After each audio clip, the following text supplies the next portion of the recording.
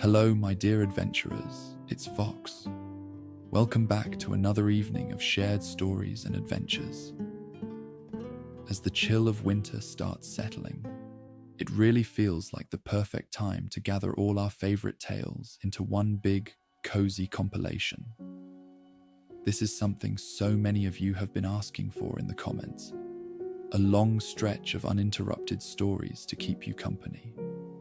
Whether you're drifting off to sleep, tackling some studying, working, or even just looking for a comforting background to your day, this collection is going to be the one for you. But here's the twist. Tonight, you're not just a listener. You're actually a shopper in the bustling streets of Diagon Alley. You'll be walking across those familiar cobblestone streets, basking in the warm glow of shop windows, and listening to the faint hum of magical chit-chat all around. And as you wander about, I'll be right there telling you about tales from some of the most magical worlds. We'll start with a stop at Flourish and Blots, where you're of course stocking up on books for the school year. There's a rumor about a famous author hosting a signing event for her new book in there. You'll hear about life at Hogwarts, with stories of daring, friendship, and a fair bit of mischief naturally. Maybe next, you'll head to Mr. Mulpepper's apothecary, where I've mixed in some Grimm's fairy tales, as well as my own little apothecary series. They're dark, enchanting, and full of fairy tale wonder. Next up, you'll find your way to a snug little bakery around the corner that smells of cinnamon owl buns and fresh pumpkin pasties, where the door opens into the frosty world of the lion, the witch, and the wardrobe.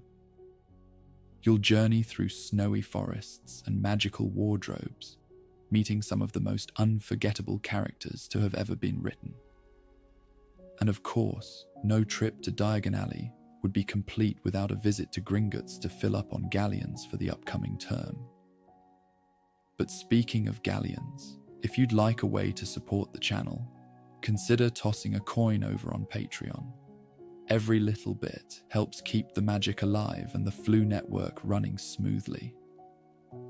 But now it's time to step into the adventure. Bundle up tight. The snow is falling gently outside, and you've got a bustling street of magical wonders to explore. Double check that you've got everything you need on that shopping list. You wouldn't want to end up borrowing someone's old textbook that they've scribbled jinxes and curses in. Right then, it looks like you're ready. So grab a hot cup of cocoa or whatever you like.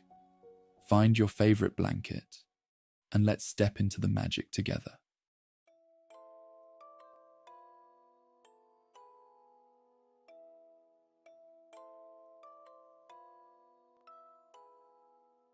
"9 o'clock. You blink groggily at the faint glow of sunlight sneaking through the gaps in the curtains. The kind of winter light that never seems to grow stronger. You groan, rolling over to see the list of errands perched on your bedside table. It's crinkled from being stuffed in your pocket the day before, and you can't help but grin at the little doodle your mum added in the corner. A cauldron with a grumpy face and the words, "Don't forget potion ingredients," underlined 3 times. With a sigh, you toss the blanket off and shuffle into the kitchen, grabbing a piece of toast that's already gone cold, slathering it with a hasty swipe of jam, and wolfing it down in a couple of bites. You crouch down to give Dumbledog, your German shepherd, a quick scratch behind the ears. He tilts his head, looking far too content to move from his cozy spot near the fireplace. "I'll be back soon," you promise, ruffling his fur. Your dad had named him after his old headmaster. "A great man, Dumbledore," he'd always say, "wise as they come." You're almost tempted to just sink into the couch and spend a lazy day reading and avoiding the cold outdoors. wincing at the way the frost clings to the window panes. But no, today wasn't a day for staying indoors. It was going to be an adventure. You could feel it. You grab your scarf and turn toward the fireplace. The flue powder is smooth and cool as it spills into your palm, shimmering faintly like crushed emeralds. Just as you're about to toss the powder, you pause, reminding yourself to say it clearly. Diagon Alley. Your cousin had mumbled it once and ended up in Nocturne Alley instead, pale as a ghost after the dodgy figures he'd run into down there. You shudder at the thought, tightening your grip on the powder and steadying your voice. With a deep breath and a firm enunciation, you toss the powder into the flames. They hiss and roar to life, turning an eerie green and swirling with energy. There's a quick moment of weightlessness, a rush of wind, and a kaleidoscope of colors spinning around you. It's disorienting and exhilarating all at once, but in an instant, it's over, and you stumble into the fireplace at the leaky cauldron. It takes a second for your eyes to adjust to the dim light, and you stare at the wooden beams over your head, which seem impossibly old. The pub's already buzzing, even at this hour, witches and wizards of all sorts swapping stories back and forth. A young couple laughs softly over their mugs of butterbeer in the corner. And there's an older wizard grumbling to the barman about the price of dragonhide gloves. You brush some specks of soot out of your hair and head towards the back of the pub where the enchanted brick wall awaits. You tap the bricks in the pattern you've practiced countless times, 3 up, 2 across, and watch with childlike wonder as they begin to move. They grind and shift, sliding apart to reveal the bustling thoroughfare of Diagon Alley. The winter breeze brushes your face as you step through the archway, and the first thing that strikes you is the snow. It falls softly, blanketing the sleeves of your jacket and the ground in a delicate white shroud, muffling the sound of hurried footsteps and cheerful voices. The glow from the enchanted lanterns bathes everything in a warm light, reflecting off the snow in a way that feels almost dreamlike. You'll never get used to how beautiful it all looks. Your trance is interrupted by a man who bumps past you with his arms piled high with books and scrolls. "Beg your pardon," he grumbles as a few bits of parchment tumble onto the ground. His 5 children trudge behind him, tossing empty chocolate frog wrappers at each other. Other witches and wizards bustle to and fro. Some carry packages wrapped in twine, while others pause to chat by shop windows, their breath forming puffs of mist in the frosty air. You watch families gather outside shops, pointing at the new offers on display. A group of Hogwarts students rushes by, scarves fluttering as they clutch bags full of quills and parchment. Nearby, a snowy owl perched on a delivery cart ruffles its feathers, its bright eyes watching the crowd with curiosity. And there you are, right in the middle of it, with a world of possibilities before you. You check your pocket, feeling the reassuring weight of a small muggle device. It's enchanted, of course, to work in magical areas, allowing you to listen to a collection of tales as you explore. Each story, rich with adventure and magic, will accompany you as you wander through the alley. You turn the volume up, tuning out the world, and head to your first stop, Flourish and Blots, as the first set of stories begins.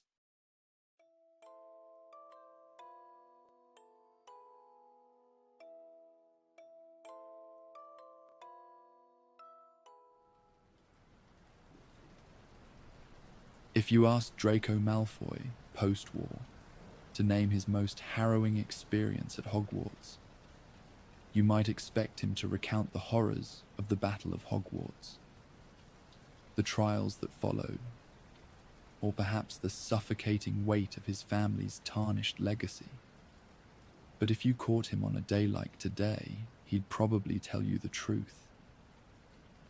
It was this: the sheer agony of standing before a classroom full of first years, trying and failing to teach them a simple shield spell.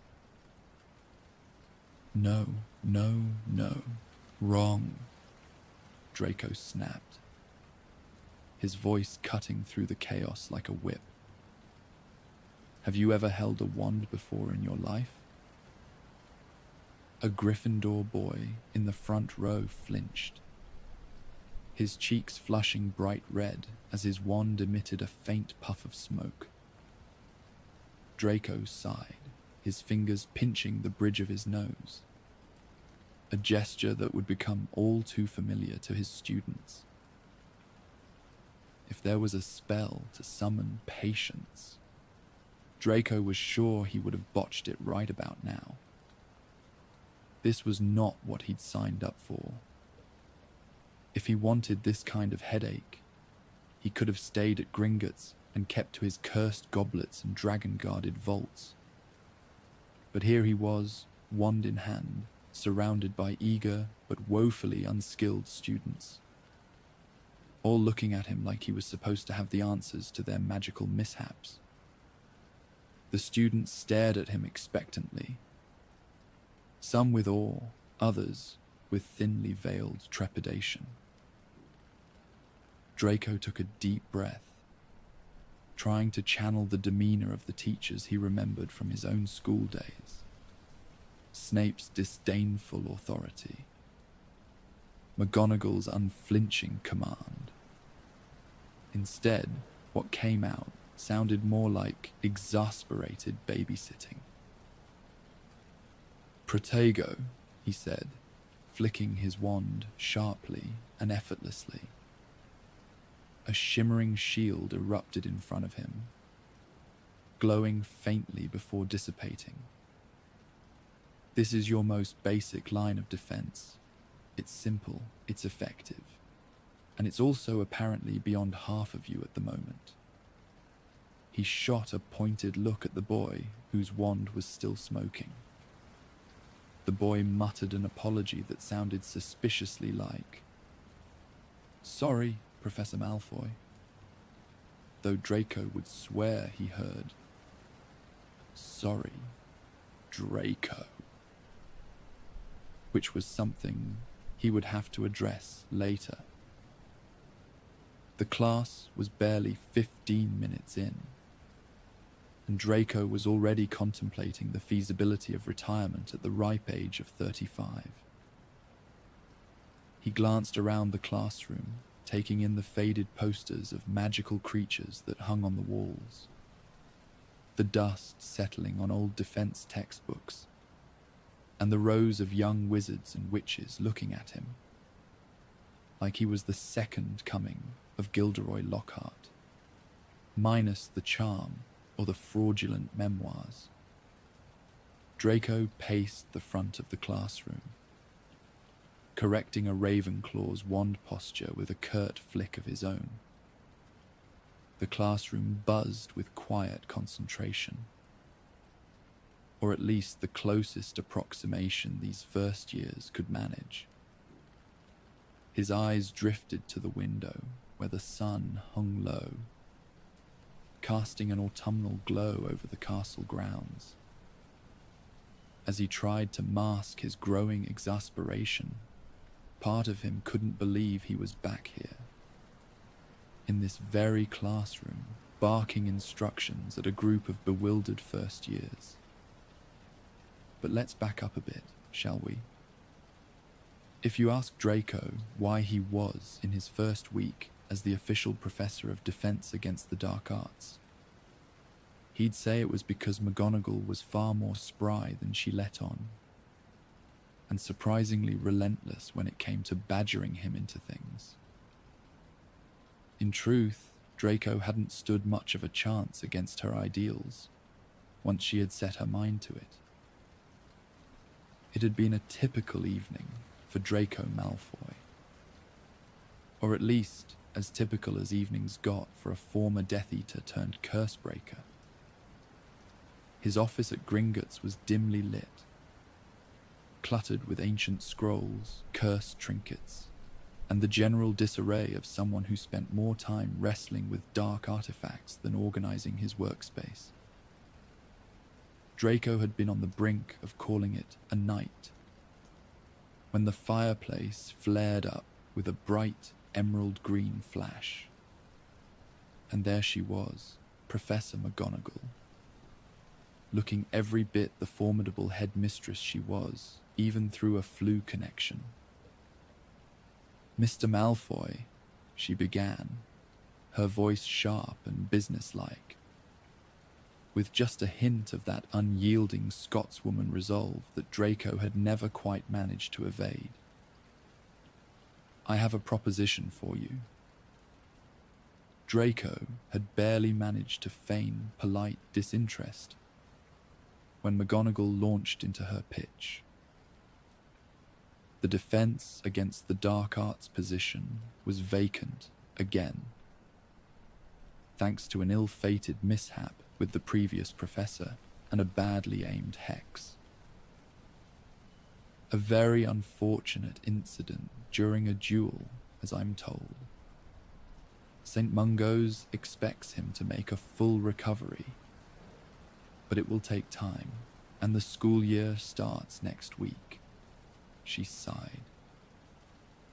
Draco raised an eyebrow, more curious than concerned. "And what does this have to do with me?" Minerva did not have time for silly questions. She needed a professor, and good one. Hogwarts needed someone with Draco's unique experience. She insisted. "Teaching? Me?" Draco had scoffed, reclining in his chair with the practiced indifference of a man who'd spent years pretending not to care. "Surely you can find someone else who hasn't spent the last few years neck deep in cursed goblets." But McGonagall was relentless. Hogwarts needs someone who understands the darker aspects of magic, someone the students can learn from and respect. Her gaze held steady, challenging him in a way that made Draco's skepticism waver, if only for a moment. After what felt like an eternity of awkward silence, and Draco's half-hearted attempts at deflecting with sarcasm, he'd reluctantly agreed, more to get McGonagall out of his fireplace than anything else. He told himself it was temporary, just a favor to get her off his back and escape the monotony of curse breaking, if only for a while. And maybe, deep down, he'd wondered if there was still something in that castle that felt like it belonged to him. Fast forward to the week after, and his return to Hogwarts had been equally awkward. Crossing the castle grounds, Draco couldn't have helped but feel a surge of conflicting emotions. Nostalgia clashed with a deep sense of unease. And as he entered the Great Hall for the first time in years, it was like stepping into a warped version of his past. The enchanted ceiling twinkled above him, reflecting a dusky sky, and the long house tables were filled with students chattering away, blissfully unaware of their new professor's internal struggle. So there he was, seated at the staff table during the sorting ceremony, feeling strangely out of place, yet irritatingly familiar with every enchanted corner of the Great Hall. The castle hadn't changed much, but Draco had, and he couldn't quite shake the feeling that he was now a visitor in a place that once defined him. Sitting with the other professors had been a surreal experience.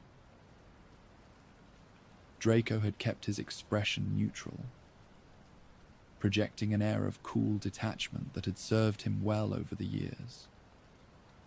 But the whispers around him, the occasional stolen glances from students who had only heard of him in hushed tones, prickled at his nerves. It was one thing to live with his past, but quite another to be gawked at like an exhibit in a magical history museum. Draco pretended not to care, his gaze fixed ahead as if nothing could touch him. But on days like these, when the castle's walls whispered of old memories and the students' curious stares lingered a bit too long, the facade was harder to maintain. He told himself it was all just noise, the same old chatter that had followed him since he was a boy. He snapped back to reality as a loud bang echoed from the back of the classroom. Another botched spell. Draco sighed, running a hand through his neatly combed hair. He looked at the clock and clapped his hands, signaling the end of the exercise. That's enough for today. Same time tomorrow. And try not to set anything else on fire. The students groaned, but Draco could see the faintest spark of determination in a few of their eyes. Maybe it wasn't all hopeless after all. As the last of the students shuffled out, Draco lingered at his desk, his gaze drifting to the window where the day's light was fading into a muted glow. He debated retreating to his quarters or nursing a glass of fire whiskey, but decided to be professional, at least for the first week, and continue onto the dining hall as expected of staff. Dinner at the staff table hadn't been much of a respite either. The great hall still felt oddly familiar and alien all at once. But now Draco was a spectator to it all, positioned awkwardly at the head of the room. He'd picked at his food, appetite dulled by nerves that he'd never admit to, and caught snippets of conversation that bordered on comically inaccurate. Do you think he's as bad as they say? One brave Gryffindor whispered, a bit too loudly, glancing up at him with a mix of curiosity and defiance. A group of Slytherins nearby snickered, whispering excitedly about Draco's past exploits, like he was some cursed artifact they'd read about in a particularly scandalous textbook. Draco stared down at his pumpkin juice, swirling it with a kind of bored disinterest that he hoped would pass for apathy. But if his grip on the goblet tightened just a little, well, nobody needed to know. The charms professor next to him, a short, sprightly fellow with a penchant for idle chatter, had tried his best to engage Draco in conversation. Some nonsense about wand core comparisons, or the latest in enchanted broomstick safety regulations. Draco, stone-faced and about as inviting as a Hungarian horntail, offered the kind of terse responses that would make even Snape proud. The professor, sensing a lost cause, eventually turned to chat with the groundskeeper, leaving Draco to his private musings. As the evening wound down, McGonagall stood to give her usual end-of-week address, congratulating the students on getting through their first days back. Draco watched as the last of the puddings vanished and the students began to shuffle out, a sea of eager faces heading back to their dormitories. He lingered a moment longer, eyes following the crowd with an inscrutable expression that teetered somewhere between nostalgia and bemusement.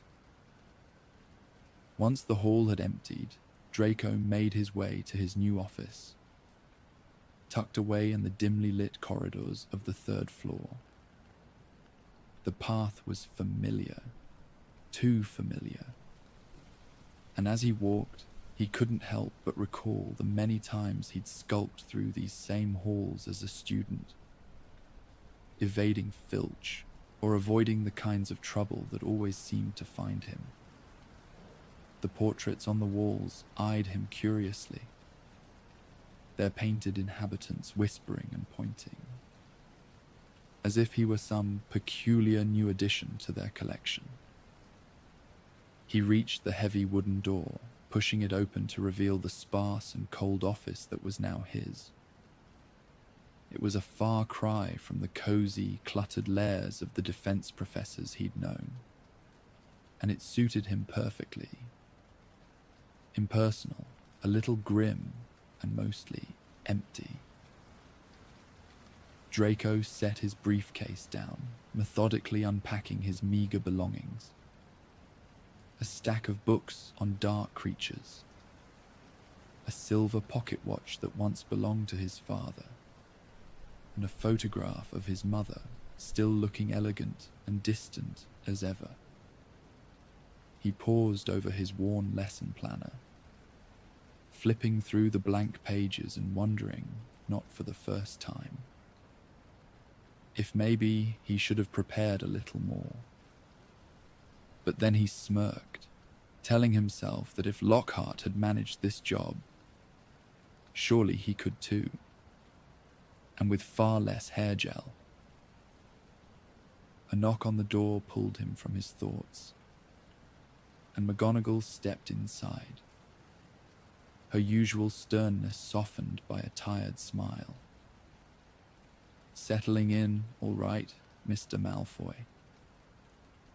Draco glanced around the room, his expression a careful blend of indifference and resignation, as well as can be expected. She nodded, eyes lingering on the sparse decorations. "You know, it doesn't seem all that long ago that you were causing trouble in these very corridors." Draco chuckled, though it was more a resigned huff than anything genuine. "Feels like a lifetime ago. Funny how things come full circle."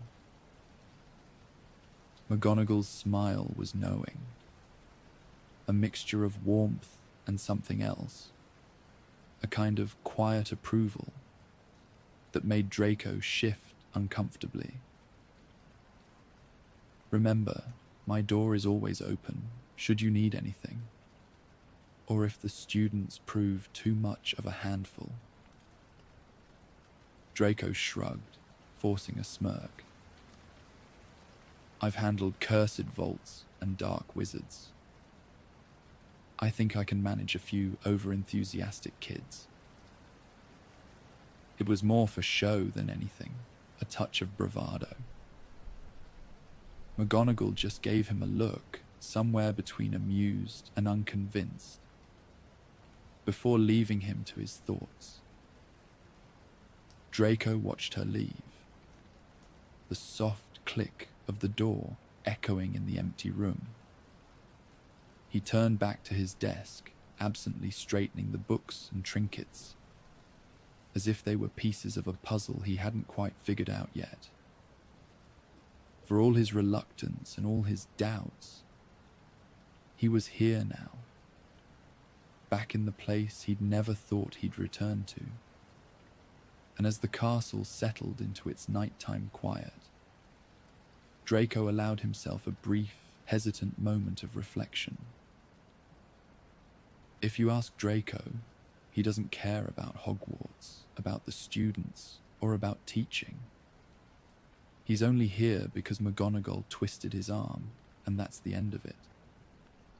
But maybe, just maybe, on nights like these, when the castle felt a little less daunting, and the idea of another lesson didn't seem quite so unbearable, he'd let himself think that this could be something more than a favor.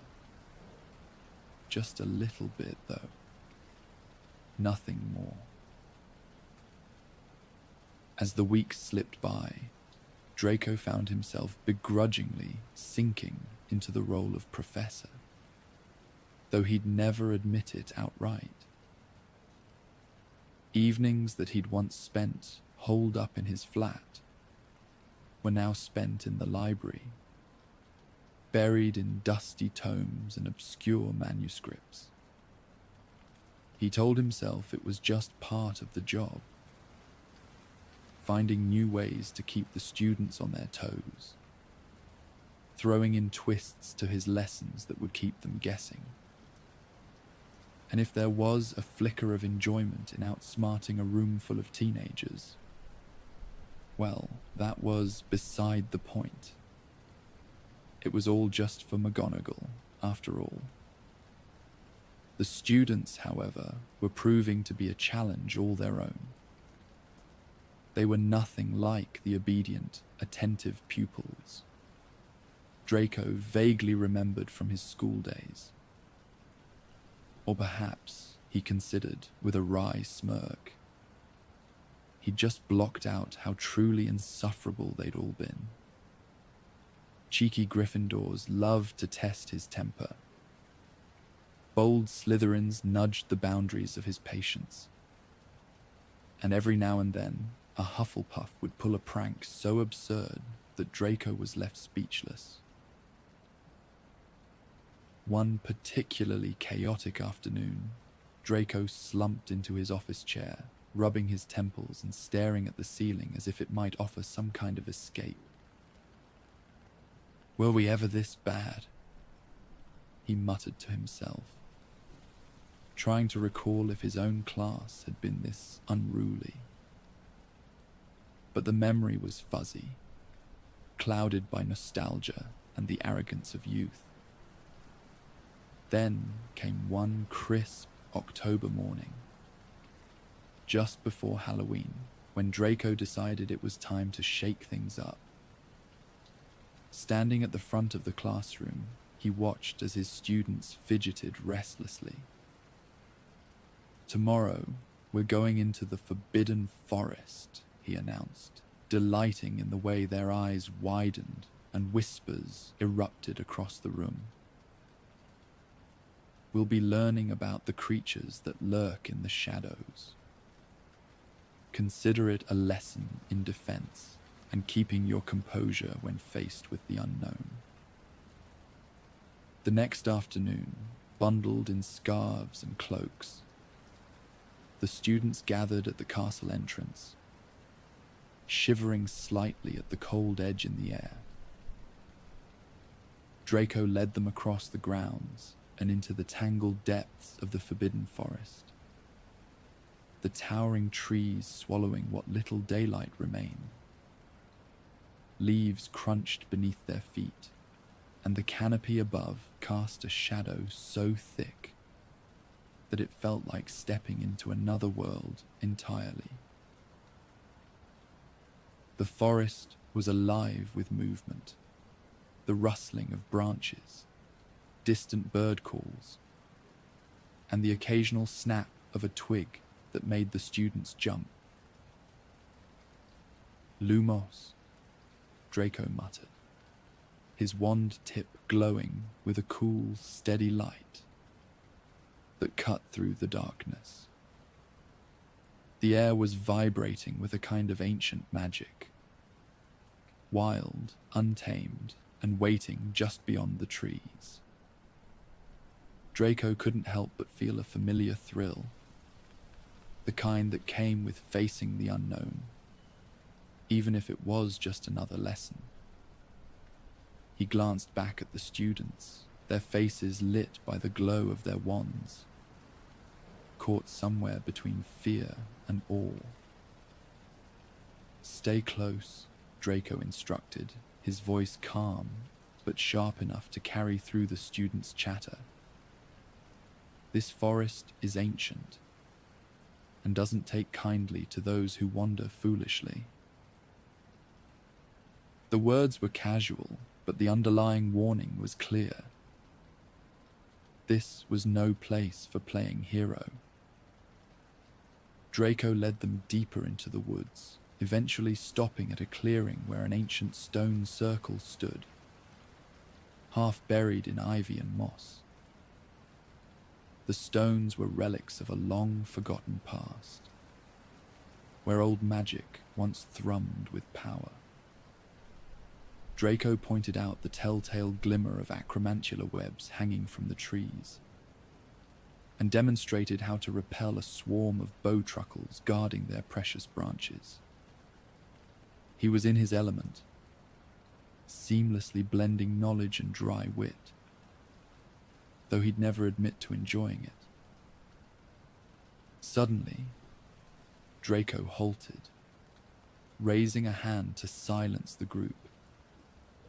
"Quiet," he commanded, his voice dropping to a tense whisper. "We're not alone." He nodded toward a dark thicket where the shadows seemed to writhe unnaturally, accompanied by a low, skittering sound that set everyone's nerves on edge. Draco's eyes narrowed as the sound grew louder, soon followed by the unmistakable click of mandibles.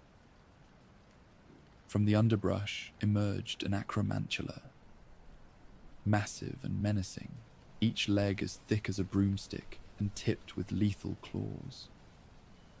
Its eyes, dark and glittering, scanned the group with predatory intent, deciding whether they were worth the trouble. For a moment, it hesitated, then lurched forward with an unsettling speed. "One's up," Draco barked, stepping forward with a confidence that didn't quite match the unease twisting in his gut. "Remember your spells. Stay calm and keep your distance." The students scrambled into a rough circle, their wands quivering in their hands. The acromantula hissed, rearing up with venom dripping from its fangs, sizzling as it touched the forest floor. "Impedimenta," Draco cast, his spell striking the creature and slowing its advance, if only briefly. The spider recovered, lunging forward with a swipe of its clawed leg that sent the students stumbling back, spells flying in a frantic attempt to keep it at bay. Stunning spells, knockback jinxes, and hasty shield charms lit the forest in bursts of frantic light. Draco moved with practiced precision, dodging strikes and directing the students like a conductor, guiding an orchestra of barely controlled chaos. "Protego Maxima," he called, casting a shimmering shield that deflected the acromantula's venom with a loud, satisfying sizzle. The creature reeled, momentarily disoriented, and Draco seized the opening. "Stupefy." The spell hit with a bright flash, forcing the creature back. The students rallied, their confidence building as they hurled spells in unison, driving the acromantula back until, with a final screech of frustration, it retreated into the shadows. Draco kept his wand raised for a moment longer, scanning the darkness for any sign of movement before finally lowering it, breathing hard but refusing to show the exhaustion that tugged at him. "That," Draco said, his voice even but laced with the slightest hint of pride, "is what it's like to face a real threat. It's messy, unpredictable, and it certainly doesn't come with a do-over. But you didn't run. You held your ground, and that counts for something. The students stared at him, wide-eyed and adrenaline-fueled, their nerves still raw but slowly giving way to a kind of awe. Even the cheekiest Gryffindors were silent, their usual bravado replaced by the quiet thrill of having faced something real, something that couldn't be found in any textbook. And though Draco would never say it out loud, seeing that spark in their eyes almost made the chaos worth it. The weeks flew by, and with each lesson, Draco Malfoy found himself settling into the role of professor in a way that surprised even him. The story of their run-in with the Acromantula had spread through the school faster than a particularly juicy bit of gossip, transforming Draco's reputation from the cold, aloof new teacher to someone who actually knew his stuff. Students whispered about his skills in the corridors, and slowly but surely they started to see him as more than just another infamous name from the past. He kept his usual guarded demeanor, but if he was honest, it was getting harder to deny. He was enjoying this far more than he ever thought he would. One chilly November morning, Draco introduced a new topic, counter curses. He stood before the class, his tone confident but laced with a hint of excitement. The world is full of curses. Some are harmless annoyances, others are far worse. I've encountered more than my share as a curse breaker at Gringotts, he said, pacing in front of the blackboard as the students scribbled furiously. It's not enough to know how to defend yourself. You need to know how to undo what's been done. With a flick of his wand, Draco dismantled a simple jinx he'd placed on a piece of parchment that had crumpled itself up into a ball and had spent the last 5 minutes launching itself at the heads of random students. He paired them off, guiding them as they practiced breaking small curses he'd set on objects around the room. Quills that scrawled rude insults, books that snapped shut on unsuspecting fingers, and chairs that would vanish just as someone tried to sit down. It was practical magic at its finest, and Draco found himself enjoying the controlled mess of the classroom. As he moved among the students, correcting wand movements and offering sharp, occasionally sarcastic advice, his attention was drawn to Sammy, a focused Ravenclaw with a knack for counterspells. She was hunched over a stubbornly cursed inkpot, her brow furrowed in concentration. Sammy had quietly emerged as one of his top students, her determined focus and quick wit setting her apart from the rest. Draco watched as she finally broke the hex, the inkpot returning to its harmless state. She looked up, meeting his eyes, and he offered her a rare, approving smile, one that was gone as quickly as it had appeared. As the days grew colder, the castle was soon draped in frost, with a light dusting of snow transforming the grounds into a winter postcard. Draco's lessons continued to be as hands-on as ever, often moving outside despite the chill, where the students bundled up in scarves and gloves, their breath misting in the crisp air. During one such outdoor lesson, just a week before the Christmas break, Draco noticed Sammy lingering after class, The other students had already trudged back inside, eager to warm themselves by the common room fires. But Sammy stayed behind, fiddling with her wand and lost in thought.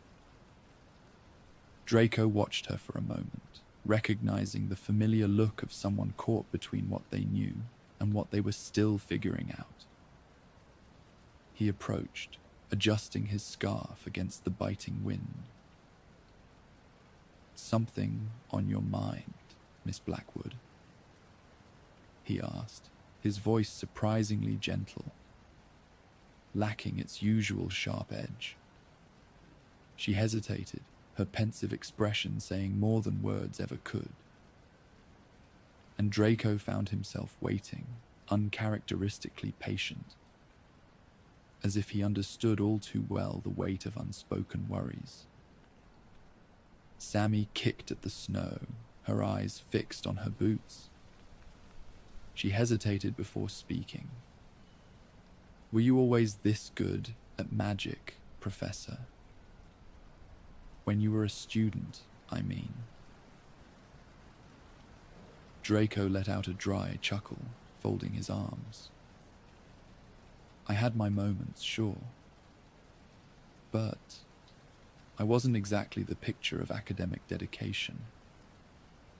More interested in the wrong things back then. Like hexing people who annoyed me." He glanced out at the snow-dusted grounds, memories of his less than stellar school years flickering by. "But you've got something I didn't. You actually want to learn. And trust me, that's half the battle." As December rolled in, and as most students left for the holidays, Draco found himself unexpectedly absorbed in the daily rhythms of Hogwarts life.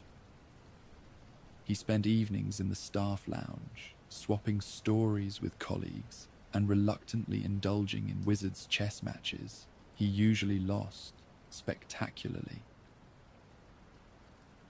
One afternoon, he slumped into a chair near the fire with a steaming cup of tea, when Professor Eloan Ashford joined him. A sharp-eyed potions master with a no-nonsense attitude. Ashford was as straightforward as a slap to the face, which Draco found oddly refreshing. "Defense suits you, Malfoy," Ashford said, swirling her own tea with a flick of her wand. "I've heard the stories, especially the Acromantula fiasco. Bold move, taking a bunch of first years into the forest." Draco smirked, pretending to brush off the compliment. "It's never dull, I'll give it that. But if I'm honest, potions was always my first love. Snape had this way of making every lesson feel like an insult you had to prove wrong." Ashford raised an eyebrow, intrigued. "Snape was brilliant, unforgiving, but brilliant. I've read his old lesson plans. I'm pretty sure he expected us to brew potions with our blood, sweat, and tears. Literally." Draco snorted. "Wouldn't surprise me." Their banter was cut short when an owl swooped in, dropping a bright red envelope right in Draco's lap. He stared at it, his stomach sinking. A howler. Great. Before he could toss it into the fire, the howler exploded with a loud screeching voice that echoed around the room. "Draco Malfoy, how dare you show your face at Hogwarts? You think you can teach after everything your family did? Shame on you." The staff lounge fell silent as the howler's accusations hung in the air. Draco sat there, frozen, trying to look unbothered while the remnants of the howler smouldered on the floor. He was used to whispers and judgmental glances, but the public shaming was like getting splashed with ice water, and not in the refreshing way. Ashford gave him a sympathetic pat on the shoulder. Ignore it. People love a good rant, especially when they've got nothing better to do. You're better off than they are. Draco nodded, but the words lingered long after Ashford left. That evening, he wandered the snowy streets of Hogsmeade, weaving through the festive crowds. The village looked like it had been dipped in powdered sugar, the streets lined with charmed snowflakes and enchanted snowmen that waved with a little too much enthusiasm. Draco ducked into the 3 broomsticks, letting the warmth and rich scents of butterbeer and spiced cider wrap around him. He found a quiet corner booth, sinking into the seat and letting himself unwind. It was familiar in a way that made him smile. The same place he'd spent countless afternoons scheming, or nursing bruised pride after losing a Quidditch match to Potter and the Gryffindors. The bell over the door jingled, and Draco looked up to see McGonagall sweep in, her crimson cloak swirling behind her. She spotted him immediately, marching over with the kind of purpose that made Draco brace himself. Without a word, she set a mug of butterbeer in front of him, sliding into the seat opposite. "I heard about the howler," she said, her voice carrying the weight of both sympathy and exasperation. "People will always have opinions, but they don't define you." Draco took a swig, trying to ignore the sting of it all. "I thought I was past this nonsense. But apparently, my reputation follows me like a persistent hex." McGonagall smiled, the edges of her eyes softening. "We all have pasts, Mr. Malfoy. And you've come further than most would have dared to hope, even if some can't see it." Draco glanced at her, her words oddly reassuring. "I didn't expect to care about any of this again. But here I am, and it feels right. In a twisted, unexpected sort of way." McGonagall nodded, her expression warming. "That's the funny thing about this place.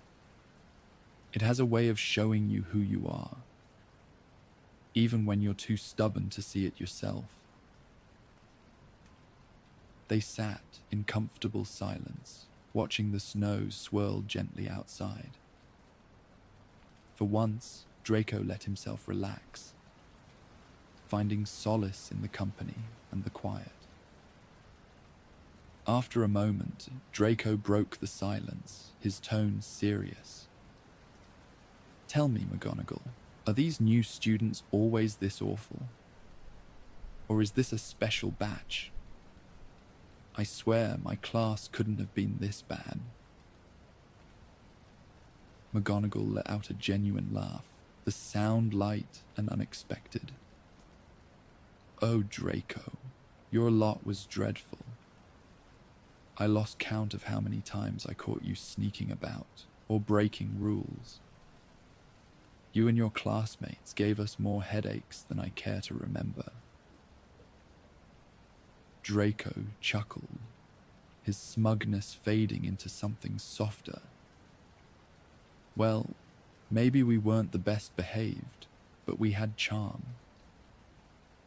McGonagall's eyes twinkled with amusement.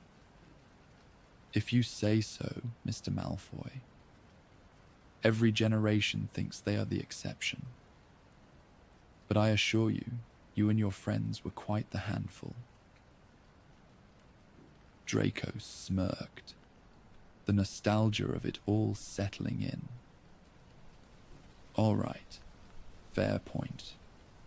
Maybe I need a memory spell if I'm to take your word."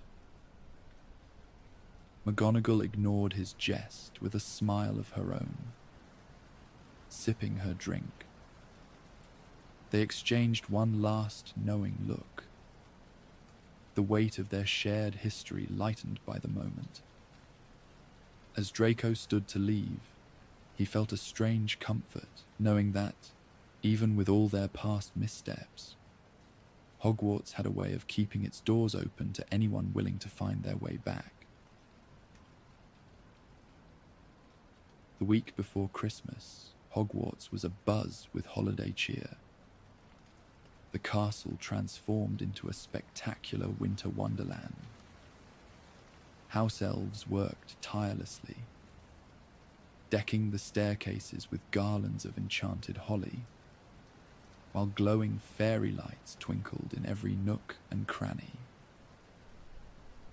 The Great Hall was a sight to behold, with towering Christmas trees adorned with charmed ornaments that sang softly or twirled like tiny ballerinas. Snowflakes drifted lazily from the enchanted ceiling, vanishing just before they could touch the bustling students below. Draco watched the festive transformation from the sidelines, feeling surprisingly lighter as the term wound down.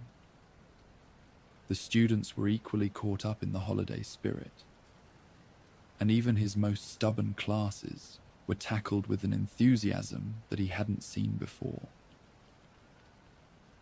Draco continued pushing them, nudging their skills and building their confidence, all the while pretending it was just business as usual.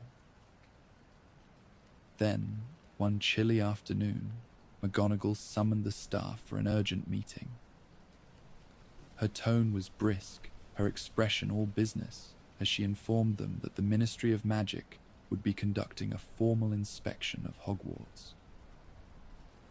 A High Inquisitor of Educational Excellence will be visiting to observe our teaching standards, she announced, her gaze sweeping the room. It's routine, of course, but I expect everyone to be on their best behavior.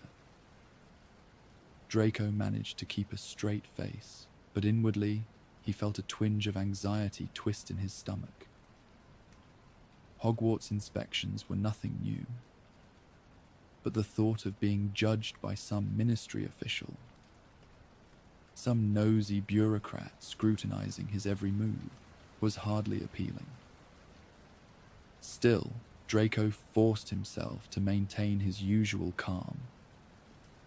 He was determined to handle this the way he handled everything else, with confidence, sarcasm, and a healthy dose of denial.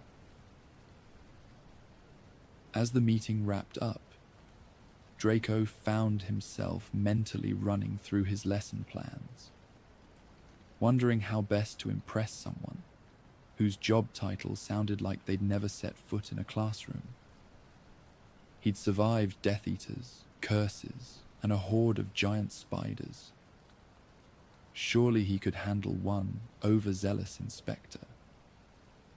Or at least, that's what he told himself. The students, blissfully unaware of the looming inspection, continued to chatter excitedly about the holidays, their energy infectious. Draco watched them with a mix of amusement and pride. If he'd learned anything this term, it was that teaching was less about control and more about guiding, even if that meant occasionally losing his cool, or heaven forbid, actually caring. A few days later, during Draco's final lesson, before the end of term exams, the classroom buzzed with anticipation. he had planned an intense exercise, a real-world simulation involving defense against multiple curses. The students would need to work together, repel attacks, and think on their feet. Exactly the kind of challenge Draco knew they'd need outside the safe walls of Hogwarts. He emphasized the importance of quick thinking, clear communication, and adapting on the fly, making it clear that this was no ordinary lesson. The class was in full swing when the door creaked open, and in walked the High Inquisitor. Draco glanced up, ready to muster his best professional smile, until he saw who it was. Hermione Granger, of all people, dressed in crisp, official robes, her hair pulled back in a no-nonsense bun. She looked every bit the ministry official, quill and notepad in hand, eyes already sweeping the room with that familiar, calculating gaze that Draco hadn't missed one bit. Draco scoffed under his breath, a bemused smirk flickering across his face. Of course it was her. Professor Malfoy, Hermione greeted, her tone cool and expression neutral. But Draco caught the faintest glimmer of something in her eyes. Amusement, perhaps. I'm here to observe your class. Draco managed a smile, a mix of nervousness and genuine surprise. Miss Granger, he replied, trying to keep his tone light but respectful. Welcome to Defense Against the Dark Arts. Feel free to make yourself at home. I'm sure you've got plenty of fond memories of this place. Hermione's eyebrow lifted, but she didn't bite. Instead, she simply nodded and made her way to the back of the room, settling in with her quill at the ready. Draco watched her for a beat, the corner of his mouth twitching as he caught her assessing the room with that familiar intensity. He knew that look. He'd seen it 1,000 times during their school days, usually right before she raised her hand with an answer that no one else knew. Draco turned back to his students, throwing himself into the lesson with a renewed vigor that was part performance, part genuine enthusiasm. He guided the students through the exercise, correcting stances, offering praise when deserved, and demonstrating advanced techniques with a casual ease. He moved among them with an air of authority, but also a surprising lightness that had developed over the term. The students responded well, their spells sharp and coordinated, working together in a way that made Draco's chest swell with something dangerously close to pride. He couldn't help but notice Hermione's expression shift ever so slightly, a flicker of surprise that she quickly masked, but not before Draco caught it. He continued, showing the students how to deflect and counter, and despite the tension of being watched by his old school rival, Draco found himself enjoying it. Hermione's presence, rather than unnerving him, seemed to add an extra charge to the air, and Draco leaned into it. If this was his trial by fire, then so be it. He'd been through worse. By the time the lesson ended, the students were flushed but triumphant, and Draco couldn't resist a quick glance at Hermione. She jotted a few final notes, her face inscrutable. But there was a spark of approval in her eyes that told Draco he'd done better than she'd expected. As the class wound down, Draco called it to a close, waving the students off with a reminder to practice over the holidays. He moved to his desk, busily rearranging papers and quills in an attempt to look occupied, though his attention was firmly on the conversation unfolding nearby. Hermione had approached Sammy, who was still beaming from her impressive deflections earlier, her cheeks flushed with pride. "How's your year been, Miss Blackwood?" Hermione asked, her voice warm and genuinely curious as she took a seat beside Sammy. Sammy blinked, slightly startled but eager to answer. "It's been really good, ma'am. Professor Malfoy is, well, he's not like I expected. He doesn't let anyone pick on me, and he's taught us so much. We even went to the Forbidden Forest for a lesson. It was scary, but amazing." Hermione's eyebrows shot up, and she quickly jotted down a note before crossing it out with a soft smile. "The Forbidden Forest, That does sound adventurous." She glanced up at Draco, her eyes glinting with a mix of amusement and mild reproach, tempered with something that looked suspiciously like admiration. Draco, pretending to be engrossed in tidying his desk, rearranged his lesson plans for the third time that afternoon. But the flush creeping up his neck gave him away, and he could feel Hermione's amused gaze burning into his back. As the students began to file out, Hermione cleared her throat, just loud enough for Draco to catch. "Sammy, if anyone gives you trouble, if they tease you or say something nasty, you just sock them right in the nose," Hermione said lightly, though her pointed glance at Draco was anything but subtle. Draco scoffed loudly, caught off guard by the jest, and then laughed quietly to himself. He looked up from his desk, his usual bravado slipping for just a moment. "Sound advice, Miss Granger," he said, nodding in acknowledgement, their shared past hanging between them like a silent truce. There was no need for any grand apologies or old grievances. They both knew what lingered unspoken, and this moment, light, simple, and strangely easy, was enough. Hermione lingered after the students had gone, and what started as a few polite remarks quickly turned into easy banter, something that would have seemed impossible just a few years ago.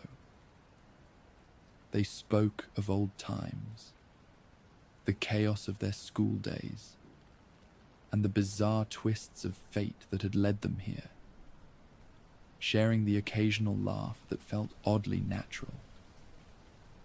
There was a hint of awkwardness, but it was laced with a familiarity that made it strangely comforting. As the conversation wound down, Hermione tucked her notes away, casting Draco a genuine smile as she stood to leave.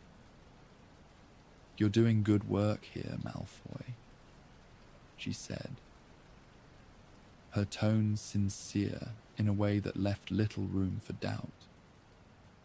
"I hope you know that." Draco gave her a small, appreciative nod and a quiet thank you. Just as she turned to leave, he couldn't resist letting his old habit slip through. "Oh, by the way, Granger," he called, a mischievous glint in his eye. "Do be sure to tell the Weasel and Potter I say hello, won't you? I'm sure they miss me." It was Hermione's turn to scoff, glancing back with an eye roll that spoke volumes. "Be well, Malfoy."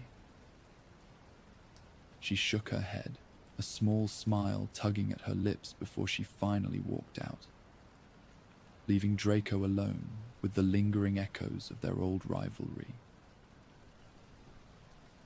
Draco chuckled to himself as he packed up his things, the familiar quiet of the castle wrapping around him. As he made his way to the grounds, Draco found himself pausing at the edge of the castle, staring out as the last light of day faded into the horizon. The grounds were bathed in the soft hues of twilight, a quiet beauty that felt both familiar and new. Draco stood there for a moment, letting the stillness wash over him. And for the first time in a long while, the future didn't seem so daunting. The castle, once filled with ghosts of the past and burdens he couldn't shake, now felt like something else. A challenge he had embraced, a place he was starting to call his own. He lingered for a moment, mulling over the thought that had been nagging at him for days. Maybe he'd write to McGonagall over the summer. Begrudgingly, of course, and let her know he'd be willing to continue next year. He smirked at the idea, an inside joke only he could appreciate. "Not that I want to stay," he muttered to himself with a sly grin. "But someone's got to keep these kids in line." With a final wave to the students still milling around the entrance, Draco turned, preparing to apparate. And feeling that familiar blend of sarcasm and sincerity settle comfortably in his chest. He might never admit it out loud, but maybe, just maybe, this was exactly where he was meant to be. And with that, Draco Malfoy turned on the spot and vanished, leaving behind the castle that had been his past, his challenge, and now his not-so-secret home.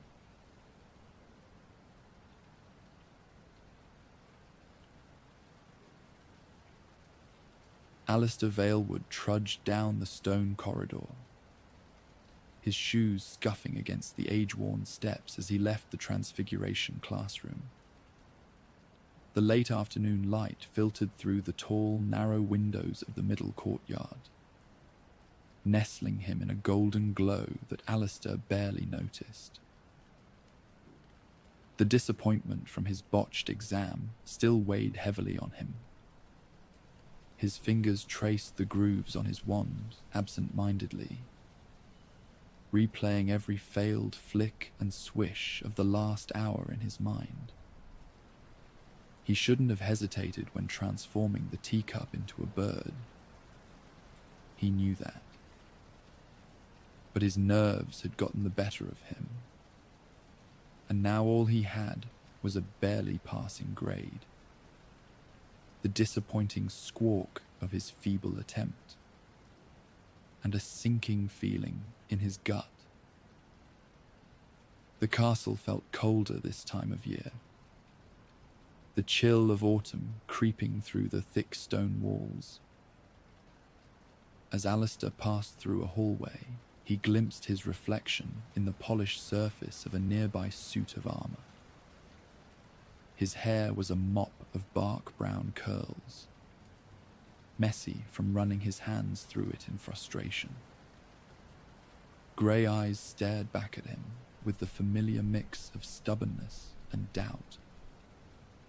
He'd grown over the summer, tall and lanky now, and he tugged irritably at the sleeves of his school robes that now barely reached his wrists. The other students bustled around him, their voices rising and falling in excited chatter. Some were already changed out of their robes, wrapped up in scarves and jackets, eager to escape to Hogsmeade for a well-deserved break.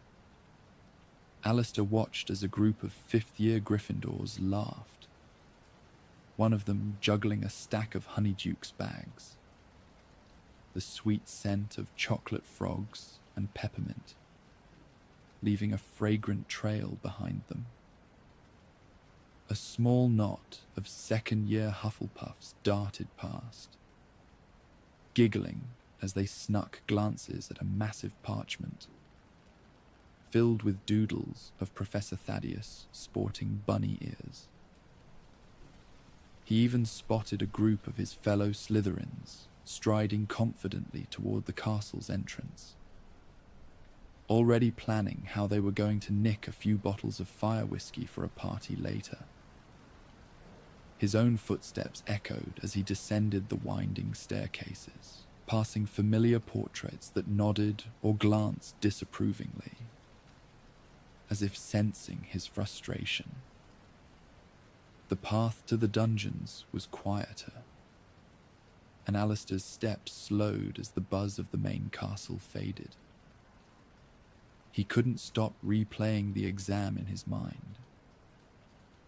Maybe it was the incantation. Too soft, too unsure. Or was it the angle of his wand? No. It had to be the timing. Why hadn't he practiced more? His thoughts swirled, and his father's stern voice bounced around his head. Transfiguration is crucial. No one will take you seriously in the ministry if you can't even manage basic spells. He scowled, kicking a loose pebble along the path, sending it skittering into the shadows. The ghostly torches along the wall barely made a dent in the gloom. Alistair sighed, shaking his head. Moping around wouldn't change his grade. He figured some fresh air and the bustle of Hogsmeade would lift his spirits. With a newfound resolve, he turned on his heel and headed for the common room, ready to change into something more comfortable. But as he was about to enter, the sounds of a hushed conversation caught his attention. It was coming from nearby, just inside the empty potions classroom for the 6th years. Alistair hesitated, pressing his ear softly to the door. But the wood was too thick to make out anything past a conspiratorial murmur. Slipping even closer, he reached into his pocket and pulled out the extendable ear he'd snuck from Weasley's Wizard Wheezes last summer. The thin, flesh-coloured string unraveled and slithered toward the door, amplifying the muffled conversation within. Inside, Professor Thaddeus Vex, the potions master, was speaking in low, urgent tones with the herbology professor, Mrs. Rowan Greenbrier. "It's the Scarecrow," Thaddeus was saying, as he siphoned away leftover mixtures from the classroom cauldrons. "He refuses to guard the pumpkin patch without his hat. A right fuss he's making about it, too. I've tried everything from charms to hexes. The blasted fellow won't budge." Professor Rowan sighed, her brow furrowed in concern. "And those pumpkins won't last another night with the doxies and bowtruckles sneaking in from the Forbidden Forest. We may have to cancel the autumn feast if we can't fix this. At this rate, there'll be no pumpkins left." Alistair suppressed a laugh, the corner of his mouth twitching into a smile. A scarecrow holding the feast hostage over a missing hat. It was almost too ridiculous to believe. Still, The thought of missing out on the feast left him disappointed. He'd heard stories about it, the glowing pumpkins, the enchanted music, and the warm, comforting food that filled the great hall. He'd never actually stayed at Hogwarts for the autumn break before. His parents were usually home to take him back. But this year, with them off on Auror business, he'd been looking forward to experiencing the school's cozy traditions firsthand. Pushing the thought aside, he continued towards the Slytherin common room, slipping through the familiar stone archway. The common room was a dim, emerald-lit haven tucked deep beneath the lake's surface. The fireplace crackled softly, and the giant squid darted past the windows, momentarily bathing the serpentine decor and plush armchairs in darkness.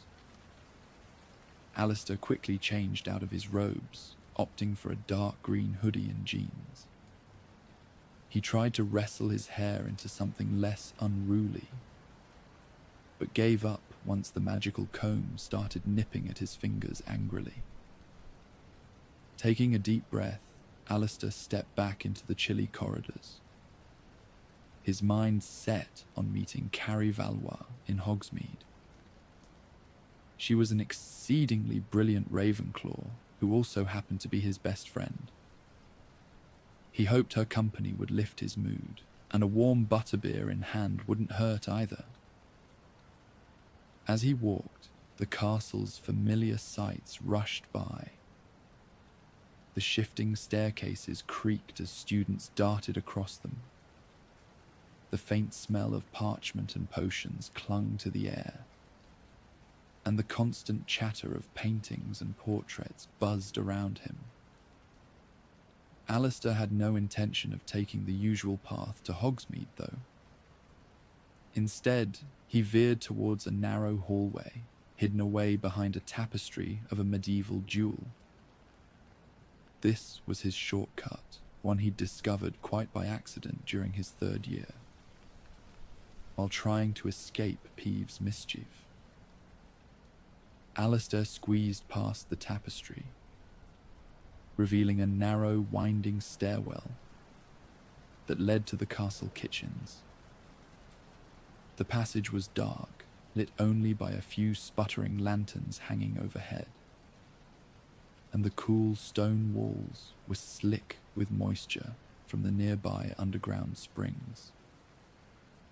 The air was stifling warm, though, carrying the delicious scents of slow-roasting meats over open flames, and a crisp hint of cider-soaked apples simmering with cloves, cinnamon sticks, and orange peels. As Alistair pushed open the creaky wooden door to the kitchens, he was greeted by a bustling sight. Dozens of house elves, small and sprightly, darting between stoves and cauldrons. They worked with an efficiency that put most wizards to shame, preparing meals with nimble fingers and a hint of magic.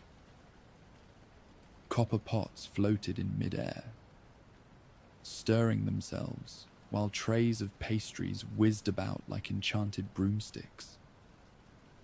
One elf was slicing up a giant roast, humming to himself, while another was busy decorating cakes with swirls of whipped cream and sparkles. "Good afternoon, Mr. Valewood," squeaked a familiar house elf named Wicket, who wore a tiny knitted scarf and was perched atop a pile of flour sacks. "Visiting our kitchens again, are you?" Alistair grinned, waving a sheepish hello. He couldn't help but befriend the elves. They always had something tasty lying around, and their company was oddly comforting. As he passed by a tray of cream puffs shaped like golden snitches, he couldn't resist pocketing a few, though he tried to be discreet about it. Just as he was about to sneak away, an older, stricter elf named Mulkin caught his eye, shaking his head in mock disapproval. Young wizards should know better than to steal from the kitchens, Mulkin scolded, though his stern tone was softened by a wink. Alistair chuckled, stuffing a cream puff into his mouth before Mulkin could truly chastise him. As he made his way toward the exit, his steps slowed when he heard soft sobs echoing from a corner of the room. Turning, he spotted Tilly, one of the newer house elves, sitting on a crate with tears streaming down her large, round eyes. "Tilly?" Alistair approached cautiously, crouching down to her level. "Hey, what's wrong?" Tilly sniffled, refusing to meet his gaze, her small shoulders shaking. Alistair offered her one of the cream puffs, thinking it might cheer her up. But this only made her wail louder. Her cries echoed off the stone walls, making a few other elves glance over in concern. "It's all Tilly's fault, sir," Tilly blurted between sobs, her voice quivering. Tilly took the scarecrow's hat as a joke, but Tilly dropped it near Honeyduke's, and now the feast is ruined. Alistair felt a twinge of sympathy. He'd thought the scarecrow's stubbornness was amusing, but Tilly's guilt made it clear there was more at stake. "Hey, don't worry," he said gently, patting her frail shoulder. "I'll find the hat and set things right, I promise." She looked up, her eyes large as saucers, glistening with gratitude. "Really? You'd do that?" "Of course." Alistair nodded. "Now cheer up, yeah? We'll have that feast back in no time." With that promise weighing on his mind, Alistair continued through the kitchens and into the hidden passageway that led to the shrieking shack. The corridor was damp and narrow, the walls lined with roots from the trees above, twisting and tangling. Dirt and earth dusted his hoodie as he passed by, but Alistair brushed them off. It wasn't the most pleasant route, but it was quiet and empty, offering him a little stretch of peace before he would be surrounded by the noise of Hogsmeade. Emerging from the passage, Alistair found himself just outside the old shrieking shack. The rickety building loomed, silent and imposing, its weathered boards creaking in the wind. The village beyond was a world apart. It was lively and decked in warm autumnal hues. Garlands of golden leaves hung from shop fronts, and the street lamps glowed with a soft amber light. Shopkeepers bustled, rearranging colourful displays of enchanted trinkets, while groups of students in scarves gathered around outdoor tables, sipping steaming cups of cocoa that sent curls of sweet-smelling steam into the crisp air. Alistair let out a breath he hadn't realised he'd been holding, taking in the scene with a small smile. Hogsmeade was alive with the kind of energy that only came with the first chill of the season, and Alistair felt his spirits lift a little with each step. The warmth of the 3 broomsticks washed over Alistair as he stepped inside. The pub was bustling with students and local villagers alike, lanterns hung from the low-beamed ceiling, and shadows waltzed across the walls with every movement and cheer. Wizards and witches crowded around, their mugs clinking as they laughed all too loudly, while a group of musicians in the corner played a cheerful tune on a lute and fiddle.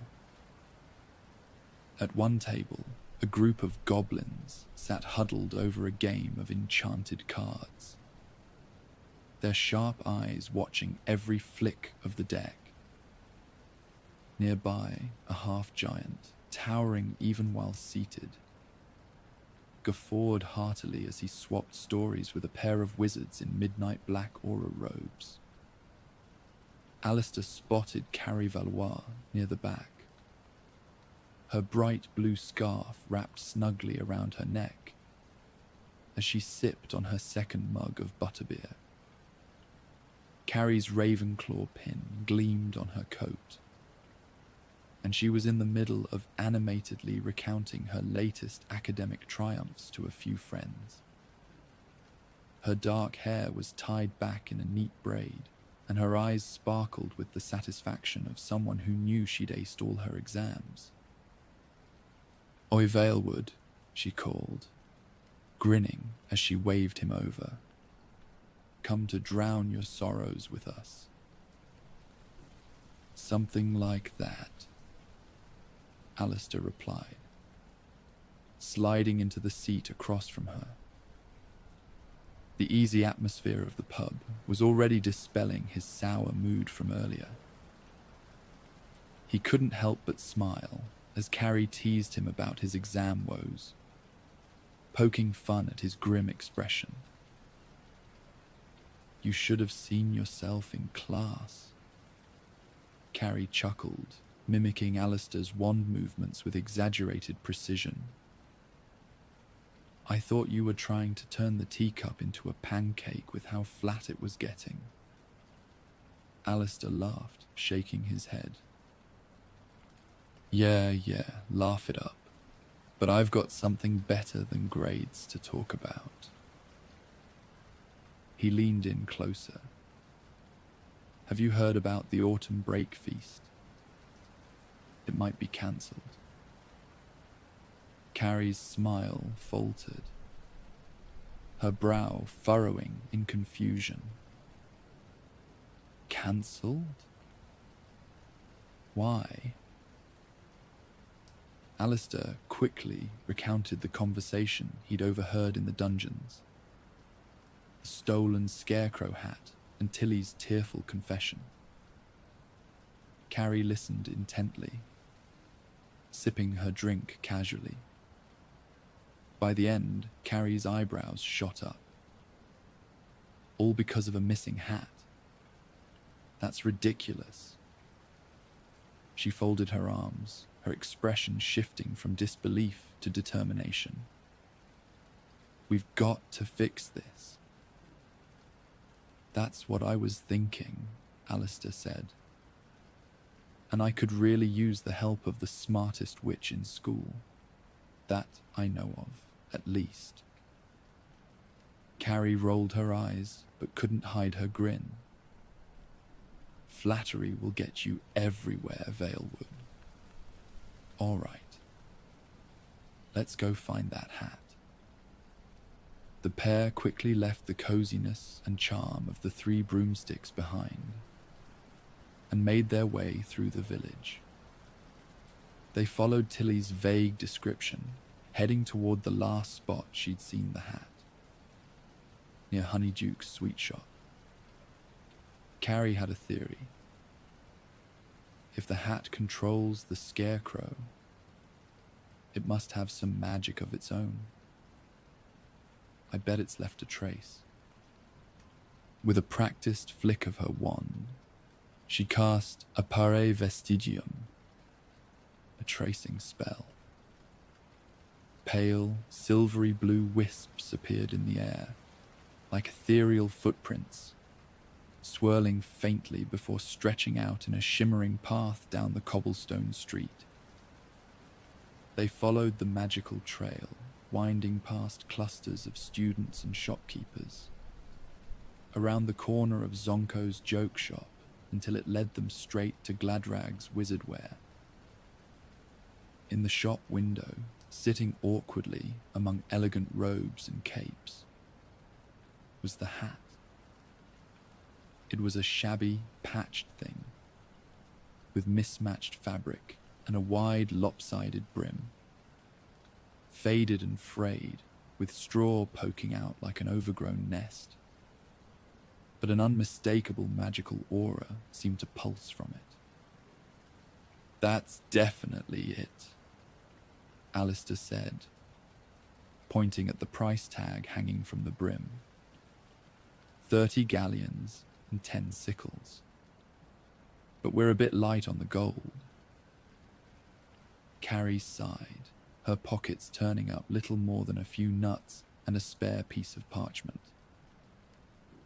"Looks like we'll have to get creative." She nodded towards the shop entrance, and they stepped inside. The interior of Gladrag's was a kaleidoscope of colors, with racks upon racks of robes in every style imaginable. Enchanted mannequins twirled elegantly, modeling shimmering gowns and dapper suits. The shopkeeper was a tall, wiry wizard with a pinched face and piercing eyes. He watched Alistair and Carrie from behind a polished counter, his gaze sharp and suspicious. "Afternoon," he said curtly, his voice as crisp as his neatly pressed waistcoat. "Can I help you?" "Just browsing," Carrie replied, with a sweet, disarming smile.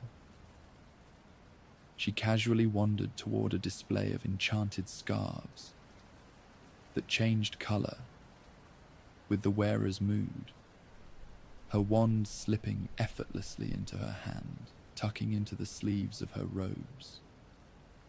The shopkeeper kept a close watch, clearly unconvinced. Luckily, Carrie was indeed the brightest witch in their year. She'd taken it upon herself as a personal challenge to learn a few basic non-verbal spells, something they wouldn't normally be taught until 6th year at least. She flicked her wand subtly, pretending to inspect the fabric more closely. The scarves suddenly unraveled from their display, fluttering wildly like rebellious serpents. The shopkeeper's attention snapped to the mess, and he hurried to untangle the enchanted fabric, cursing wildly at the commotion. Carrie feigned surprise, jumping back in shock. As she did so, she flicked her wand again, causing a rack of cloaks to sway dangerously, dropping to the floor with a loud crash. "What in the blazes is going on?" spat the shopkeep. And Carrie looked about frantically, shrugging and kneeling down to help him sort out the havoc she'd unleashed. She shot Alistair a glaring look, as if to say, "Come on, do something." Alistair took his chance, ducking behind a rack of witches' robes as the shopkeeper muttered under his breath, frantically waving his wand to restore order. Alistair drew his own wand, carefully aimed at the hat in the window, and whispered, "Akio hat." The tattered thing zoomed toward him, and he snatched it out of the air, stuffing it quickly under his hoodie. "Really sorry about all that," Carrie said brightly, as the shopkeeper straightened up, looking thoroughly frazzled. "We've got to run, Quidditch practice, you know. But we'll definitely be back." The shopkeeper barely had time to respond, as Carrie linked arms with Alistair, and they strolled out of Gladrag's. keeping their expressions neutral until they were a safe distance away. Once they rounded the corner, they burst into laughter, the thrill of their little heist catching up to them. Well, that was fun, Alistair chuckled, feeling the hat's rough fabric still tucked securely against his side. Not exactly what I planned for today, but not bad. Retail mayhem and a bit of stealth magic, Carrie grinned. Not your typical day in Hogsmeade. With the hat safely in hand, they made their way back to Hogwarts, the sun beginning to dip behind the castle's spires. Golden light cascaded onto their path, and they caught the scent of pine on the breeze. The other students were slowly trickling back from their Hogsmeade adventures, their cheeks flushed with the weather. The pumpkin patch was a wide, sprawling area near the edge of the Forbidden Forest. It was filled with all sorts of weeds and plants they hadn't learned about in herbology yet.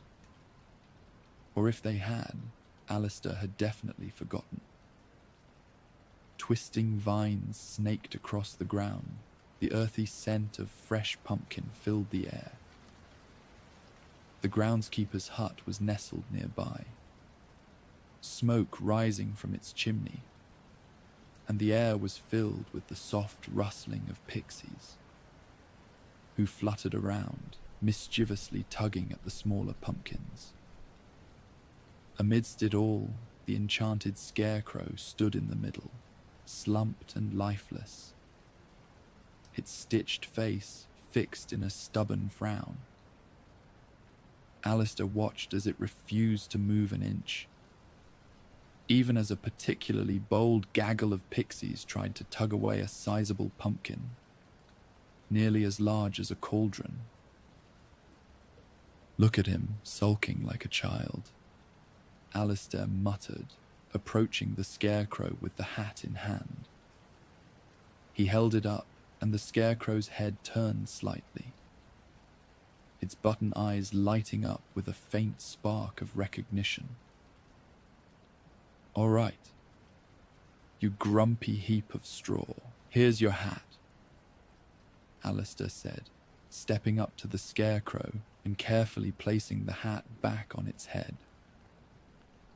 As soon as the hat settled into place, the transformation was instant. The scarecrow's limbs jerked into motion, and it straightened up with an energetic flourish, spinning on its post as if waking from a deep sleep. It waggled its arms and began a comical dance, shaking its straw-filled limbs with joy. With each twist and spin, it waved off the mischievous creatures, sending them fleeing back toward the forest. Carrie laughed, clapping her hands as the scarecrow chased off a group of bowtruckles that had begun using a tree branch as a battering ram against one of the pumpkins. "Look at him, sulking like a child," she quipped, nudging Alistair.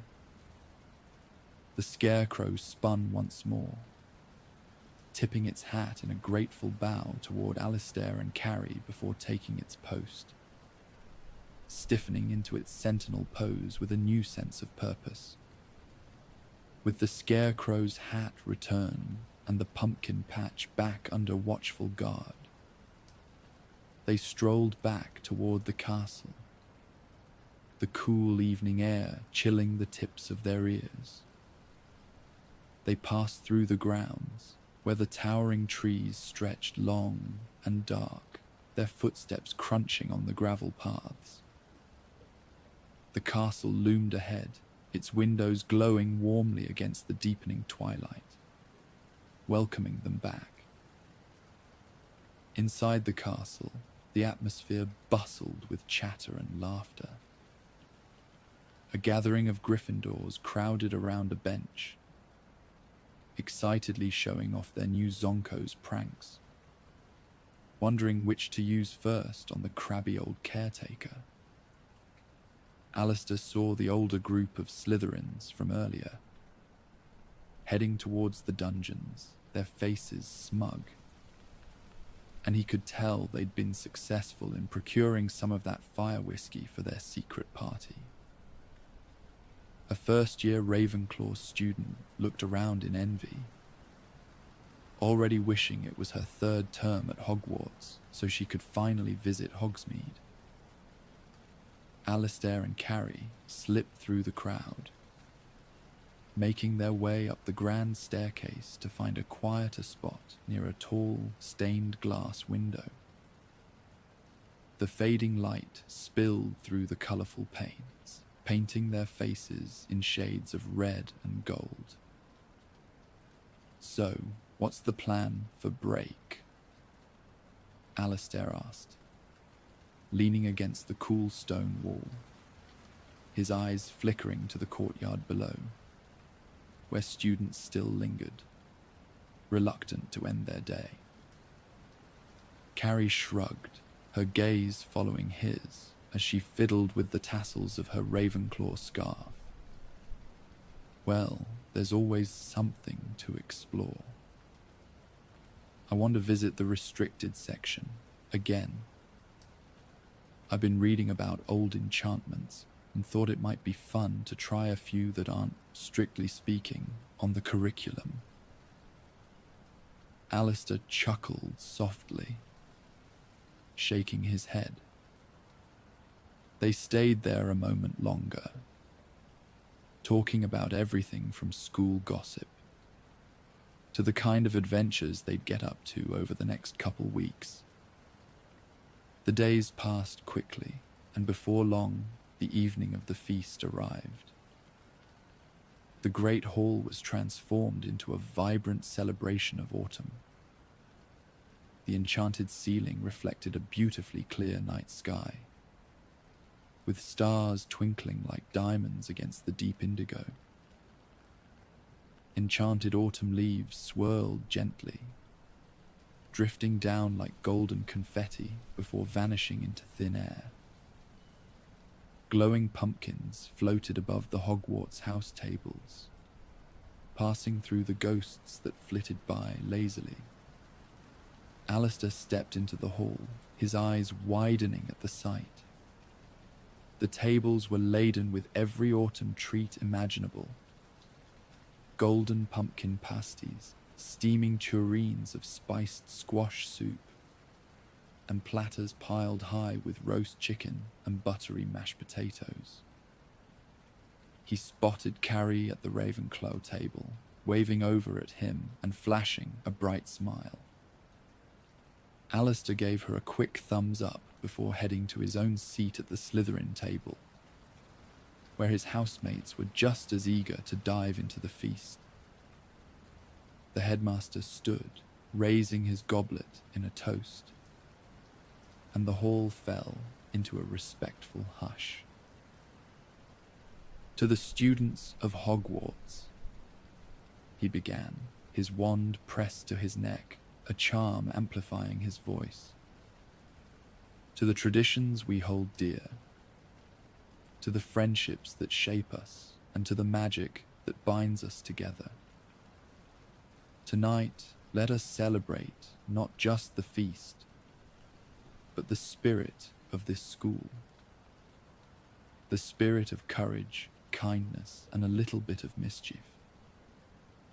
His gaze flicked over to Alistair, holding his gaze for but a moment, with a hint of a knowing smile. With a wave of his hand, the food appeared, rich and hearty. Dishes Alistair recognized from home, and some he'd never seen before. He filled his plate, savoring each bite, the warm, comforting flavors wrapping around him like a familiar hug. There was spiced pumpkin soup, warm and rich, with a dollop of sour cream and a sprinkle of chives. roasted turkey, its skin crisp and golden, and fluffy rolls still warm from the oven, soft and perfect for soaking up gravy. As he reached for a pumpkin pasty, he noticed a small, extra serving magically appear on his plate. 2 pasties, golden and perfect, dusted with sugar. He glanced across the room at Carrie, who was already looking his way, her eyes sparkling with glee. A marzipan scarecrow sat on her plate, its hat a little chocolate-dipped marshmallow. Alistair grinned widely, making a mental note to thank Tilly for the extra treats next time he saw her. The hall was filled with the gentle hum of conversation, and the occasional burst of laughter amid the clinking of silverware. Alistair sat back, arms braced on either side of the bench as he looked around the great hall. He would cherish this memory forever.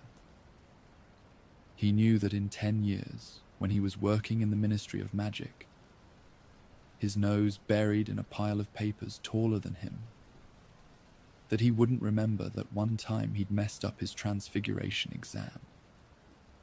Instead, he'd close his eyes and remember the magic of this moment, the one he and Carrie had made possible, with a bit of cleverness and a lot of heart.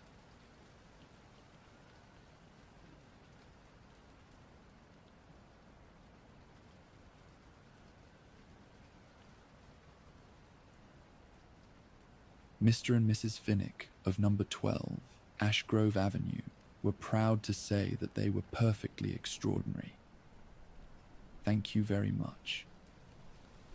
They were, as far as they were concerned, the last people you'd expect to be involved in anything boring or mundane. And they were thrilled at the prospect of finally sending their son to Hogwarts School of Witchcraft and Wizardry. Unlike their distant relatives, the Dursleys of Privet Drive, the Finnicks had always fancied themselves well-informed and progressive when it came to matters of magic. Mrs. Finnick was a tall, freckled woman with a fondness for colourful scarves and the occasional magical trinket she managed to snag on Diagon alley trips. Mr. Finnick, on the other hand, had taken up the role of a magic enthusiast, despite being firmly muggle. His spectacles perpetually perched at the tip of his nose as he devoured books on magical history, with the zeal of a Quidditch fan during finals season. Their son, Alfie Finnick, however, was a different sort altogether. Alfie was tall and gangly for his age, his long limbs giving him an awkward charm as he hunched over the latest muggle device he was fiddling with. His floppy brown hair often tumbled into his eyes, despite Mrs. Finnick's gentle attempts to tame it. He wore thick glasses that made his soft blue eyes look bigger, distant yet quietly curious, as if he was always halfway between two worlds, magic and mundane, and neither seemed to capture his full attention. He had a habit of shrugging at most things in life, wizardry included. While his parents saw Hogwarts as a grand adventure waiting to unfold, Alfie saw it as little more than a school with weird food, moving pictures, and an awful lot of old people in funny clothes who took themselves too seriously. He loved video games, quiet afternoons, and a good old-fashioned muggle snack, which, to him, was better than any magical treat. Lately, he'd been escaping into worlds where he could explore ancient temples or relax on a sunny island, fishing and chatting with friendly neighbours.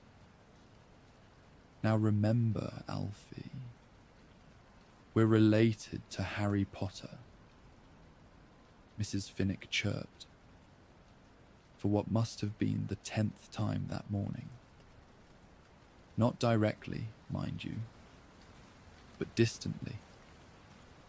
Your great-aunt's cousin's second husband's friend was Harry's. Something or other. You've got strong magic in your veins. Isn't that exciting? Yes, Mum. Alfie mumbled without thought, adjusting his game screen as he tried to find the right angle to avoid the sun's glare.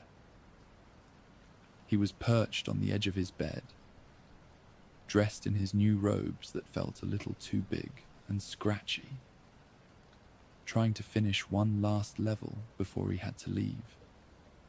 I remember. Mrs. Finnick bustled around his room, making sure everything was packed and double-packed, fussing over every small detail. Oh, how magnificent this will be for you. You're bound to do wonderful things. Alfie glanced at the framed picture of Harry Potter that hung on the wall. A picture that blinked and smiled every now and then, as though constantly congratulating itself for being famous. Alfie had no real opinion on Harry. He found the whole idea of being a hero a bit overrated. There were no dragons or dark wizards in his everyday life. Just annoying tutorials in games he could skip, and his mum's endless tales of distant magical relatives. Are you sure you've got everything, love? Mrs. Finnick fussed, checking Alfie's trunk for the 3rd time. You wouldn't want to arrive at Hogwarts without your wand, or Merlin forbid, your trousers. Mum, I've got everything, Alfie said with a smile, rolling his eyes playfully. And my trousers are on me, not in the trunk. Mr. Finnick chuckled from behind his newspaper, where an article titled Potage's Cauldron Shop, Brew Up Some Back-to-School Savings, was prominently displayed. You've got to humour your mum, Alfie. She's just excited, that's all. After all, it's not every day we send our boy off to Hogwarts. Alfie smiled, amused by his parents' endless enthusiasm. He didn't mind the fuss. If anything, it warmed his heart that they cared so much, even if all this wizardry stuff wasn't really his thing. They made their way to King's Cross Station, Alfie sandwiched between his parents as they chatted animatedly about how they couldn't wait to hear all about Hogwarts. Imagine, Alfie, you might even end up in Gryffindor, just like Harry. Wouldn't that be something? As they approached the barrier between platforms 9 and 10, Mrs. Finnick made sure to continue her cheerful prattle and greet every passerby with a happy hello, as though they were all old friends. At the platform, a tall, snooty-looking woman with a large feathered hat eyed Mrs. Finnick's bright pink scarf with disdain. Ah, another Hogwarts parent? She asked in a clipped tone. My daughter's a Slytherin, of course. Top of her class. Oh, how wonderful, Mrs. Finnick replied, undeterred. Our Alfie's going for the first time. We're related to Harry Potter, you know. Very distantly. The woman sniffed and turned away, muttering something about common folk. But Mrs. Finnick just grinned and waved. So many lovely people here. Aren't there, Alfie? Alfie nodded, chuckling to himself, happy to let his mum's cheerfulness speak for both of them. He was more concerned with the horrid jelly beans he'd picked up at the corner shop in Diagon Alley earlier. Nasty wizard sweets that had looked innocent enough, but each one tasted worse than the last. He fished through the bag, hoping to find a normal flavor, but instead found oddities like stinky sock and canned spinach. Despite the strange tastes, they were growing on him the longer he chewed. When they arrived at platform 9 3/4, Mrs. Finnick pulled Alfie into a tight hug. "You'll do brilliantly, my love. Remember, we're always proud of you, no matter what. And if you see Harry, do say hello for us." "Yes, Mum," Alfie laughed, hugging her back. Mr. Finnick patted Alfie on the shoulder, smiling warmly. "Take care of yourself, son. And don't forget to write." He leaned over, whispering loudly, "You know how your mother worries." Alfie felt a rush of gratitude as he climbed aboard the Hogwarts Express.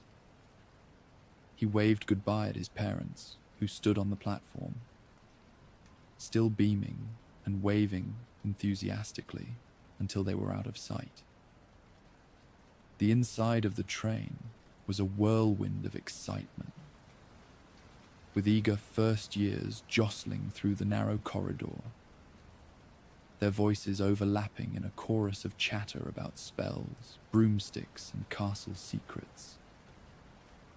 Alfie glanced around, taking in the richly polished wood paneling, the soft velvet seats, and the old-fashioned brass fixtures that gave the train a sense of history and magic.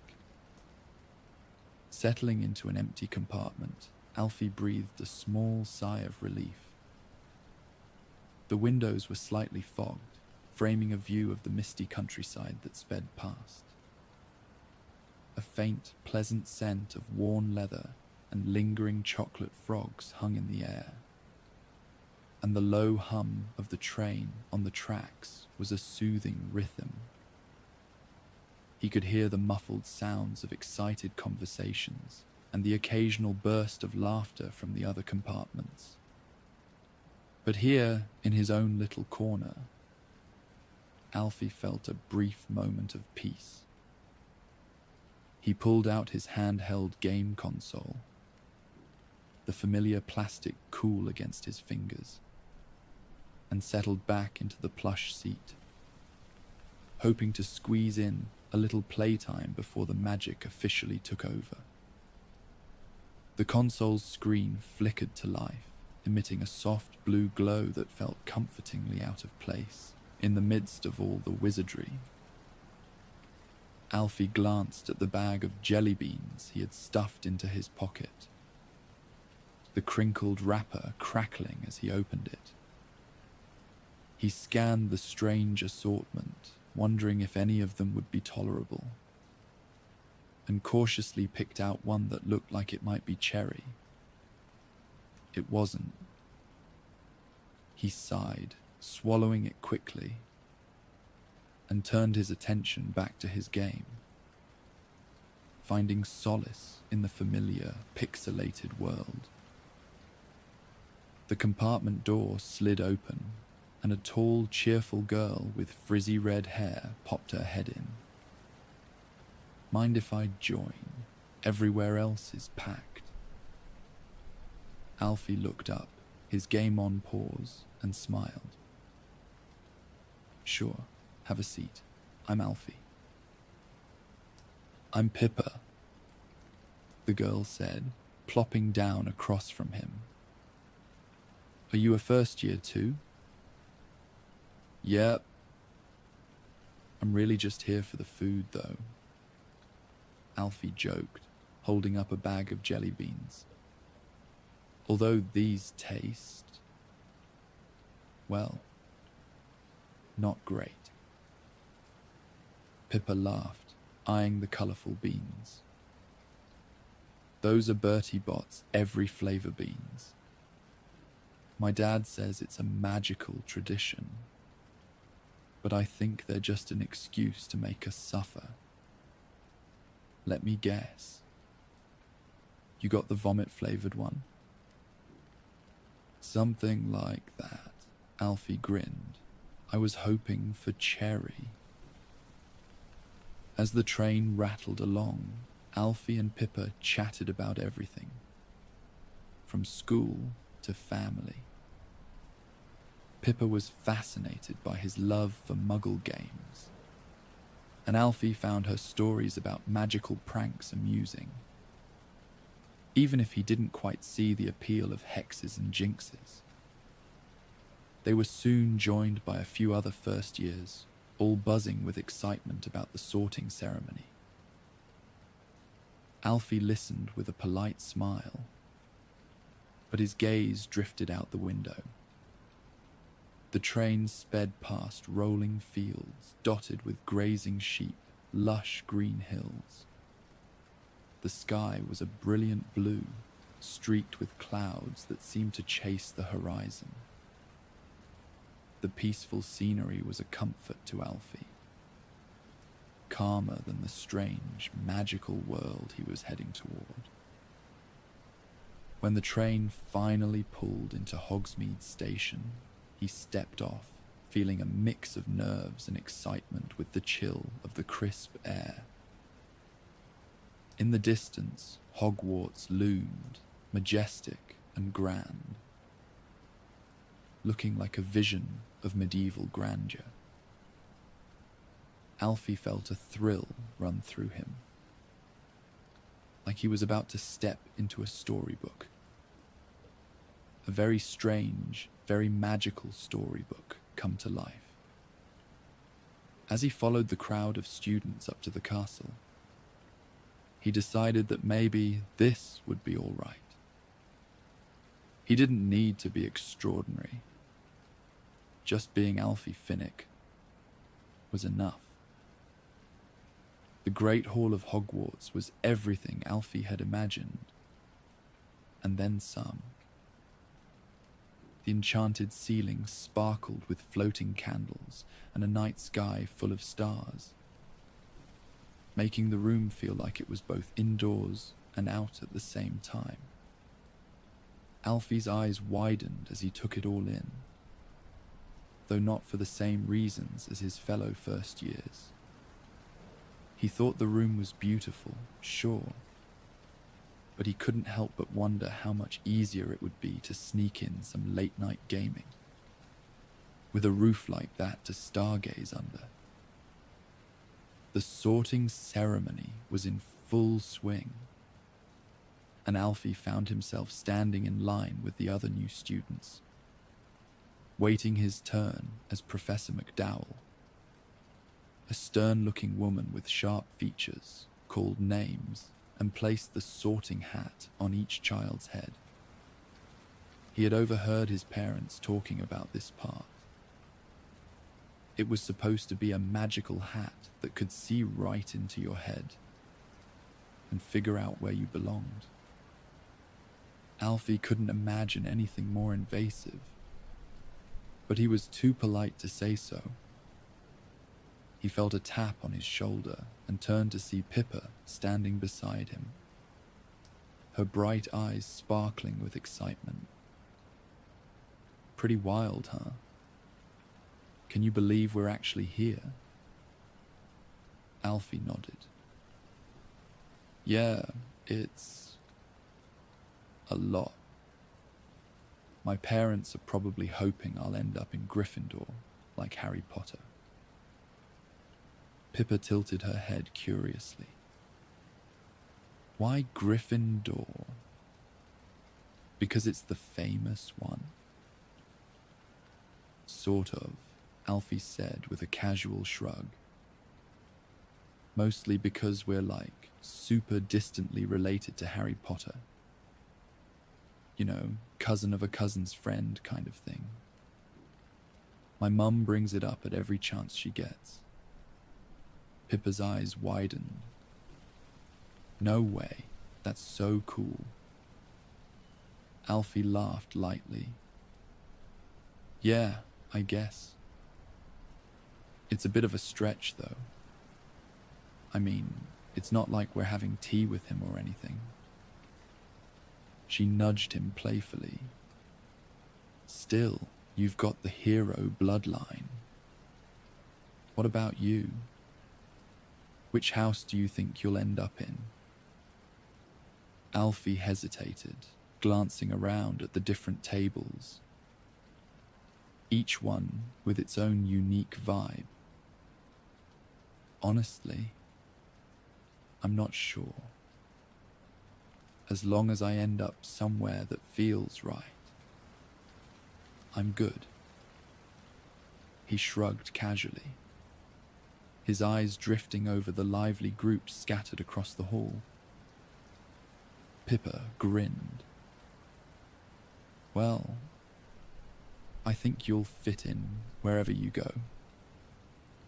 I'm hoping for Ravenclaw myself. I love puzzles and figuring things out, and they seem to have the best libraries. Yeah, Ravenclaw sounds spot on for you. Alfie agreed. Before they could continue, Professor McDowell called. Finnick, Alfred. Alfie stepped forward, trying not to trip over his own feet as he made his way to the stool. The hat was plopped onto his head, and he felt a strange, tickling sensation, like a whisper inside his mind. Said the hat, in a voice only Alfie could hear. Quite unusual. Not much ambition, no great thirst for adventure. And rather indifferent about magic, I see. But kind, steady, and very loyal. You'll do well in Hufflepuff, I think. The hat's decision was shouted to the hall, and Alfie slid off the stool, relieved. Alfie liked the way they clapped him on the back and made space for him at the table. It felt good, even if he still wasn't sure about the whole wizarding thing. He spent his first few days at Hogwarts trying to get the hang of things. He quickly learned that magic wasn't as glamorous as it seemed. His spells usually fizzled out or went spectacularly wrong. In his first charms lesson, he accidentally turned his quill into a slimy sea cucumber instead of making it levitate. Professor Hornsby, a tiny man with a high-pitched voice, didn't seem too bothered. But Alfie's classmates got a good laugh out of it. Don't worry, mate, said Toby, a fellow Hufflepuff with messy blonde hair and a perpetually cheerful grin. It takes time to get used to all this. I mean, who knew quills could turn into sea creatures, right? Alfie smiled, grateful for Toby's easygoing attitude. He wasn't one to get upset over mistakes, but it was nice to have friends who didn't mind his blunders. As long as he had his video games and a quiet spot to relax, he was content. Potions was another story. Professor Greenfield, a severe-looking wizard with a habit of sneering, seemed to take personal offense whenever Alfie's concoctions turned into something unintended. Like the time his attempt at a simple shrinking solution nearly exploded, filling the dungeon with thick purple smoke. What are you doing, Mr. Finnick? Professor Greenfield scowled, waving away the smoke. This is not a playground, I expect precision." "Sorry, Professor," Alfie mumbled. He glanced at his cauldron, which was now bubbling ominously. "I must have added something wrong." "Obviously," the professor sniffed, though Alfie could have sworn he saw the hint of a smile twitch at the corner of the professor's mouth as he flicked his wand, fixing the mess. Despite his less than stellar performances in class, Alfie found his rhythm at Hogwarts in his own way.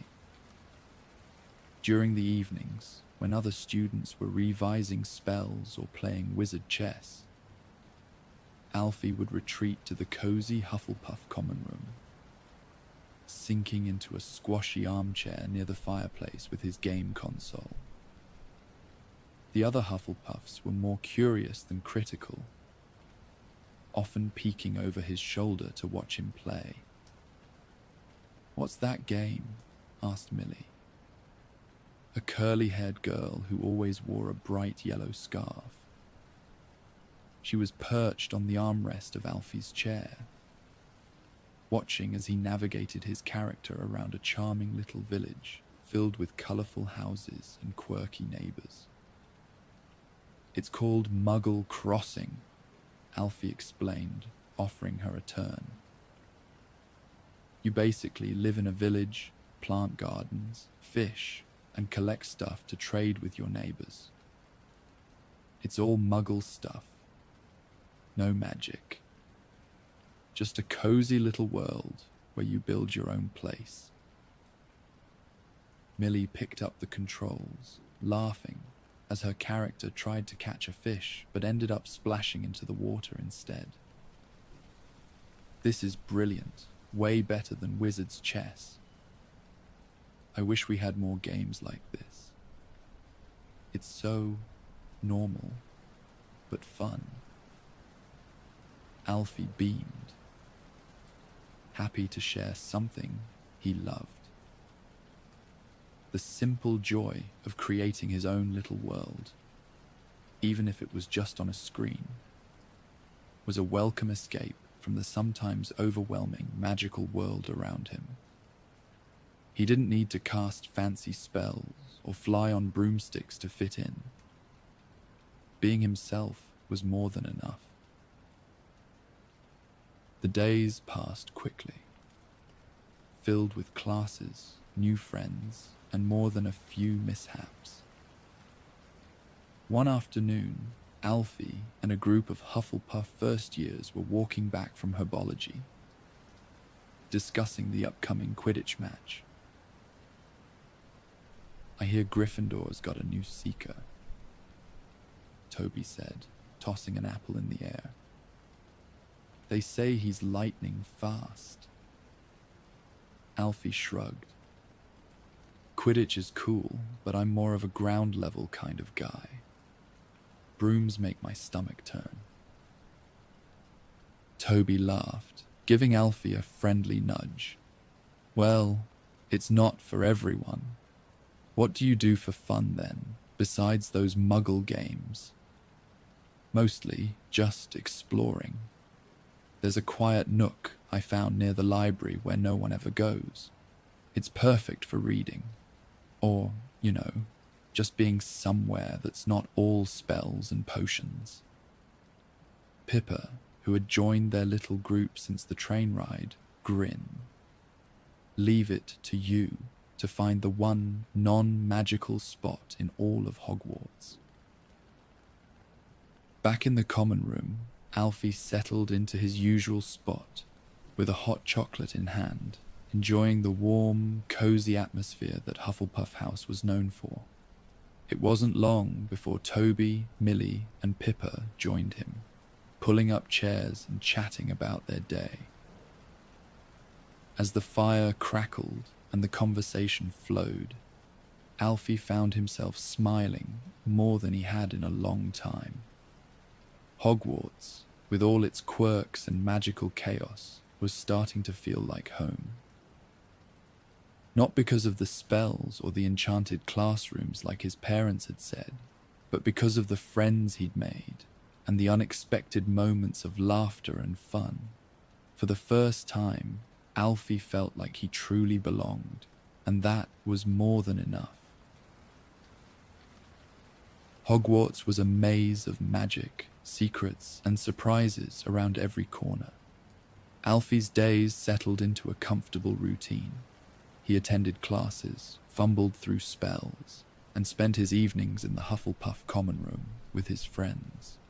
Though the magical world was thrilling to everyone else, Alfie found solace in the mundane moments, like the quiet nook near the library he'd claimed as his own. A small alcove hidden behind a tapestry of a sleepy-looking wizard. It was his favorite place to read, snack on his muggle sweets, and play games uninterrupted. Each time he visited, he added a personal touch, a few extra blankets to ward off the chill, his favorite snacks from the kitchens, and a small enchanted lantern that cast a warm amber light on the pages of his books. He loved to curl up in the worn armchair with a chocolate bar in hand, listening to the soft patter of rain against the window, a cozy refuge where time seemed to slow down. Alfie even brought a small magical fern from herbology, adding a touch of charm to the space. Though he often told his friends that magic wasn't really his thing, he couldn't deny that some enchanted objects were pretty cool, especially when they added a bit of extra coziness to his hideaway.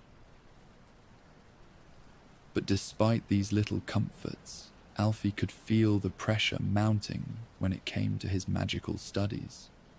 Herbology, in particular, was proving to be quite challenging. The magical plants refused to cooperate, no matter how much effort he put in. His puffapod was droopy and dull, stubbornly resisting every spell that was meant to help it thrive, while his classmates' plants grew vibrant and colourful with a simple flick of their wands. Alfie's seemed determined to remain ordinary. One rainy afternoon, Professor Sprout inspected the students' progress, her expression thoughtful as she moved from plant to plant. When she reached Alfie's table, she frowned slightly at his puffapod. "It's looking a little under the weather, and dare I say, sad," she said gently, trying to sound encouraging, but not masking her concern. "Remember, herbology is about understanding the needs of the plant, magical or not. Try to coax it a bit more, or you might not pass." Her words lingered in Alfie's mind as he stared at his wilting puffapod. He felt a sinking sense of frustration. It wasn't that he didn't care, but the magical touch just wasn't coming naturally to him. He retreated to his nook, needing the quiet comfort it always provided. Slumping into his armchair, Alfie pulled out his game console, hoping to lose himself in his favorite game, Muggle Crossing. The colorful screen flickered to life, and Alfie found himself immersed in his cozy virtual village, where he could tend to his plants without any spells, just patience and care. He spent hours planting seeds, watering them, and watching as they grew under his steady attention. It suddenly struck him that he could apply the same techniques to his struggling puffapod. Maybe it didn't need magic, just the right conditions, some rainwater, and time. Inspired, he decided to care for his herbology assignment, like how he did in the game, by sneaking into the greenhouse during the next storm and letting nature do what magic couldn't. The perfect opportunity came one evening when a heavy storm rolled over the castle. Thunder rumbled in the distance and rain lashed against the windows, echoing through the empty corridors. Waiting until everyone else was preoccupied or asleep, Alfie slipped out of the Hufflepuff common room and made his way to the greenhouse, heart pounding with nerves and determination. Inside, the sound of rain drumming on the glass roof filled the space, creating a peaceful backdrop as Alfie knelt beside his pufferpod. He carefully adjusted the plant, positioning it to catch the rainwater that was seeping through the slightly cracked roof. He worked methodically, loosening the soil, trimming dead leaves, and letting the rain do its quiet work. It was a tense, secret mission, but also oddly calming, reminding Alfie of his game, where he nurtured each plant with careful, deliberate steps. On the day of the herbology exam, Alfie's stomach churned with nerves. Professor Sprout moved through the rows, inspecting each student's plant with a practiced eye. When she reached Alfie's pufferpod, she paused, studying the fresh green leaves and new buds peeking out. "It's come along nicely," she said, smiling with some measure of surprise and approval. "Not the biggest, not the brightest, but strong and healthy. Well done, Alfie. Sometimes all it takes is a little patience and care." Alfie let out a breath he hadn't realized he'd been holding. He had done it, not through magic, but by applying what he knew and using the resources around him. It was a small triumph, but it filled him with pride. After the exam, Alfie returned to his nook, sinking into the familiar comfort of his chair. He pulled out his game console, his favorite chocolate bar, and relaxed as the rain continued to fall outside. The Hogwarts Dueling Club was a spectacle. Every week, the Great Hall was transformed into an arena where students from all houses came to show off their magical skills. For Gryffindors and Slytherins, it was all about bravado and bragging rights, with each duel becoming more theatrical than the last. Alfie and his friends, though, were just there for the entertainment. They found a spot near the back, happy to observe the chaos without getting involved.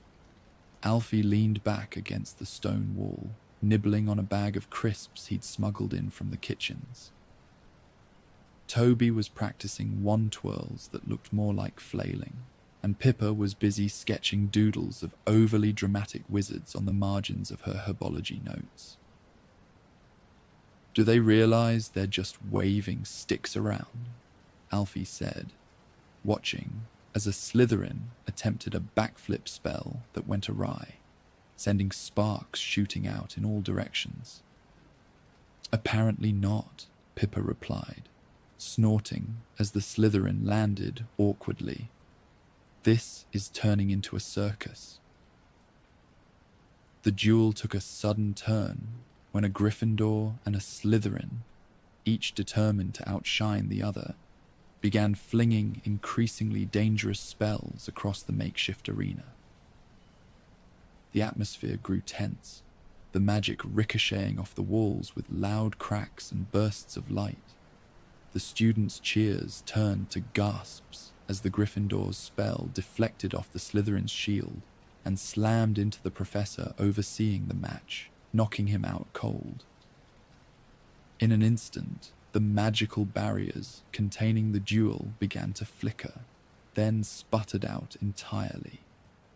Before anyone could react, water started gushing in from all sides, spilling over the stone floor and rising alarmingly fast. Alfie blinked, momentarily frozen. "Is this supposed to happen?" he asked, eyeing the water now creeping up his shins. "Pretty sure that's not part of the lesson plan," Toby said, looking nervously at the unconscious professor, who was now floating gently near the Gryffindor table. Pandemonium broke out as students tried and failed to get control of the situation. The water surged up, soaking robes and books, and the heavy wooden doors were sealed shut, locked by a malfunctioning spell. Gryffindors and Slytherins were shouting at each other, flinging accusations back and forth as if that would somehow drain the room. "This is ridiculous," Pippa muttered, clinging to a toppled chair as the water rose higher. "We're all going to get soggy because they couldn't keep their wands in check." Alfie felt the cold water now up to his waist, swirling around as students splashed and stumbled. It was like one of his games gone horribly wrong. He looked around, his heart hammering, but something clicked in his mind. It reminded him of the dungeons he navigated in The Legend of Rowelda, where water traps were just another level to beat. He forced himself to breathe, to think. There was always a way out. You just had to find it. "All right, come on, Alfie, you've played this level before," he muttered to himself. While everyone else was flailing, he started scanning the room for anything that could be an escape route. The walls were lined with old banners and tapestries, all soaking wet now, but something caught his eye. A small, rusted vent near the ceiling, partially hidden behind a sputtering torch. Alfie shouted, pointing at the vent. "There's our way out." The students paused their bickering long enough to look up. The vent was tiny, but it was better than nothing. The water continued to rise, now chest high, and the urgency of the situation settled in. "How are we supposed to get up there?" Toby asked, gesturing at the slippery, waterlogged room. Alfie's mind went into full Rowelda mode. He motioned to the others to grab nearby chairs, a couple of desks, and even an upturned barrel, stacking them precariously to create a wobbly makeshift ladder. "We'll climb," he said, his voice more confident than he felt. "Come on, use what you've got and make it work." The impromptu ladder was anything but stable, wobbling under the weight of the growing water, but Alfie climbed it first, determined not to lose his nerve. As he reached the top, the vent's latch stared back at him, rusted shut from years of neglect. But Alfie was ready. He dug into his school bag, fishing out a ruler, a muggle's tool, but one he'd turned into his own weapon of choice. With a quick jab and some determined wriggling, the vent cover creaked open, the metal giving way under Alfie's careful touch. "Got it," Alfie called down triumphantly, his hair dripping as water sloshed up around him. "All right, let's move, quickly." One by one, his friends climbed the precarious stack. Pippa went first, with Alfie helping to steady her as she wriggled into the vent. Toby followed, slipping slightly, but managing to hoist himself up. The Gryffindors and Slytherins, who had been at each other's throats moments earlier, were now scrambling to climb, panic overriding their rivalry. "Quit shoving," one of the Slytherins snapped as a Gryffindor's elbow jabbed into his ribs. The usual house snipes continued, but they were half-hearted, drowned out by the gurgling water and the shared fear of being stuck. "Save the drama for the dueling floor," Alfie said, rolling his eyes as he helped another student into the vent. "This is now an escape room, not a house match." Alfie stayed at the bottom, making sure everyone got through safely. But when it came time to lift the unconscious professor, the real chaos began. "All right, let's get him up. Grab his arms and keep his head above water," Alfie ordered, trying to keep control of the situation. As they floated the professor along, he started to stir, groaning faintly. "Did anyone get the number of that hippogriff?" he mumbled, blinking blearily as the water sloshed around his face. But as they jostled the professor's limp body up the stack, one of the Gryffindors lost their grip, sending the poor man's head clunking against a desk with a loud thud. "Oops," the Gryffindor said sheepishly, wincing as the professor groaned and then promptly passed out again, face down in the water. How wonderful, the Slytherins snapped, struggling to keep the unconscious man's head above water. We're supposed to save the man, not use him as a battering ram. Now we've still got a human anchor thanks to you, and we may truly die here. Less talk, more lifting, Alfie said, his voice rising as the water continued to climb. With a bit more shoving and grumbling, they finally managed to get the professor up the stack and into the vent, his unconscious form sliding in with an awkward thud. Alfie was the last to climb, his clothes soaked as the water reached his neck. He hoisted himself up into the vent, feeling both the rush of adrenaline and the absurdity of the entire ordeal. The vent was cramped and dark, but at least it was dry, and as Alfie crawled forward, he couldn't help but stifle a laugh at the ridiculousness of it all. Well, at least he won't remember any of this, Alfie muttered, glancing ahead at the still unconscious professor who was now being dragged through the vent like a sack of potatoes. Yeah, good thing. Otherwise, we'd all be in detention until graduation, Pippa called back to Alfie with a grin.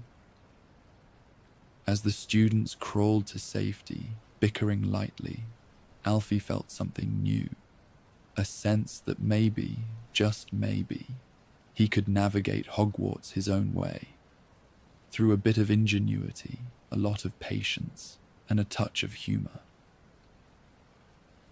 News of Alfie's impromptu heroics spread quickly through the school, and while some students treated him like an unexpected legend, Alfie remained firmly planted in his usual routine. He didn't bask in the attention, didn't brag, or embellish the story. In fact, whenever someone tried to bring it up, Alfie would wave it off with a shrug and a half smile. To him, it was just another day at Hogwarts, albeit with a bit more water and vent crawling than usual. As much as his classmates wanted to elevate the incident into something epic, Alfie was content to let the moment pass. He preferred the quieter side of life at Hogwarts, where the real joys were found in the small, ordinary moments, sneaking snacks from the kitchens, cozying up in his nook with a good game, and just being around his friends. His parents, on the other hand, were a different story. They had heard about his great adventure through the wizard grapevine and were beside themselves with pride. Letters from his mum arrived almost daily, filled with enthusiastic recounts of Alfie's supposed daring and bravery. "We always knew you had it in you," one letter exclaimed, covered in his mum's looping handwriting and decorated with little stars and smiley faces. "Imagine, our Alfie, the hero of Hogwarts. We've told everyone down the street, and they can't believe it." Alfie chuckled as he read their latest letter, his parents' excitement practically jumping off the parchment. He was sitting in his favorite nook, wrapped in a blanket with a hot chocolate steaming beside him, feeling perfectly at ease. Sure, he'd been brave in the moment, but he didn't feel like a hero. He just did what needed to be done, in his own way, without spells or grand gestures, and that was fine by him. When Pippa asked him about his parents' reaction, Alfie just grinned and shrugged. "Mum's probably told everyone in the neighborhood that I'm the next great wizard or something," he said, rolling his eyes affectionately. "They're excited, but, it's just me." Pippa pushed at his shoulder playfully. "You're more interesting than you think, Alfie. I mean, who else could turn a disaster into a team-building exercise?" Toby chimed in, balancing a pumpkin pasty on his head in a moment of sheer boredom. Yeah, I mean, you didn't just save the day.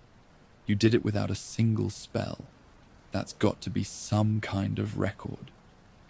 Please, let's not start a trophy for most non-magical wizarding feat, Alfie said, half smiling. I'm just glad no one drowned. As the school year wound down, Alfie found himself reflecting on his first year at Hogwarts. It had been nothing like he expected. He'd come in feeling like an outsider, unsure of how he fit into a world where everyone seemed determined to be extraordinary. But as he sat in the Hufflepuff common room, surrounded by the familiar sounds of crackling fires and soft chatter, Alfie realized that he'd found his place. Not as a wizard trying to outshine everyone, but as himself. When the last day of term arrived, Alfie packed his trunk, carefully tucking his game console into the top. He wandered through the castle one last time before summer break, stopping by his nook to collect his things. It was a little sad, leaving the cozy spot he'd made his own, but he knew it would be waiting for him next year, just like the friends he'd made and the quiet moments he'd come to love. As he boarded the Hogwarts Express for the ride back home, Alfie leaned against the window, watching the castle slowly disappear from view. He thought about his first day, his mum's excitement, the train ride, and the overwhelming strangeness of it all. Now, it didn't seem so daunting. Alfie smiled as the train picked up speed, feeling content. He didn't need to be the next Harry Potter or the greatest wizard of his age. He was Alfie Finnick, and that was more than enough.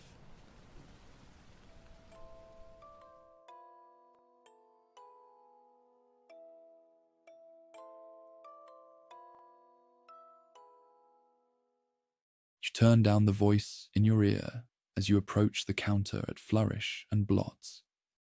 Your basket is full of books you've picked out for the year.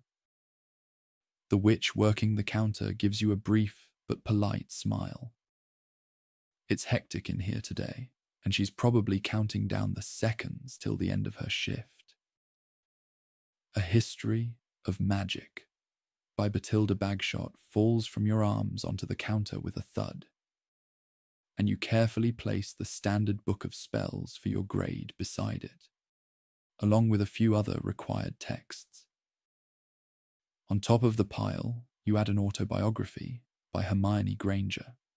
Its cover is still faintly warm from the ink of her signature. She'd been here moments ago for her book signing event, seated at a little table surrounded by eager fans. Finally, you set down the elusive, invisible Book of Invisibility, which had taken you ages to track down in the maze of shelves. It all comes out to around 24 galleons and 5 sickles. The coins clatter on the wood surface as you fish them out of your pockets. Definitely gonna have to top up at Gringotts later, you think to yourself. With your books in hand, you step out to face the winding streets of Diagon Alley once more. You squint at your list that's now a little wet from the falling snow. Right, it's off to the apothecary now. Your old cauldron's starting to leak, and the last thing you'd want is for the potions master to tell you off because of a concoction gone wrong. Mr. Mulpepper's apothecary looms just ahead, its dark wooden sign creaking faintly in the wind. Stepping inside, you're met with a heavy, herbal smell. Shelves line the walls from floor to ceiling, crammed with jars and vials. The table at the front is cluttered with a scale, an open book scribbled with indecipherable notes, and a stack of fresh labels waiting to be applied. As you browse the row of cauldrons, the muggle device in your pocket suddenly springs to life again. A calm voice begins narrating something about an apothecary. It's the audiobook you were listening to earlier, now playing loud enough to turn a few heads in the quiet shop.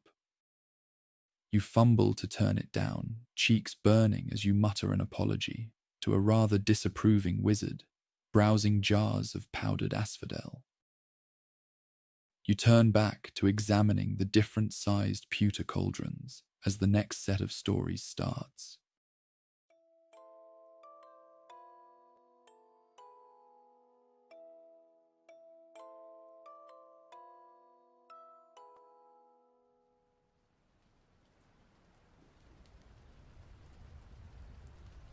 As dawn's first light crept over the rolling landscape, the charming village of Elderwood came alive, with the songs of morning birds and the distant clatter of waking villagers.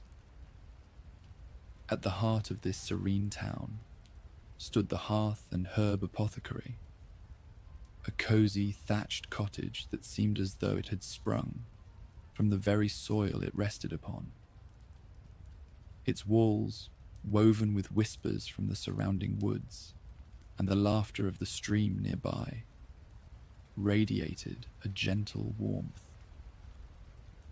This beloved shop was a sanctuary of calm, its air rich with the mingling scents of lavender, rosemary, and an undercurrent of smoky sandalwood that hinted at ancient secrets. Each wooden shelf bowed slightly under the weight of colourful glass bottles sealed with wax, the contents shimmering in the morning light like captured fragments of rainbows. Dried herbs hung in bunches from the ceiling, their silhouettes dancing on the walls as the fire in the hearth flickered and sparked.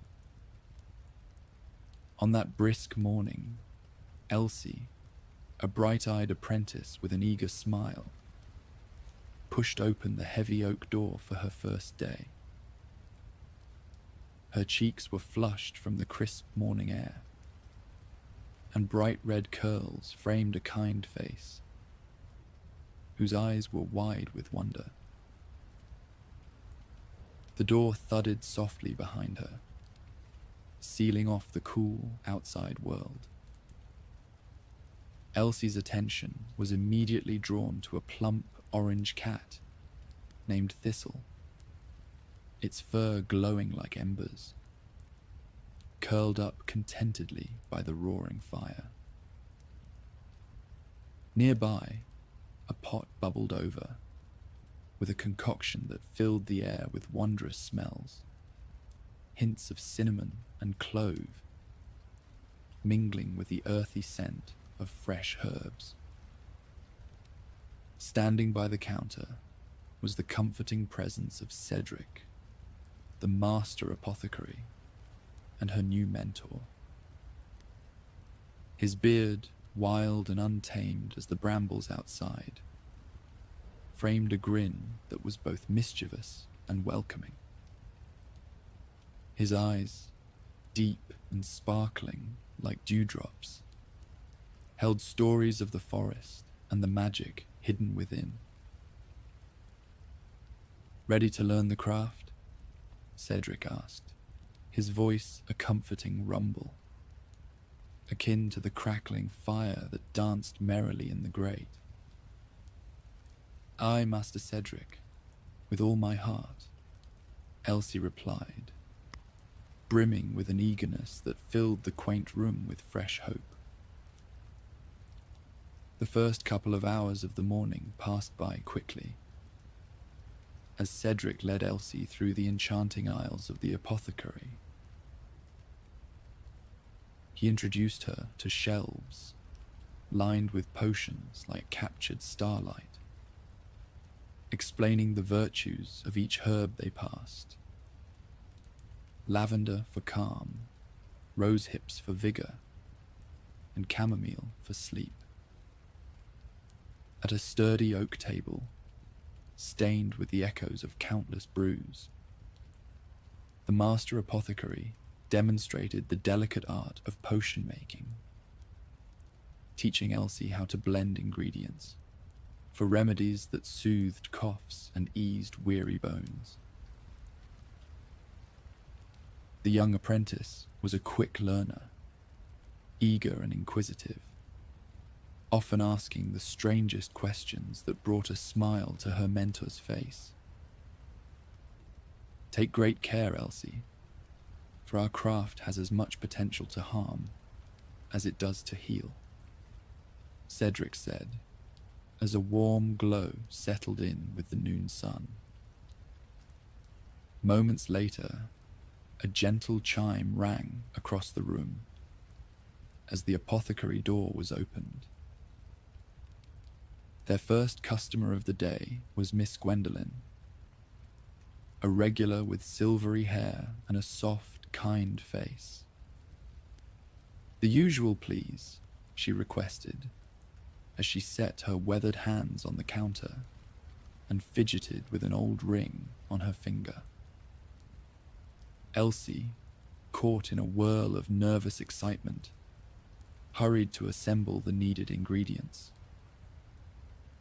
She checked the large logbook and went about gathering herbs from the wall, weighing and grinding them to a fine powder.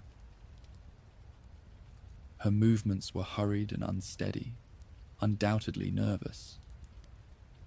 Cedric, with a chuckle rich and full like the rolling brook outside, stepped beside her to help. His large, warm hands overlaid hers, steadying them as he guided her in measuring the delicate blossoms. Lavender for calm, chamomile for sleep, and cinnamon bark for dreams, he intoned, his voice weaving through the air like an ancient melody, infusing the space with an almost tangible sense of tranquility. Miss Gwendolen watched with a patient smile, looking fondly at Thistle, the cat that still lay sleeping by the fireplace. When handed her finished potion, which clinked softly in her woven basket, she nodded her thanks and left. The door had barely whispered shut behind her when a new figure emerged from the morning mist. A mage draped in a cloak the color of midnight blue. His entrance was quiet, almost blending into the shadows. Yet his presence filled the room with a subtle charge. With a cryptic half-smile, he requested some simple herbs. Elsie, still flushed from her previous task, served him with a blend of earnest clumsiness and growing confidence. 2 counts of starlight mint and 1 bushel of river moss, as requested, sir, she said with a proud smile. The mage nodded, his expression unreadable, the air around him almost cooling with his reserve. "They will suffice," he responded, his voice carrying the chill of the morning fog outside. And with that, he departed as quietly as he'd come. Cedric watched this interaction from the corner, a puzzling look etched upon his face. But he did nothing, aside from offering Elsie an encouraging smile at accomplishing the task on her own. A quiet calm settled in as master and apprentice worked in silence, and the apothecary hummed with the joy of a morning well begun. The peace was suddenly shattered by the village jester, Finnick, who burst through the door with a theatrical flair that sent a swirl of spring leaves dancing in his wake. "Good morrow, Cedric," he exclaimed, his voice slicing through the tranquil hum of the shop, his eyes twinkling with irrepressible mischief. Could mine voice boom as loud as thunder during my acts? Finnick pleaded, striking a dramatic pose that belied his playful desperation. Cedric, amused and a tad exasperated, handed the task to Elsie. The young apprentice was caught in the whirlwind of the jester's energy. She scrambled among the shelves, trying to drown out his loud singing and focus on the task at hand.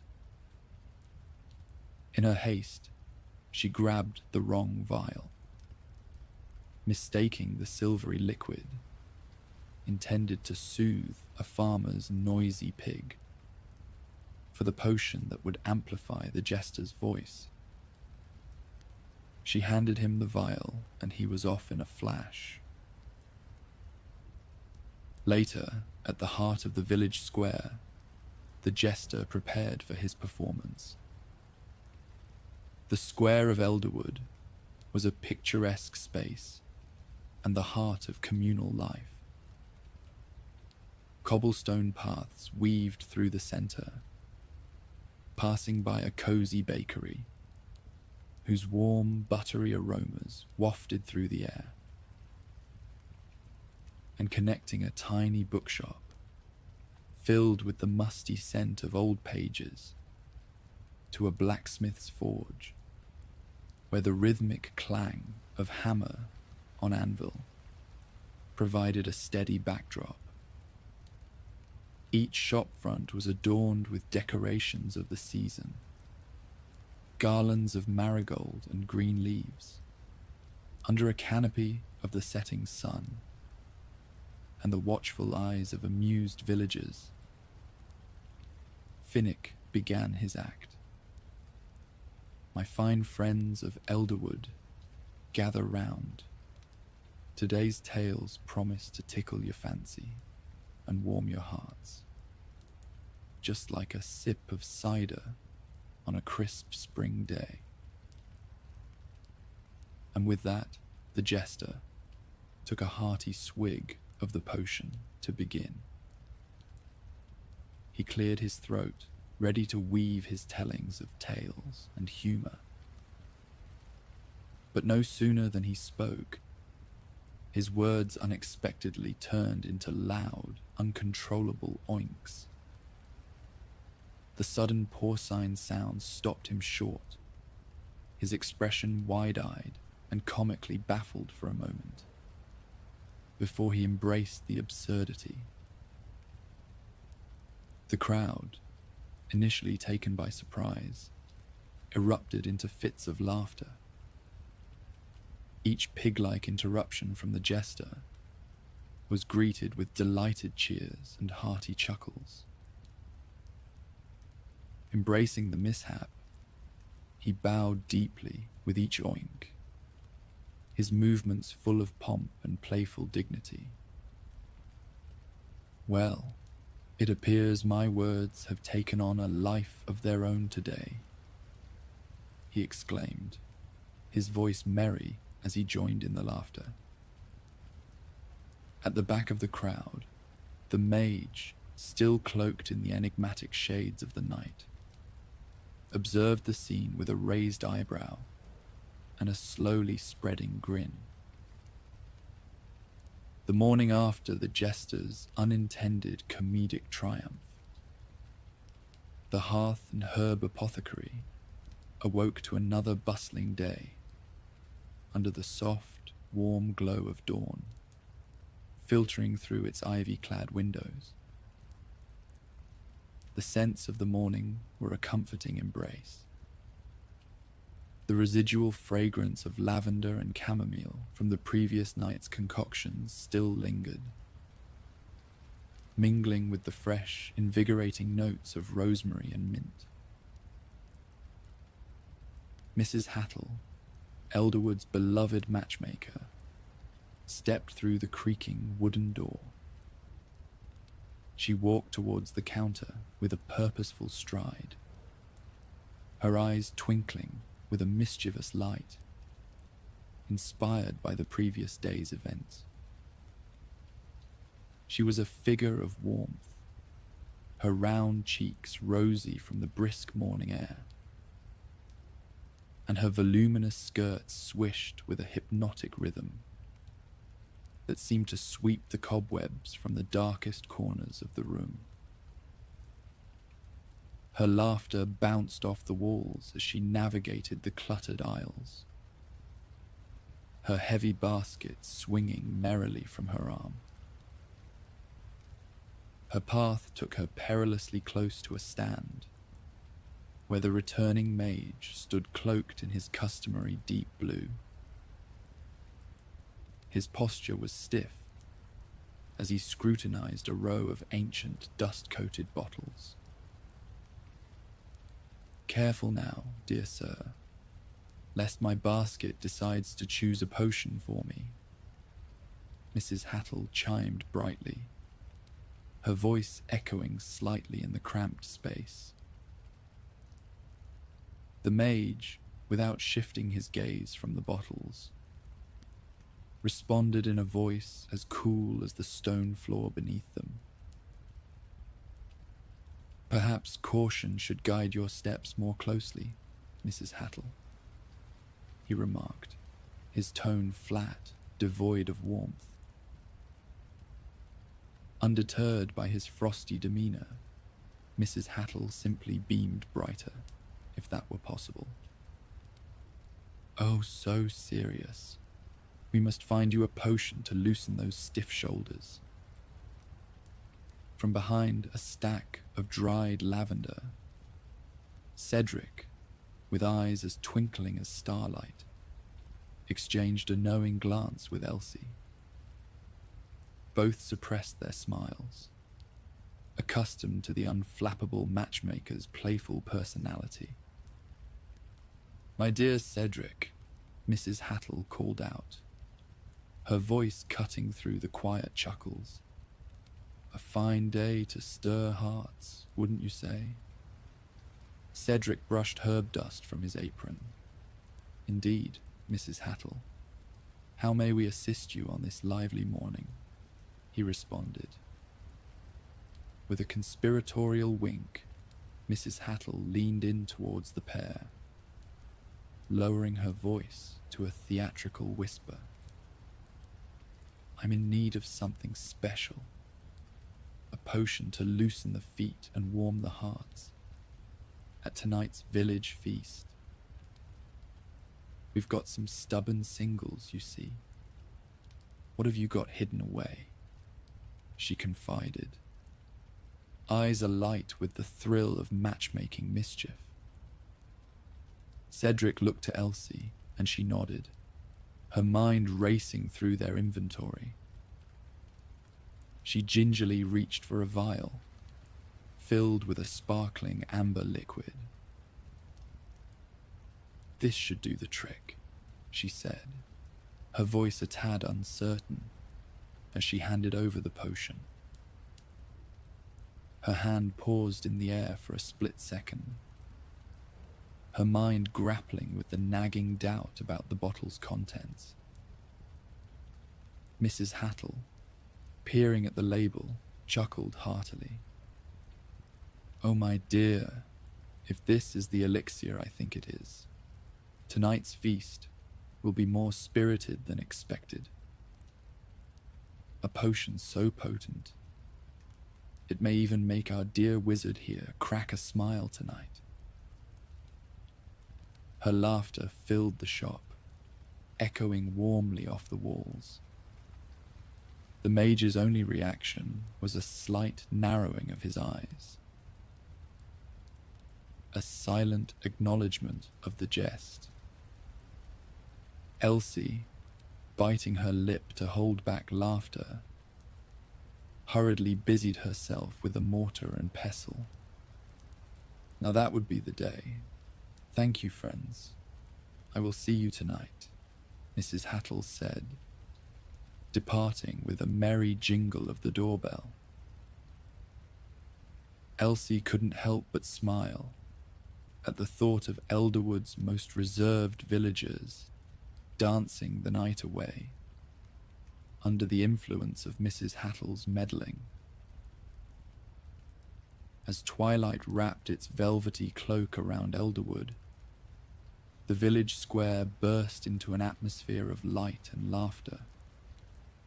Lanterns, hung from strings crisscrossing above the cobblestones, swayed gently in the evening breeze, their golden glow casting playful shadows and illuminating faces aglow with excitement. The air was warmed by the lively strains of music, a symphony of lutes, flutes, and the occasional deep thrum of a drum. Villagers, wrapped in colourful shawls and cloaks, gathered around. Tankards clinked in festive harmony, each toast a celebration of the winter's retreat and the promise of new beginnings.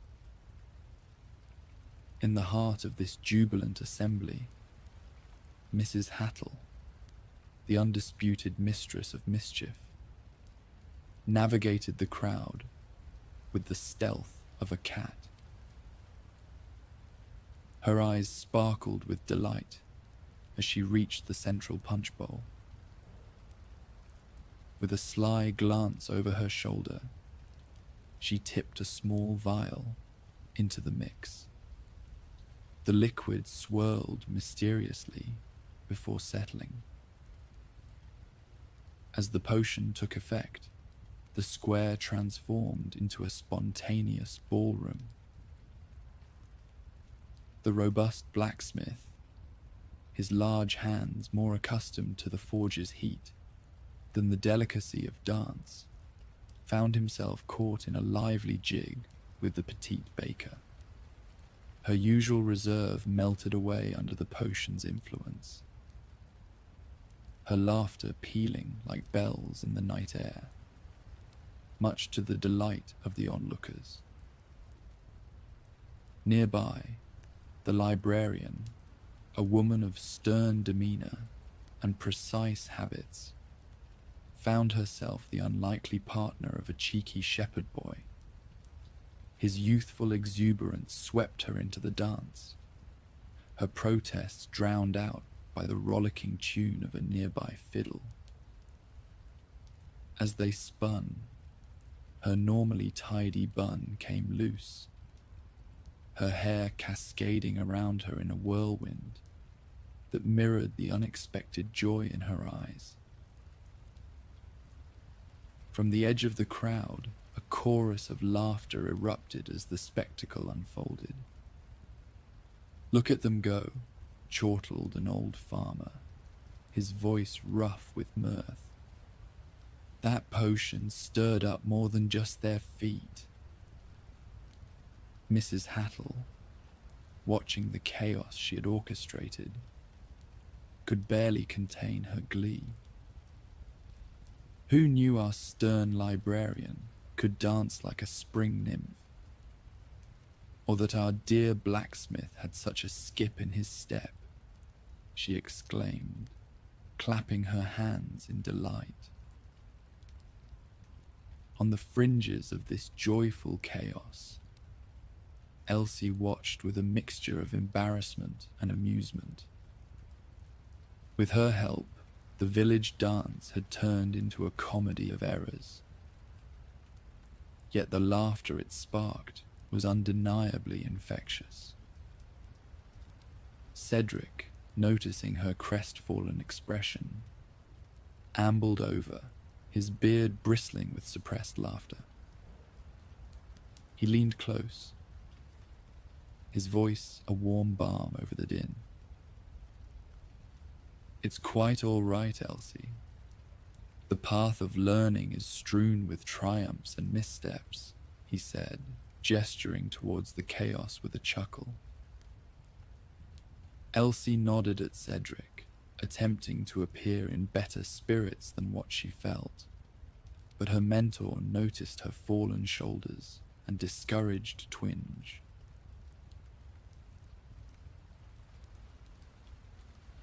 As the festival around them continued to swirl with vibrant life, Cedric led Elsie to a quieter corner of the square, under the gentle light of a lantern that bathed them in a soft golden glow. They found a rustic wooden bench, worn smooth by time, and settled into its familiar embrace. The noise of the celebration was a gentle murmur here, like the distant sound of a brook, allowing for a more intimate conversation. Cedric, ever the mentor, took a moment to collect his thoughts, his eyes reflecting the flickering light as he turned to his young apprentice. "You know, Elsie, the potion you crafted for Miss Gwendolen was truly something special," he began, his voice soft and encouraging. "It wasn't just a sleep aid. It was a vessel for her to sail back to cherished memories of her husband. Those dreams, they're a sanctuary for her." Elsie listened, her eyes wide in the dim light, absorbing every word. She remembered carefully selecting each herb, blending them with both precision and a hope that they would bring some comfort.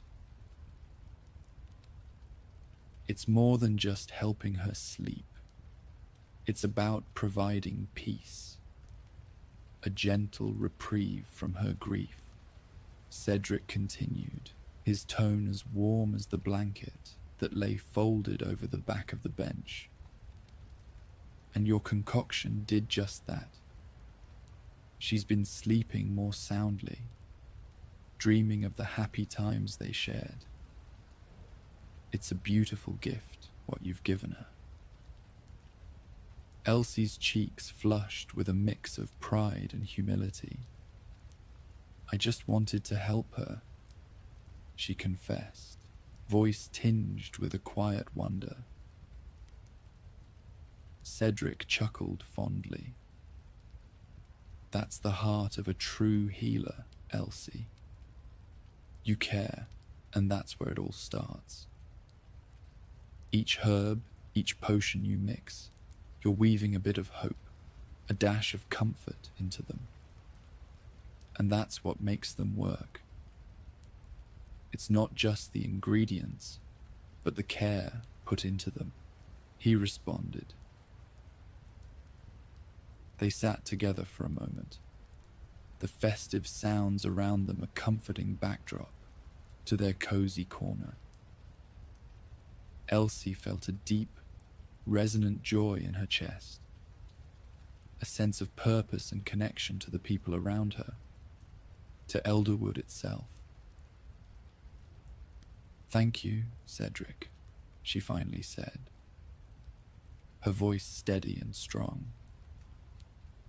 "I hope I can continue to make a difference, one potion at a time." "And so you shall," Cedric replied, nudging her playfully. "Every brew is a lesson, and tonight you've taught Elderwood the joy of imperfection." As the music crescendoed, the laughter of the villagers weaving a symphony of its own, Elsie felt a warmth spread through her. She realized that each potion she brewed, each herb she mixed, carried the potential not just for healing or hilarity, but for creating moments of pure, unscripted joy. Tonight, Elderwood pulsed with a life that was both wild and wonderfully unpredictable, and Elsie, now smiling freely, joined in the revelry.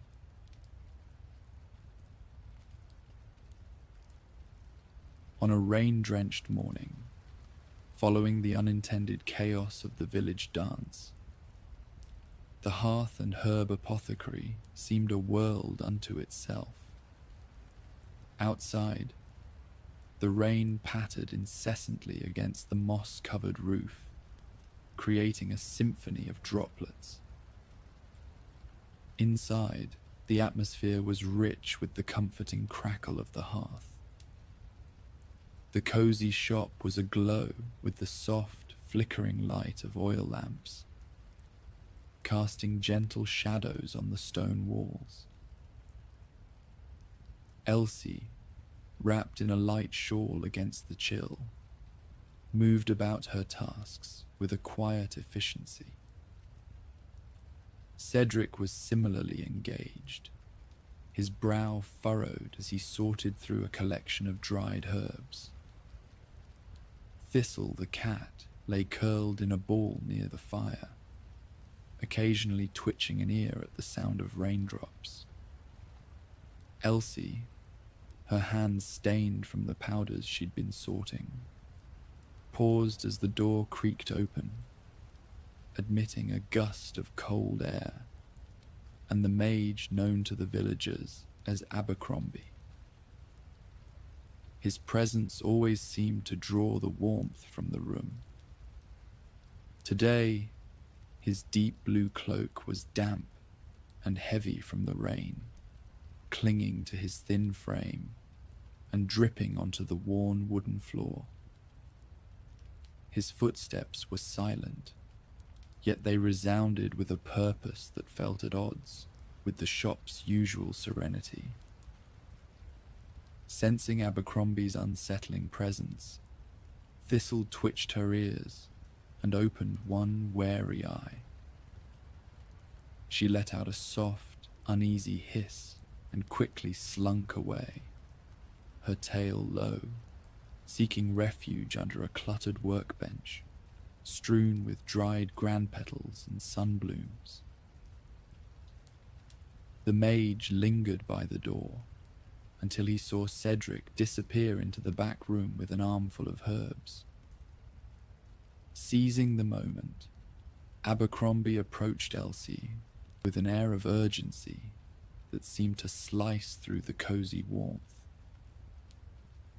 "I require Morbant's bane and spectral hair thread," he murmured in hushed tones, his eyes darting around the shop as if fearing unseen listeners. Elsie, puzzled by the names, hesitated. "Could you repeat that, please?" she asked, her voice nearly lost in the crackling of the fire. Abercrombie's expression tightened, his impatience palpable. "Morbant's bane, spectral hair thread. Quickly now," he restated, his voice a hiss that seemed to make the air around them thinner. Feeling a chill that had little to do with the rain, Elsie nodded and retreated to the storeroom. As she rummaged through the labeled jars and bundles, her unease grew. The names sounded more like curses than cures. Cedric, emerging from the back with a concerned look, found Elsie whispering the strange names. "What are you looking for, child?" he asked, his tone gentle. When she told him, his face darkened and he straightened up. The jovial, gentle mentor that Elsie knew was replaced by a figure of stern authority as he quickly moved to the front of the shop. "These are not for those with light hearts or intentions," he said firmly to the mage, the warmth in his voice replaced by an icy resolve. Abercrombie's response was as cold, his narrow eyes reflecting a flash of annoyance. Or was it desperation? "I insist upon them," he countered, his tone sharp as flint. "And I refuse," Cedric stated with finality, his voice echoing slightly in the high-ceilinged room. These herbs carry with them shadows and whispers of old magics not meant to be trifled with, he declared, his stance as unyielding as oak.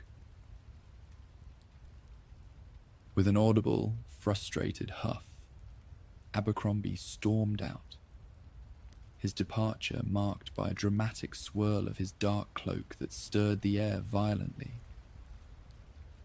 The room, momentarily disturbed by his exit, soon settled back into its previous calm, and Thistle the cat cautiously emerged from her hiding place under the workbench. She sniffed the air, reassured by the absence of Abercrombie's unsettling aura, and gracefully returned to her cozy spot by the fire.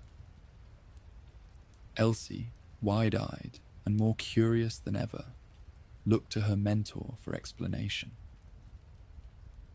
"What was that about?" she asked, her voice a mix of fear and fascination. Cedric's sigh was heavy, laden with the weight of unspoken stories. He looked down at his apprentice with a mixture of fondness and concern. "Some knowledge, my dear, carries a weight too heavy for simple curiosity," he replied, his eyes flickering back to the hearth, as if seeking comfort in its steady glow. "And some herbs are best left unharvested."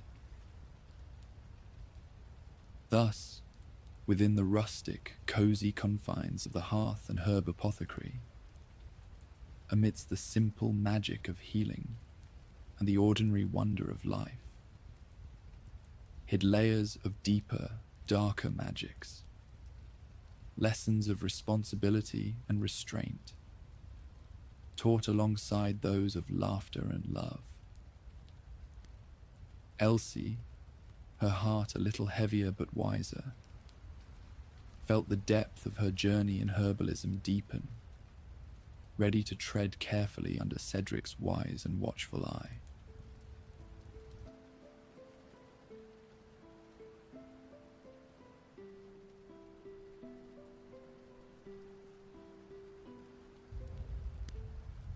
The village of Elderwood slept under a blanket of early morning mist, the first light of dawn just beginning to touch the rooftops with a golden hue. The hearth and herb apothecary stood quietly at the heart of the village, a cozy haven of warmth and wisdom. Inside, the air was rich with the scent of dried herbs, alchemical potions, and the faint, comforting aroma of wood smoke from the ever-present hearth. Elsie, the bright-eyed apprentice, stood before her mentor, Cedric, in the hearth and herb apothecary. The early morning light filtered through the mullioned windows, casting a warm glow over the shelves lined with jars and vials. Thistle, the plump orange cat, lounged lazily on the counter, her tail flicking occasionally. Cedric looked at Elsie with a mixture of pride and seriousness. "Are you ready for your first task? This will require precision and patience. These trials are part of your final series of tests to become a full-fledged apothecary." "I am, Master Cedric. I won't let you down," Elsie replied, her voice steady with determination, but her eyes sparkling with excitement.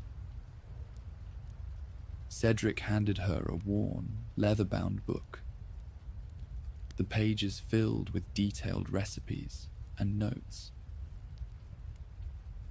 "Your first task is to brew a basic healing potion. Follow the instructions carefully."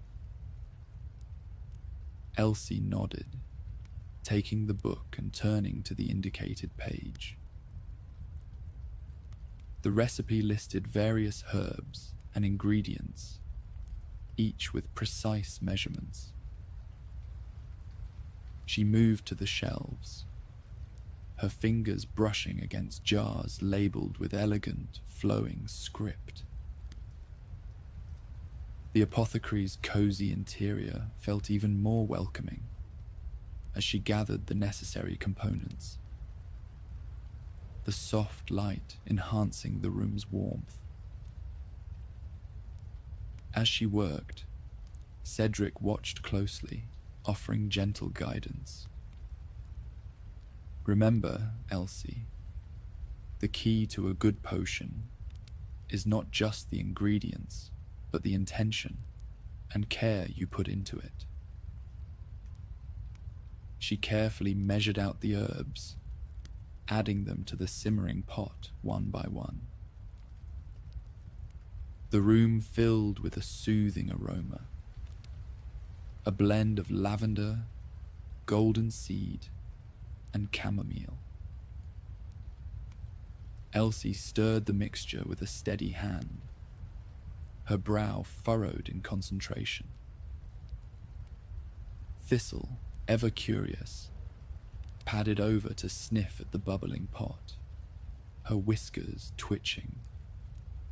"Shoo, Thistle, this is serious business," Elsie said with a giggle, gently nudging her away. Cedric chuckled. "She's merely ensuring your work is up to par. Perhaps she's our unofficial overseer." After a while, the potion began to take on a soft, golden glow.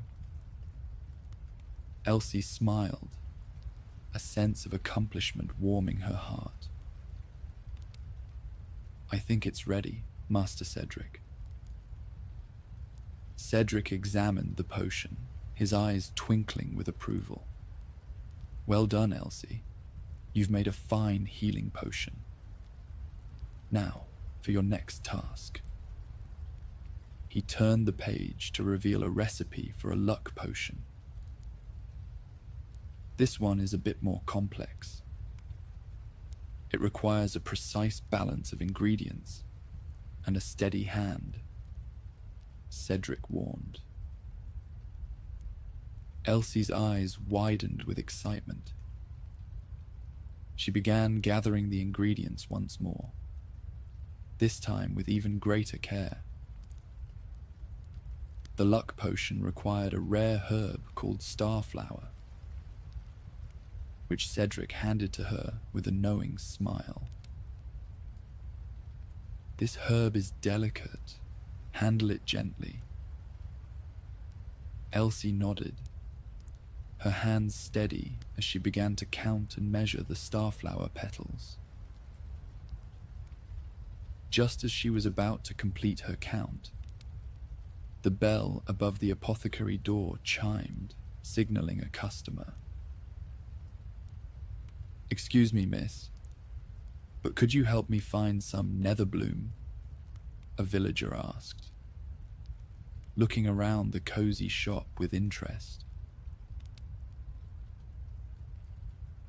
Elsie smiled politely and assisted the customer, then returned to her work. She began counting the petals again, but before she could finish, the bell chimed once more. "Sorry to bother you, but do you have any wild sage?" another customer inquired, glancing curiously at the bubbling pot. Elsie's smile wavered slightly as she helped the second customer. This pattern continued. Each time she tried to measure the petals, another interruption occurred. By the fifth time, Elsie's attempts to keep a straight face were becoming increasingly difficult. Thistle, sensing the commotion, sat perched on the counter. her head tilting from side to side, as if following a royal tennis event.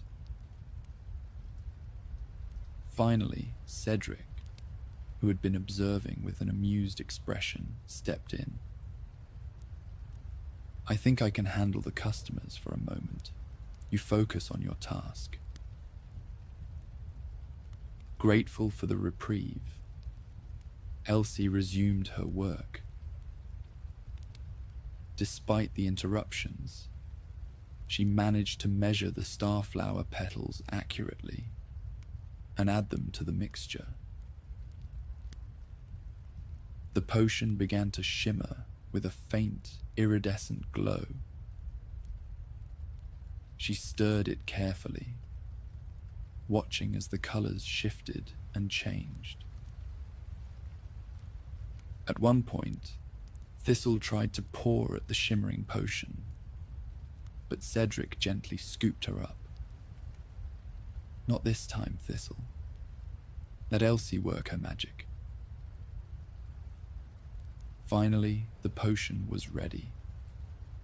Elsie poured it into a vial, the liquid sparkling in the morning light. "It's done," she said, her voice filled with pride. Cedric took the vial, examining it closely. "Excellent work, Elsie. You've shown great skill and patience. You're ready for a more complex challenge." The cozy atmosphere of the apothecary enveloped them. The warmth of the hearth and the scent of herbs creating a sense of accomplishment and camaraderie. Elsie felt a deep sense of belonging, knowing she was one step closer to becoming a full-fledged apothecary.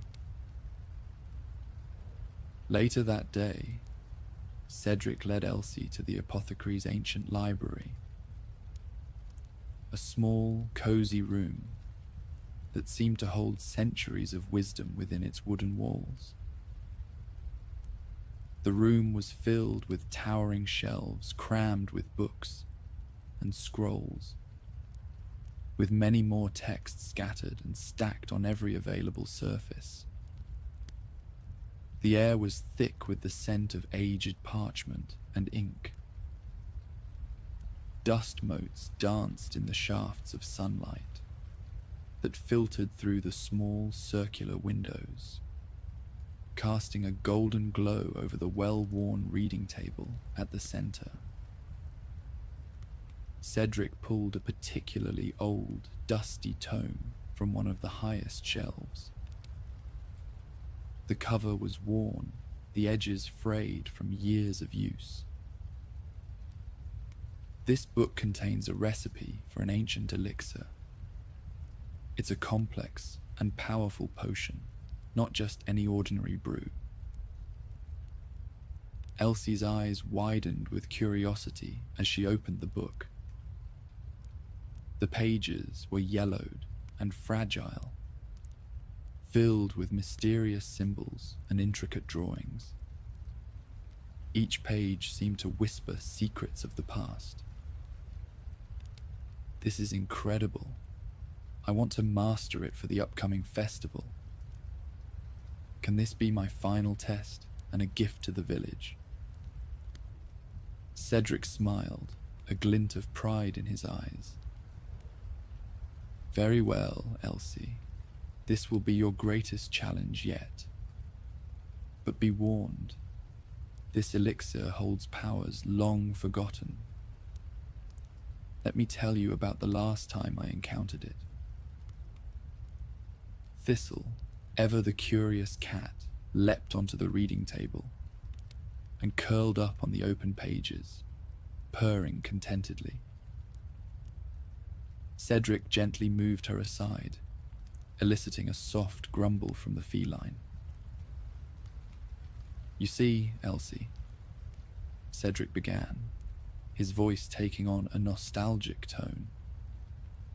"When I was a young apothecary, much like you, I traveled far and wide, seeking knowledge and adventure. One day, I stumbled upon this very recipe in a forgotten library, hidden deep within an ancient forest.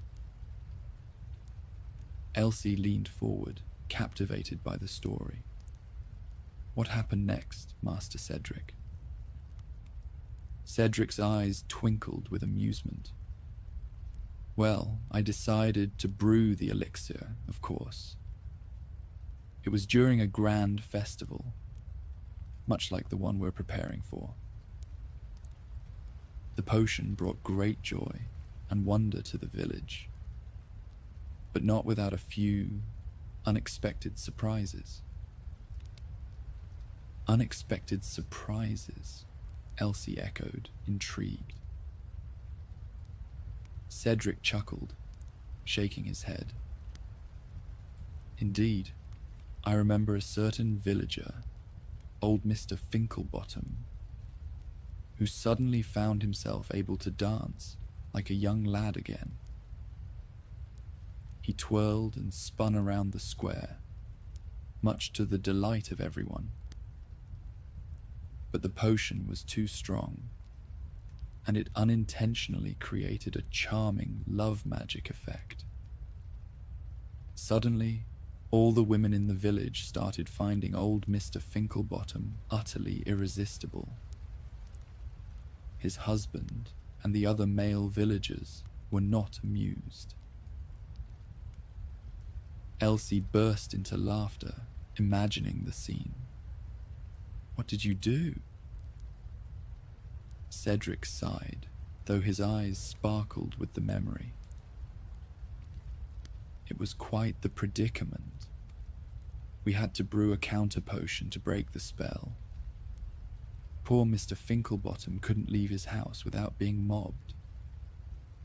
His husband was ready to throttle me. Eventually, we restored order, but it was a festival no one ever forgot. Elsie giggled.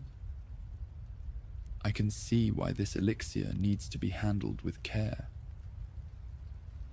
Cedric nodded, his expression growing serious. Yes, the key to mastering this brew is understanding its balance. Too much of one ingredient, and it can become volatile. Too little, and its effects will be diminished. Are you up for the challenge? Elsie straightened, determination shining in her eyes. I am, Master Cedric. I'll make sure to get it right. With Cedric's guidance, Elsie began gathering the ingredients for the elixir.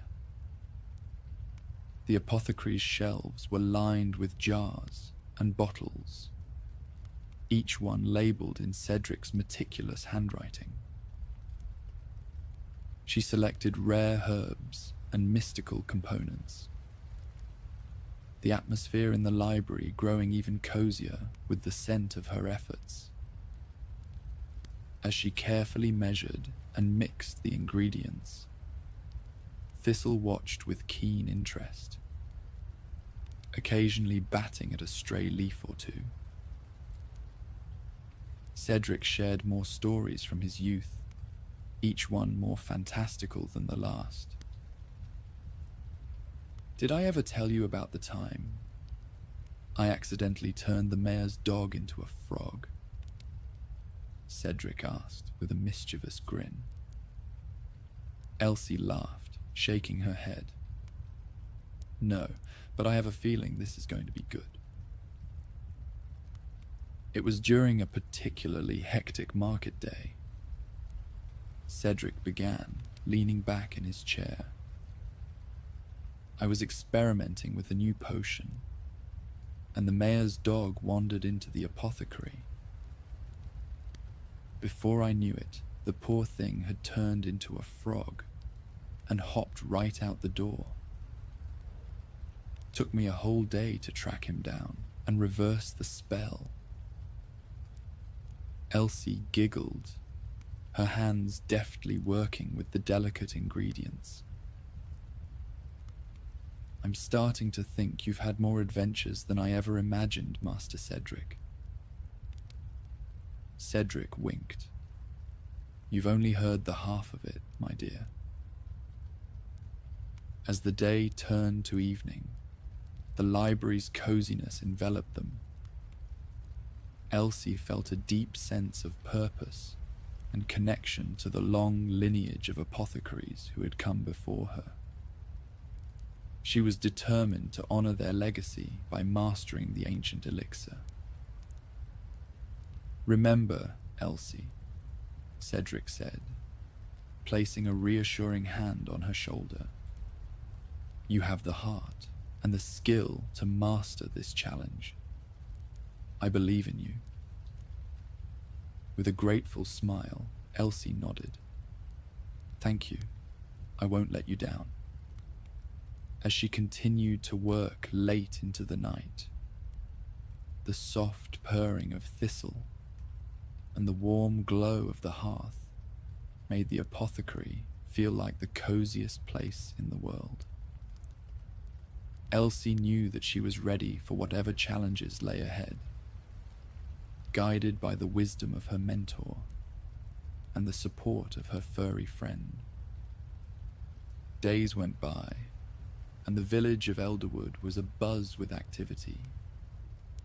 As preparations for the upcoming festival began in earnest, colourful banners were being hung along the streets, and the aroma of freshly baked goods wafted through the air. Children ran about, their laughter filling the village square. Elsie walked through the bustling streets, her mind focused on the elixir. She visited various stalls, gathering rare ingredients and discussing the festival with the villagers.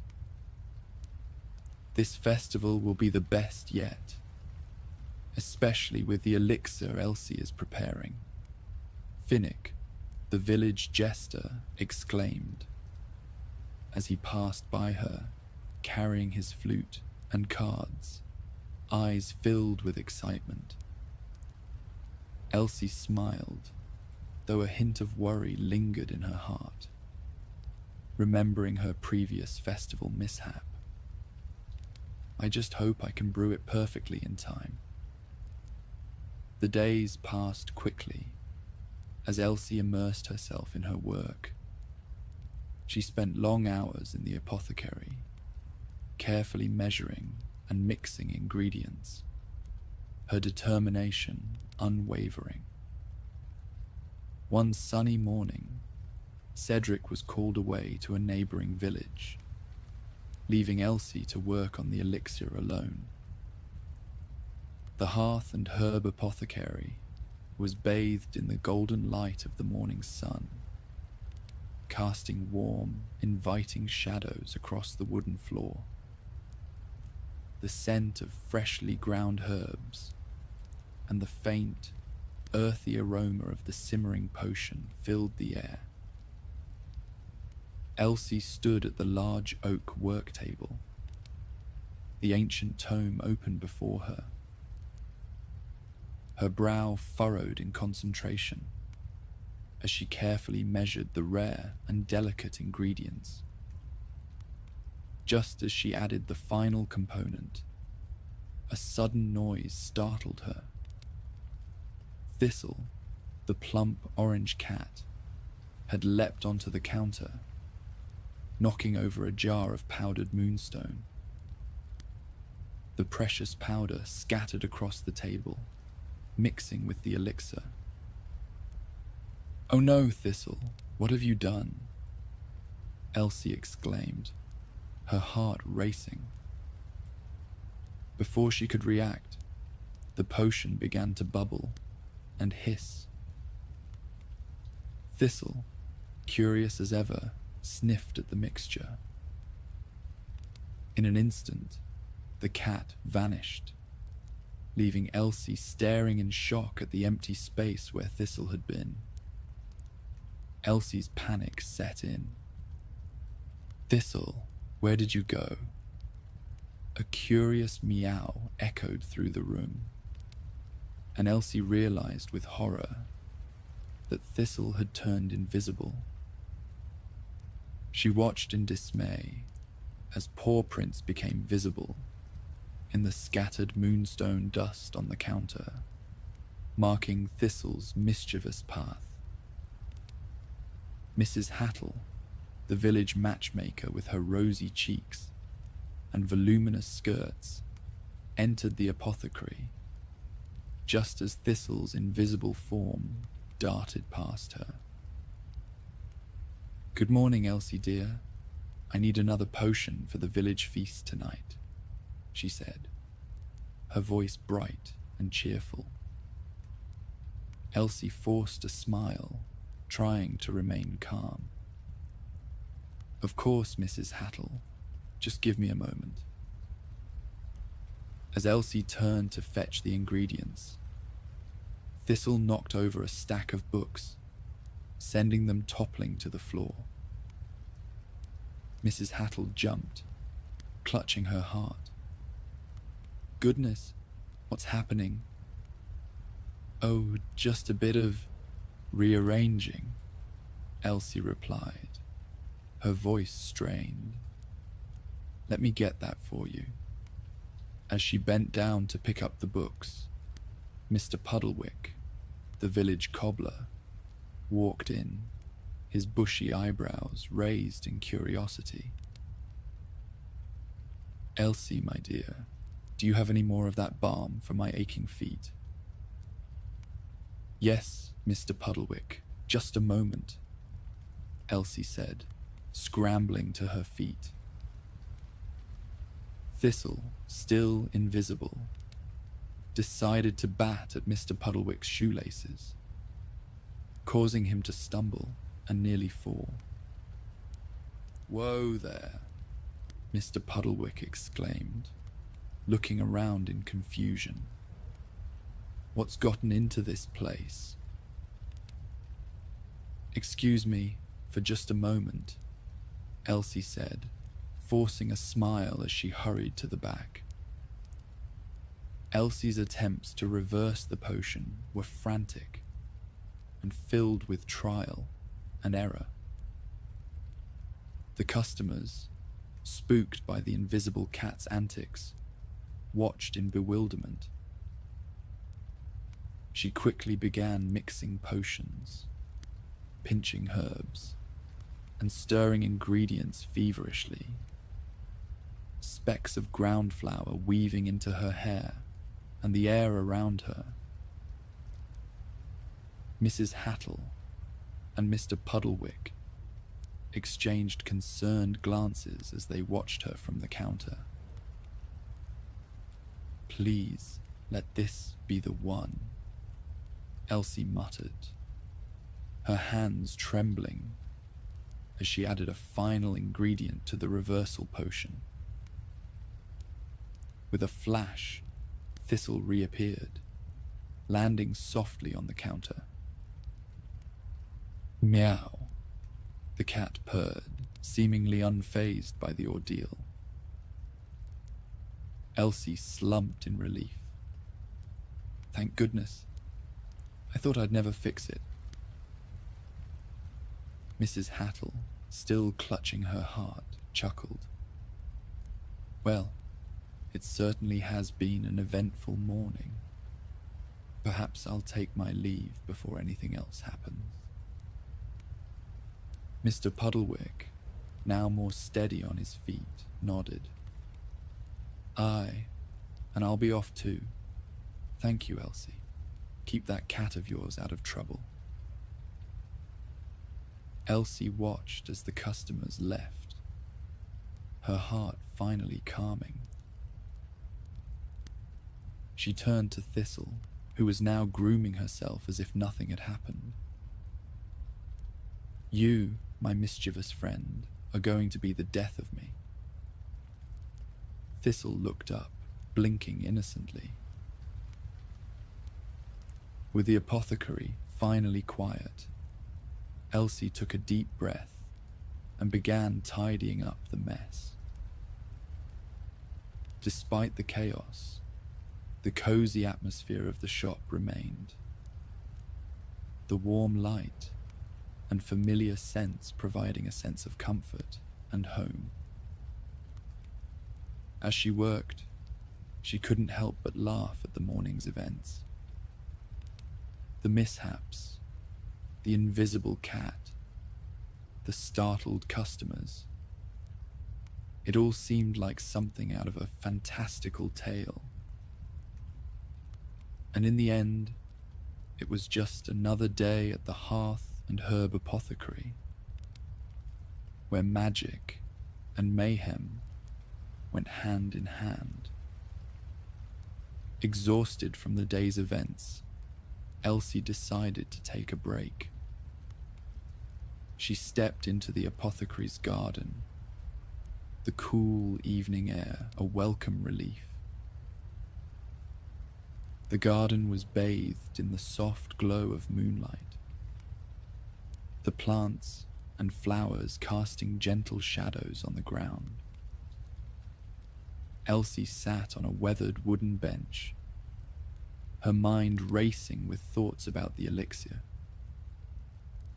The garden's beauty began to calm her nerves. The rustling of the leaves and the distant hoot of an owl creating a soothing melody. She looked up at the twinkling stars, wishing for some guidance. As if in answer to her silent plea, a soft, melodic voice broke the silence. Not all answers lie in books, young one. Sometimes the earth itself whispers secrets. Startled, Elsie looked around and saw a garden spirit emerging from the shadows. The spirit was ethereal, with delicate wings that shimmered in the moonlight, and a dress made of woven flowers and leaves. Her eyes sparkled with ancient wisdom and kindness. "What do you mean?" Elsie asked, her voice filled with wonder. "Can you help me?" The garden spirit smiled, her presence radiating warmth and comfort. "You seek to perfect the elixir. Listen to the whispers of the earth, and you will find what you need." Elsie watched in awe as the spirit glided gracefully through the garden, touching various plants. Every leaf, every petal, every root has a story, a purpose. Sometimes, the smallest detail makes the biggest difference. Feeling inspired, Elsie began to explore the garden more attentively. She noticed how the moonlight reflected off the dew-covered petals, and how the night breeze carried the scent of blooming jasmine. She gently touched the plants, feeling a connection she hadn't noticed before. The fire-bloom petals leaned more towards the moonlight, drawing in its silvery glow. The golden erd leaf shimmered with a faint light, its leaves swaying gently, as if communicating with the night air. The garden spirit continued. Fire-bloom petals are at their most potent when they have absorbed the moonlight. Golden erd leaf, on the other hand, works best when combined with shadow moss first, as the moss draws out its hidden essence. Mugwort root should be steeped slowly, allowing its properties to meld seamlessly with asteria buds, which bloom with the morning dew. Elsie observed the shadow moss. noticing how it thrived in the cool, dark corners of the garden, its tendrils reaching out to embrace the earth. She realized that the mugwort root, with its earthy aroma, needed to be steeped and softened to release its full potential. The asteria buds, delicate and star-shaped, seemed to glow faintly, hinting at their magical properties. "Thank you," Elsie said softly, her heart full of gratitude. The garden spirit nodded. "Remember, young one, the magic you seek is all around you. Trust in yourself and in the earth's wisdom." With renewed determination, Elsie returned to the apothecary. She carefully measured each ingredient, not by number, but by paying close attention to the subtle nuances of their interactions. She combined the cave moss and golden erd leaf first, watching as the mixture began to glow faintly. The moss, enriched by the soil's deep nutrients, seemed to activate the erd leaf's golden hue, making it shimmer more brightly. Next, she steeped the mugwort root, allowing its grounding essence to meld with the asteria buds. The buds, having absorbed the gentle light of dawn, slowly released their stored energy into the mixture. Finally, she added the fire bloom petals, now radiant with moonlight, to the elixir. The potion began to take shape, its color shifting and shimmering with a magical light. Elsie felt a sense of peace and confidence as she completed the final steps, knowing that she had tapped into the ancient wisdom of the earth. As she worked, Thistle padded over and curled up on the counter, watching her with curious eyes.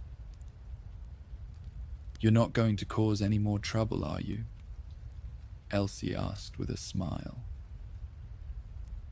Thistle blinked lazily, her purrs vibrating through the wooden surface. The door creaked open, and Cedric entered, his eyes twinkling with curiosity. "How's it going, Elsie? Any more invisible cats today?" Elsie laughed, shaking her head. "Ah, so you heard about that?" "No, Thistle's behaving herself. I've made good progress on the elixir, thanks to a little help from the garden spirit." Cedric raised an eyebrow. "The garden spirit, you say? Well, it seems you're not only learning from books and me, but from the earth itself. That's a sign of a true apothecary." Elsie's cheeks flushed with pride as she carefully added the final ingredient. The potion began to glow softly, a testament to her hard work and dedication. She poured it into a crystal vial, the liquid shimmering in the warm light of the apothecary. "I've done it. It's ready," she said, her voice filled with quiet triumph. Cedric took the vial, examining it closely. "Well done, Elsie. You've surpassed my expectations. This will make the festival truly special." The next evening, Elsie carried the elixir to the village square. her heart swelling with pride and anticipation. The square was transformed into a place of wonder and joy. Lanterns hung from strings crisscrossing above the cobblestones, casting a warm, golden glow. Music filled the air, and villagers danced and laughed, their spirits high. Elsie stood at the center of the square, the elixir in hand. She poured it into a large, ornate bowl, its magical effects immediately apparent. The air seemed to shimmer with enchantment, and the villagers gasped in awe. "This is incredible, truly a night to remember," one villager exclaimed, his eyes wide with wonder. Finnick the jester, ever the entertainer, leaped onto a nearby barrel and began to sing a comical song about the elixir's wonders, making the children giggle and the adults smile. Who knew our dear Elsie could brew such magic? If only she could fix my singing voice, he quipped, winking at the crowd. Mrs. Hattle, with a mischievous twinkle in her eye, chimed in. "Finnick, she's tasked with procuring these wondrous potions, not fixing the impossible like your singing voice." Elsie laughed, and her heart swelled with pride as she watched the villagers enjoy the magical night. "I'm so glad it brought joy to everyone," she said, her voice filled with happiness. Cedric approached her, his eyes shining with pride. "You've done something truly remarkable, Elsie. The village will be grateful for your gift." Elsie smiled, her eyes misting with emotion. "Thank you, Master Cedric. I couldn't have done it without your guidance." As the night continued, the village square was filled with laughter and celebration. The elixir's magical effects created an atmosphere of wonder and joy, making the festival an unforgettable event. The morning after the festival, the village of Elderwood was bathed in the soft, golden light of dawn. The cobblestone streets were quiet, with only the faint sound of birds chirping in the trees. The festival had been a grand success, and the villagers were still basking in the afterglow of the magical night. In the village square, a gathering was taking place. The villagers had come together to recognize Elsie's remarkable achievement. The air was filled with a sense of anticipation and joy as Cedric stepped forward to address the crowd. "Today, we celebrate the rise of a new apothecary," Cedric began, his voice strong and clear. "Elsie, you've earned your place among us." Elsie, standing beside him, felt a rush of emotions. Her heart pounded with pride and gratitude as she looked out at the smiling faces of the villagers. "Thank you, everyone. I couldn't have done it without your support and Master Cedric's guidance." The crowd erupted into cheers and applause. Mrs. Hattle, with her rosy cheeks and twinkling eyes, clapped enthusiastically. "3 cheers for Elsie.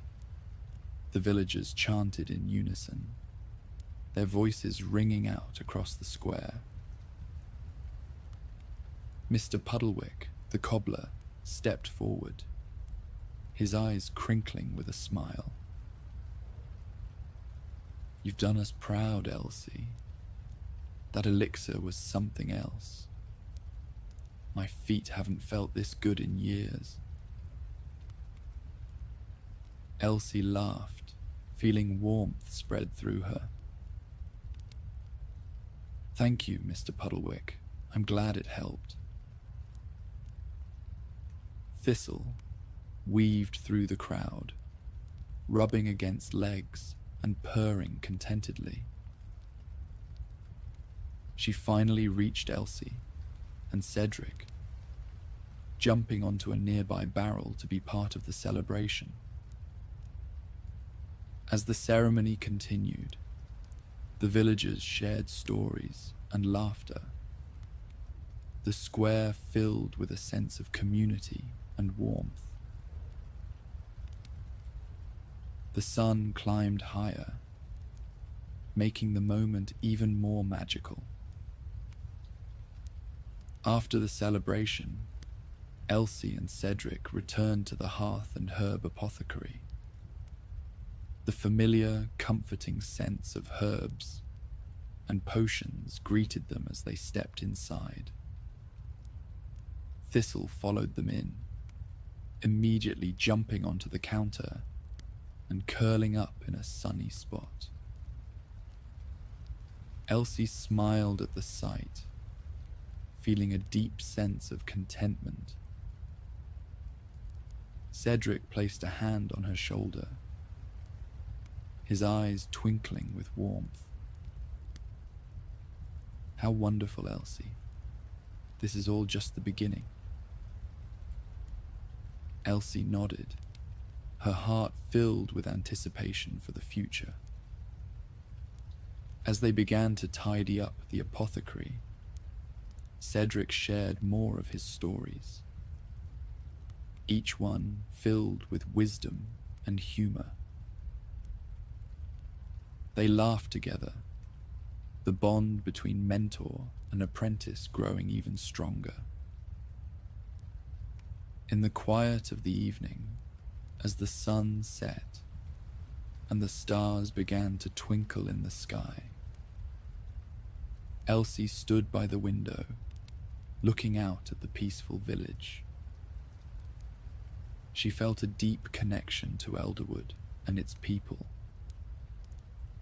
knowing that she was part of something magical and enduring. "Good night, Hearth and Herb," she whispered, a smile on her lips. "May our magic continue to bring joy and wonder." Cedric joined her by the window, his presence a comforting reassurance. "And may our stories continue to unfold, one potion at a time." Thistle padded over and rubbed against Elsie's leg, purring contentedly. She scooped her up, cradling her softly as the cat blinked up sleepily at her. The Hearth and Herb Apothecary settled into a peaceful slumber. Elsie knew that this was just the beginning of her journey, and she was ready for the adventures that awaited her. The future was bright, and she was eager to embrace it with open arms. As the stars twinkled above, and the village of Elderwood slept peacefully, the Hearth and Herb Apothecary stood as a quaint, cozy haven of magic, wonder, and endless possibilities.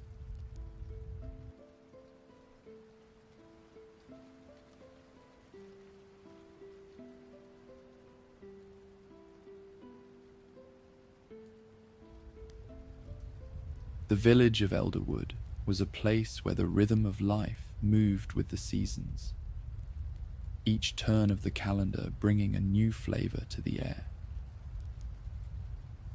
As the days grew shorter and the leaves turned to shades of copper and gold, the village buzzed with the preparations for autumn. It was a time of harvest festivals, hearty stews, and the warm glow of fires in every hearth. At the heart of Elderwood stood the Hearth and Herb, an apothecary shop that had become the soul of the village. It was a quaint little place, with a weathered wooden sign hanging above the door, etched with an image of a cauldron surrounded by herbs. The windows were fogged with the steam from simmering concoctions inside, and an intoxicating melting pot of scents greeted any who crossed its threshold. Elsie, one of the apothecaries, was perched on a sturdy oak stool, carefully hanging a garland of dried Elwyn oranges and tiny enchanted pine cones above the shop's entrance. The decorations swayed gently as she worked, adding to the cozy ambience that the villagers had come to expect. Cedric, her former mentor and new partner in all things apothecary, was busy at the counter, arranging bundles of autumn herbs, violet mugwort, elderberry, and sage, into neat bouquets tied with rustic twine. The shop was a riot of colours and textures, shelves crammed with jars of dried roots, vials of vibrant potions, and baskets overflowing with seasonal ingredients. A warm, inviting light snuck through the windows, bathing everyone and everything in a soft, golden cloak. On the floor was Thistle, the plump orange cat who had claimed the apothecary as her kingdom. She was busily engaged in her own version of decorating. She batted at a strand of dried pixie rope hanging low from a shelf, her round body wobbling comically as she pounced, only to land with a soft thud on the wooden floor. Elsie paused to chuckle, her voice filled with affection. "Thistle, if you knock that over, you'll be the one cleaning it up," Elsie teased, though the warmth in her tone suggested she'd do it herself, as always. Thistle purred in response, clearly undeterred by the mock scolding, and returned to her play, her clever eyes gleaming with mischief. The morning breeze passed by lazily, bringing with it the first customer of the day. The familiar sound of the bell above the door announced the arrival of Mr. Puddlewick, the village cobbler. Wrapped snugly in a thick scarf, he shuffled in with a slight cough, his weathered face crinkling into a smile as he spotted Elsie and Cedric. "Good morning," he greeted, his voice tinged with a nasally rasp. He pulled a handkerchief from his coat pocket and dabbed at his nose. "It's that time of year again. I think this change in the weather's got me coming down with something. How's about a little remedy for a cold?" Elsie nodded with a smile, climbing down from the stool. "Of course, Mr. Puddlewick. You've come to the right place. Let's get you something to ward off that chill before it gets any worse." She reached for a jar of dried elderflowers, their pale yellow petals still fragrant from the summer sun. As she measured out the correct amount into a mortar, Mr. Puddlewick perused the shelves, his eyes landing on a basket of throat lozenges wrapped in wax paper. "These will do nicely," he said, taking a few and tucking them into his coat pocket. can't have a scratchy throat when there's so much work to be done. Cedric joined them at the counter, expertly grinding the elderflowers with a few other herbs before adding them to a small glass vial filled with honey and warm water. He sealed it with a cork and handed it to Mr. Puddlewick. "This tonic should help ease your symptoms," Cedric said reassuringly. "Take it in the evening, and you'll be back on your feet in no time." Mr. Puddlewick took the package gratefully, a hint of relief already in his eyes. "Thank you, both of you. Stay warm yourselves. I'll see you at the Harvest Festival, I'm sure." As he left, the bell tinkled again, signaling the arrival of the next customer.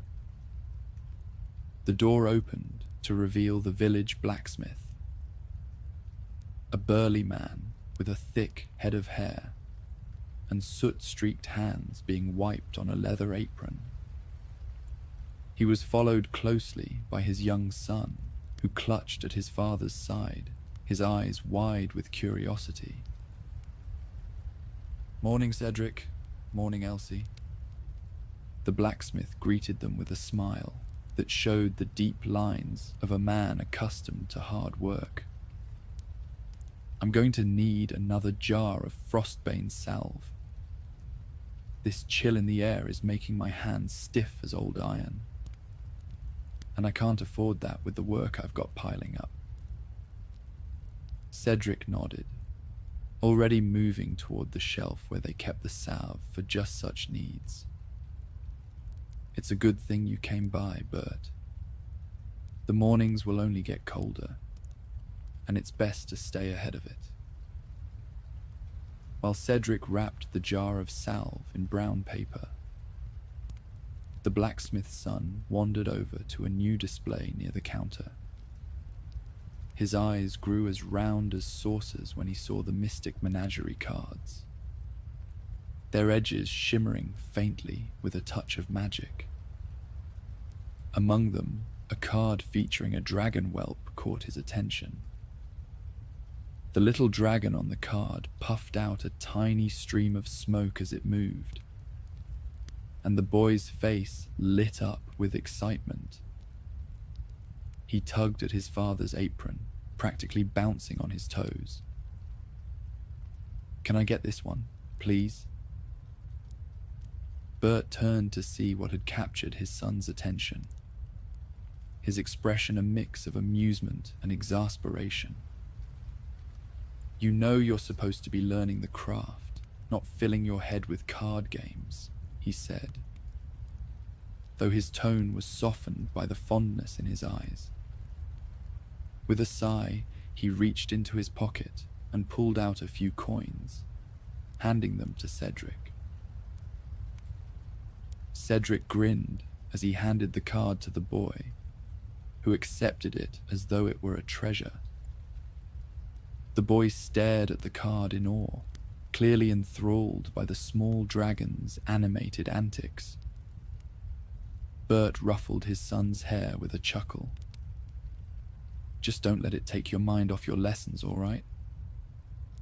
The boy nodded eagerly, already lost in the world of his new card. As they left, the blacksmith cast a grateful glance back at Elsie and Cedric. "Thanks for the salve. I'll see you at the festival." The door had barely closed behind them when it opened again, this time to reveal Clara, the village baker. She walked in with an air of purpose, her eyes sparkling with the excitement of the season.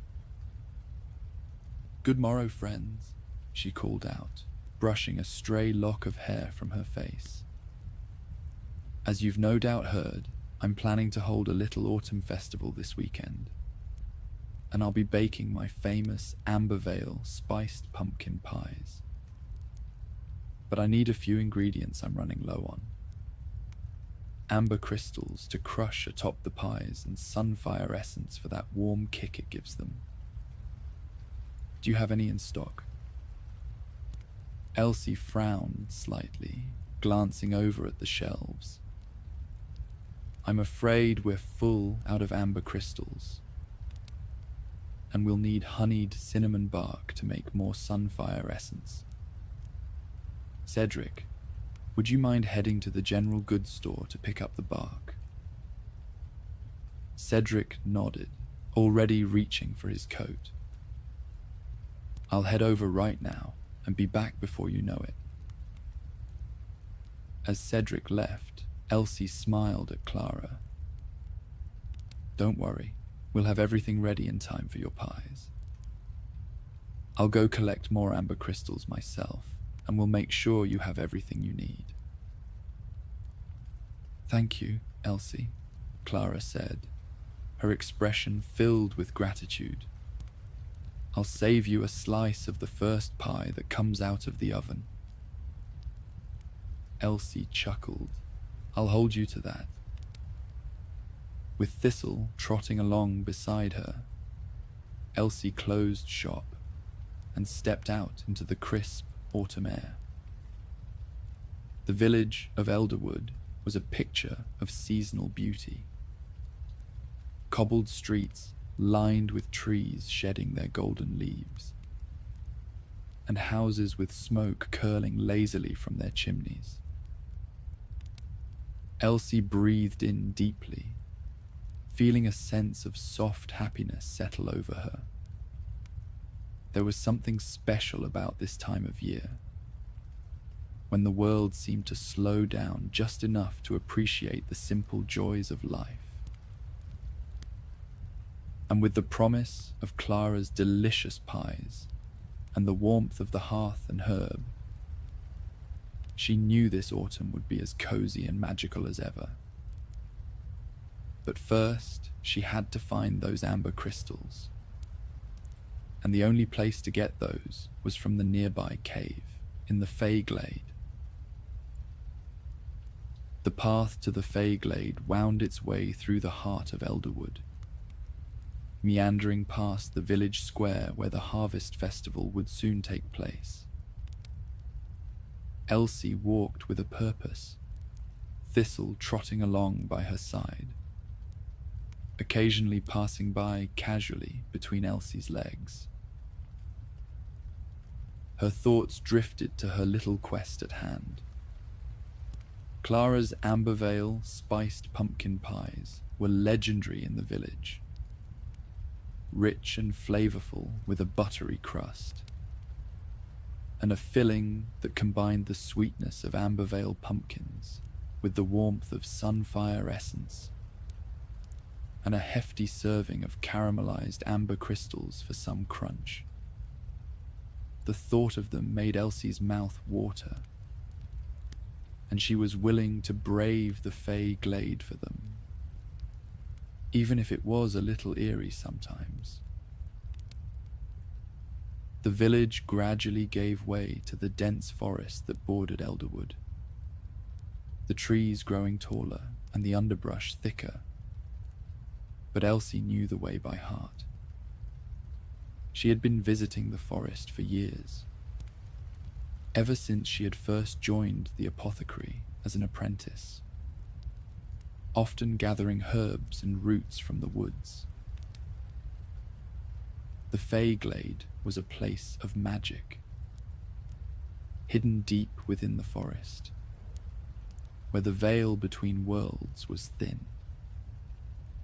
Long ago, there'd been a hermit living here, in a small, now abandoned shack. He'd disappeared one day, nobody knew where, though the talk of the taverns for many nights after the event had been of how he must have found his way to the other world. Elsie shook the thoughts out of her head, laughing nervously at herself. As she and Thistle entered the glade, the atmosphere shifted. The light filtering through the trees took on a soft, ethereal quality, and a faint, arcane energy buzzed in the air around them. The trees here were older, their trunks thicker and more twisted, almost comically so. Thistle's ears perked up as they entered the glade, and she began to trot ahead, her movements more intentional now. Elsie watched her with a smile, knowing that Thistle always seemed to sense the presence of the Fae before she did. The amber crystals Elsie sought could only be found in a small cave nestled at the far end of the glade. The crystals formed naturally over time, the result of sap from ancient trees that had hardened and become infused with the magic of the glade. The entrance to the cave was just as she remembered, hidden behind a thick curtain of ivy that clung stubbornly to the rocky outcrop. Elsie pushed the ivy aside and ducked into the cave, the temperature dropping slightly as the daylight dimmed. From her satchel, she pulled out and lit a small lantern, its muted glow illuminating the rough stone walls and the damp earth beneath her boots. The cave was a tad narrow at first, forcing her to move carefully as she toed the uneven ground. But soon it opened up into a larger chamber, where the amber crystals shimmered faintly, protruding delicately from the cavern wall. Their surfaces were smooth and warm to the touch. Elsie set the lantern down and gently began to break off some crystals, tucking them securely into her satchel. She hummed an old folk tune as she worked, and Thistle explored gracefully, stopping periodically to sniff at a patch of earth. But she soon grew bored, and something deeper within caught her attention. Without a sound, she darted off into the shadows, her orange fur disappearing behind a corner, into the darkness before Elsie could react. "Thistle?" Elsie's voice echoed off the stone walls, the sound unnervingly loud in the stillness of the cave. There was no response, just the distant drip of water and the faint rustle of something moving further inside. A chill crept up her spine, and she hesitated, the light from her lantern flickering as if in response to her unease. She called again, her voice softer this time. The only answer was a faint tinkling sound, like the chime of tiny bells. Elsie's heart skipped a beat. She knew that sound. It was the fairies. "Gods, please, I don't want to disappear like the hermit," she said, to herself mostly, before picking up the lantern and following the direction she'd seen Thistle run in. The passage narrowed again, forcing her to squeeze through a gap in the rock, and she had to duck to avoid hitting her head on a low-hanging stalactite. The path widened into a small space, clearly not made for a human, as she still had to bend slightly to avoid the ceiling. Soft blue cap mushrooms illuminated the area, and sparkling mana motes danced in the air, carrying the light to and fro. And there, in the center of the chamber, was Thistle, curled up on a bed of moss, purring contentedly as a group of tiny fairies tended to her. One fairy was scratching her behind the ear, while another offered her a treat, a tiny berry that pulsed with flavor. Elsie stood hunched in the doorway, relief and some exasperation washing over her. Thistle, of course, had managed to find the fairies and was now being pampered like a queen. The cat opened one eye and blinked lazily at Elsie, as if to say, "What took you so long?" "You little troublemaker," Elsie muttered, though she couldn't help the fond smile that tugged at her lips. The fairies looked up as she approached, their bright eyes curious and watchful. They were no larger than a thumb, with delicate wings that shimmered like stained glass. They didn't seem alarmed by the human's presence, continuing to pet Thistle and offer her treats. Elsie knelt down, gently scooping the cat into her arms. "You can't just run off like that," she chided softly, though there was no real anger in her voice. Thistle purred, clearly unbothered by the scolding, and nuzzled into Elsie's chest. The fairies watched with interest, and Elsie knew better than to leave without offering something in return for their kindness. Reaching into her pouch, she pulled out a small piece of honeycomb she had brought with her, a favorite treat of the Fae. She placed it on the bed of moss where Thistle had been lying, and the fairies immediately fluttered down to inspect it, their tiny hands reaching out to touch the golden honey. "Thank you for taking care of Thistle," Elsie said quietly, giving the fairies a small nod of respect. They chirped in response, their laughter filling the chamber as they enjoyed their treat. With her cat cradled in her arms and the amber crystals in her pack, Elsie made her way to the cave entrance and began her trek back to the apothecary. Meanwhile, Cedric was making his way through the busy streets of Elderwood, heading toward the general goods store to pick up the honeyed cinnamon bark he'd need to make the sunfire essence for Clara's pies. The village was buzzing with the usual midday activities.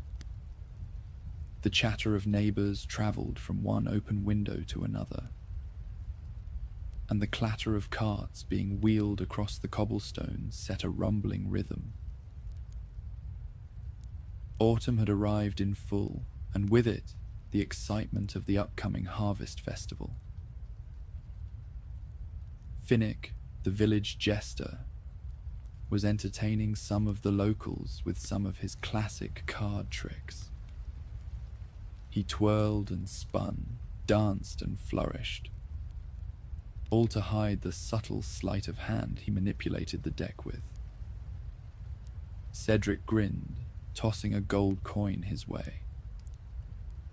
Finnick caught it smoothly, tipping his hat in thanks and bowing low. He crossed the main market square, watching as artisans set up their stalls, preparing to showcase their craftsmanship and goods in the festival. Everyone was in high spirits, and it was infectiously gratifying. Soon enough, he found his way to old Samuel Briarthorn's shop. The door creaked on its hinges as he pushed it open, the sound blending into the steady hum of the village outside. The general goods store was a cozy little place, crammed full of everything the villagers might need, from sacks of flour and jars of preserves to tools and household items. The floor was stacked and lined with crates of all sorts. Fresh fruits, earthy vegetables, and even the more exotic produce from further off lands. Cedric's personal favorite were the Chimera grapes, a fascinating variety of grapes that changed flavor from one bite to the next, from sweet to sour, then spicy. As Cedric stepped inside, The bell above the door tinkled, and Samuel Briarthorne, the store's proprietor, looked up from behind the counter, a warm smile spreading across his wrinkled face. "Cedric, it's good to see you, lad," Samuel called out, his voice carrying the kind of cheer that only came from decades of serving the same familiar faces. "What can I do for you today?" "I'm here for some honeyed cinnamon bark," Cedric replied, returning the smile. "Clara's got big plans for her pies, and she's counting on us to help make them special." "Ah, yes, the pies." Samuel's eyes twinkled with enthusiasm. "Got a fresh batch of bark in just the other day. Let me fetch it for you." As he busied himself in the back, Cedric allowed his gaze to wander once more, his eyes catching on a display near the counter that he hadn't noticed before. It was a small stand, cluttered with oddities that seemed to have been collected over the years. Wooden figurines carved into the shapes of fantastical creatures. A leather-bound book with a clasp that looked suspiciously like a dragon's claw. And a small jar of what appeared to be moon dust. It was the kind of place that made you feel like you could spend hours, just browsing through all the little treasures tucked away in every corner. Just as Cedric was reaching out to pick up one of the wooden figures, the door to the shop swung open with a clatter, and in swept Mrs. Hattle, the village's self-appointed gossip, librarian, and matchmaker. She was a round, jolly woman, with sharp eyes that missed nothing, and a tongue that could both flatter and flay, depending on her mood. An ever-present blush sat on her cheeks, and her skirts danced with every step and turn. Mrs. Hattle exclaimed with joy when she saw him, her voice carrying across the room with ease. "Fancy seeing you here. Just the person I needed to speak to." Cedric barely had time to straighten up before she was upon him, her plump hands patting his arm in that familiar, motherly way she had. "Good afternoon, Mrs. Hattle," he managed, though he already knew what was coming next. "Oh, it's not just afternoon, dear boy. It's the perfect time to discuss your future," she trilled, her eyes gleaming with enthusiasm. "It's high time you settled down, don't you think? A fine young man like yourself, all alone in that apothecary. Why, it's practically a crime." Cedric forced a smile, trying to inject a bit of humor into his voice. "The shop keeps me plenty busy, Mrs. Hattle. I'm not sure I could handle anything more." "Nonsense," she replied, waving his words away as if they were no more substantial than the dust motes floating in the air. "You need a wife, Cedric. Someone with a good head on her shoulders. Someone who can keep you on your toes. And I know just the girl." "Mrs. Hattle, please," Cedric interjected, holding up a hand in mock surrender. "I'm perfectly content with my life as it is." She gave him a look that clearly said she wasn't convinced. But before she could press the issue further, Samuel reappeared with a small burlap sack in hand. "Here's that honeyed cinnamon bark, Cedric," he said, handing it over with a knowing smile. "Sounds like Mrs. Hattle's trying to marry you off again, eh?" Trying being the key word. Cedric replied jokingly. Mrs. Hattle huffed, though there was no real annoyance in her expression. I'm just looking out for him, that's all. Someone has to make sure he doesn't waste away in that apothecary of his. Cedric chuckled as he handed over a few coins to Samuel. Well, I appreciate the concern, but I think I'll be just fine. Besides, Clara's pies will keep my spirits up for a good while. At the mention of the pies, Mrs. Hattle's eyes lit up. Oh, those pies. Make sure you save me a slice, won't you, Cedric? I'll be counting on it. I'll do my best, he promised, knowing full well that the pies would disappear the moment they were set out at the festival. With a final wave, Mrs. Hattle turned to begin her own shopping, and Cedric gathered up the sack of honeyed cinnamon bark. He slipped out of the shop, the faint sound of Mrs. Hattle humming to herself, fading into the background. As he made his way back to the hearth and herb, Cedric couldn't help but laugh to himself. Mrs. Hattle meant well, even if her matchmaking attempts were more than a little overbearing. And truth be told, there was a certain comfort in knowing that the village was filled with people who cared, no matter how much they meddled. For now, though, it was time to get back to the apothecary. Sunfire essence wouldn't make itself after all. Back at the hearth and herb, Elsie was just returning from the Fey glade. Thistle nestled comfortably in her arms. The cat's eyes were half closed in contentment after her little adventure. The pouch of amber crystals hung from Elsie's belt, the warm glow barely visible in the fading light of the early evening. The apothecary's door creaked slightly as she pushed it open. The familiar scents of herbs, potions, and dried flowers welcoming her home. Cedric arrived not long after, entering with the sack of honeyed cinnamon bark. The fire from the hearth lit the room, its gentle yellow embers draping warmth over the rows of jars and bundles of herbs that lined the shelves. Elsie was at the counter, laying out the amber crystals she had collected.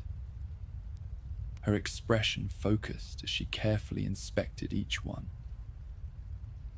Cedric placed the sack of bark on the counter with a soft thud, causing Thistle to lift her head slightly before curling back into a tight ball on her favorite cushion near the window.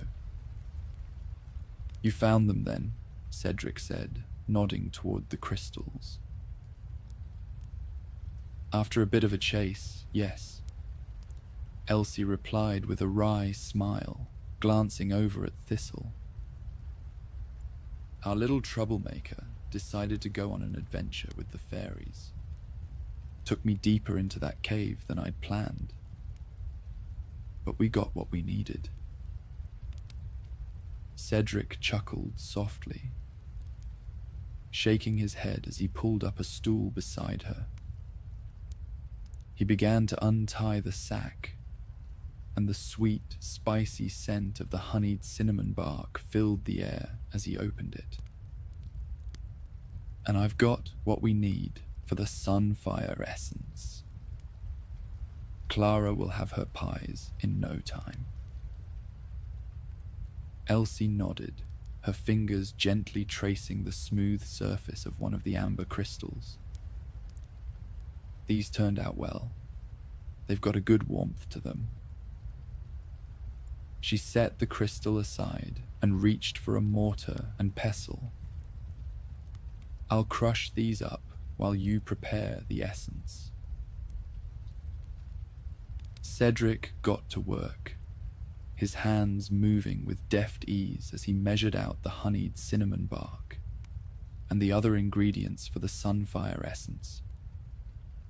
He worked methodically, the process one he had performed countless times before, but still with the same care and precision as always. The small cauldron on the stove began to bubble gently, the mixture inside turning a rich caramel color as it simmered. Meanwhile, Elsie ground the amber crystals into a fine powder, musty notes of warm earth and resin rising from the mortar as she worked. The soft scraping of the pestle against the stone filled the room with a soothing noise, mixing with the quiet bubbling of the cauldron. Thistle, now fully awake, stretched languidly before jumping onto the counter, her curious eyes watching as Cedric stirred the cauldron. He paused for a moment to scratch the cat behind the ears. "You're not getting into this one, Thistle," he murmured. Elsie laughed softly, glancing over at them. "She's probably wondering what we're making that she can't have. Though knowing her, she'll find a way to get a taste if we're not careful." Elsie finished grinding the last of the amber crystals. She carefully poured the powder into a small pouch, tying it securely with a bit of twine before setting it aside. While Cedric poured the sunfire essence into a glass vial, the liquid inside shimmering with a smoky heat as he stoppered it with a cork. He handed the vial to Elsie, who tucked it into the same pouch with the amber powder. The apothecary was quiet now, the work just about done. Outside, the evening was settling in. The village bathed in the soft light of the setting sun as the villagers began to close up shop and head home. As they finished up, Clara arrived, her cheeks flushed from the cool evening air, and streaks of dough staining her hands and clothes. She called out as she entered, her voice full of cheer. "I can smell that sunfire essence from outside. Is it ready?" "It is," Elsie replied, handing over the pouch of amber crystals and the vial of sunfire essence. "Everything you need for your pies." Clara accepted the items with a grateful smile, her eyes shining as she carefully inspected them. "These are perfect. Thank you both ever so much." "We're just glad we could help," Cedric said warmly. "Remember your promise to save us a slice." Clara laughed, tucking the pouch and vial into her basket. "I'll save you more than that. I'll make sure you each get your own pie. You deserve it after all this work." With a final wave, Clara left, the door closing behind her with a soft click. The apothecary was quiet once more, and the sense of satisfaction that came with a job well done settled over Elsie and Cedric. They shared a glance, a silent acknowledgement of the day's efforts, before Cedric let out a soft sigh, leaning back against the counter. Another day, another adventure, and all in the name of pies. Elsie chuckled softly, reaching over to give Thistle a little belly rub. As the last of the evening light faded from the windows, Elsie extinguished the lanterns one by one, the apothecary slowly descending into the soft darkness of night. The day was done, and with the promise of the harvest festival on the horizon, the village of Elderwood was ready to embrace the warmth and joy that autumn always brought.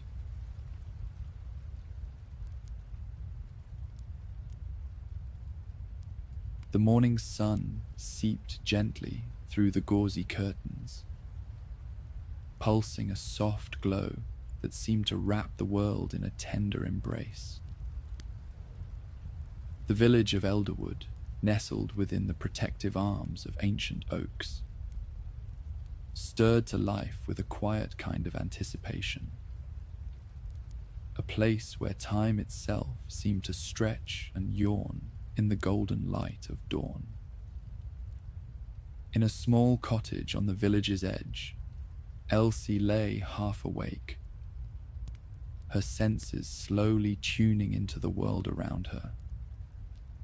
She opened her eyes, revealing irises as green as the first shoots of spring, and blinked at the ceiling beams, tracing the familiar patterns in the wood grain.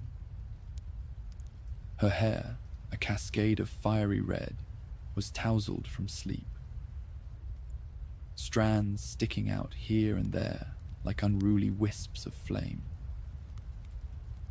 A sprinkle of freckles, a legacy of long-forgotten summers, peppered her nose and cheeks.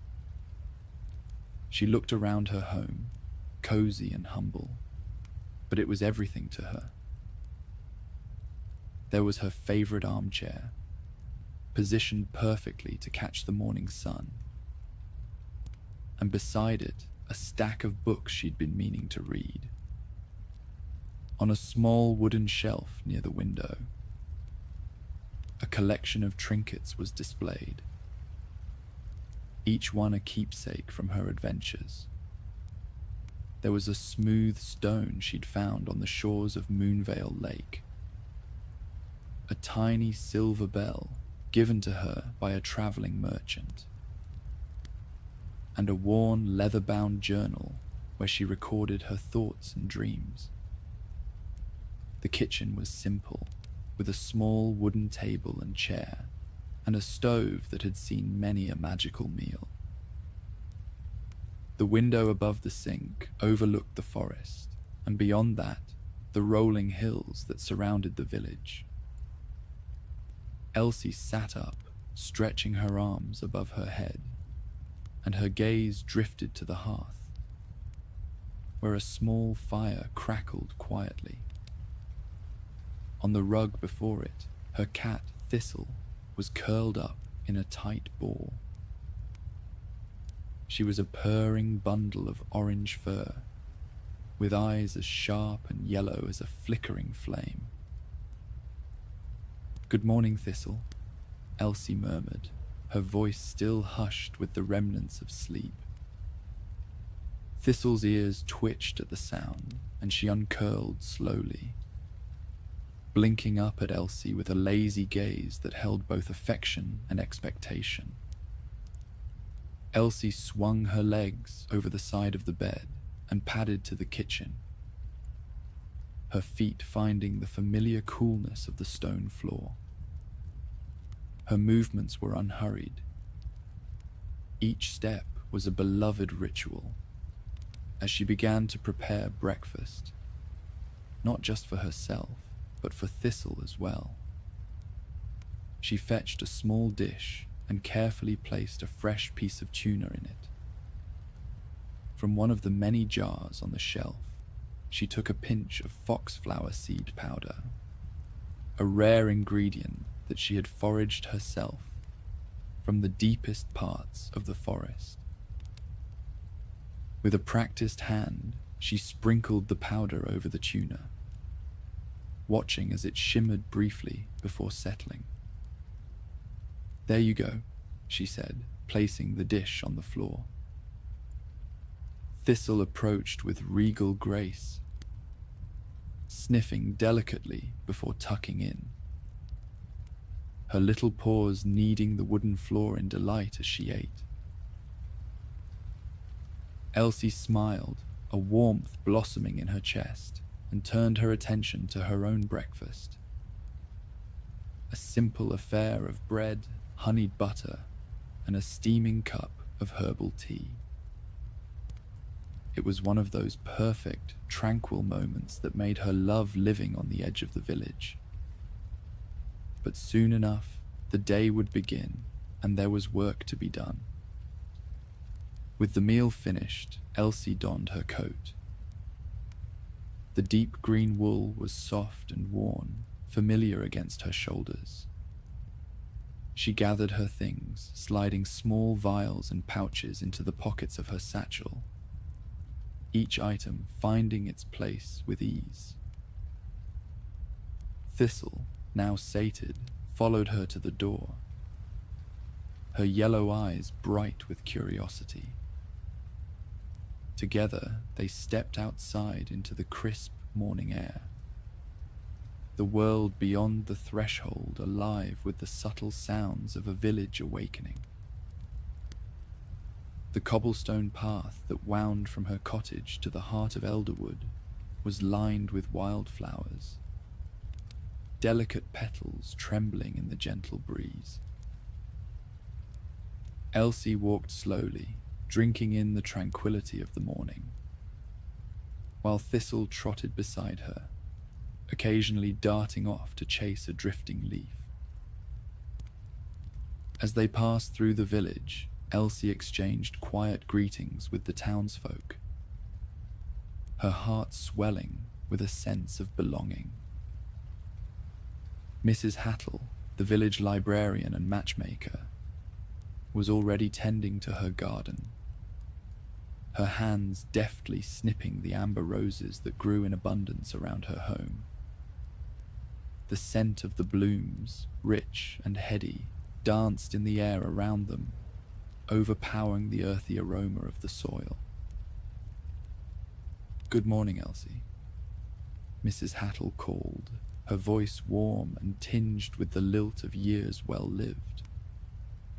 She straightened, wiping her hands on her apron before plucking a particularly lovely rose from the bush.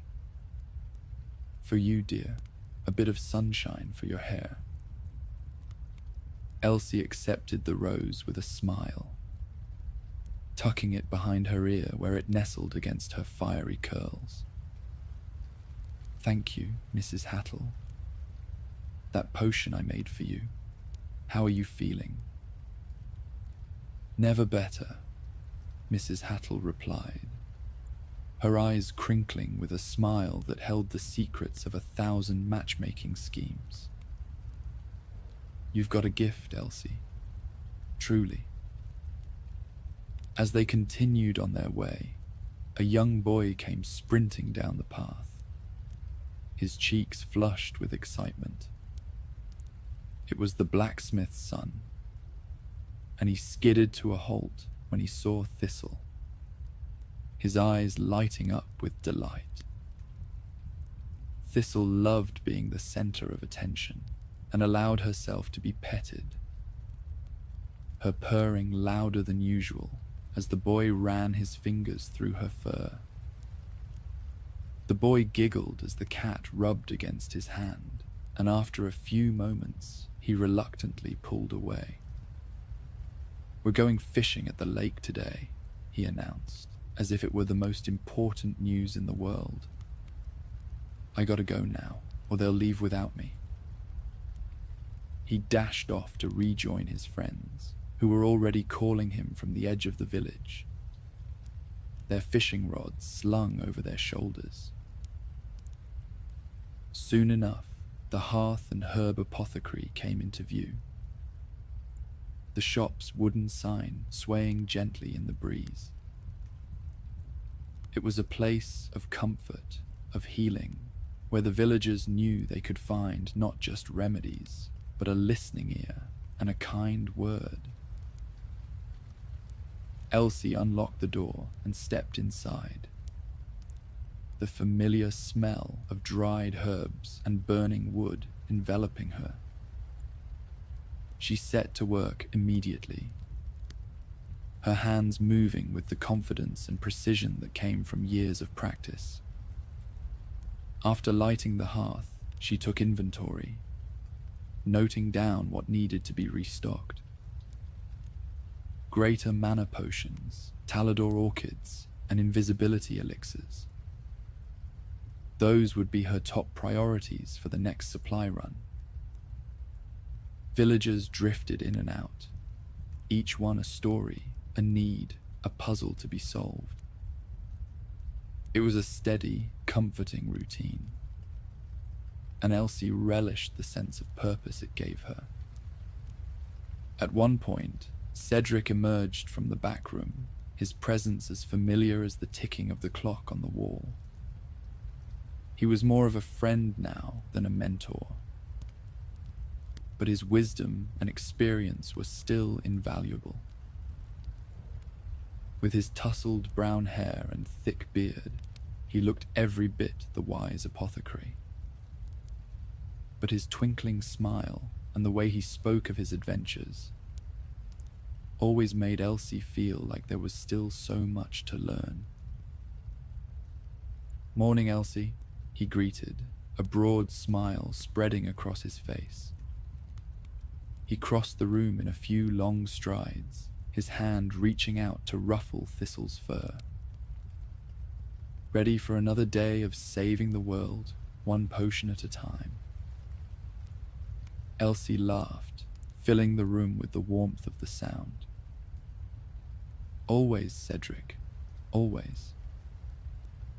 Cedric leaned against the counter, launching into one of his stories about a distant land he once visited. Meanwhile, Thistle played happily with a loose piece of string on the floor, occasionally pausing to bask in the warmth of the hearth. As the last customer left and the apothecary grew quiet, Elsie took a moment to breathe in the warm, herb-scented air. Thistle, now curled up in her favorite spot by the hearth, looked up at her with sleepy eyes. "Ready to go home?" Elsie asked softly. Thistle responded with a soft purr, and Elsie smiled, gathering her things once more. Together, they stepped out into the evening air. By the time they reached her cottage, the first stars were twinkling in the sky. Elsie pushed open the door, and Thistle darted inside, heading straight for her favorite spot by the hearth. As the evening wore on, Elsie settled into her familiar routines. She lit a few candles and prepared a mouth-watering dinner of moonberry-glazed wyvern steak.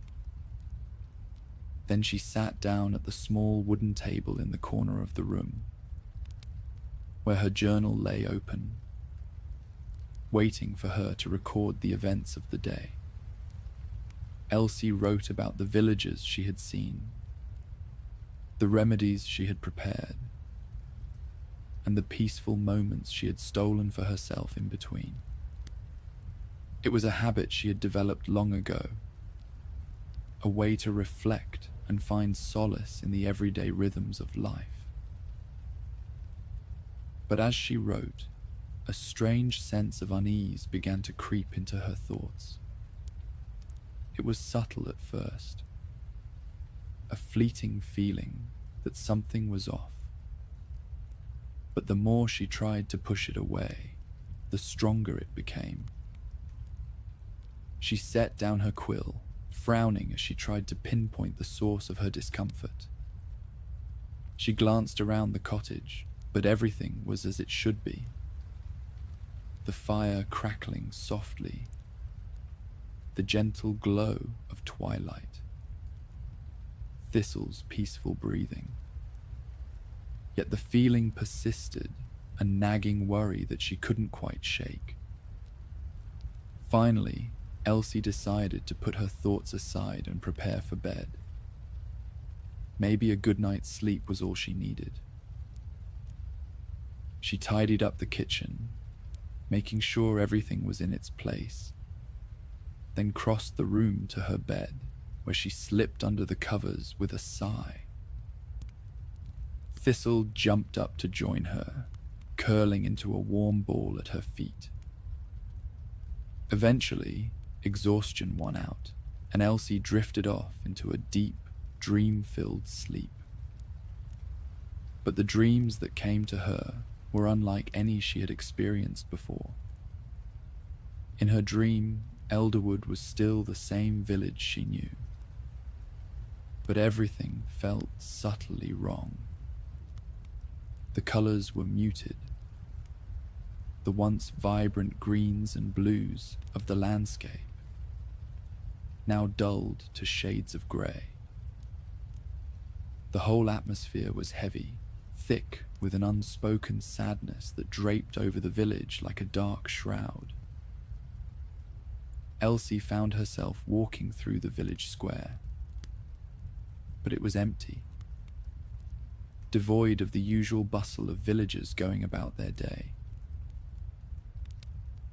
The shops were closed, their windows dark, and the familiar laughter and chatter of the townsfolk were conspicuously absent.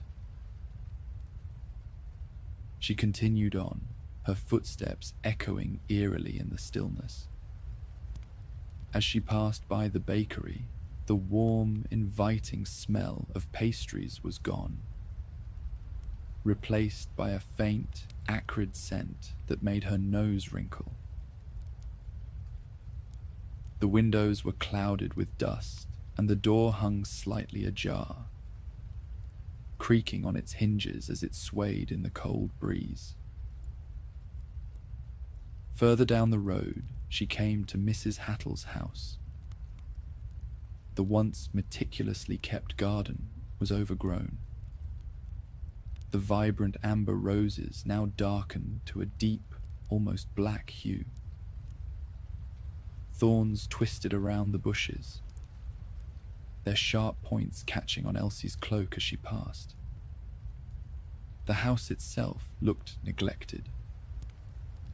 The paint was peeling, and the windows were boarded up. A sense of loss hung in the air, so thick it was almost tangible. Suddenly, she saw a figure in the distance, standing in the shadow of an alleyway. It was Finnick, the village jester. But he was not his usual cheerful self. Instead of juggling or telling jokes, he was slumped against the wall, his face hidden beneath the brim of his hat. He was turning a coin over and over in his fingers, humming a somber tune that sent a chill down Elsie's spine. "Finnick," she called out, but her voice seemed to fade into the heavy air, swallowed up by the oppressive silence. Finnick didn't respond, didn't even look up as she approached.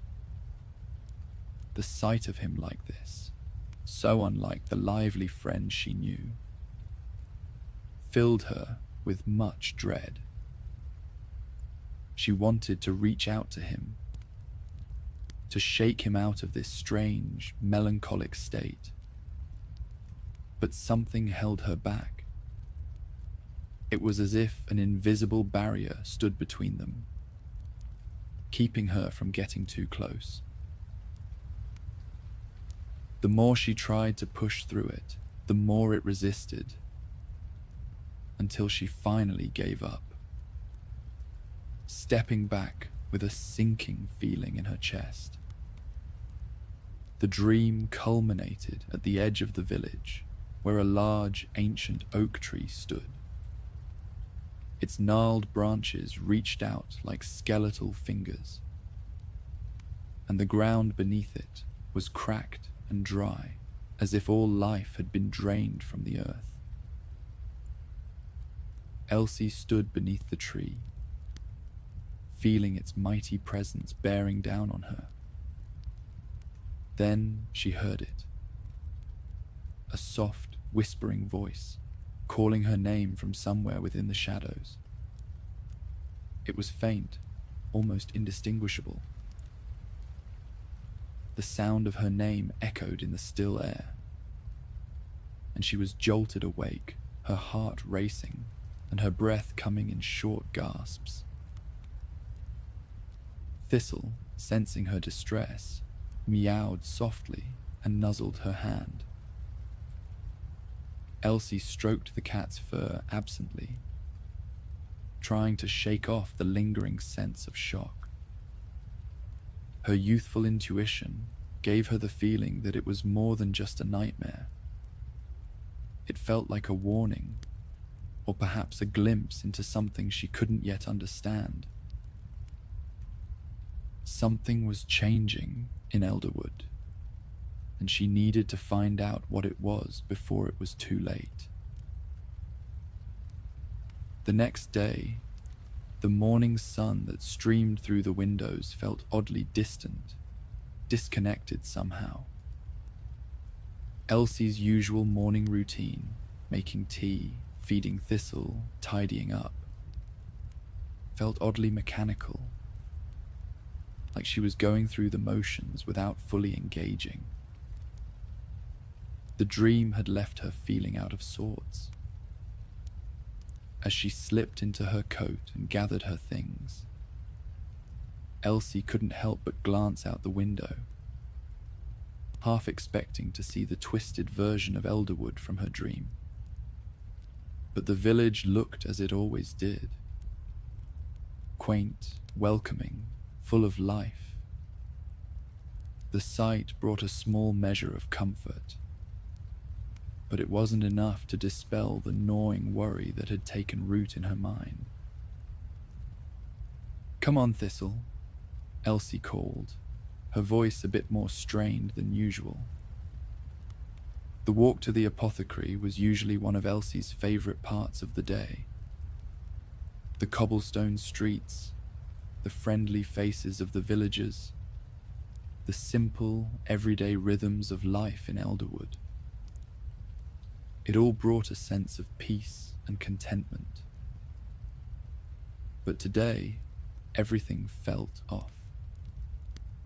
Elsie frowned, but kept walking, her pace quickening slightly. Once at the apothecary, she began busying herself with her daily tasks, hoping for the trickle of customers to take her mind off things. They began to arrive one by one, as they always did, but there was something different in their demeanor.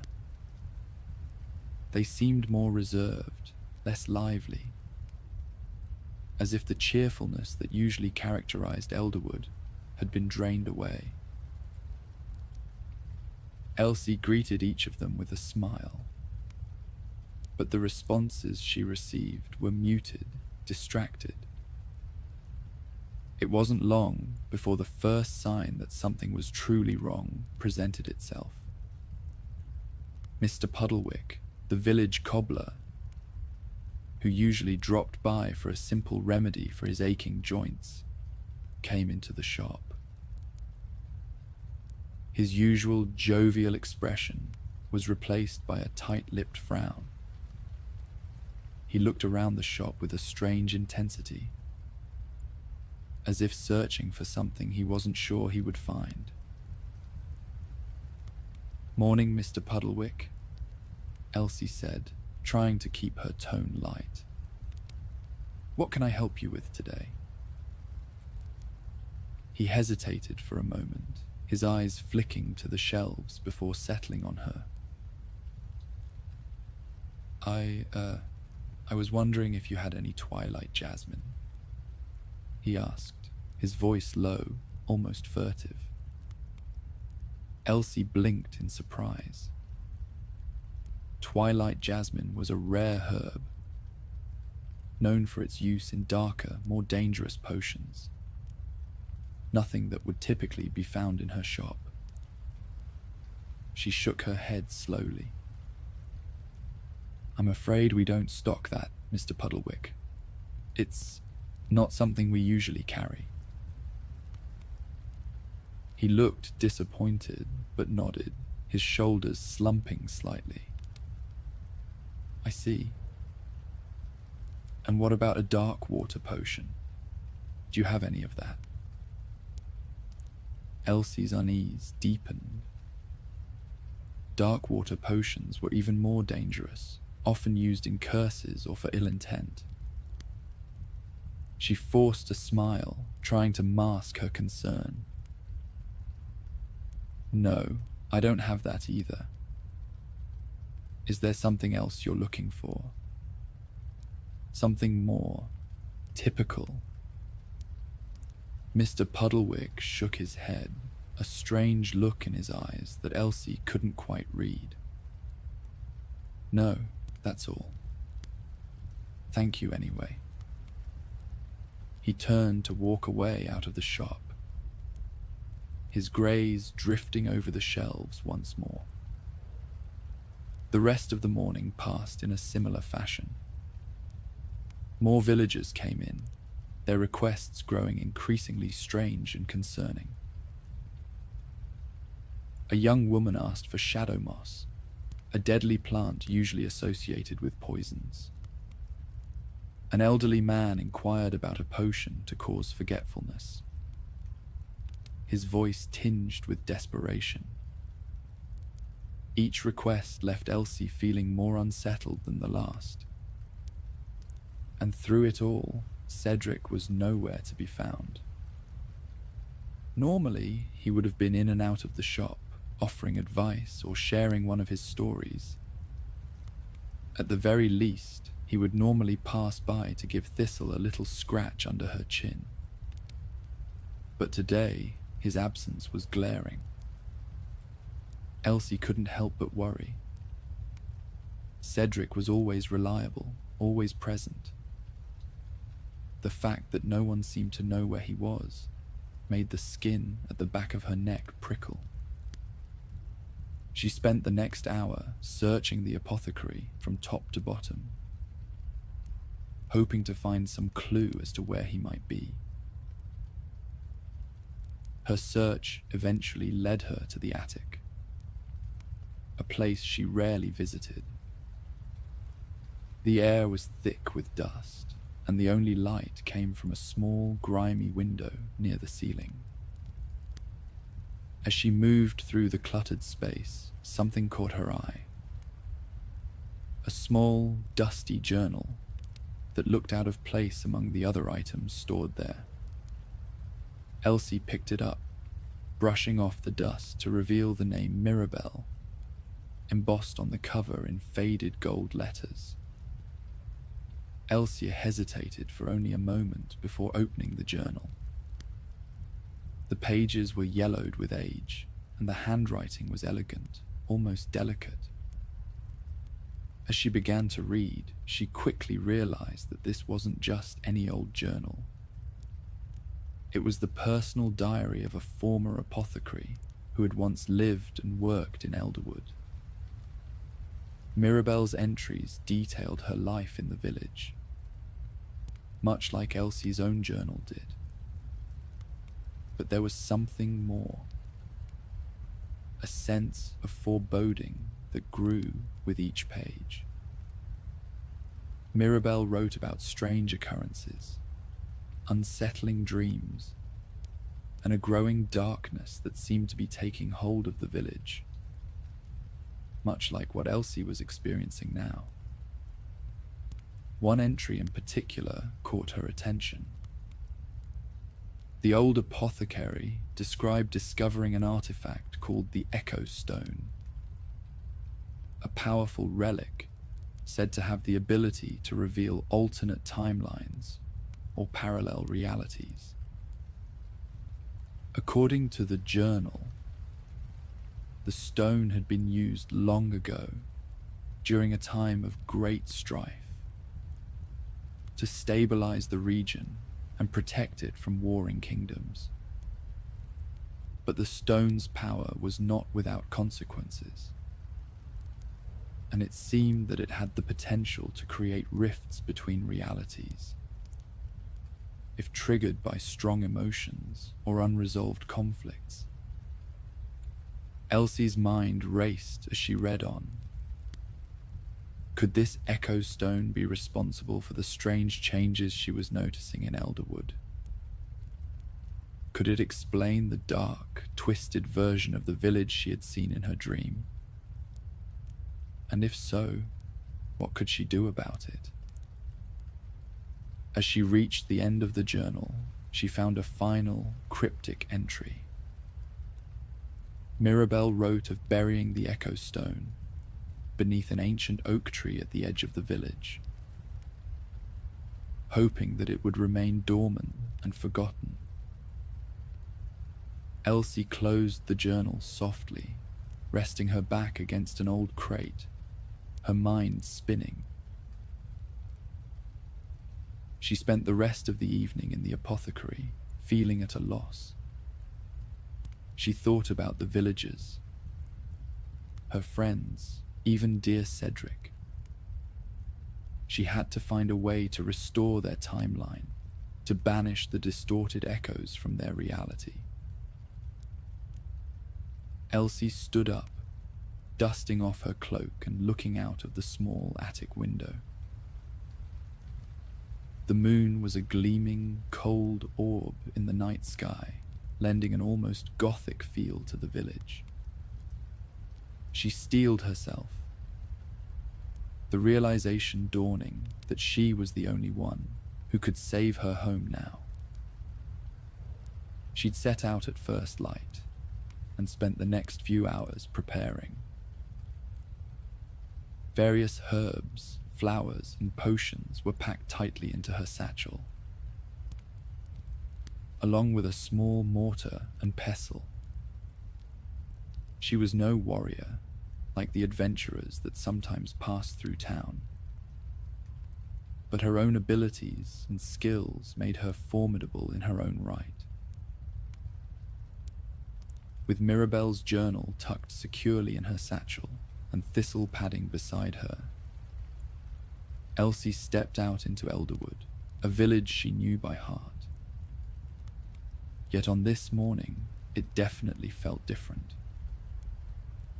Every corner she turned, every familiar sight seemed touched by an unseen hand, a distortion that twisted the ordinary into something subtly unsettling. The sun was out, but its warmth felt hollow, like a memory rather than the present. She first headed to the village square, where the market usually bustled with energy. But today, the vendors' stalls, though still standing, seemed to sag under the weight of invisible burdens. The colors were muted. The vibrant reds and yellows of fruits and fabrics now washed out, as though they were viewed through a thin layer of dust. The villagers, who usually greeted her with warm smiles and lively chatter, were quiet, their conversations reduced to murmurs, their eyes distant. Elsie's steps slowed as she approached the blacksmith shop, a place that should have been filled with the rhythmic clang of hammer on metal. Instead, the shopfront seemed tired. The once sturdy wooden door, hanging slightly askew, creaking softly as it swayed in the sullen breeze. The sign above the door, which proudly bore the blacksmith's name, was now faded. The letters barely legible, as if the world itself was forgetting its identity. Inside, the forge was cold, infused with the smell of old smoke and rusting iron. Tools lay scattered haphazardly, where they had once been meticulously organized. And there, near the cold hearth, sat the blacksmith's son, the boy Elsie had seen just the day before, full of life, eager to join his friends by the lake. Now he was a picture of sorrow. His small frame hunched over a set of wooden figurines, that he moved listlessly across the dusty floor. His once bright eyes were dull, staring at the toys without really seeing them. Elsie knelt beside him, her heart tightening at the sight. "What happened?" she asked gently. The boy didn't look up. "They're gone," he whispered, his voice choking back unshed tears. "My friends, they're gone." Elsie's breath caught in her throat. Where did they go? The boy shook his head, still not meeting her gaze. "I don't know. They were here, and then they weren't, just like that." As he spoke, a movement in the shadows drew Elsie's attention. From the corner of the room emerged a small, brilliant orange fox, its fur shimmering in the dim light.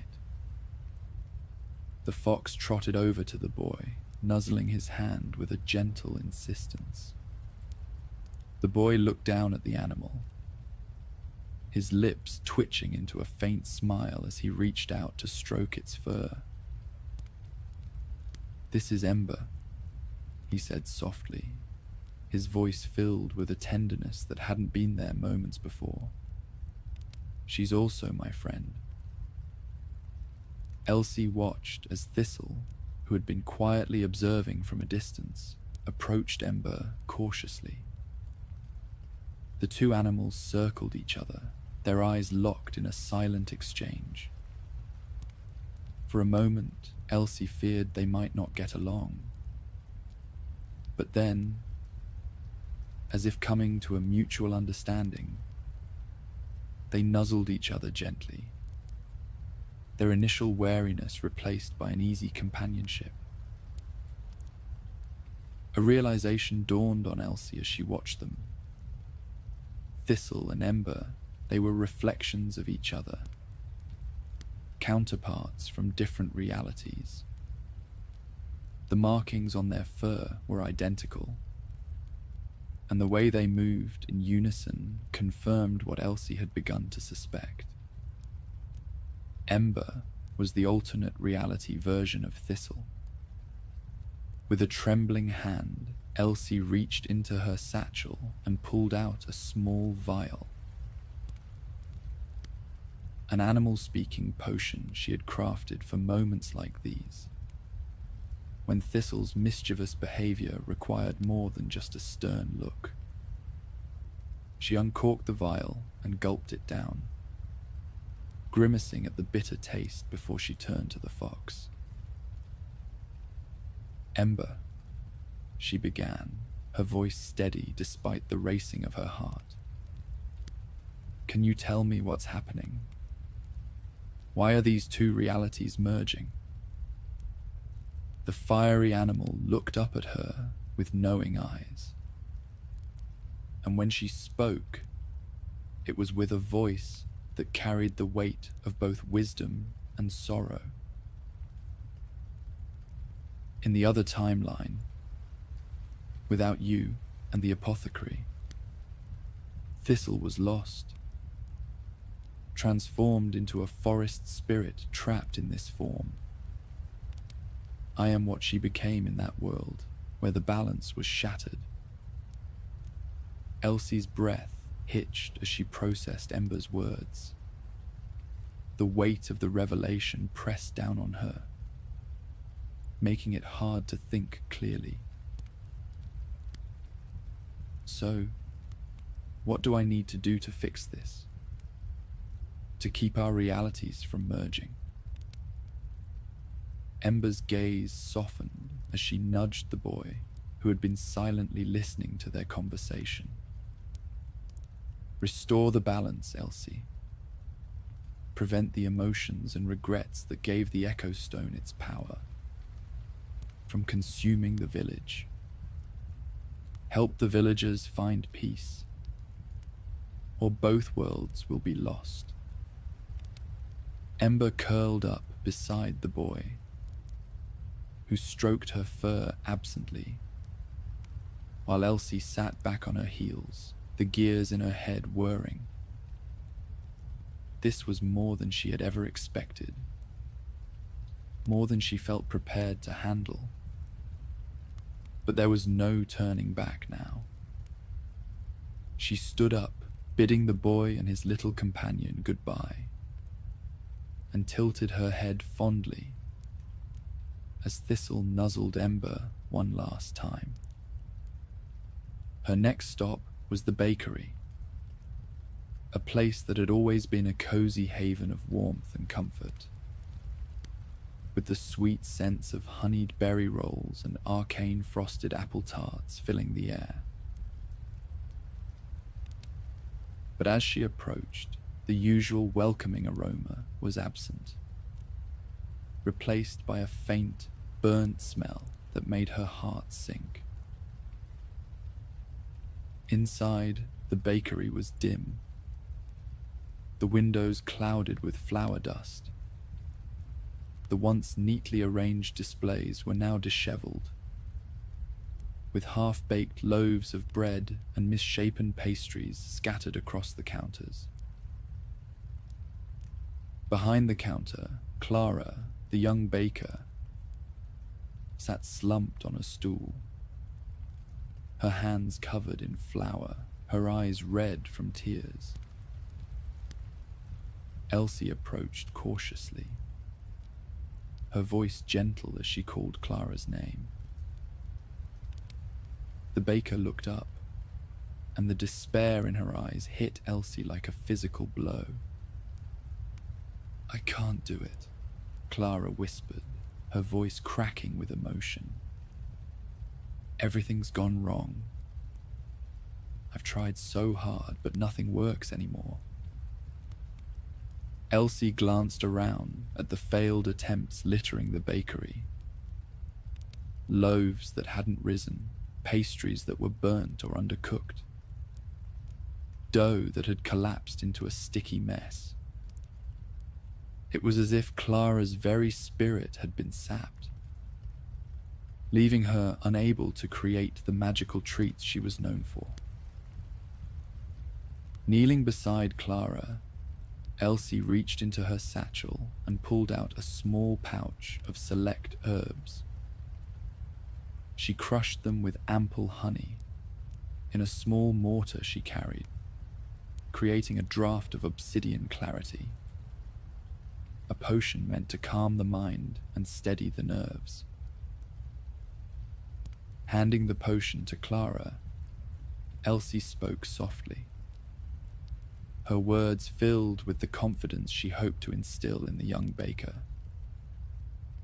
"I know you're struggling, Clara, but I've seen the wonders you can create. The dragonfire bagels, the starfall eclairs that everyone in the village loves. I've seen them, indulged in them far too many times, really." Carla chuckled weakly as Elsie continued. "You have the talent, you have the skill. Don't let this darkness take that away from you." The young baker stared at the potion for a long moment before taking a tentative sip. The effect was almost immediate. A sigh escaped her lips, and some of the tension eased from her shoulders. She looked at Elsie, her expression that of gratitude and lingering doubt. "Do you really think I can do it?" Clara asked, her voice small but hopeful. Elsie smiled, squeezing Clara's hand reassuringly. "I know you can. You're the best baker in the entire region. Don't let a few bad days make you forget that." For the first time since Elsie had entered the bakery, Clara smiled. A small, tentative smile, but a smile nonetheless. As Clara began to clean up the mess, and prepare for a new batch of dough, Elsie felt a surge of hope. One small victory, but it was a start. With a final encouraging word, she left the bakery and headed to find the location of the next distortion, to find someone else she could help. She remembered the state of disrepair Mrs. Hattle's home had been in, and decided to go looking for her, suspecting the darkness was at play. She made her way to the village library. The building, once a spire of knowledge and community, now loomed before her like a shadow of its former self. The tall, arched windows that had once let in warm, golden light were now dimmed, the glass clouded with dust. The vines that crawled up the stone walls were thick and wild, well on their way to forming an impenetrable barrier. Elsie pushed open the heavy wooden doors. They creaked with the effort, and she stepped inside cautiously. But absent from the air was the smell of old parchment and polished wood that Elsie loved so dearly. The shelves, once meticulously organized, now seemed to sag under the weight of neglected books, their spines cracked and pages yellowing. The fireplace, which had always been a source of heated comfort, was cold and empty, its hearth filled with ashes forgotten. The sense of regret was heavy here. The library had deteriorated far faster than Elsie could have ever expected, in the span of just a couple of days. Mrs. Hattle sat at her usual place behind the large oak desk, but the lively, vibrant woman Elsie knew was gone. In her place was a reclusive, melancholy figure, her hair streaked with grey and her shoulders hunched with the burden of unspoken regrets. Her fingers trembled as she absent-mindedly traced the edges of an old, faded photograph on the desk. A photograph of a young couple smiling at a future that never came to be. Thistle bounded ahead, leaping onto Mrs. Hattle's lap with a gentle purr. The sad woman looked down at the cat, a faint hint of a smile barely forming, tinged with much sorrow. "Thistle," Mrs. Hattle murmured, her voice soft and distant. "You always know when someone needs a bit of comfort, don't you?" Elsie approached slowly, her heart aching at the sight of the woman who had always been the heart of the village. The older woman sighed, her gaze drifting to the photograph on the desk. "Oh, Elsie, I've been lost in memories. Memories of what could have been. If only I had been braver. If only I had pursued the love I once had." Elsie's eyes followed Mrs. Hattle's to the photograph, the image of the young couple so full of hope and promise. "Who is he?" Elsie asked softly. Mrs. Hattle's eyes glazed over with a far-off look as she reached out to gently touch the photograph. "His name was Edmund. We were so in love, but life has a way of getting in the way of the things that matter most. We had dreams, plans, but I let fear and uncertainty keep me from following my heart. And now I don't even know where he is, or if he's still out there somewhere."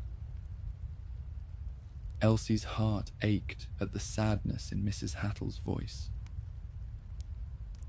She was somewhat of a romantic, hopelessly so, and she had always believed that it wasn't too late to rekindle the flame of love, no matter how much time had passed. "Mrs. Hattle," Elsie began, her voice filled with determination. "What if we tried to find him? What if we reached out to him, wherever he might be?" The woman looked at Elsie with hope and some measure of fear, her hands trembling as they clutched the photograph. "But how? I wouldn't even know where to begin." A thought sparked in the young apothecary's mind, and she reached into her satchel, pulling out a small velvet pouch. From it, she extracted a single flower, a destin bloom. It was a deep velvet with soft yellow veins running through its petals. A rare and magical flower, rare to grow, rarer even to find. It was one of Elsie's most prized possessions. According to old herbalist legends, the destin bloom had the ability to always find its way to where it was needed most, to where the heart's truest desire lay. Elsie opened the desk drawer and retrieved a quill and a piece of parchment. She placed them on the desk in front of Mrs. Hattle and then pulled out her miniature mortar and pestle. Carefully, she began to crush the destin bloom's petals into a fine, ink-like paste, the scent of the flower filling the room with a sweet, pleasantly earthy aroma. Mrs. Hattle watched in silence as Elsie worked, and when the ink was ready, Elsie dipped the quill into the paste and handed it to her. "Now write to him, Mrs. Hattle. Let him know how you feel, and trust that this letter will find its way to him." With a deep breath, the woman began to write. Her hand was unsteady at first, but as the words flowed, her movements became more confident, more sure. She poured her heart onto the parchment, each stroke of the quill filled with the love and longing she had kept hidden for so many years. When she finished, she set the quill down and looked at the letter, her eyes glistening with tears. "Thank you, Elsie," she whispered, her voice filled with gratitude. "Thank you for giving me this chance." Elsie smiled warmly, placing a comforting hand on Mrs. Hattle's shoulder. "Give this to the courier tomorrow when he does his morning rounds. Trust me." Mrs. Hattle nodded, her heart lighter than it had been moments ago. She carefully folded the letter and placed it in an envelope, sealing it with a wax stamp. As she did, the faintest glow emanated from the destin bloom ink, a sign that the magic was already at work. Elsie waved her farewell and stepped out into the now faded light. Evening had arrived, and she knew it was time to confront the source. She picked Thistle up, tucking her snugly under her coat, and let her feet carry her to the very edge of Elderwood. The forest grew thick under the canopy of trees, and her footsteps sunk ever so slightly into the damp earth. After a short journey, the oak stood before her, its gnarled roots twisting and turning like the regrets it had sought to bury. Under the spreading branches, she saw him. Cedric, her former mentor and friend, slumped against the broad trunk, his eyes closed as if in deep thought. A faint glow emanated from the echo stone, half buried in the ground beside him, pulsing like a gentle heartbeat. A faint, hazy light shimmered around it, growing brighter steadily. There wasn't much time left, Elsie thought to herself. She approached Cedric with measured steps. He stirred, his eyes fluttering open, and for a moment they were filled with a sadness so deep it seemed to reach beyond the confines of the present. "I'm sorry," he whispered, his voice rough and distant. "I didn't mean for it to come to this." Elsie knelt beside him, her hands resting on his. "What happened, Cedric?" He sighed, his gaze drifting toward the stone. "It's my fault. This village, the people. I've failed them. And now, the past is seeping back through the cracks I've left." Cedric turned to face her fully, his voice tinged with the bitterness of old wounds. "Many years ago, before you became my apprentice, there was another.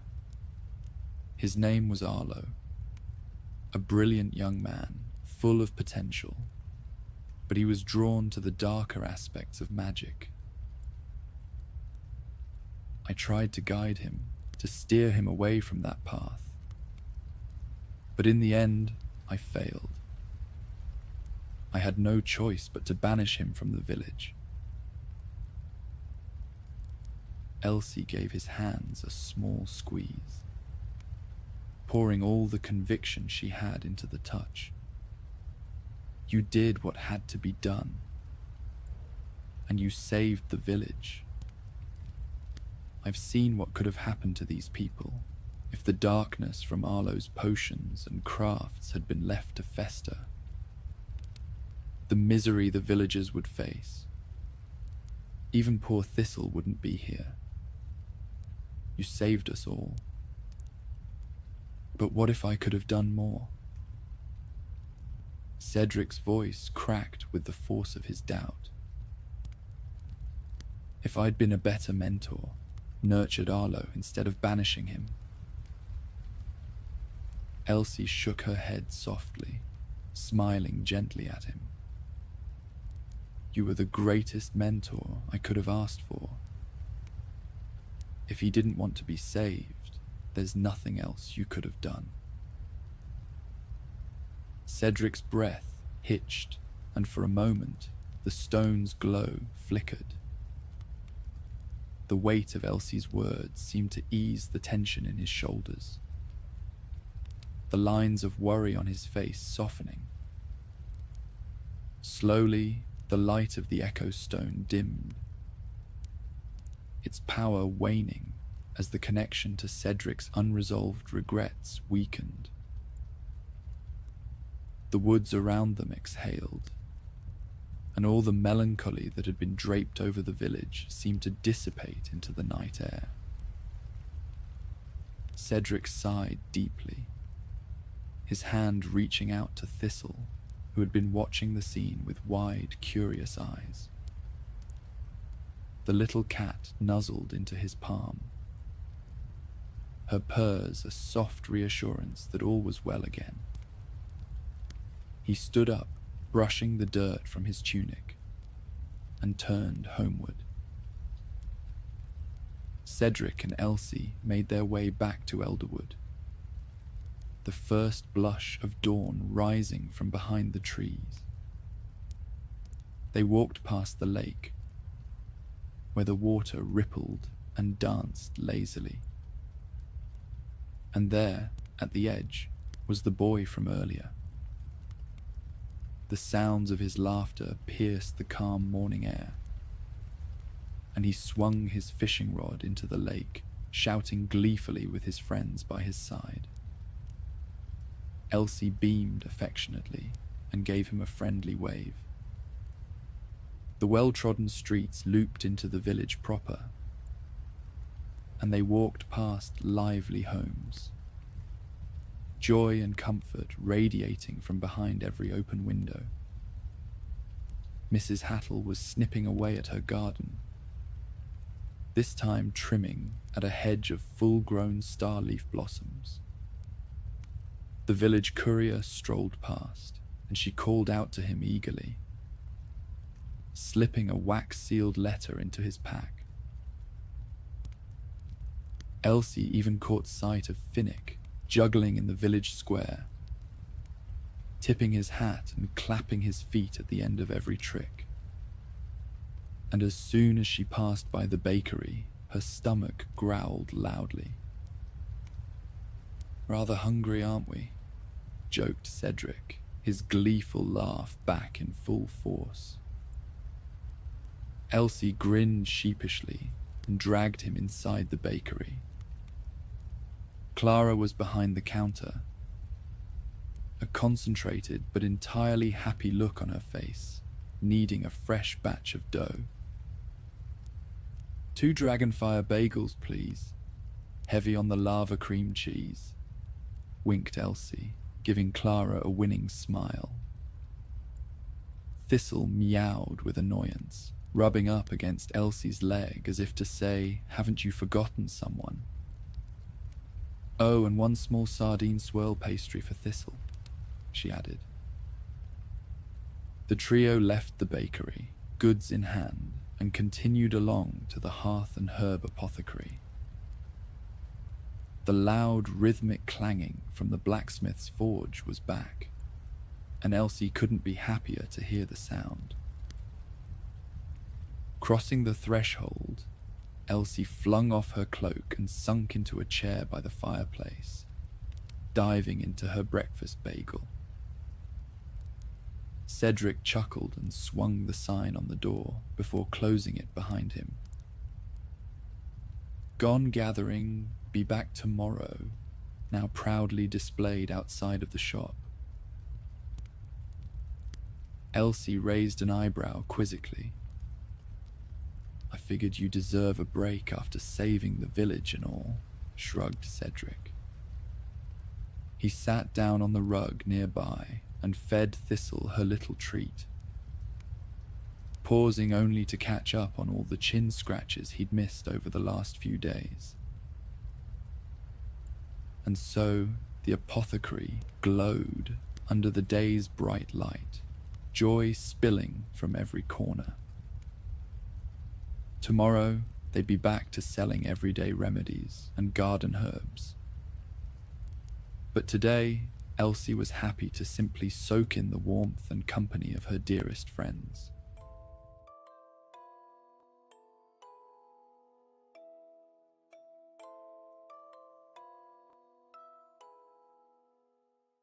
By the time the stories about the apothecary end, you're standing in the middle of a big crowd outside of Sugarplum's sweet shop.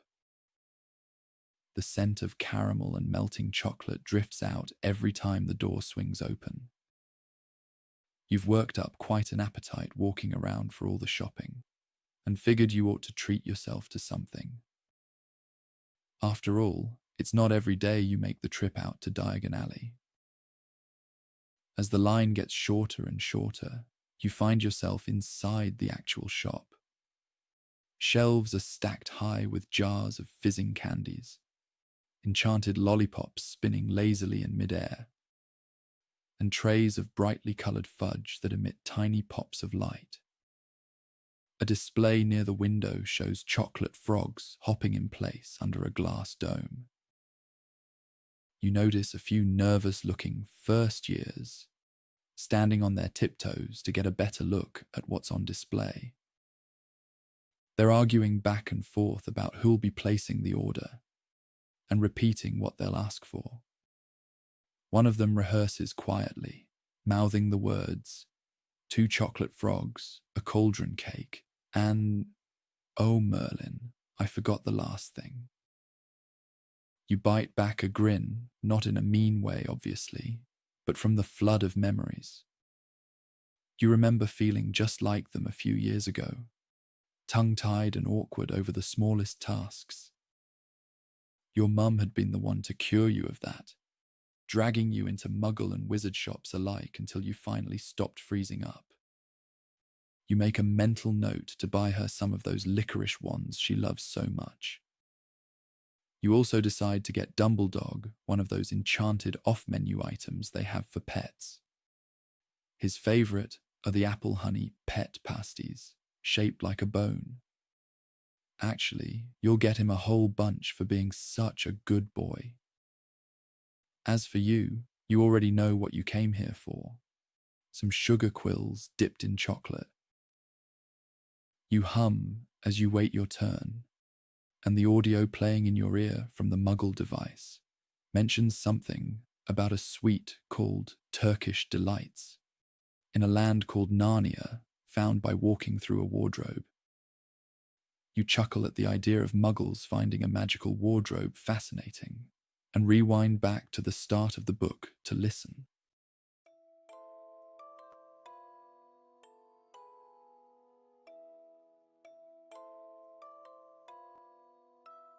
At the end of that chapter, you tap the side of the Muggle device and turn it off for a moment, nibbling patiently on your sugar quill as you leave footprints in the snow. You're making the walk towards Gringotts. A few books, cauldrons, and one too many treats later, you're well and truly out of coin, but you've still got robes to buy. Distracted by the lingering taste of sugary sweet chocolate on your tongue, and your list that's now flapping faintly in your pocket, you take a wrong turn without realizing it. The shops grow darker, their signs less welcoming, and the air itself feels colder.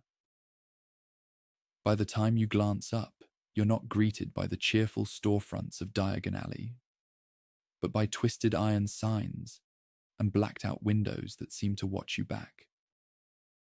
You've wandered into Nocturne Alley.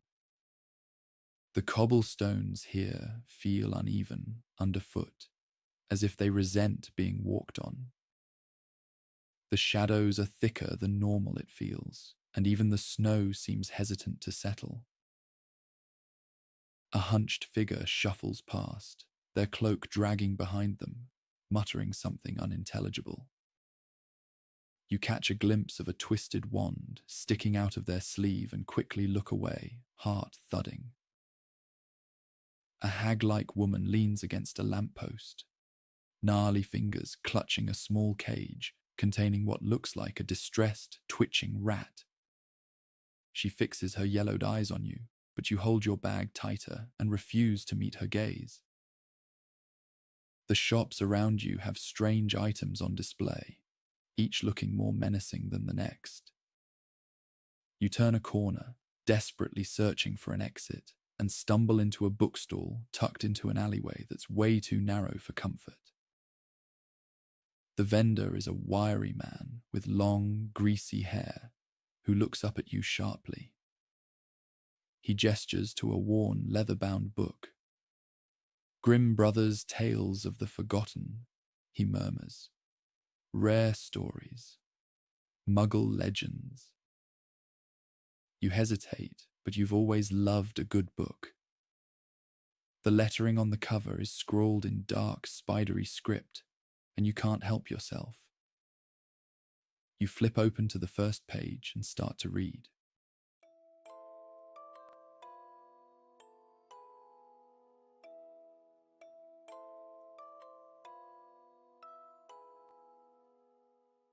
Little Snow White. Once upon a time, in midwinter, when the snowflakes were falling like feathers from heaven, a queen sat sewing at her window, which had a frame of black ebony wood. As she sewed, she looked up at the snow and pricked her finger with her needle. 3 drops of blood fell into the snow. The red on the white looked so beautiful that she thought to herself, "If only I had a child as white as snow, as red as blood, and as black as the wood in this frame." Soon afterward, she had a little daughter who was as white as snow, as red as blood, and as black as ebony wood. And therefore they called her Little Snow White. And as soon as the child was born, the queen died. A year later, the king took himself another wife. She was a beautiful woman, but she was proud and arrogant, and she could not stand it if anyone might surpass her in beauty. She had a magic mirror. Every morning she stood before it, looked at herself and said, "Mirror, mirror on the wall, who in this land is fairest of all?" To this the mirror answered, "You, my queen, are fairest of all." Then she was satisfied, for she knew that the mirror spoke the truth. Snow White grew up and became ever more beautiful. When she was 7 years old, she was as beautiful as the light of day, even more beautiful than the queen herself. One day, when the queen asked her mirror, "Mirror, mirror on the wall, who in this land is fairest of all?" it answered, "You, my queen, are fair, it is true. But Snow White is 1,000 times fairer than you." The queen took fright and turned yellow and green with envy. From that hour on, whenever she looked at Snow White, her heart turned over inside her body. So great was her hatred for the girl. The envy and pride grew ever greater, like a weed in her heart, until she had no peace day and night.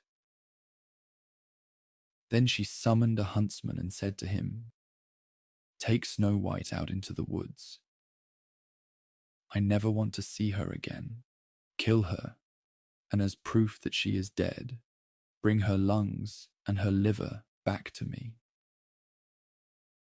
The huntsman obeyed and took Snow White into the woods. He took out his hunting knife and was about to stab it into her innocent heart, when she began to cry, saying, "Oh, dear huntsman, let me live. I will run into the wild woods and never come back." Because she was so beautiful, the huntsman took pity on her, and he said, "Run away, you poor child." He thought, "The wild animals will soon devour you anyway." But still, it was as if a stone had fallen from his heart, for he would not have to kill her. Just then, a young boar came running by. He killed it, cut out its lungs and liver, and took them back to the queen as proof of Snow White's death. The cook had to boil them with salt, and the wicked woman ate them, supposing that she had eaten Snow White's lungs and liver. The poor child was now all alone in the great forest, and she was so afraid that she just looked at all the leaves on the trees and did not know what to do. Then she began to run. She ran over sharp stones and through thorns, and wild animals jumped at her, but they did her no harm.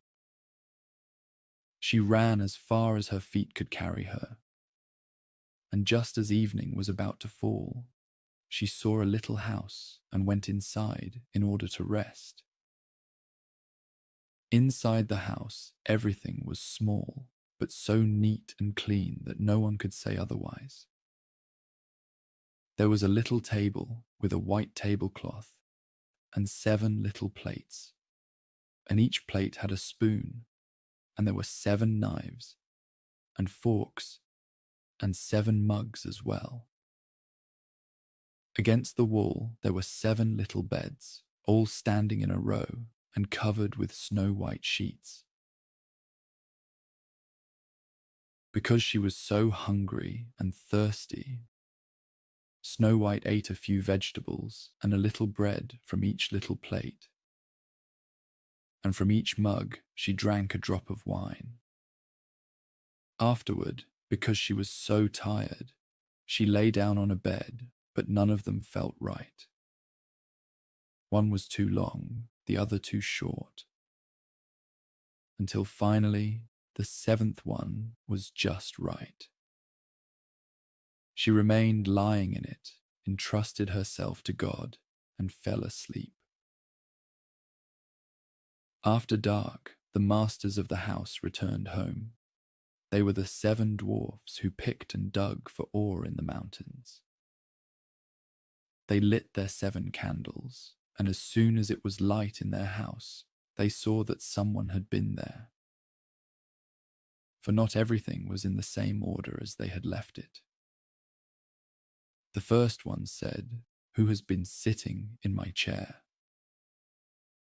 The second one, "Who has been eating from my plate?" The third one, "Who has been eating my bread?" The fourth one, "Who has been eating my vegetables?"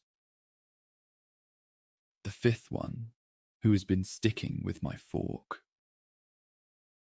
The sixth one, "Who has been cutting with my knife?" The seventh one, "Who has been drinking from my mug?" Then the first one saw that there was a little imprint in his bed and said, "Who stepped on my bed?" The others came running up and shouted, "Someone has been lying in mine as well."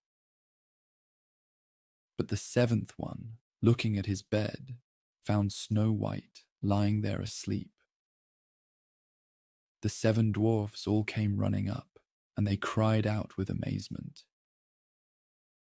They fetched their 7 candles and shone the light on Snow White. "Oh, good heaven," they cried, "this child is so beautiful." They were so happy that they did not wake her up, but let her continue to sleep there in the bed. The 7th dwarf had to sleep with his companions, 1 hour with each one, and then the night was done. The next morning, Snow White woke up, and when she saw the 7 dwarfs, she was frightened. But they were friendly and asked, "What is your name?" "My name is Snow White," she answered. "How did you find your way to our house?" the dwarfs asked further. Then she told them that her stepmother had tried to kill her, that the huntsman had spared her life, and that she had run the entire day, finally coming to their house. The dwarf said, "If you will keep house for us and cook, make beds, wash, sew, and knit, and keep everything clean and orderly, then you can stay with us, and you shall have everything that you want." "Yes," said Snow White, "with all my heart." So she kept house for them. Every morning they went into the mountains looking for ore and gold. And in the evening, when they came back home, their meal had to be ready. During the day, the girl was alone. The good dwarves warned her, saying, "Be careful about your stepmother. She will soon know that you are here. Do not let anyone in." Now the queen, believing that she had eaten Snow White's lungs and liver, could only think that she was again the first and the most beautiful woman of all. She stepped before her mirror and said, "Mirror, mirror on the wall, who in this land is fairest of all?" It answered, "You, my queen, are fair, it is true. But Snow White, beyond the mountains, with the 7 dwarfs, is still 1,000 times fairer than you." This startled the queen, for she knew that the mirror did not lie. And she realized that the huntsman had deceived her, and that Snow White was still alive. Then she thought and thought again how she could kill Snow White. For as long as she was not the most beautiful woman in the entire land, her envy would give her no rest. At last she thought of something. Colouring her face, she disguised herself as an old peddler woman so that no one would recognize her.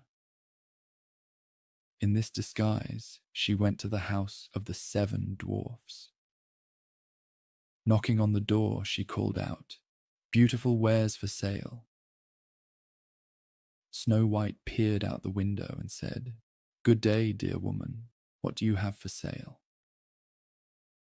"Good wares, beautiful wares," she answered. "Bodice laces in all colours." And she took out one that was braided from colourful silk. "Would you like this one?" "I can let that honest woman in," thought Snow White, then unbolted the door and bought the pretty bodice lace. "Child," said the old woman, "how you look. Come, let me lace you up properly." The unsuspecting Snow White stood before her and let her do up the new lace. But the old woman pulled so quickly and so hard that Snow White could not breathe. "You used to be the most beautiful one," said the old woman, and hurried away. Not long afterward, in the evening time, the 7 dwarfs came home. How terrified they were when they saw their dear Snow White lying on the ground, not moving at all, as though she were dead. They lifted her up, and seeing that she was too tightly laced, they cut the lace in 2. Then she began to breathe a little, and little by little she came back to life. When the dwarfs heard what had happened, they said, "The old peddler woman was no one else but the godless queen. Take care and let no one in when we are not with you." When the wicked woman returned home, she went to her mirror and asked, "Mirror, mirror on the wall, who in this land is fairest of all?" The mirror answered once again, "You, my queen, are fair, it is true. But Snow White, beyond the mountains, with the 7 dwarfs, is still 1,000 times fairer than you." When she heard that, all her blood ran to her heart, because she knew that Snow White had come back to life. "This time," she said, "I shall think of something that will destroy you." Then, with the art of witchcraft, which she understood, she made a poisoned comb. Then she disguised herself, taking the form of a different old woman. Thus she went across the 7 mountains to the 7 dwarves, knocked on the door and called out, "Good wares for sale, for sale." Snow White looked out and said, "Go on your way. I am not allowed to let anyone in." "You surely may take a look," said the old woman, pulling out the poisoned comb and holding it up. The child liked it so much that she let herself be deceived, and she opened the door. After they had agreed on the purchase, the old woman said, "Now let me comb your hair properly." She had barely stuck the comb into Snow White's hair when the poison took effect, and the girl fell down unconscious. "You specimen of beauty," said the wicked woman. "Now you are finished." And she walked away. Fortunately, it was almost evening, and the 7 dwarves came home. When they saw Snow White lying on the ground as if she were dead, They immediately suspected her stepmother. They examined her and found the poisoned comb. They had scarcely pulled it out when Snow White came to herself again and told them what had happened. Once again, they warned her to be on guard and not to open the door for anyone. Back at home, the queen stepped before her mirror and said, "Mirror, mirror on the wall, who in this land is fairest of all?" The mirror answered, "You, my queen, are fair. It is true. But Snow White, beyond the mountains with the 7 dwarfs, is still 1,000 times fairer than you." When the queen heard the mirror saying this, she shook and trembled with anger. "Snow White shall die," she shouted, "if it costs me my life." Then she went into her most secret room. No one else was allowed inside. And she made a sickly, poisoned apple. From the outside it was beautiful, white with red cheeks, and anyone who saw it would want it.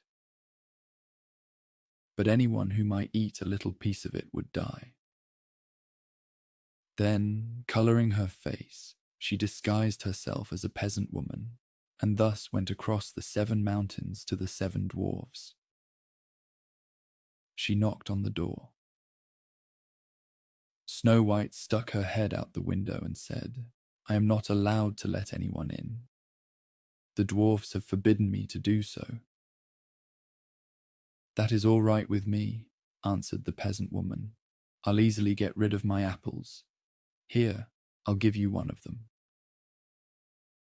"No," said Snow White, "I cannot accept anything." "Are you afraid of poison?" asked the old woman. "Look, I'll cut the apple in 2. You eat the red half, and I shall eat the white half." Now the apple had been so artfully made that only the red half was poisoned. Snow White longed for the beautiful apple, and when she saw that the peasant woman was eating part of it, she could no longer resist. And she stuck her hand out and took the poisoned half. She barely had a bite in her mouth when she fell to the ground dead. The queen looked at her with a gruesome stare, laughed loudly, and said, "White as snow, red as blood, black as ebony wood. This time the dwarfs cannot awaken you." Back at home, she asked her mirror, "Mirror, mirror on the wall, who in this land is fairest of all?" It finally answered, "You, my queen, are fairest of all." Then her envious heart was at rest, as well as an envious heart can be at rest. When the dwarves came home that evening, they found Snow White lying on the ground. She was not breathing at all. She was dead. They lifted her up and looked for something poisonous. They undid her laces. They combed her hair. They washed her with water and wine. But nothing helped. The dear child was dead, and she remained dead. They laid her on a bier, and all 7 sat next to her, and mourned for her, and cried for 3 days. They were going to bury her, but she still looked as fresh as a living person, and still had her beautiful red cheeks. They said, "We cannot bury her in the black earth." And they had a transparent glass coffin made, so she could be seen from all sides. They laid her inside, and with golden letters wrote on it her name, and that she was a princess. Then they put the coffin outside on a mountain. and one of them always stayed with it and watched over her. The animals too came and mourned for Snow White. First an owl, then a raven, and finally a dove. Snow White lay there in the coffin a long, long time, and she did not decay, but looked like she was asleep. For she was still as white as snow, and as red as blood, and as black-haired as ebony wood. Now it came to pass that a prince entered these woods, and happened onto the dwarf's house, where he sought shelter for the night. He saw the coffin on the mountain with beautiful Snow White in it, and he read what was written on it with golden letters. Then he said to the dwarves, "Let me have the coffin. I will give you anything you want for it." But the dwarves answered, "We will not sell it for all the gold in the world." Then he said, "Then give it to me, for I cannot live without being able to see Snow White. I will honor her and respect her as my most cherished one." As he thus spoke, the good dwarfs felt pity for him and gave him the coffin. The prince had his servants carry it away on their shoulders. But then it happened that one of them stumbled on some brush, and this dislodged from Snow White's throat the piece of poisoned apple that she had bitten off. Not long afterward, she opened her eyes, lifted the lid from her coffin, sat up, and was alive again. "Good heavens, where am I?" she cried out. The prince said joyfully, "You are with me." He told her what had happened and then said, "I love you more than anything else in the world. Come with me to my father's castle. You shall become my wife." Snow White loved him, and she went with him. Their wedding was planned with great splendor and majesty. Snow White's godless stepmother was also invited to the feast. After putting on her beautiful clothes, she stepped before her mirror and said, "Mirror, mirror on the wall, who in this land is fairest of all?" The mirror answered, "You, my queen, are fair, it is true. But the young queen is 1,000 times fairer than you." The wicked woman uttered a curse, and she became so frightened that she did not know what to do. At first, she did not want to go to the wedding, but she found no peace. She had to go and see the young queen. When she arrived, she recognized Snow White, and terrorized, she could only stand there without moving. Then they put a pair of iron shoes into burning coals. They were brought forth with tongs and placed before her. She was forced to step into the red-hot shoes and dance until she fell down dead.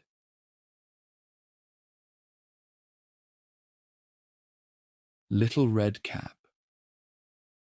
Once upon a time, there was a sweet little girl. Everyone who saw her liked her, but most of all, her grandmother, who did not know what to give the child next. Once she gave her a little cap made of red velvet, because it suited her so well, and she wanted to wear it all the time. She came to be known as the Little Red Cap. One day, her mother said to her, "Come, Little Red Cap. Here is a piece of cake and a bottle of wine. Take them to your grandmother. She is sick and weak, and they will do her well. Mind your manners and give her my greetings." Behave yourself on the way and do not leave the path, or you might fall down and break the glass, and then there will be nothing for your grandmother. And when you enter her parlor, don't forget to say good morning and don't peer into all the corners first. I'll do everything just right, said Little Red Cap, shaking her mother's hand. The grandmother lived out in the woods, a half-hour from the village. When Little Red Cap entered the woods, a wolf came up to her. She did not know what a wicked animal he was, and was not afraid of him. Good day to you, Little Red Cap. Thank you, Wolf. Where are you going so early, Little Red Cap? To grandmother's. And what are you carrying under your apron? Grandmother is sick and weak, and I'm taking her some cake and wine. We baked yesterday, and they should be good for her and give her strength. Little Red Cap, just where does your grandmother live? Her house is good quarter-hour from here in the woods, under the 3 large oak trees. There's a hedge of hazel bushes there. You must know the place, said Little Red Cap. The wolf thought to himself, now that sweet young thing is a tasty bite for me. She will taste even better than the old woman. You must be sly, and you can catch them both. He walked along a little while with Little Red Cap. Then he said, Little Red Cap, just look at the beautiful flowers that are all around us. Why don't you go and take a look? And I don't believe you can hear how beautifully the birds are singing. You are walking along as though you were on your way to school. It is very beautiful in the woods. Little Red Cap opened her eyes, and when she saw the sunbeams dancing to and fro through the trees, and how the ground was covered with beautiful flowers, she thought, if I take a fresh bouquet to grandmother, she will be very pleased. Anyway, it is still early, and I'll be home on time. And she ran off the path into the woods, looking for flowers. Each time she picked one, she thought that she could see an even more beautiful one a little way off. And she ran after it, going further and further into the woods. But the wolf ran straight to the grandmother's house and knocked on the door. Who's there? Little Red Cap, I'm bringing you some cake and wine. Open the door. Just press the latch, called out the grandmother. I'm too weak to get up. The wolf pressed the latch and the door opened. He stepped inside, went straight to the grandmother's bed and ate her up. Then he put on her clothes, put her cap on his head, got into her bed and pulled the curtains shut. Little Red Cap had run after the flowers. After she had gathered so many that she could not carry any more, she remembered her grandmother and then continued on her way to her house. She found, to her surprise, that the door was open. She walked into the parlor, and everything looked so strange that she thought, oh my God, why am I so afraid? I usually like it at grandmother's. She called out, good morning, but received no answer. Then she went to the bed and pulled back the curtains. Grandmother was lying there, with her cap pulled down over her face, and looking very strange. Oh, grandmother, what big ears you have, all the better to hear you with. Oh, grandmother, what big eyes you have, all the better to see you with. Oh, grandmother, what big hands you have, all the better to grab you with. Oh, grandmother, what a horribly big mouth you have, all the better to eat you with. The wolf had scarcely finished speaking when he jumped from the bed with a single leap and ate up poor little Red Cap. As soon as the wolf had satisfied his desires, he climbed back into bed, fell asleep, and began to snore very loudly. A huntsman was just passing by. He thought, "The old woman is snoring so loudly. You'd better see if something is wrong with her." He stepped into the parlor, and when he approached the bed, he saw the wolf lying there. "So here I find you, you old sinner," he said. "I have been hunting for you a long time." He was about to aim his rifle when it occurred to him that the wolf might have eaten the grandmother, and that she still might be rescued. So instead of shooting, he took a pair of scissors and began to cut open the wolf's belly. After a few cuts, he saw the red cap shining through. And after a few more cuts, the girl jumped out, crying, "Oh, I was so frightened. It was so dark inside the wolf's body." And then the grandmother came out as well, alive, but hardly able to breathe. Then little Red Cap fetched some large stones. She filled the wolf's body with them, and when he woke up and tried to run away, the stones were so heavy that he immediately fell down dead. The three of them were happy. The huntsman skinned the wolf and went home with the pelt.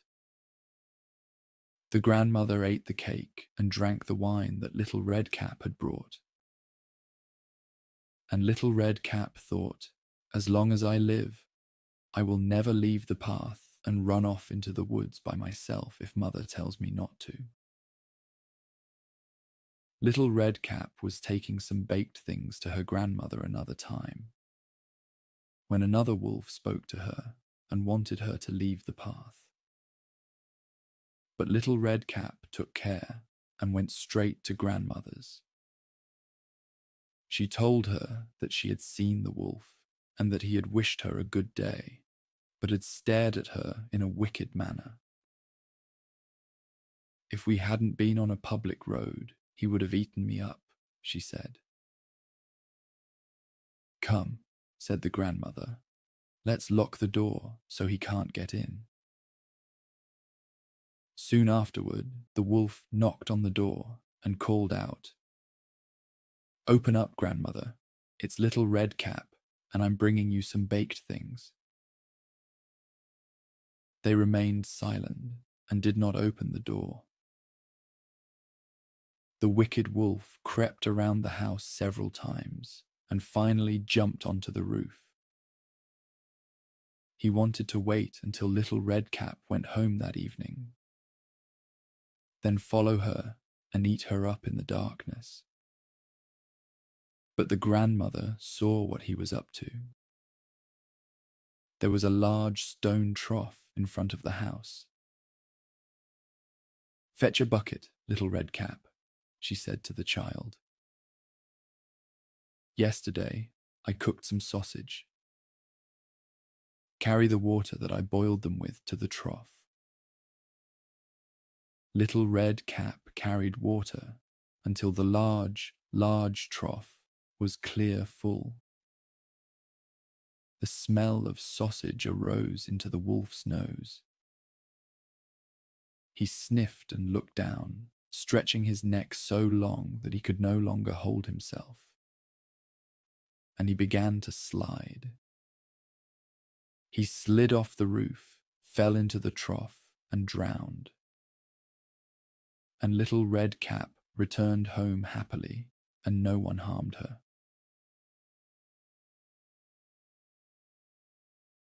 The 12 Huntsmen. Once upon a time, there was a prince who had a fiancée whom he loved very much. Once, when he was sitting beside her very happily, news came that his father was deathly ill and wanted to see him before he died. Then he said to his beloved, "I must now go and leave you. I give you a ring to remember me by. As soon as I am king, I will return and take you home with me." Then he rode away, and when he reached his father, the latter was mortally ill and near death.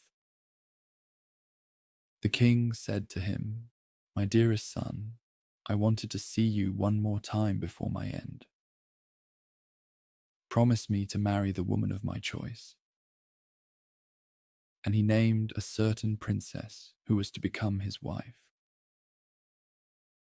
The son was so grieved that without thinking he said, "Yes, dear father, your will shall be done."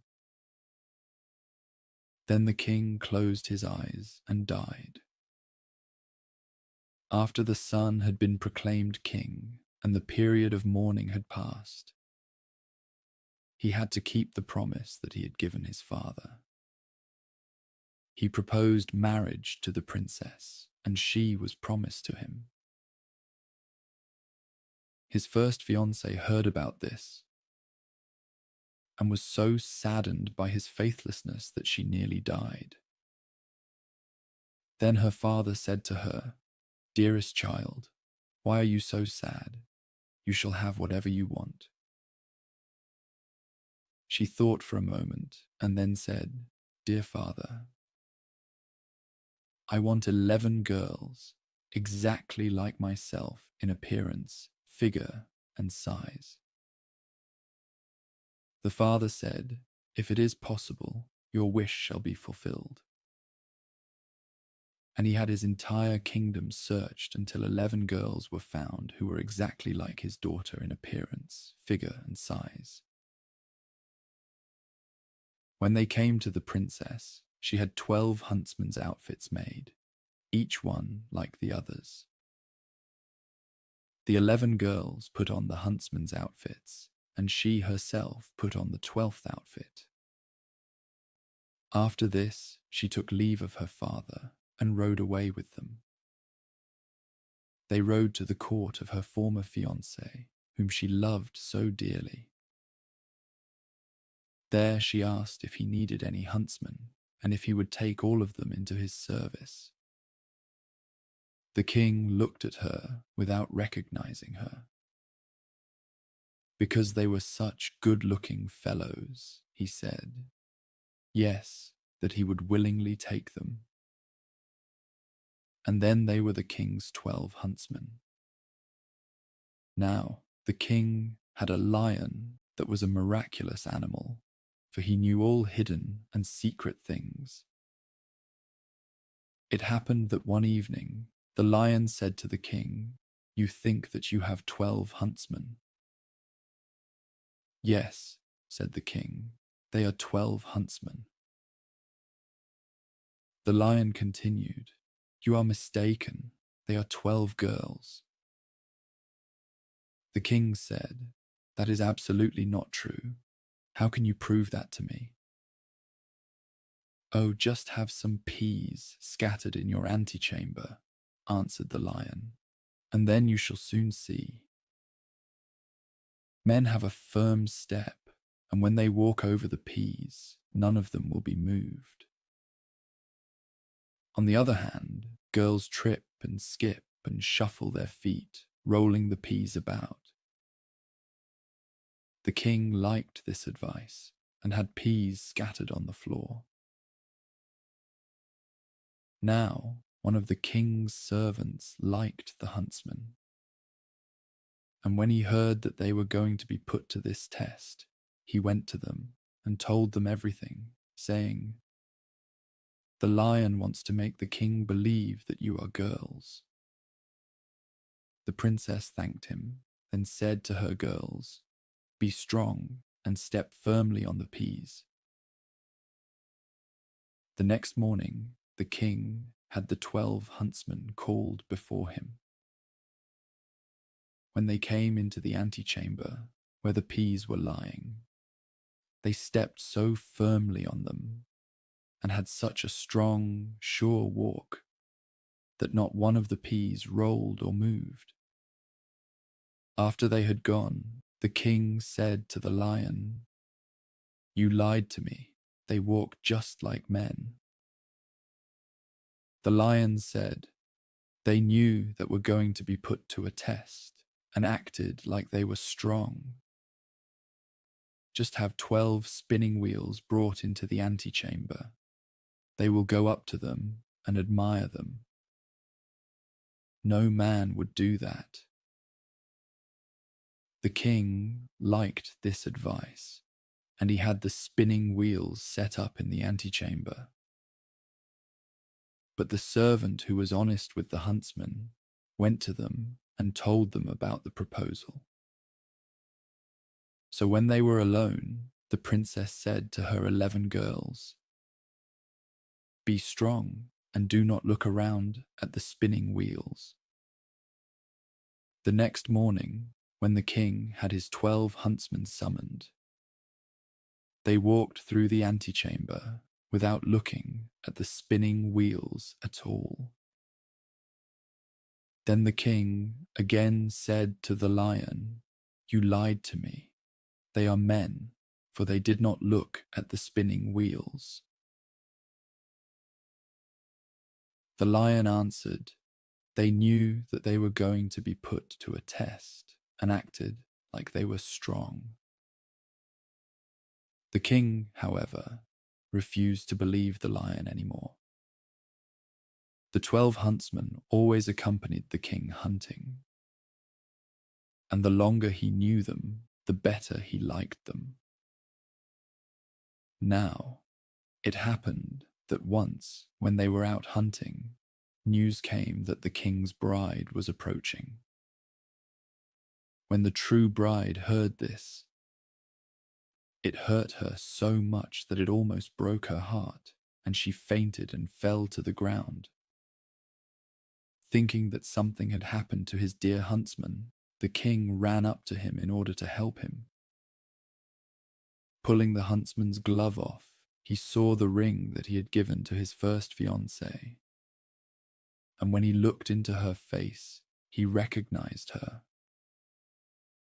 Then his heart was so touched that he kissed her. And when she opened her eyes, he said, "You are mine, and I am yours, and no one in the world can change that." He sent a messenger to the other bride and asked her to return to her own kingdom. For as he informed her, he already had a wife, and someone who had found an old key did not need a new one.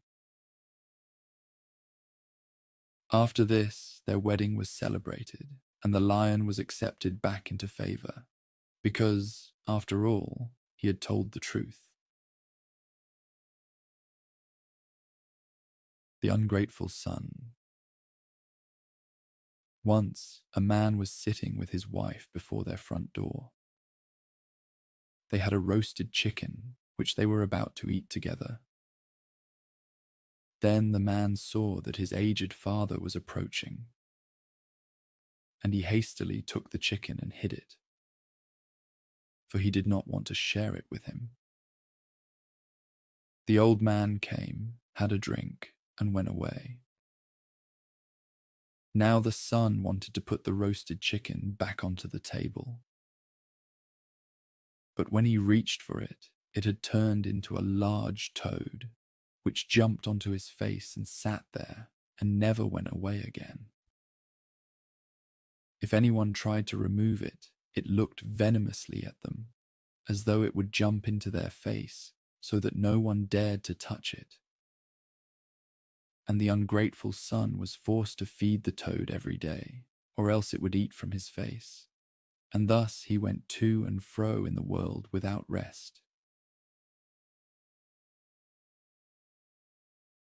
Choosing a bride.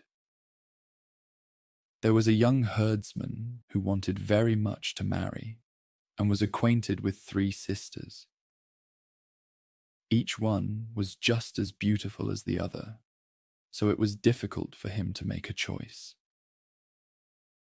He could not decide to give the preference to any one of them. Then he asked his mother for advice. And she said, "Invite all 3 and set some cheese before them and watch how they cut off a slice." The youth did so. The first one, she ate the cheese with the rind on.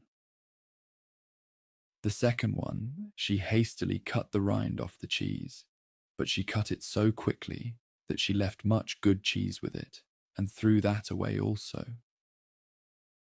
The third one, she peeled the rind off carefully and cut neither too much nor too little. The shepherd told all this to his mother, who said, "Take the third for your wife." This he did, and lived contentedly and happily with her. Old Sultan. A farmer had a faithful dog named Sultan, who had grown old and lost all his teeth, and could no longer hold on to anything. One day the farmer was standing with his wife before the house door, and said, "Tomorrow I intend to shoot old Sultan. He is no longer of any use." His wife, who felt pity for the faithful animal, answered, "He has served us so long and been so faithful that we might well give him his keep." "What?" said the man.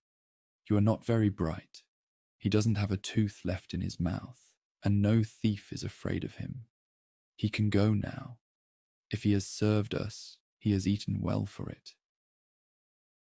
The poor dog, who was lying stretched out in the sun not far off, heard everything and was sorry that tomorrow was to be his last day.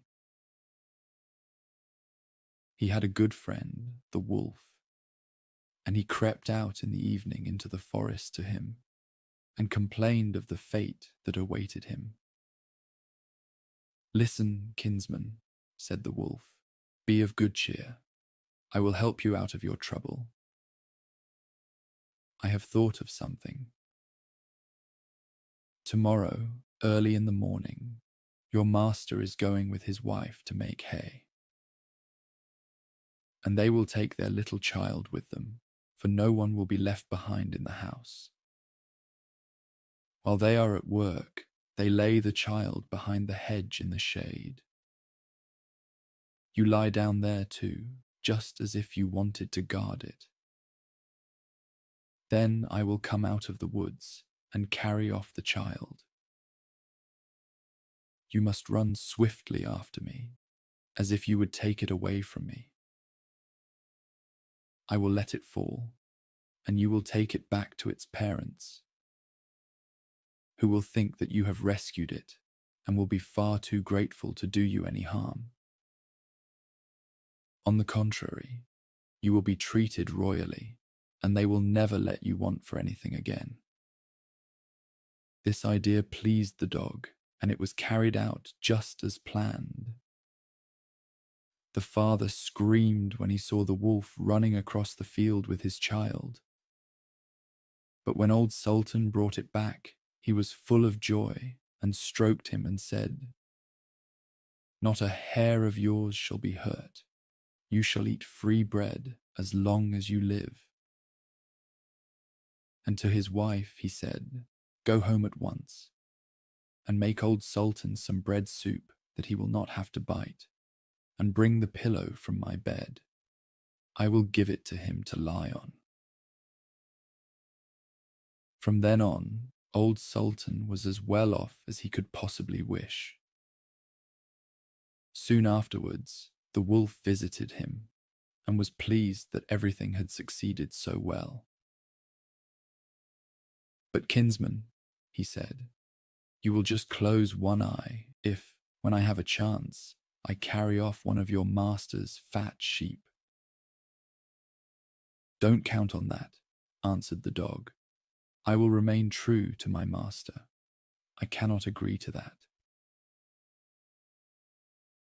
The wolf thought that this was not spoken in earnest, and he crept up in the night to take away the sheep.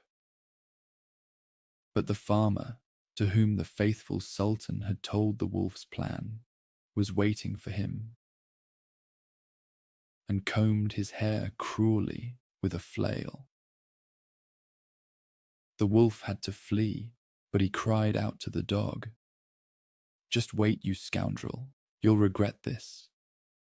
The next morning, the wolf sent the boar to challenge the dog to come out into the forest and settle the affair. Old Sultan could find no one to be his second but a cat with only 3 legs. As they went out together, the poor cat limped along, stretching its tail upward with pain. The wolf and his friend were already at the appointed place. But when they saw their enemy coming, they thought that he was bringing a saber with him, for they mistook the cat's outstretched tail for one. And when the poor animal hopped on 3 legs, they thought that each time it was picking up a stone to throw at them. Then they took fright. The wild boar crept into the underbrush, and the wolf jumped up a tree. As the dog and the cat approached, they wondered why no one was to be seen. The wild boar, however, had not been able to hide himself completely in the leaves. His ears were still sticking out, while the cat was looking cautiously about. The boar wiggled his ears, and the cat, who thought it was a mouse, jumped on it and bit down hard. The boar jumped up, screaming loudly, "The guilty one is up in the tree." The dog and cat looked up and saw the wolf, who was ashamed for having shown such fear, and who then made peace with the dog.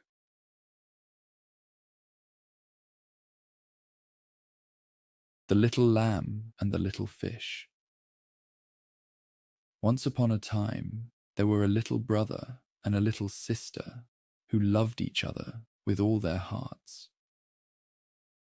Their own mother, however, was dead, and they had a stepmother who was not kind to them. She secretly did everything she could to hurt them. It so happened that the two of them were playing with other children in a meadow in front their house. There was a pond in the meadow that came up to one side of the house. The children ran around it, caught one another, and played a counting out game.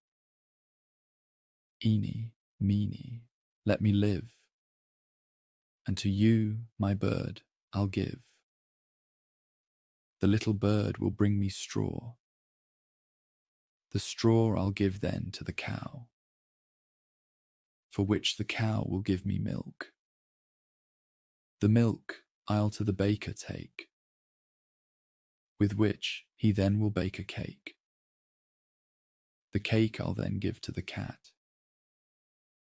Little cat will catch some mice for that. The mice I'll hang up in the smoke, and after that I'll cut them up." While playing this game, they stood in a circle. The one to whom they were pointing when they said, "Cut them up," had to run away, and all the others would run after them and catch them. While they were thus running about so joyfully, the stepmother was watching them from the window and grew angry. Because she understood the art of witchcraft, she bewitched them both, transforming the little brother into a fish and the little sister into a lamb. The little fish swam back and forth in the pond and was sad, And the little lamb walked back and forth in the meadow and was sad and would not eat. She would not even touch one blade of grass. Thus a long time passed, and then some strangers came as guests to the castle. The treacherous stepmother thought, "Now is my chance," and called the cook and said to him, "Go and fetch the lamb from the meadow and slaughter it. We have nothing else for our guests." The cook went and got the little lamb, took her into the kitchen and tied her feet together. She bore all this patiently.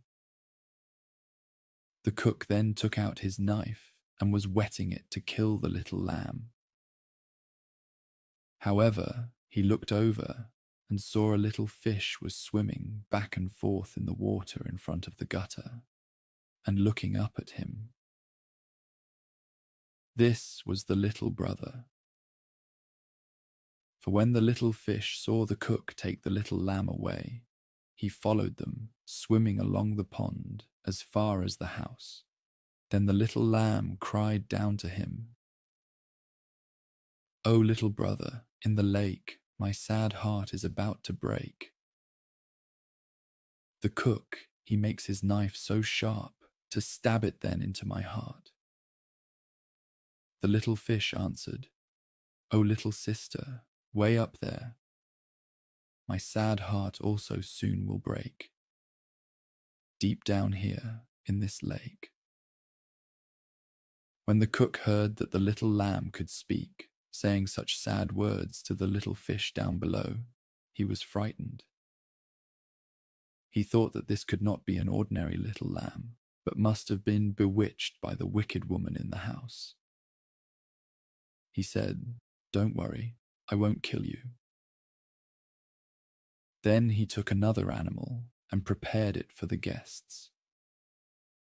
After which, he took the little lamb to a good peasant woman and told her everything that he had seen and heard.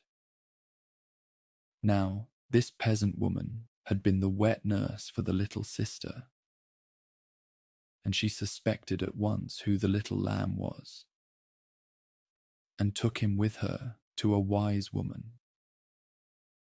The wise woman pronounced a blessing over the little lamb and the little fish, and they regained their human forms. After this, she took them both to a little hut in a large forest, where they lived by themselves, contented and happy.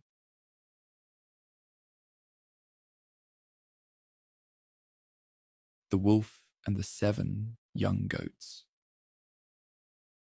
Once upon a time, there was an old goat.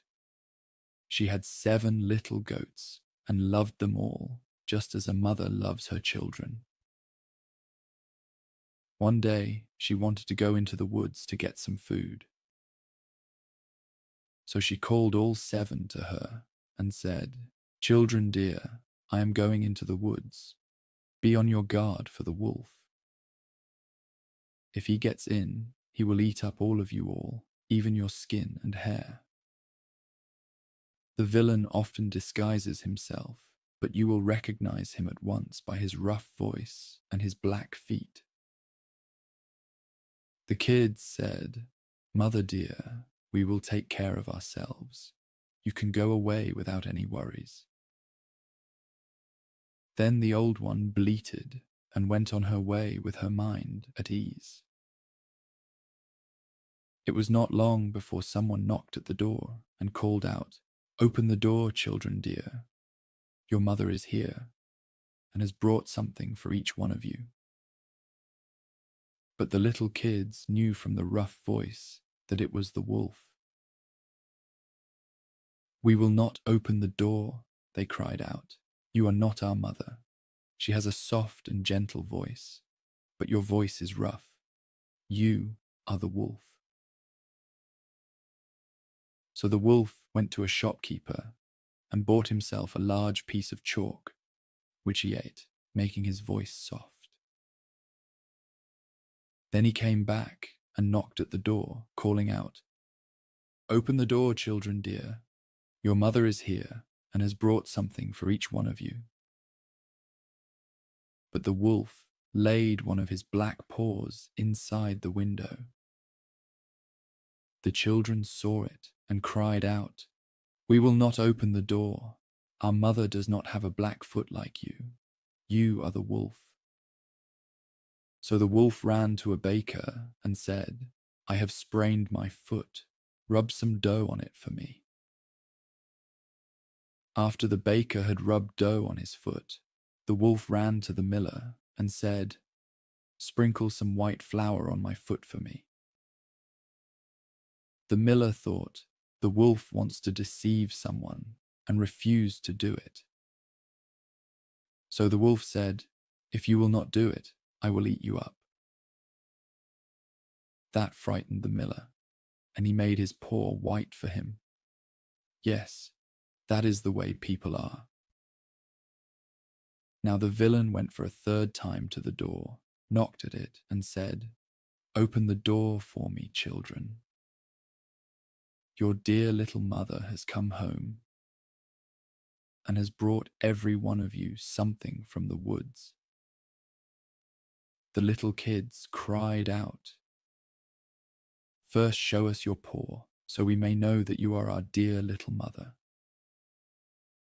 So he put his paw inside the window, and when they saw that it was white, they believed that everything he said was true, and they opened the door. But who came in? It was the wolf. They were terrified and wanted to hide. One jumped under the table, the second into the bed, the third into the stove, the fourth into the kitchen, the fifth into the cupboard, the sixth under the wash basin, and the seventh into the clock case. But the wolf found them all, and with no further ado, he swallowed them down his throat, one after the other. However, he did not find the youngest goat, the one who was in the clock case.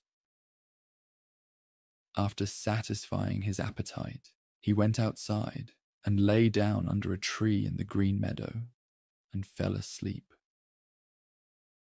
Soon afterward, the old goat came home from the woods. Oh, what a sight she saw there! The door stood wide open. Table, chairs, and benches were tipped over. The wash basin was in pieces. The covers and pillows had been pulled off the bed. She looked for her children, but they were nowhere to be found. She called them by name, one after the other, but no one answered.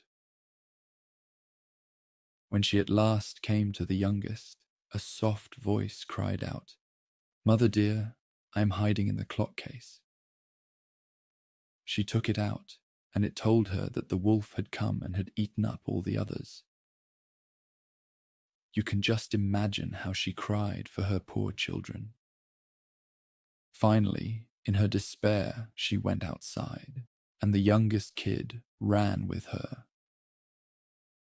They came to the meadow, and there lay the wolf by the tree, snoring so loudly that the branches shook.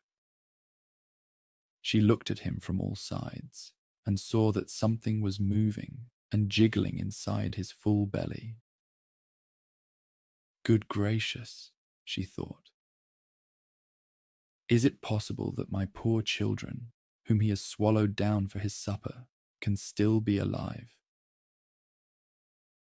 The mother goat sent the kid home and to fetch scissors and a needle and thread. She then cut open the monster's paunch. She had scarcely made one cut before a little kid stuck its head out. And as she continued to cut, one after the other, all 6 jumped out, and they were all still alive. They were not even hurt. For in his greed, the monster had swallowed them down whole. How happy they were. They hugged their dear mother and jumped about like a tailor on his wedding day. But the mother said, "Go now and look for some big stones. We will fill the godless beast's stomach with them while he is still asleep." The 7 goats quickly brought the stones, and they put as many of them into his stomach as it would hold. Then the mother hurriedly sewed him up again. He was not aware of anything and never once stirred. The wolf finally awoke and got up onto his legs. Because the stones in his stomach made him very thirsty, he wanted to go to a well and get a drink. But when he began to walk and to move about, the stones in his stomach knocked against each other and rattled. Then he cried out, "What rumbles and tumbles inside of me? I thought it was kids, but it's stones that they be." When he got to the well and leaned over the water to drink, the heavy stones pulled him in, and he drowned miserably. When the 7 goats saw what had happened, they ran up and cried out, "The wolf is dead, the wolf is dead." And with their mother, they danced for joy around about the well.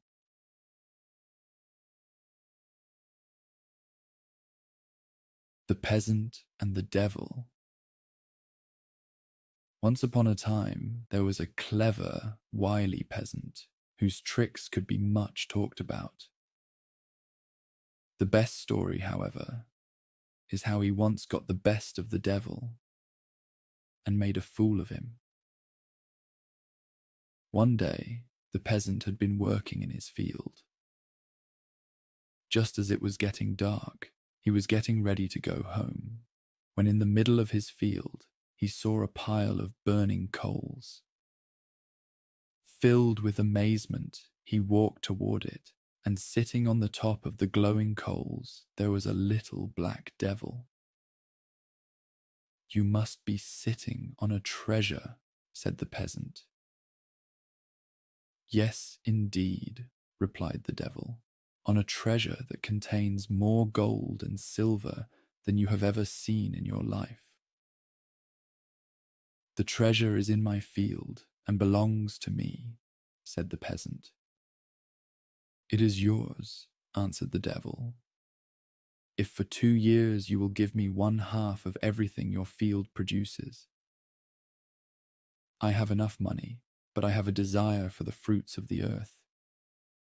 The peasant entered into the bargain, saying, "To prevent any dispute from arising about the division, everything above the ground shall belong to you, and everything beneath the ground to me." The devil was quite satisfied with that. But the cunning peasant had planted turnips. Now, when harvest time came, the devil appeared and wanted to take away his crop. But he found nothing except the yellow, withered leaves, and the happy peasant dug up his turnips. "You got the best of me this time," said the devil, "but it won't happen again. Next time, what grows above ground shall be yours, and what is under it shall be mine." "That is all right with me," answered the peasant. When planting time came, the peasant did not plant turnips again, but wheat. The crop ripened, and the peasant went into the field and cut the full stalks off at ground level. When the devil came, he found nothing but the stubble, and he angrily disappeared into a chasm in a cliff. "That's the way one has to deal with foxes," said the peasant, then carried away the treasure.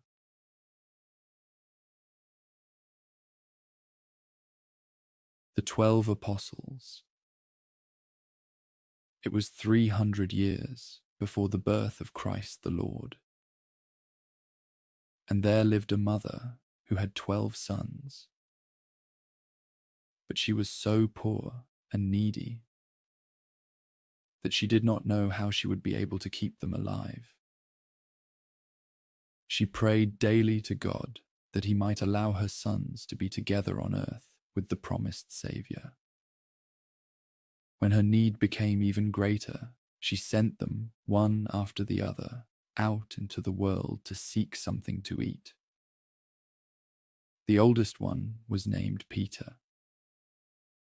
He went forth and had already walked far, an entire day's journey, when he found himself in a great forest. He looked for a way out, but could not find one, going instead deeper and deeper into the woods. His hunger was so great that he could barely stand upright. He finally became so weak that he had to lie down, and he believed that he was near death. Suddenly, there stood before him a small boy. He glistened and was as beautiful and as friendly as an angel. The child clapped his hands together, causing Peter to look up at him. Then he said, "Why are you sitting there so sadly?" "Oh," answered Peter, "I am walking about in the world seeking something to eat, so that I might be able to see the promised Saviour, for that is my greatest wish." The child said, "Come with me, your wish shall be fulfilled." He took poor Peter by the hand and led him between the cliffs to a large cave. They went inside, and everything glistened with gold, silver, and crystal. In the middle there stood 12 cradles next to each other. Then the little angel said, "Lie down in the first one and sleep a little. I will rock you." Peter did this, and the little angel sang to him and rocked him until he fell asleep. While he slept, the second brother came to him. He too had been brought there by his guardian angel, and he too was rocked to sleep. In a like manner, the others came as well, each in turn, until all 12 were lying there asleep in the golden cradles. There they slept for 300 years, until the night when the Saviour of the world was born. Then they awoke and were with him on earth, and they were called the 12 Apostles.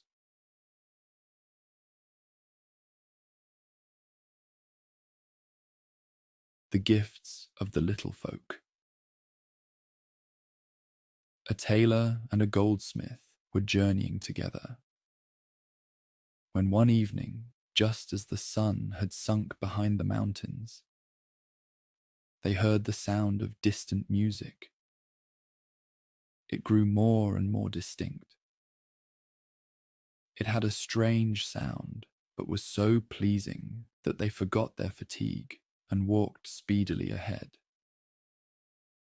The moon had already risen when they arrived upon a hill. Here they viewed a large number of small men and women who were holding hands and dancing around and cheerfully singing with the greatest pleasure and happiness. That was the music that the wanderers had heard. An old man, somewhat larger than the others, sat in their midst. He wore a brightly coloured jacket, and his ice-grey beard hung down over his chest. Filled with amazement, the two wanderers stopped and watched the dance. The old man motioned to them that they too should join in, and the little people voluntarily opened their circle. The goldsmith, who had a hump on his back and, like all hunchbacks, was forward enough, stepped right up. The tailor was at first a little shy and held back. But as soon as he saw what fun it was, he too took heart and joined in. They closed the circle again, and the little people sang and danced wildly forth. However, the old man took a broad knife that had been hanging from his belt, sharpened it, and as soon as it was sufficiently sharpened, looked at the strangers. They were frightened, but they did not have to worry for long. The old man grabbed the goldsmith and with the greatest speed smoothly shaved off his beard and the hair from his head. Then the same thing happened to the tailor. Their fear disappeared when the old man patted them friendly on their shoulders, as if he wanted to say that they had done well by letting it all happen without resisting. With his finger, he pointed toward a pile of coal that lay nearby, and indicated to them through gestures that they should fill their pockets with it. They both obeyed, although they did not know of what use the coal would be to them. Then they went on their way to seek out a place to spend the night. They had just arrived in the valley when the bell from a neighboring monastery struck 12. The singing ceased instantly. Everyone disappeared, and the hill lay in lonely moonlight. The two wanderers found shelter. Lying on beds of straw, they covered themselves with their jackets. They were so tired that they forgot to take the coal out of their pockets first. They were awakened earlier than normal by a heavy weight pressing down on their limbs. They reached into their pockets and could hardly believe their eyes when they saw that they were not filled with coal, but with pure gold. Further, their hair and their beards had also been fully restored. Now they were rich. However, the goldsmith had twice as much as the tailor, because, true to his greedy nature, he had filled his pockets better. However, much a greedy person has, he always wants more. So the goldsmith proposed to the tailor that they stay there another day, in order to be able to gain even more wealth from the old man on the mountain that evening. The tailor did not want to do this, and said, "I have enough and am satisfied. I am going to become a master, marry my pleasant one, and be a happy man." However, to please the goldsmith, he agreed to stay one more day. That evening, the goldsmith hung several pockets over his shoulders in order to be able to carry everything and set off for the hill. As had happened the night before, he found the little people dancing and singing. The old man shaved him smooth once again and indicated that he should take some coal. Without hesitating, he packed away as much as his pockets would hold and then happily returned home. Covering himself with his jacket, he said, "I can bear it if the gold presses down on me." With the sweet premonition that he would awaken tomorrow as a very rich man, he fell asleep.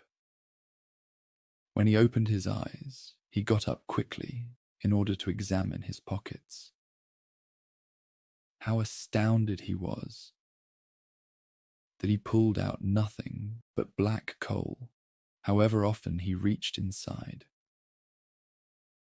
"Anyway, I still have the gold from the night before," he thought, and reached for it.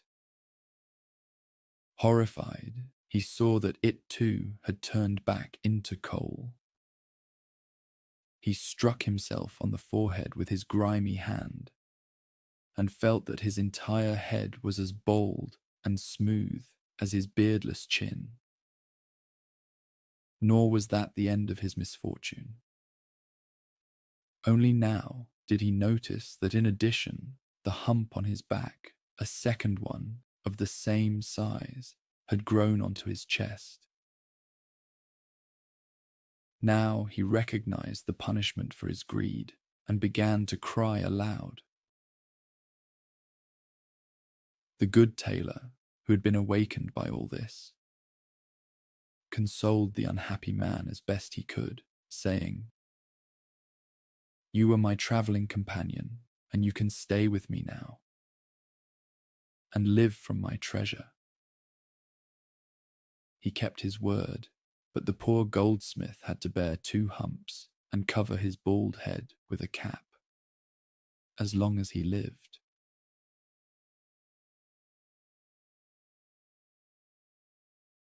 The Shepherd Boy.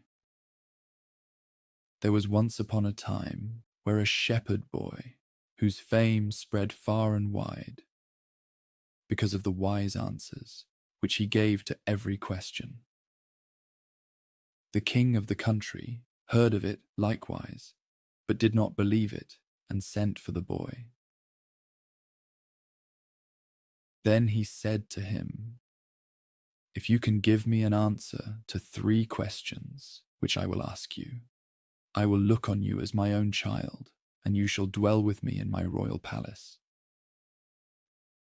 The boy said, "What are the 3 questions?" The king said, "The first is, how many drops of water are there in the ocean?" The shepherd boy answered, "Lord King, if you will have all the rivers on earth dammed up, so that not a single drop runs from them into the sea, until I have counted it, I will tell you how many drops there are in the sea." The king said, "The next question is, how many stars are there in the sky?" The shepherd boy said, "Give me a great sheet of white paper." And then he made so many fine points on it with a pen that they could scarcely be seen. And it was all but impossible to count them. Anyone who looked at them would have lost his sight. Then he said, "There are as many stars in the sky as there are points on the paper. Just count them." But no one was able to do it. The king said, "The third question is, how many seconds of time are there in eternity?" Then said the shepherd boy, "In Lower Pomerania is the Diamond Mountain, which is 2 miles high, 2 miles wide, and 2 miles deep. Every 100 years, a little bird comes and sharpens its beak on it. And when the whole mountain is worn away by this, then the first second of eternity will be over." The king said, "You have answered the 3 questions like a wise man, and shall henceforth dwell with me in my royal palace, and I will regard you as my own child."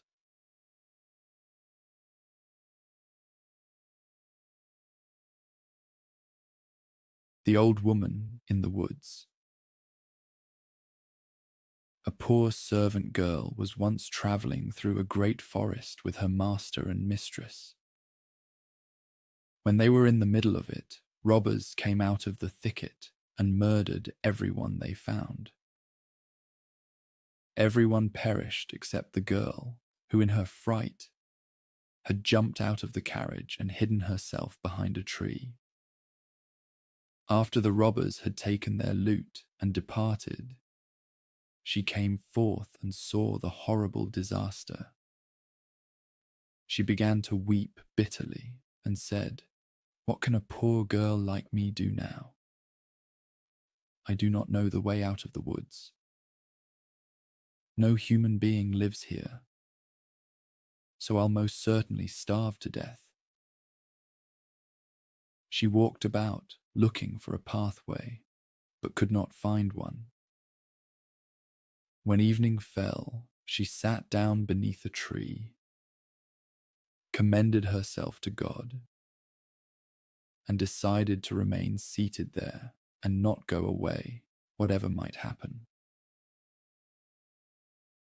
After she had sat there a while, a little white dove flew up to her with a little golden key in its beak. It put the little key in her hand, saying, "Do you see that large tree over there? A little lock is on it. Open it with this little key, and you will find food enough to still your hunger." Then she went to the tree and unlocked it, and found milk in a little bowl and white bread to break into it so that she could eat her fill. When she was satisfied, she said, "It is now the time when the hens at home go to roost. I am so tired that I would like to lie down in my bed as well." Then the little dove flew to her again, bringing another little golden key in its bill. It said, "Open that tree over there, and you will find a bed." She opened it and found a beautiful white bed. Then she prayed to God for protection during the night, lay down, and fell asleep. In the morning, the little dove came for the third time, again bringing a little key. It said, "Open that tree over there, and you will find clothes." Upon opening it, she found garments trimmed with gold and with jewels, more splendid than those of any princess. Thus she lived there for some time. The little dove came every day, providing her with everything that she needed. It was a peaceful, good life. Then one day, the little dove came and said, "Will you do me a favor?" "Gladly, with all my heart," said the girl. Then the little dove said, "I will lead you to a little house. Go inside, where an old woman will be sitting by the fireplace. She will say, 'Good day.' But on your life, do not answer her, in spite of whatever she might do. Pass by her on her right-hand side where there is a door. Open it, and you will enter into a room where there are all kinds of rings lying on a table. Some of these are some splendid ones with glistening stones. Leave them where they are and seek out a simple one which must be among them. Then bring it here to me as quickly as you can." The girl went to the little house and entered in at the door. An old woman was sitting there. When she saw the girl, she glared at her and said, "Good day, my child." The girl did not answer, but approached the door. "Where are you going?" cried the old woman, and grabbed her skirt, trying to hold her fast.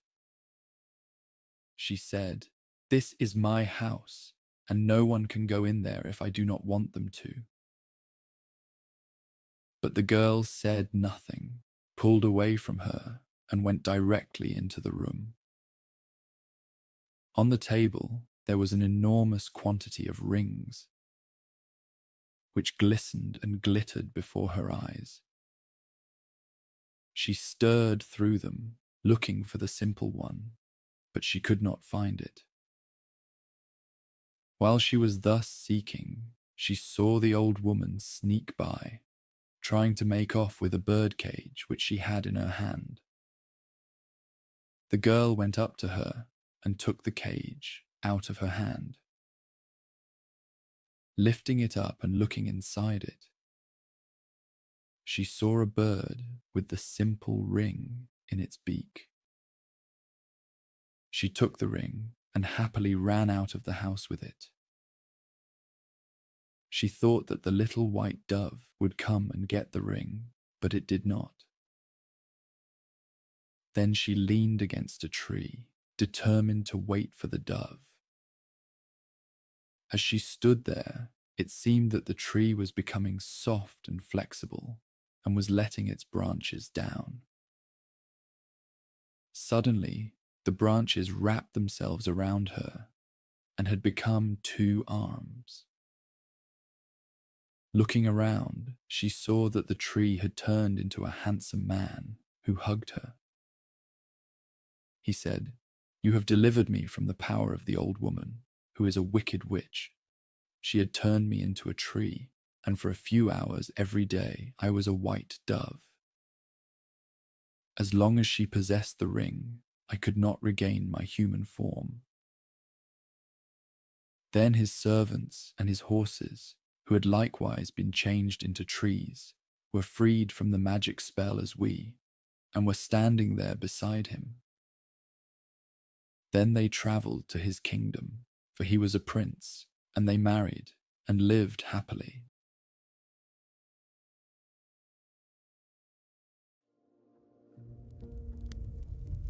Rapunzel. There once lived a man and his wife who had long wished for a child, but in vain. Now there was at the back of their house a little window which overlooked a beautiful garden full of the finest vegetables and flowers. But there was a high wall all round it, and no one ventured into it, for it belonged to a witch of great might, and of whom all the world was afraid. One day that the wife was standing at the window and looking into the garden, she saw a bed filled with the finest rampion, and it looked so fresh and green that she began to wish for some, and at length she longed for it greatly. This went on for days, and as she knew she could not get the rampion, she pined away and grew pale and miserable. Then the man was uneasy and asked, "What is the matter, dear wife?" "Oh," answered she, "I shall die unless I can have some of that rampion to eat that grows in the garden at the back of our house." The man, who loved her very much, thought to himself, "Rather than lose my wife, I will get some rampion, cost what it will." So in the twilight, he climbed over the wall into the witch's garden, plucked hastily a handful of rampion, and brought it to his wife. She made a salad of it at once, and ate of it to her heart's content. But she liked it so much, and it tasted so good, that the next day she longed for it thrice as much as she had done before. If she was to have any rest, the man must climb over the wall once more. So he went in the twilight again, and as he was climbing back, he saw, all at once, the witch standing before him, and was terribly frightened as she cried with angry eyes, "How dare you climb over into my garden like a thief and steal my rampion? It shall be the worse for you." "Oh," answered he, "be merciful rather than just. I have only done it through necessity, for my wife saw your rampion out of the window and became possessed with so great a longing that she would have died if she could not have had some to eat." Then the witch said, "If it is all as you say, you may have as much rampion as you like, on one condition: the child that will come into the world must be given to me.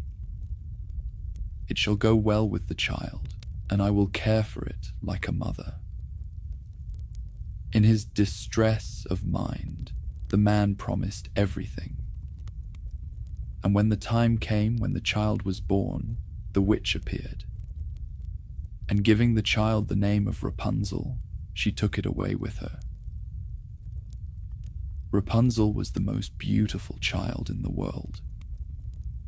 When she was 12 years old, the witch shut her up in a tower in the midst of a wood, and it had neither steps nor door, only a small window above.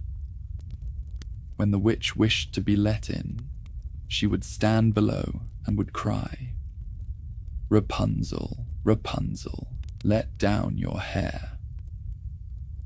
Rapunzel had beautiful long hair that shone like gold. When she heard the voice of the witch, she would undo the fastening of the upper window, unbind the plaits of her hair, and let it down 20 ells below, and the witch would climb up by it.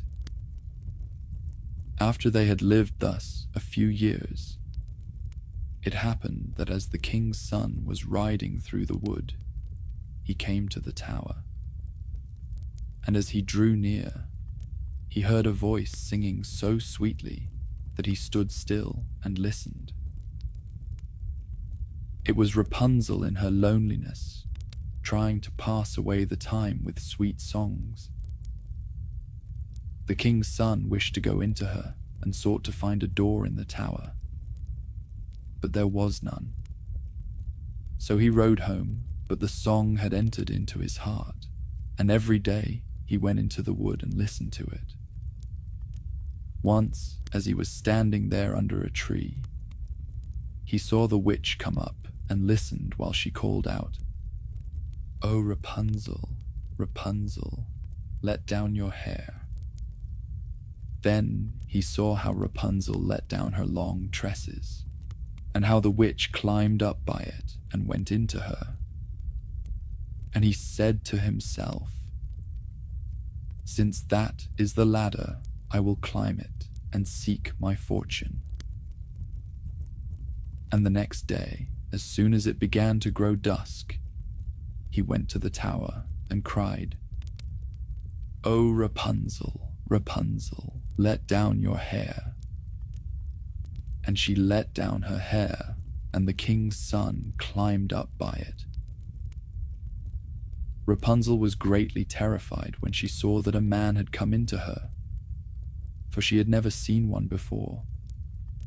But the king's son began speaking so kindly to her, and told how her singing had entered into his heart, so that he could have no peace until he had seen her herself. Then Rapunzel forgot her terror, and when he asked her to take him for her husband, and she saw that he was young and beautiful, she thought to herself, "I certainly like him much better than old Mother Gothel." And she put her hand into his hand. She said, "I would willingly go with thee, but I do not know how I shall get out.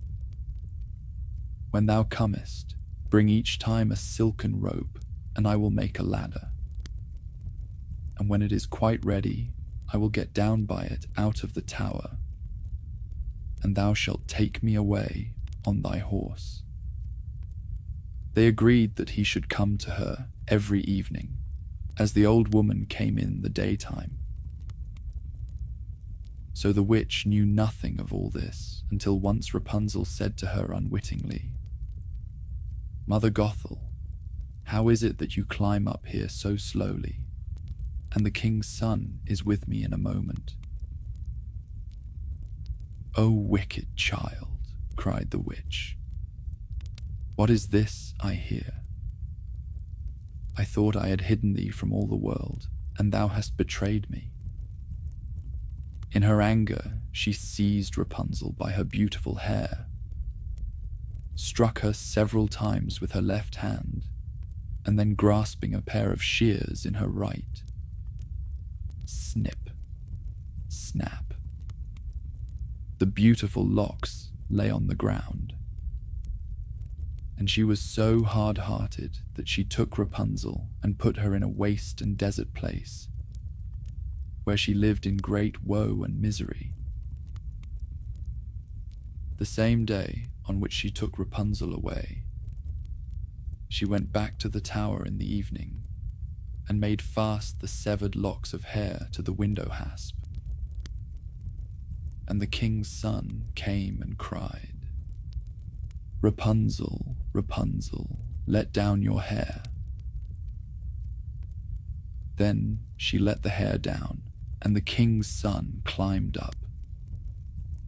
But instead of his dearest Rapunzel, he found the witch looking at him with wicked, glittering eyes. She mocked him with words most foul. "You came for your darling, but the sweet bird sits no longer in the nest and sings no more. The cat has got her and will scratch out your eyes as well. Rapunzel is lost to you. You will see her no more." The king's son was beside himself with grief, and in his agony he sprang from the tower. He escaped with life, but the thorns on which he fell put out his eyes.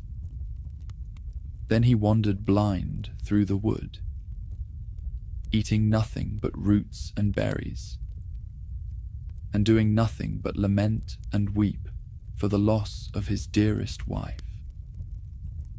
So he wandered several years in misery, until at last he came to the desert place where Rapunzel lived with her twin children that she had borne, a boy and a girl.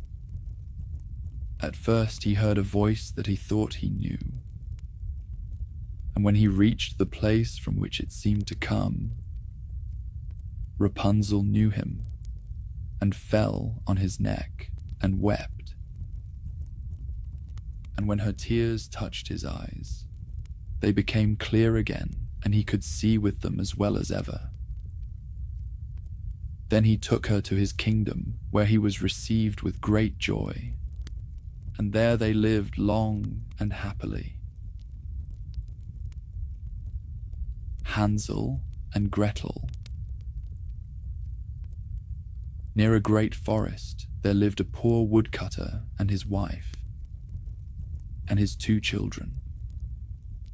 The boy's name was Hansel and the girl's Gretel.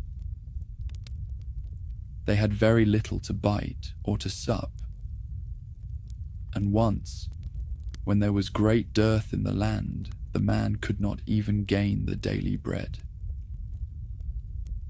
As he lay in bed one night, thinking of this, and turning and tossing, he sighed heavily and said to his wife, "What will become of us?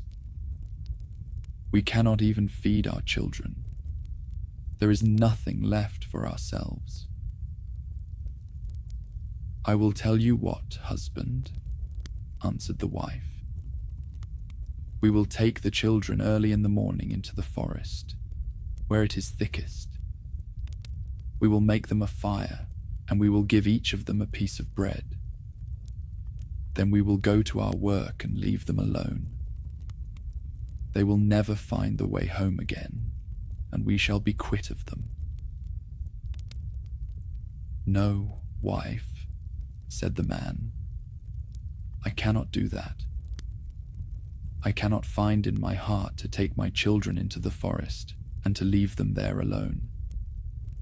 The wild animals would soon come and devour them." "You fool," said she. "Then we will all 4 starve. You had better get the coffins ready." And she left him no peace until he consented. "But I really pity the poor children," said the man. The 2 children had not been able to sleep for hunger, and had heard what their stepmother had said to their father. Gretel wept bitterly and said to Hansel, "'Tis all over with us." "Do be quiet, Gretel," said Hansel, "and do not fret. I will manage something." And when the parents had gone to sleep, he got up, put on his little coat, opened the back door, and slipped out. The moon was shining brightly, and the white flints that lay in front of the house glistened like pieces of silver. Hansel stooped and filled the little pocket of his coat as full as it would hold. Then he went back again and said to Gretel, "Be easy, dear little sister, and go to sleep quietly. God will not forsake us," and laid himself down again in his bed. When the day was breaking, and before the sun had risen, the wife came and awakened the two children, saying, "Get up, you lazy bones. We are going into the forest to cut wood." Then she gave each of them a piece of bread and said, "That is for dinner, and you must not eat it before then, for you will get no more." Gretel carried the bread under her apron, for Hansel had his pockets full of the flints. Then they set off all together on their way to the forest. When they had gone a little way, Hansel stood still and looked back towards the house. And this he did again and again, till his father said to him, "Hansel, what are you looking at? Take care not to forget your legs." "Oh, father," said Hansel, "I'm looking at my little white kitten, who is sitting up on the roof to bid me goodbye."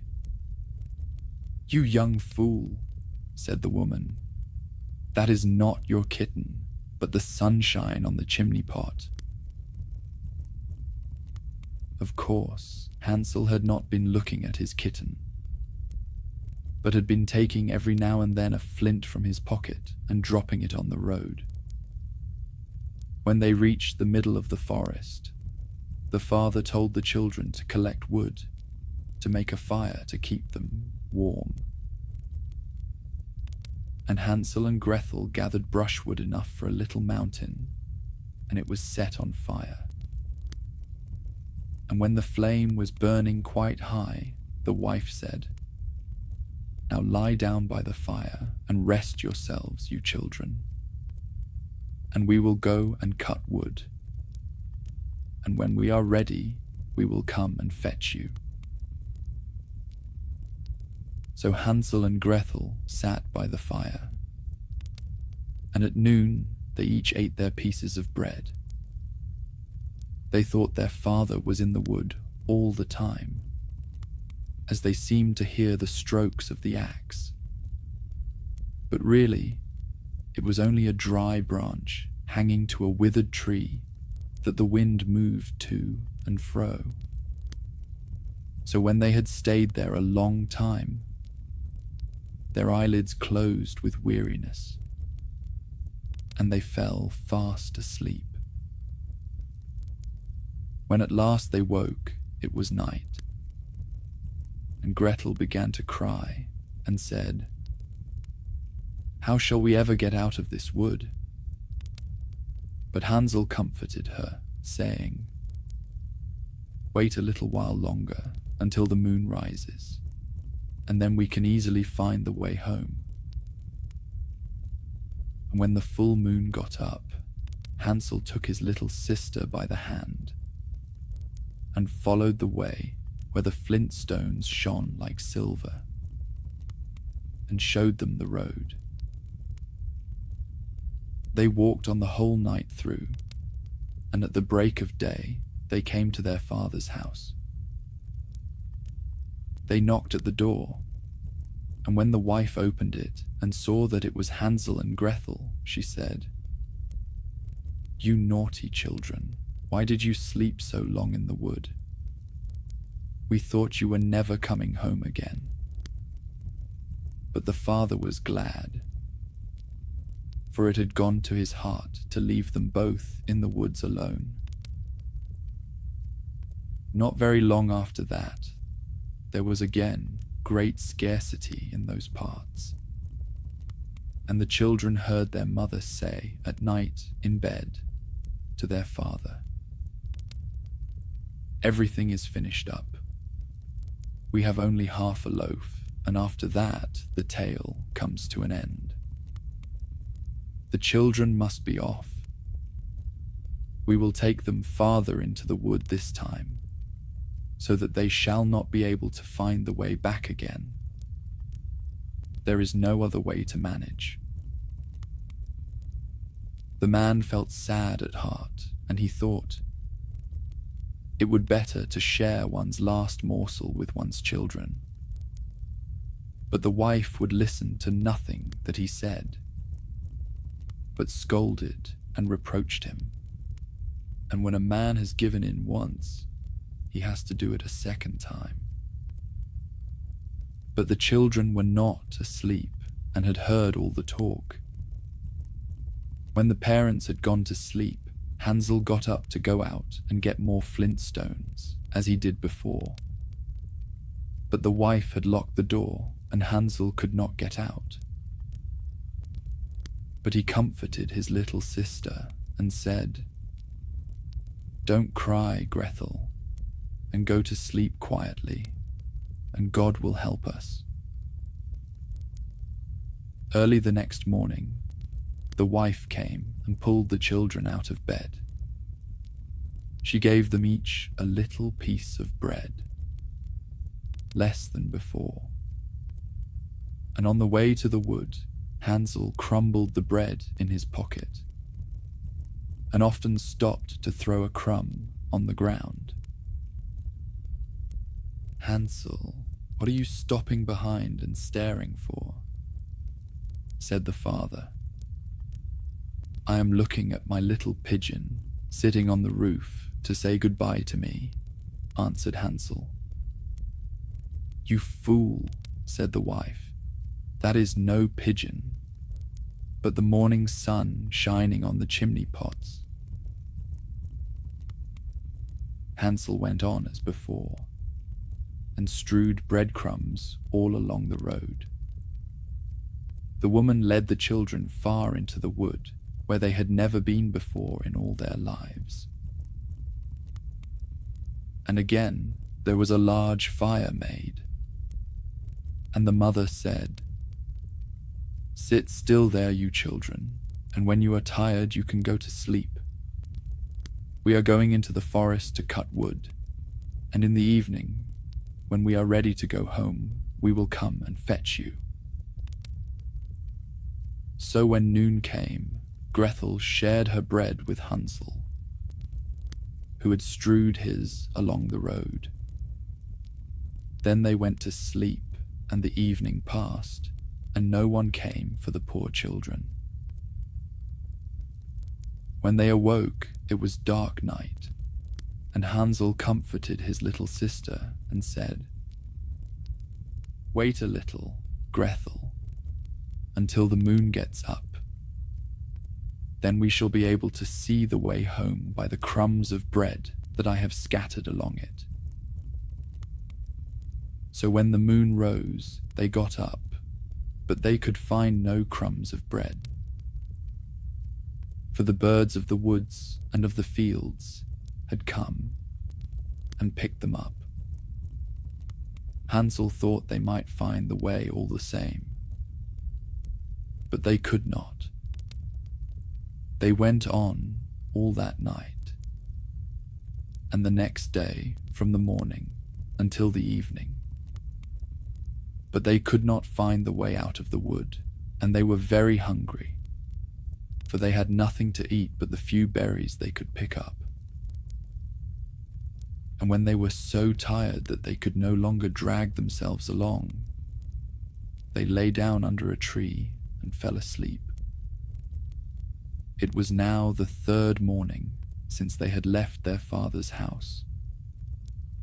They were always trying to get back to it, but instead of that, they only found themselves farther in the wood, and if help had not soon come, they would have been starved. About noon, they saw a pretty snow-white bird sitting on a bough, and singing so sweetly that they stopped to listen. And when he had finished, the bird spread his wings and flew before them, and they followed after him until they came to a little house, and the bird perched on the roof. When they came nearer, they saw that the house was built of bread and roofed with cakes, and the window was of transparent sugar. "We will have some of this," said Hansel, "and make a fine meal. I will eat a piece of the roof, Gretel, and you can have some of the window. That will taste sweet."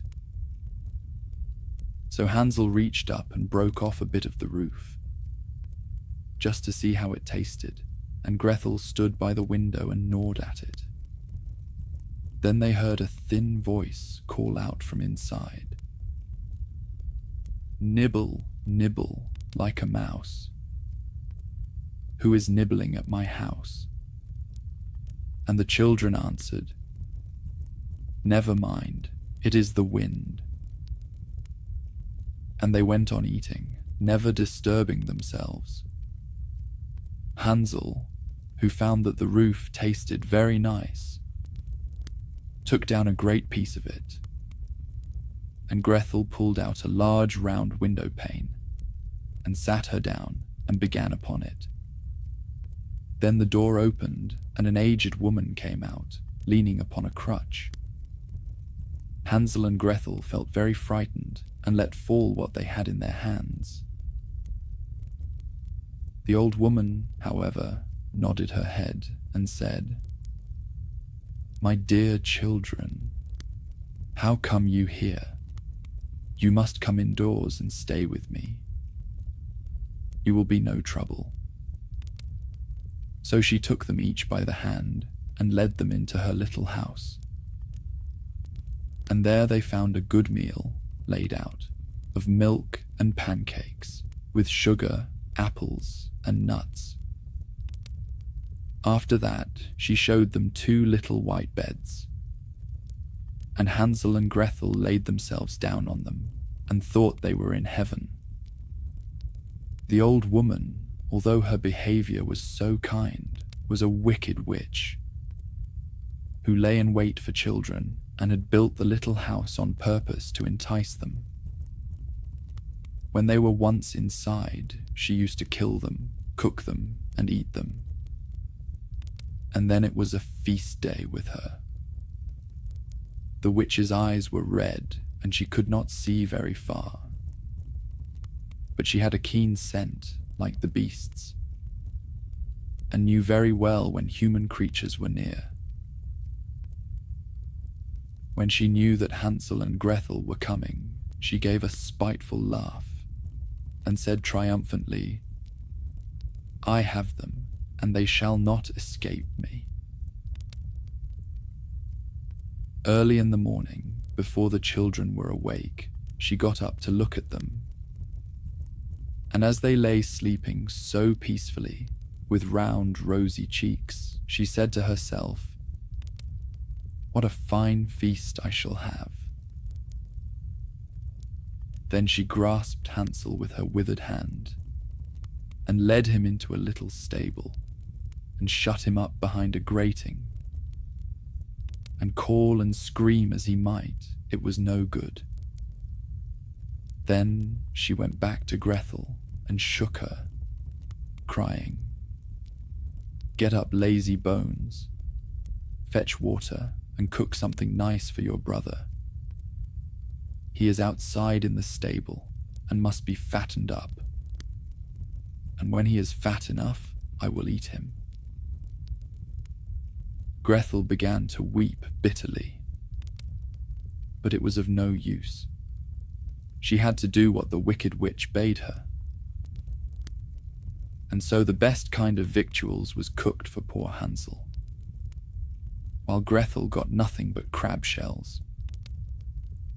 Each morning, the old woman visited the little stable and cried, "Hansel, stretch out your finger, that I may tell if you will soon be fat enough." Hansel, however, used to hold out a little bone, and the old woman, who who had weak eyes, could not see what it was, and supposing it to be Hansel's finger, wondered very much that it was not getting fatter. When 4 weeks had passed and Hansel seemed to remain so thin, she lost patience and could wait no longer. "Now then, Gretel," she said to the little girl, "be quick and draw water. Be Hansel fat, or be he lean. Tomorrow I must kill and cook him." Oh, what a grief for the poor little sister to have to fetch water, and how the tears flowed down over her cheeks. "Dear God, pray help us," prayed she. "If we had been devoured by wild beasts in the wood, at least we should have died together. Spare me your lamentations," said the old woman. "They are of no avail." Early next morning, Gretel had to get up, make the fire, and fill the kettle. "First we will do the baking," said the old woman. "I have heated the oven already and kneaded the dough." She pushed poor Gretel towards the oven, out of which the flames were already shining. "Creep in," said the witch, "and see if it is properly hot, so that the bread may be baked." And Gretel once in, she meant to shut the door upon her and let her be baked, and then she would have eaten her. But Gretel perceived her intention and said, "I don't know how to do it. How shall I get in?" "Stupid goose," said the old woman. "The opening is big enough, do you see? I could get in myself." And she stooped down and put her head in the oven's mouth. Then Gretel gave her a push, so that she went in farther, and she shut the iron door upon her and put up the bar. Oh, how frightfully she howled! But Gretel ran away and left the wicked witch to burn miserably. Gretel went straight to Hansel, opened the stable door and said, "Hansel, we are free. The old witch is dead." Then out flew Hansel like a bird from its cage as soon as the door is opened. How rejoiced they both were! How they fell, each on the other's neck, and danced about and kissed each other. And as they had nothing more to fear, they went over all the old witch's house. And in every corner there stood chests of pearls and precious stones. "This is something better than flint stones," said Hansel as he filled his pockets. And Gretel, thinking she also would like to carry something home with her, filled her apron full. "Now, away we go," said Hansel, "if we only can get out of the witch's wood." When they had journeyed a few hours, they came to a great piece of water. "We can never get across this," said Hansel.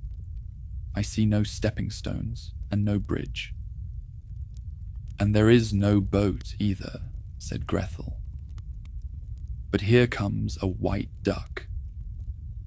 If I ask her, she will help us over." So she sang, "Duck, duck, here we stand, Hansel and Gretel on the land. Stepping stones and bridge we lack, carry us over on your nice white back." And the duck came accordingly, and Hansel got upon her and told his sister to come too.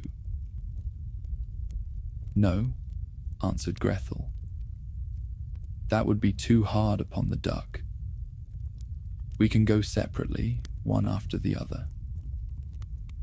and that was how it was managed.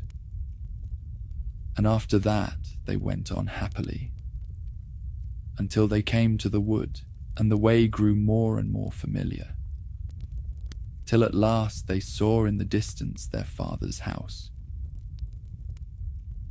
Then they ran till they came up to it, rushed in at the door, and fell on their father's neck.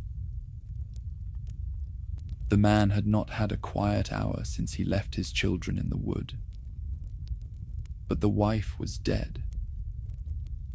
And when Grethel opened her apron, the pearls and precious stones were scattered all over the room, and Hansel took one handful after another out of his pocket. Then was all care at an end, and they lived in great joy together. Little Briar Rose. In times past, there lived a king and queen who said to each other every day of their lives, "Would that we had a child." And yet they had none. But it happened once that when the queen was bathing, there came a frog out of the water, and he squatted on the ground and said to her, "Thy wish shall be fulfilled. Before a year has gone by, thou shalt bring a daughter into the world." And as the frog foretold, so it happened.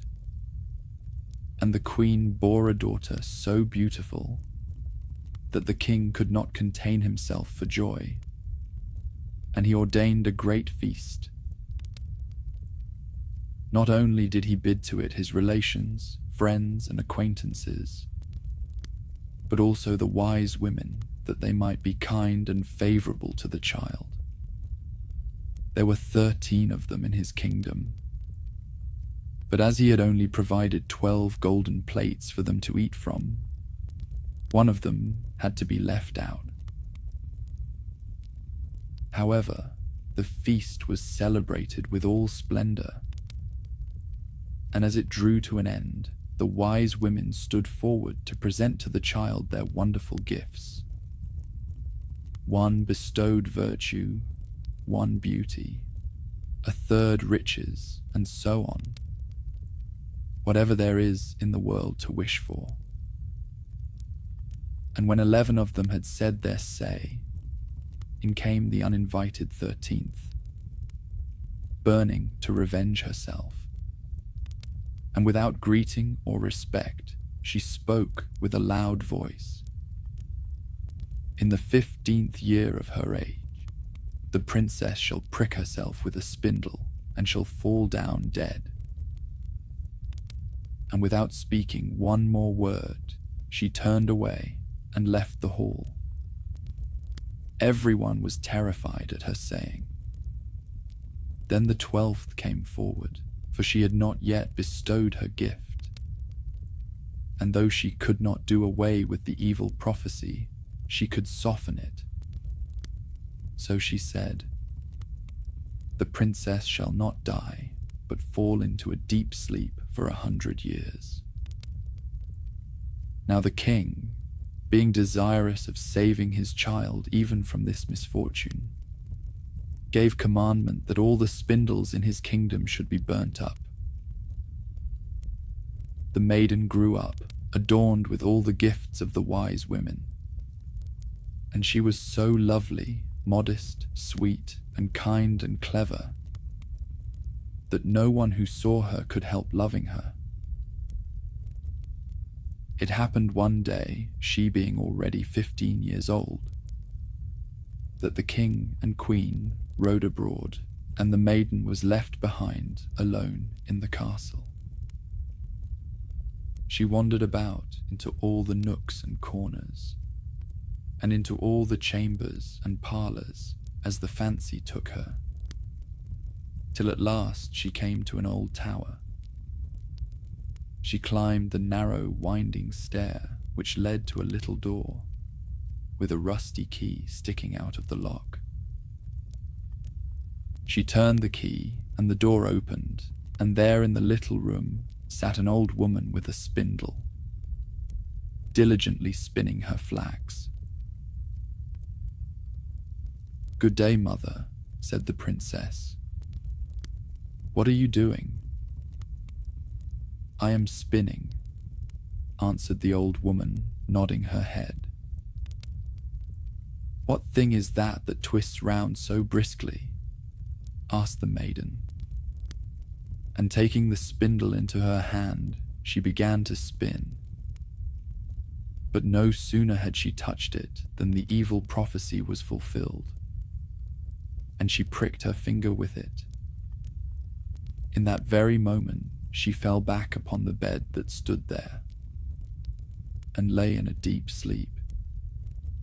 And this sleep fell upon the whole castle.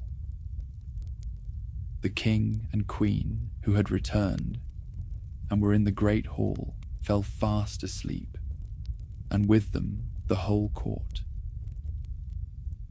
The horses in their stalls, the dogs in the yard, the pigeons on the roof, the flies on the wall.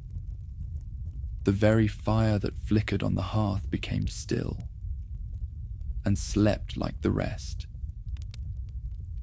And the meat on the spit ceased roasting, and the cook, who was going to pull the scullion's hair for some mistake he had made, let him go, and went to sleep. And the wind ceased, and not a leaf fell from the trees about the castle. Then round about that place there grew a hedge of thorns thicker every year, until at last the whole castle was hidden from view, and nothing of it could be seen but the vane on the roof. And a rumour went abroad in all that country of the beautiful sleeping Rosamond, for so was the princess called.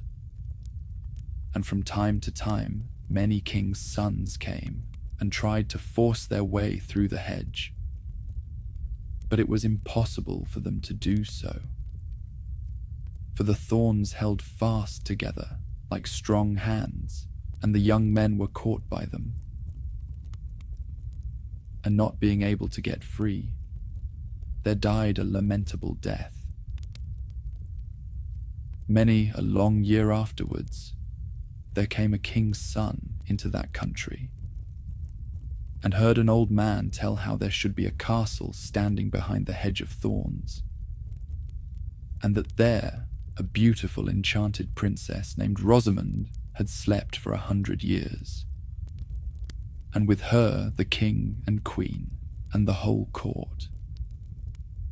The old man had been told by his grandfather that many kings' sons had sought to pass the thorn hedge, but had been caught and pierced by the thorns, and had died a miserable death. Then said the young man, "Nevertheless, I do not fear to try. I shall win through and see the lovely Rosamond." The good old man tried to dissuade him, but he would not listen to his words. For now the 100 years were at an end, and the day had come when Rosamond should be awakened. When the prince drew near the hedge of thorns, it was changed into a hedge of beautiful large flowers, which parted and bent aside to let him pass, and then closed behind him in a thick hedge. When he reached the castle yard, he saw the horses and brindled hunting dogs lying asleep, and on the roof the pigeons were sitting with their heads under their wings. And when he came indoors, the flies on the wall were asleep. The cook in the kitchen had his hand uplifted to strike the scullion, and the kitchen maid had the black fowl on her lap ready to pluck. Then he mounted higher and saw in the hall the whole court lying asleep, and above them, on their thrones, slept the king and the queen. And still he went farther, and all was so quiet that he could hear his own breathing. At last he came to the tower and went up the winding stair and opened the door of the little room where Rosamond lay. And when he saw her looking so lovely in her sleep, he could not turn away his eyes. And presently he stooped and kissed her. And she awaked and opened her eyes and looked very kindly on him.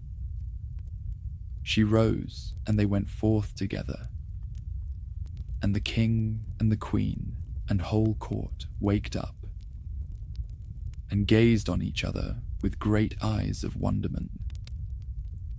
The horses in the yard got up and shook themselves. The hounds sprang up and wagged their tails. The pigeons on the roof drew their heads from under their wings, looked round, and flew into the field. The flies on the wall crept on a little farther. The kitchen fire leapt up and blazed and cooked the meat. The joint on the spit began to roast. The cook gave the scullion such a box on the ear that he roared out, and the maid went on plucking the fowl. Then the wedding of the prince and Rosamond was held with all splendour, and they lived very happily together until their lives' end. Cinderella. There was once a rich man whose wife lay sick, and when she felt her end drawing near, she called to her only daughter to come near her bed and said, "Dear child, be pious and good, and God will always take care of you. And I will look down upon you from heaven and will be with you." And then she closed her eyes and expired. The maiden went every day to her mother's grave and wept, and was always pious and good. When the winter came, the snow covered the grave with a white covering. And when the sun came in the early spring and melted it away, the man took to himself another wife. The new wife brought 2 daughters home with her, and they were beautiful in appearance, but their blackened hearts were ugly. And then began very evil times for the poor stepdaughter. "Is the stupid creature to sit in the same room with us?" said they. "Those who eat food must earn it. Out upon her for a kitchen maid." They took away her pretty dresses and put on her an old grey kirtle, and gave her wooden shoes to wear. "Just look now at the proud princess, how she is decked out." They laughed, and then they sent her into the kitchen. There she was, obliged to do heavy work from morning to night. Get up early, draw water, make the fires, cook and wash. Besides that, the sisters did their utmost to torment her, mocking her and strewing peas and lentils among the ashes and setting her to pick them up. In the evenings, when she was quite tired out with her hard day's work, she had no bed to lie on, but was obliged to rest on the hearth among the cinders. And as she always looked dusty and dirty, they named her Cinderella. It happened one day that the father went to the fair, and he asked his 2 stepdaughters what he should bring back for them. "Fine clothes," said one. "Pearls and jewels," said the other. "But what will you have, Cinderella?" said he. "The first twig, father, that strikes against your hat on the way home. That is what I should like you to bring me." So he bought for the two stepdaughters fine clothes, pearls, and jewels. And on his way back, as he rode through a green lane, a hazel twig struck against his hat, and he broke it off and carried it home with him. And when he reached home, he gave to the stepdaughters what they had wished for, and to Cinderella he gave the hazel twig. She thanked him and went to her mother's grave and planted this twig there, weeping so bitterly that the tears fell upon it and watered it, and it flourished and became a fine tree. Cinderella went to see it 3 times a day and wept and prayed. And each time a white bird rose up from the tree. And if she uttered any wish, the bird brought her whatever she had wished for. Now it came to pass that the king ordained a festival that should last for 3 days, and to which all the beautiful young women of that country were bidden, so that the king's son might choose a bride from among them. When the 2 stepdaughters heard that they too were bidden to appear, they felt very pleased, and they called Cinderella and said, "Comb our hair, brush our shoes, and make our buckles fast. We are going to the wedding feast at the king's castle." Cinderella, when she heard this, could not help crying, for she too would have liked to go to the dance, and she begged her stepmother to allow her.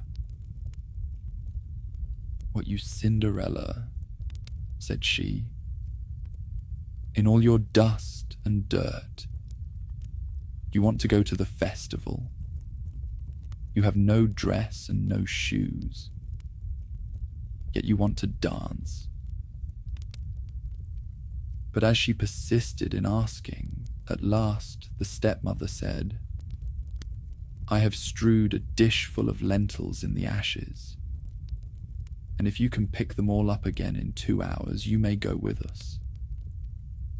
Then the maiden went to the back door that led into the garden and called out, "O gentle doves, O turtle doves, and all the birds that be, the lentils that in ashes lie, come and pick up for me.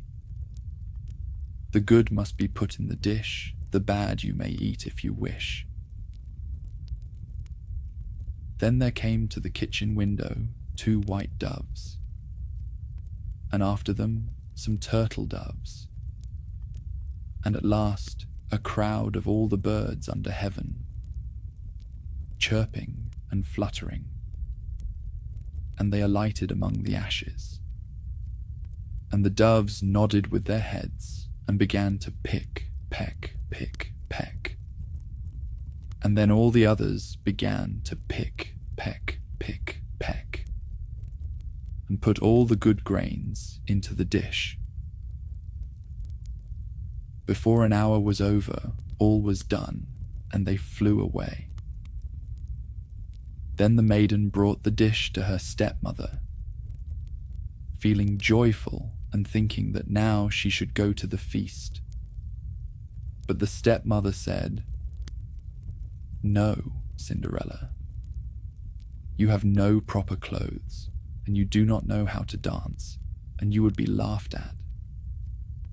And when Cinderella cried for disappointment, she added, "If you can pick 2 dishes full of lentils out of the ashes, nice and clean, you shall go with us," thinking to herself, "For that is not possible." When she had strewed 2 dishes full of lentils among the ashes, the maiden went through the back door into the garden and cried, "O gentle doves, O turtle doves, and all the birds that be, the lentils that in ashes lie, come and pick up for me. The good must be put in the dish, the bad you may eat if you wish." So there came to the kitchen window 2 white doves, and then some turtle doves, and at last a crowd of all the other birds under heaven, chirping and fluttering, and they alighted among the ashes, and the doves nodded with their heads and began to pick, peck, pick, peck. And then all the others began to pick, peck, pick, peck, and put all the good grains into the dish. And before half an hour was over, it was all done, and they flew away. Then the maiden took the dishes to the stepmother, feeling joyful, and thinking that now she should go with them to the feast. But she said, "All this is of no good to you. You cannot come with us, for you have no proper clothes and cannot dance.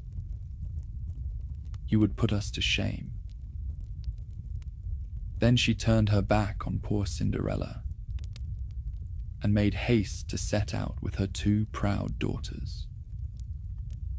And as there was no one left in the house, Cinderella went to her mother's grave under the hazel bush and cried, little tree, shake over me, that silver and gold may come down and cover me." Then the bird threw down a dress of gold and silver, and a pair of slippers embroidered with silk and silver. And in all haste she put on the dress and went to the festival. But her stepmother and sisters did not know her, and thought she must be a foreign princess. She looked so beautiful in her golden dress. Of Cinderella they never thought at all, and supposed that she was sitting at home, arid, picking the lentils out of the ashes. The king's son came to meet her and took her by the hand and danced with her, and he refused to stand up with anyone else, so that he might not be obliged to let go her hand. And when anyone came to claim it, he answered, "She is my partner." And when the evening came, she wanted to go home, but the prince said he would go with her to take care of her, for he wanted to see where the beautiful maiden lived. But she escaped him and jumped up into the pigeon house. Then the prince waited until the father came and told him the strange maiden had jumped into the pigeon house.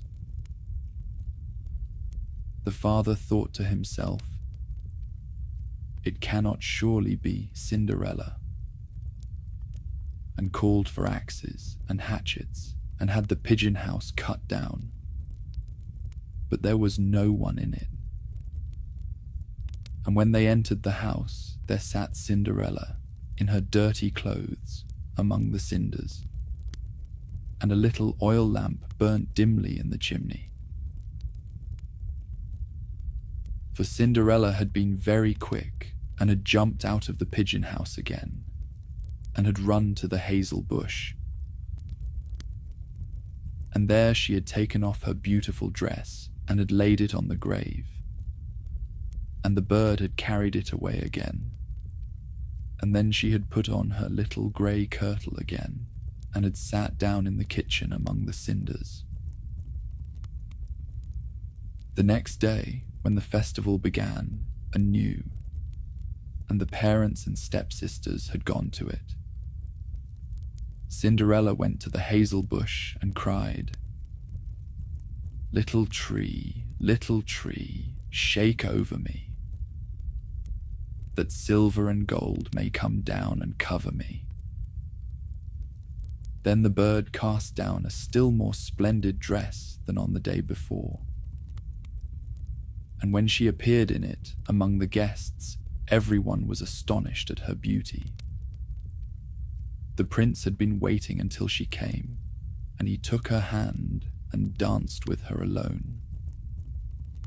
And when anyone else came to invite her, he said, "She is my partner." And when the evening came, she wanted to go home. And the prince followed her, for he wanted to see to what house she belonged.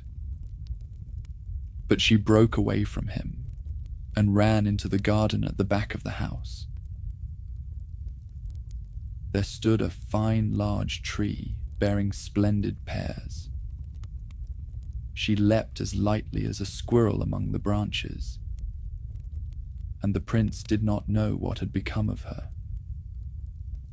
So he waited until the father came, and then he told him that the strange maiden had rushed from him, and that he thought she had gone up into the pear tree. The father thought to himself, "It cannot surely be Cinderella," and called for an axe and felled the tree.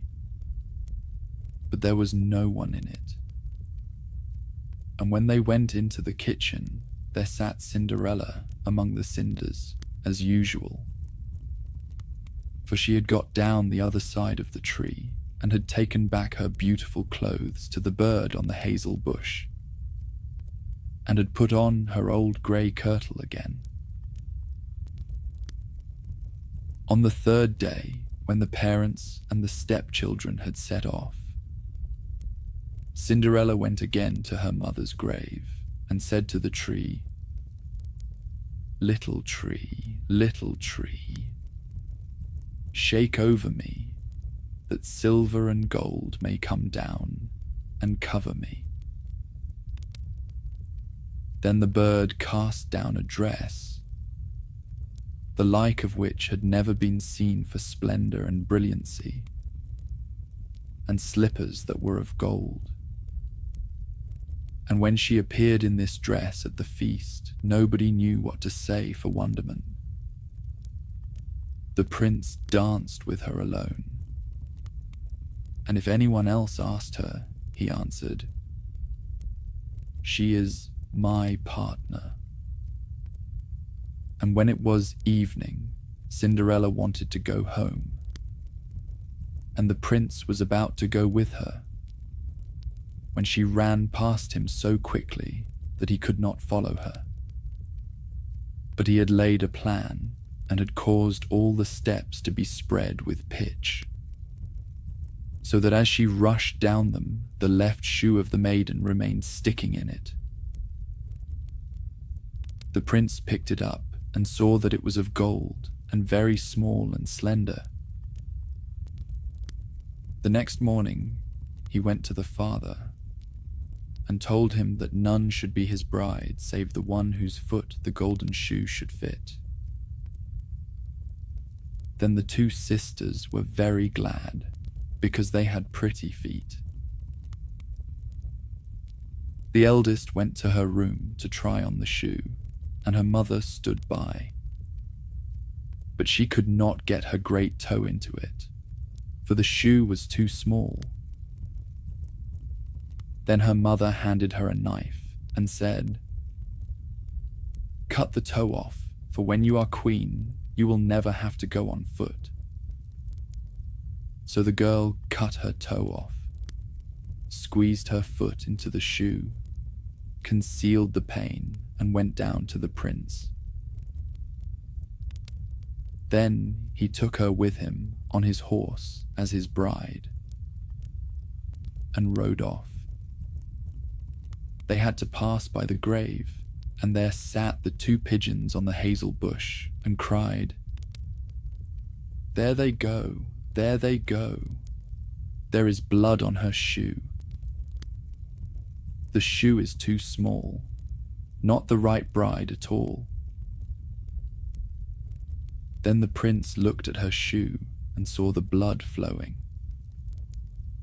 So he turned his horse round and took the false bride home again, saying she was not the right one, and that the other sister must try on the shoe. So she went into her room to do so, and got her toes comfortably in. but her heel was too large. Then her mother handed her the knife, saying, "Cut a piece off your heel. When you are queen, you will never have to go on foot." So the girl cut a piece off her heel and thrust her foot into the shoe, concealed the pain, and went down to the prince, who took his bride before him on his horse and rode off. When they passed by the hazel bush, the two pigeons sat there and cried, "There they go, there they go. There is blood on her shoe. The shoe is too small, not the right bride at all." Then the prince looked at her foot and saw how the blood was flowing from the shoe and staining the white stocking. And he turned his horse round and brought the false bride home again. "This is not the right one," said he. "Have you no other daughter?" "No," said the man. "Only my dead wife left behind her a little stunted Cinderella. It is impossible that she can be the bride." But the king's son ordered her to be sent for. But the mother said, "Oh no, she is much too dirty. I could not let her be seen." But he would have her fetched, and so Cinderella had to appear. First she washed her face and hands quite clean, and went in and curtsied to the prince, who held out to her the golden shoe. Then she sat down on a stool, drew her foot out of the heavy wooden shoe, and slipped it into the golden one, which fitted it perfectly. And when she stood up and the prince looked in her face, he knew again the beautiful maiden that had danced with him, and he cried, "This is the right bride." The stepmother and the two sisters were thunderstruck and grew pale with anger. But he put Cinderella before him on his horse and rode off. And as they passed the hazel bush, the two white pigeons cried, "There they go, there they go, no blood on her shoe. The shoe's not too small, the right bride is she after all." And when they had thus cried, they came flying after and perched on Cinderella's shoulders, one on the right, the other on the left, and so remained. And when her wedding with the prince was appointed to be held, the false sisters came, hoping to curry favor and to take part in the festivities. So as the bridal procession went to the church, the eldest walked on the right side and the younger on the left, and the pigeons picked out an eye of each of them. And as they returned, the elder was on the left side and the younger on the right, and the pigeons picked out the other eye of each of them. And so they were condemned to go blind for the rest of their days, because of their wickedness and falsehood. The Princess and the Pea. Once upon a time, there was a prince who wanted to marry a princess, but she would have to be a real princess. He traveled all over the world to find one, but nowhere could he get what he wanted. There were princesses enough, but it was difficult to find out whether they were real ones. There was always something about them that was not as it should be. So he came home again and was sad, for he would have liked very much to have a real princess. One evening, a terrible storm came on. there was thunder and lightning, and the rain poured down in torrents. Suddenly, a knocking was heard at the city gate, and the old king went to open it. It was a princess standing out there in front of the gate. But good gracious, what a sight the rain and the wind had made her look. The water ran down from her hair and clothes. It ran down into the toes of her shoes and out again at the heels. And yet she said that she was a real princess. Well, we'll soon find that out, thought the old queen. But she said nothing, went into the bedroom, took all the bedding off the bedstead, and laid a pea on the bottom.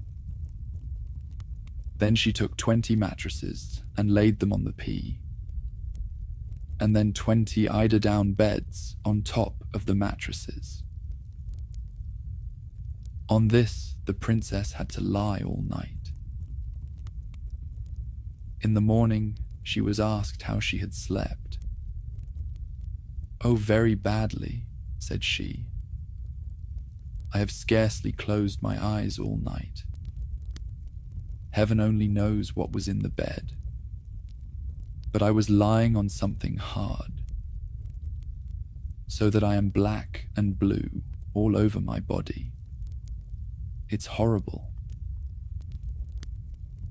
Now they knew that she was a real princess, because she had felt the pea right through the 20 mattresses and the 20 eider-down beds.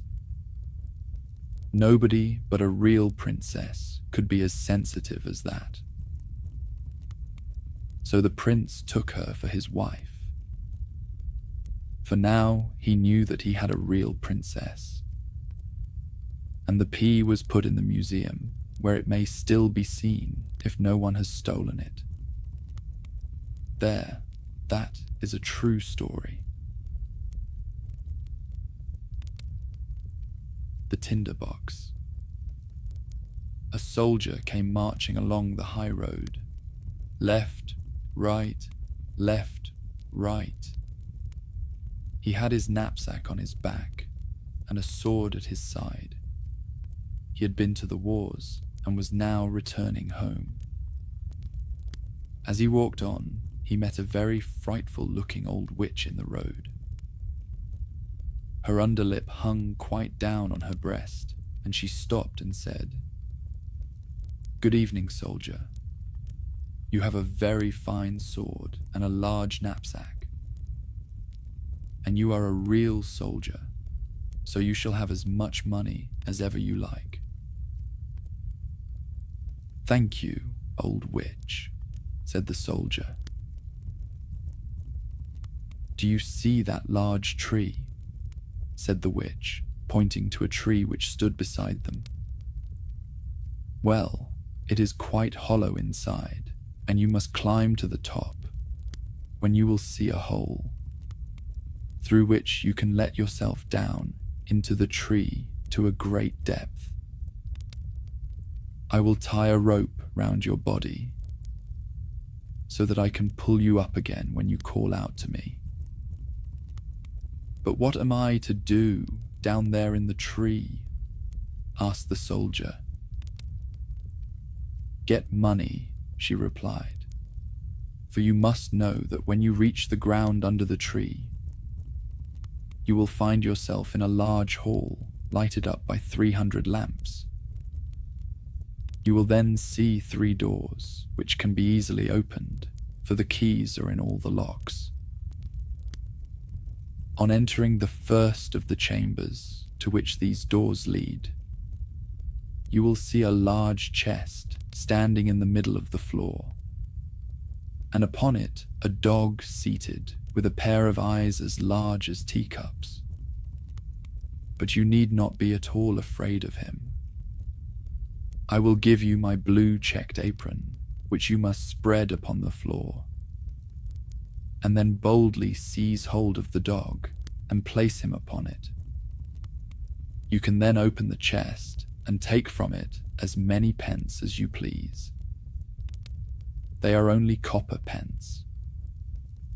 But if you would rather have silver money, you must go into the second chamber. Here you will find another dog with eyes as big as mill wheels. But do not let that trouble you. Place him upon my apron, and then take what money you please. If, however, you like gold best, enter the third chamber, where there is another chest full of it.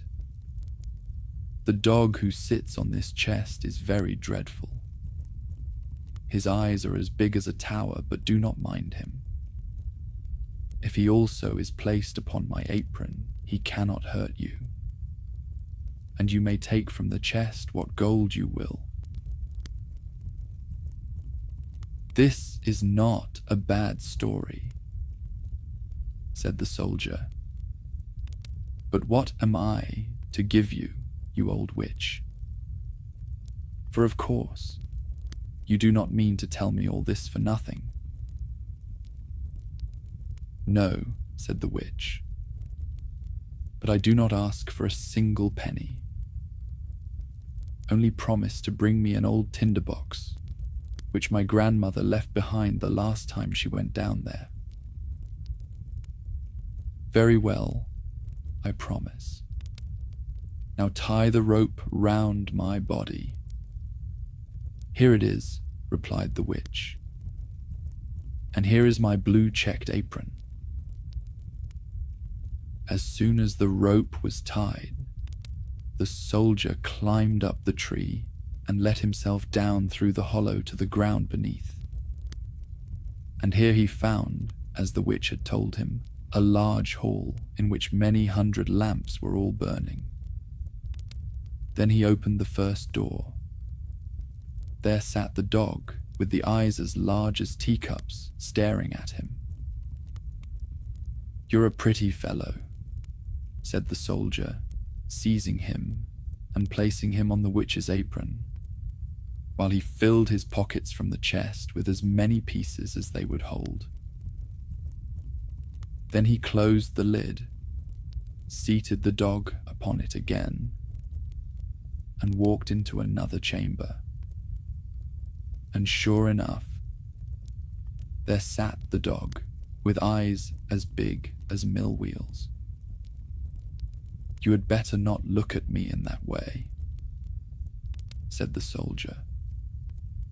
"You will make your eyes water." And then he seated him also upon the apron and opened the chest. But when he saw what a quantity of silver money it contained, he very quickly threw away all the coppers he had taken and filled his pockets and his knapsack with nothing but silver. Then he went into the third room, and there the dog was really hideous. His eyes were, truly, as big as towers, and they turned round and round in his head like wheels. "Good morning," said the soldier, touching his cap, for he had never seen such a dog in his life. But after looking at him more closely, he thought he had been civil enough. So he placed him on the floor and opened the chest. Good gracious, what a quantity of gold there was! Enough to buy all the sugar sticks of the sweet stuff women, all the tin soldiers, whips, and rocking horses in the world, or even the whole town itself. There was, indeed, an immense quantity. So the soldier now threw away all the silver money he had taken and filled his pockets and his knapsack with gold instead. And not only his pockets and his knapsack, but even his cap and boots, so that he could scarcely walk. He was really rich now, so he replaced the dog on the chest, closed the door, and called up through the tree, "Now pull me out, you old witch." "Have you got the tinderbox?" asked the witch.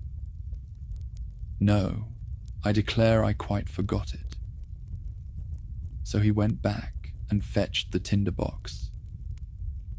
And then the witch drew him up out of the tree, and he stood again in the high road with his pockets, his knapsack, his cap, and his boots full of gold. "What are you going to do with the tinderbox?" asked the soldier. "That is nothing to you," replied the witch. "You have the money. Now give me the tinderbox." "I tell you what," said the soldier. "If you don't tell me what you are going to do with it, I will draw my sword and cut off your head." "No," said the witch. The soldier immediately cut off her head, and there she lay on the ground. Then he tied up all his money in her apron and slung it on his back like a bundle, put the tinderbox in his pocket, and walked off to the nearest town. It was a very nice town, and he put up at the best inn and ordered a dinner of all his favorite dishes. For now he was rich and had plenty of money. The servant who cleaned his boots thought they certainly were a shabby pair to be worn by such a rich gentleman, for he had not yet bought any new ones. The next day, however, he procured some good clothes and proper boots, so that our soldier soon became known as a fine gentleman. And the people visited him and told him all the wonders that were to be seen in the town, and of the king's beautiful daughter, the princess. "Where can I see her?" asked the soldier. "She is not to be seen at all," they said. "She lives in a large copper castle, surrounded by walls and towers. No one but the king himself can pass in or out. For there has been a prophecy that she will marry a common soldier, and the king cannot bear to think of such a marriage. I should like very much to see her," thought the soldier, but he could not obtain permission to do so. However, he passed a very pleasant time, went to the theatre, drove in the king's garden, and gave a great deal of money to the poor, which was very good of him. He remembered what it had been in olden times to be without a shilling. Now he was rich, had fine clothes, and many friends, who all declared he was a fine fellow and a real gentleman, and all this gratified him exceedingly. But his money would not last forever, and as he spent and gave away a great deal daily and received none, he found himself at last with only 2 shillings left. So he was obliged to leave his elegant rooms and live in a little garret under the roof, where he had to clean his own boots and even mend them with a large needle. None of his friends came to see him. There were too many stairs to mount up. One dark evening, he had not even a penny to buy a candle. Then all at once he remembered that there was a piece of candle stuck in the tinderbox, which he had brought from the old tree into which the witch had helped him. He found the tinderbox, but no sooner had he struck a few sparks from the flint and steel than the door flew open, and the dog, with eyes as big as teacups, whom he had seen while down in the tree, stood before him and said, "What orders, master?" "Hello," said the soldier. Well, this is a pleasant tinderbox if it brings me all I wish for. Bring me some money, said he to the dog. He was gone in a moment and presently returned, carrying a large bag of coppers. The soldier very soon discovered after this the value of the tinderbox. If he struck the flint once, the dog who sat on the chest of copper money made his appearance. If twice, the dog came from the chest of silver. And if 3 times, the dog with eyes like towers who watched over the gold. The soldier had now plenty of money. He returned to his elegant rooms and reappeared in his fine clothes, so that his friends knew him again directly and made as much of him as before. After a while, he began to think it was very strange that no one could get a look at the princess. Everyone says she is very beautiful, thought he to himself. But what is the use of that if she is to be shut up in a copper castle surrounded by so many towers? Can I by any means get to see her? Where is my tinderbox? Then he struck a light, and in a moment the dog, with eyes as big as teacups, stood before him. It is midnight, said the soldier, yet I should very much like to see the princess, if only for a moment. The dog disappeared instantly, and before the soldier could even look round, he returned with the princess. She was lying on the dog's back, asleep, and looked so lovely that everyone who saw her would know she was a real princess. The soldier could not help kissing her, true soldier as he was.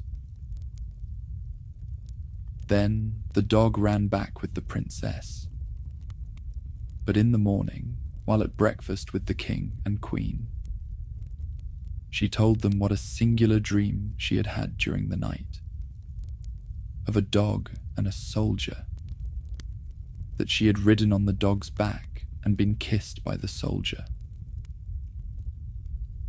That is a very pretty story indeed, said the queen. So the next night, one of the old ladies of the court was set to watch by the princess's bed, to discover whether it really was a dream or what else it might be. The soldier longed very much to see the princess once more, so he sent for the dog again in the night to fetch her, and to run with her as fast as ever he could.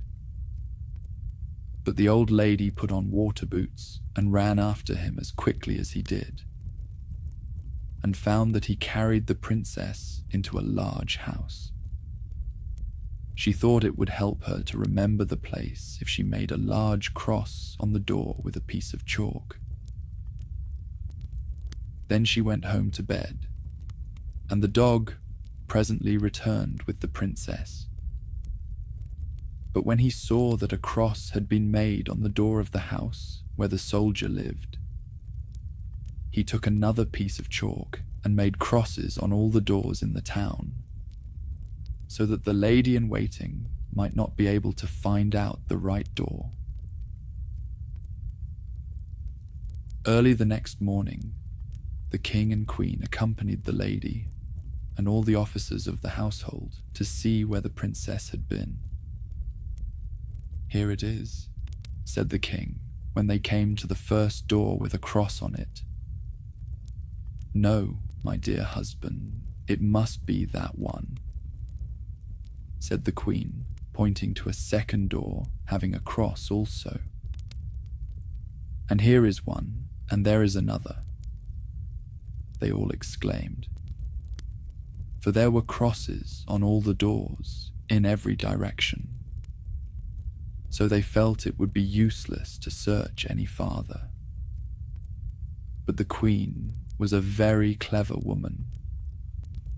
She could do a great deal more than merely ride in a carriage. She took her large gold scissors, cut a piece of silk into squares, and made a neat little bag. This bag she filled with buckwheat flour and tied it round the princess's neck. And then she cut a small hole in the bag so that the flour might be scattered on the ground as the princess went along.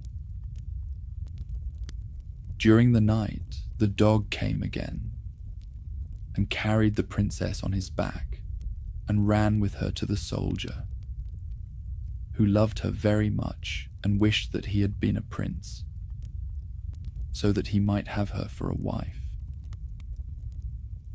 The dog did not observe how the flour ran out of the bag all the way from the castle wall to the soldier's house, and even up to the window where he had climbed with the princess. Therefore, in the morning, the king and queen found out where their daughter had been, and the soldier was taken up and put in prison. Oh, how dark and disagreeable it was as he sat there. And the people said to him, "Tomorrow you will be hanged." It was not very pleasant news, and besides, he had left the tinderbox at the inn. In the morning, he could see through the iron grating of the little window how the people were hastening out of the town to see him hanged. He heard the drums beating and saw the soldiers marching. Everyone ran out to look at them, and a shoemaker's boy with a leather apron and slippers on galloped by so fast that one of his slippers flew off and struck against the wall where the soldier sat looking through the iron grating. "Hello, you shoemaker's boy, you need not be in such a hurry," whistled the soldier to him. "There will be nothing to see till I come. But if you will run to the house where I have been living and bring me my tinderbox, you shall have 4 shillings. But you must put your best foot foremost." The shoemaker's boy liked the idea of getting the 4 shillings, so he ran very fast and fetched the tinderbox and gave it to the soldier. And now we shall see what happened.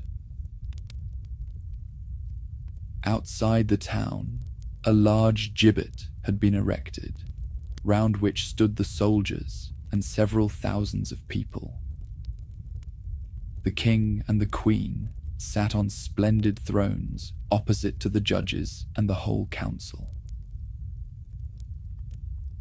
The soldier already stood on the ladder, but as they were about to place the rope around his neck, he said that an innocent request was often granted to a poor criminal before he suffered death.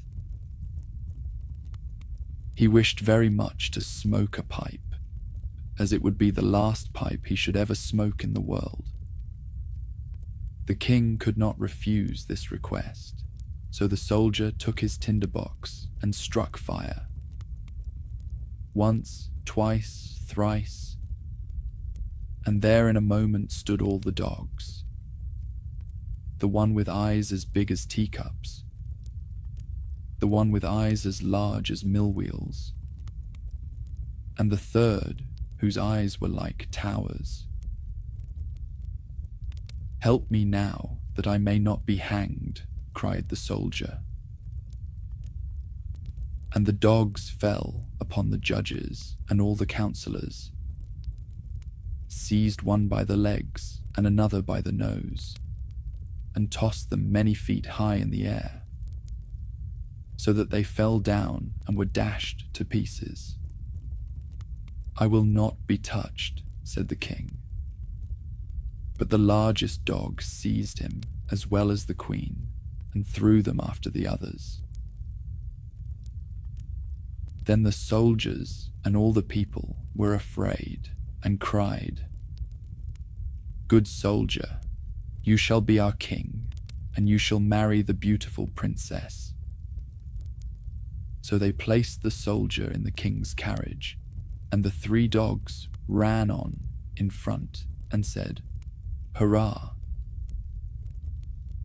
And the little boys whistled through their fingers, and the soldiers presented arms. The princess came out of the copper castle and became queen, which was very pleasing to her. The wedding festivities lasted a whole week, and the dogs sat at the table and stared with all their eyes.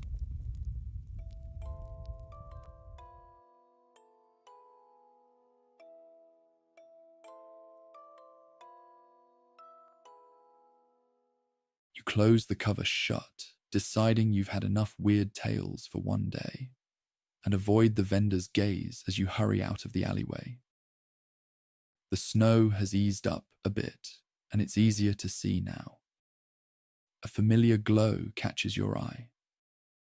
The towering facade of Gringotts at the far end of a connecting street.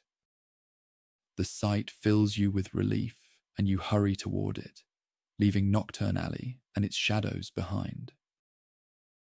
You had to hand it to them. The Muggles had quite an imagination, and really knew how to write some spooky stories. You push open the grand bronze doors of Gringotts Wizarding Bank, and the cold air of the street gives way to a cavernous hall.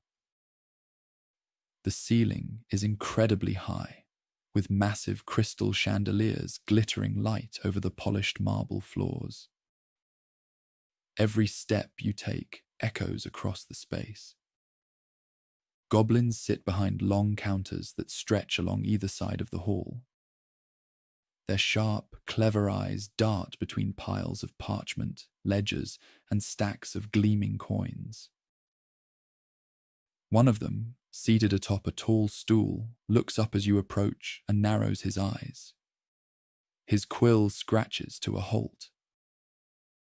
"Key?" he asks curtly. His voice is clipped and businesslike. You fumble in your pocket, pulling out the small, ornate key your dad entrusted you with. The goblin takes it with spindly fingers, inspecting it closely before nodding. "Vault 275. Follow me." He hops down from his stool with pretty surprising agility and leads you toward a side corridor.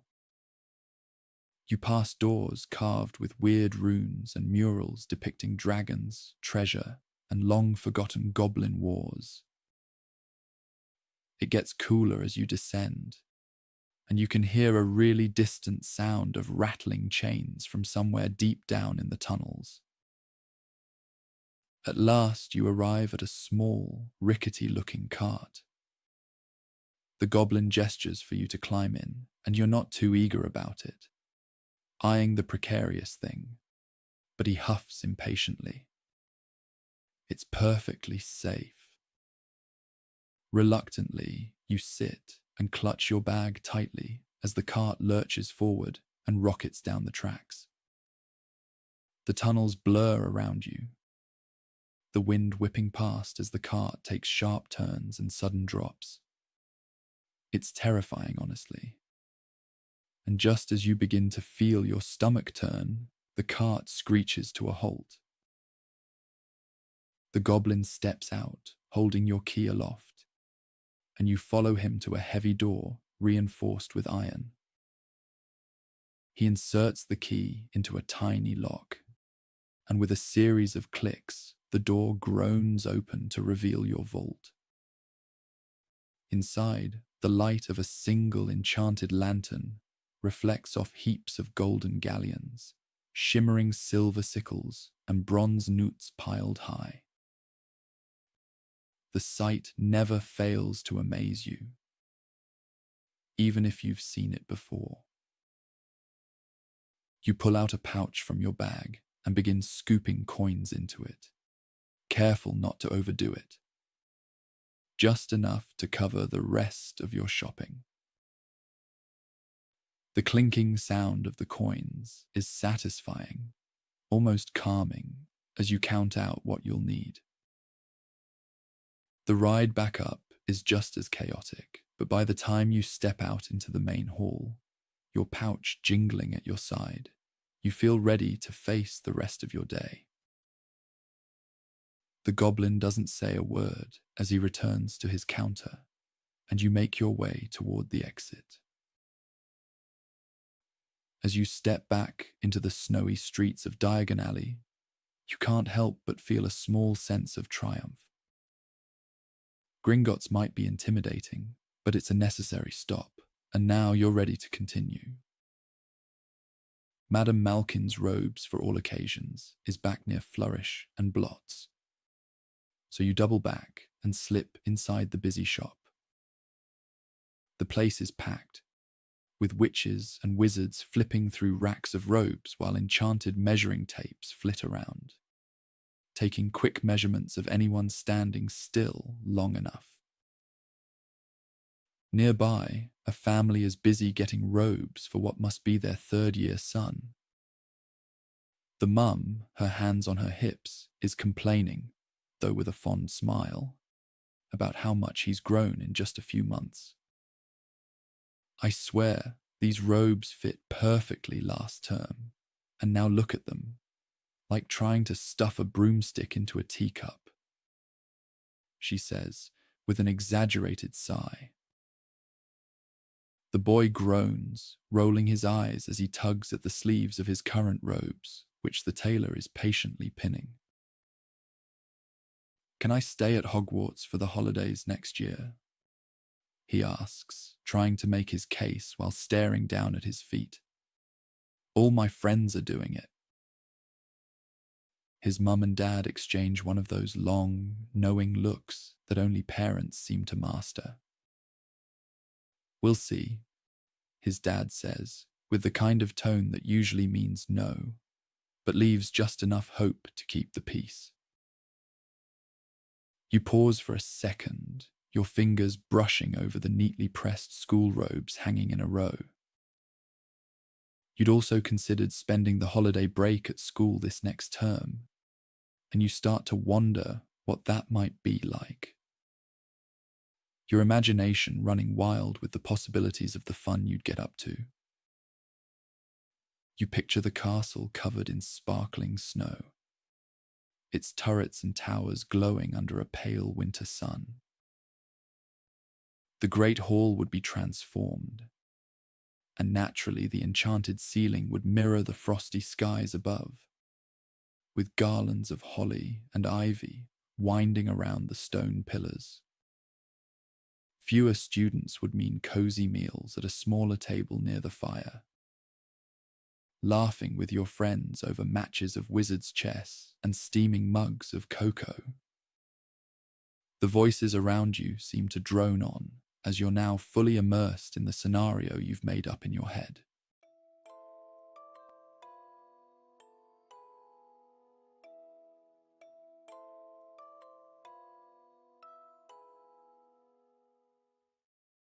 You sit in the back row of the charms classroom, twirling your quill between your fingers, trying to look as though you're diligently taking notes.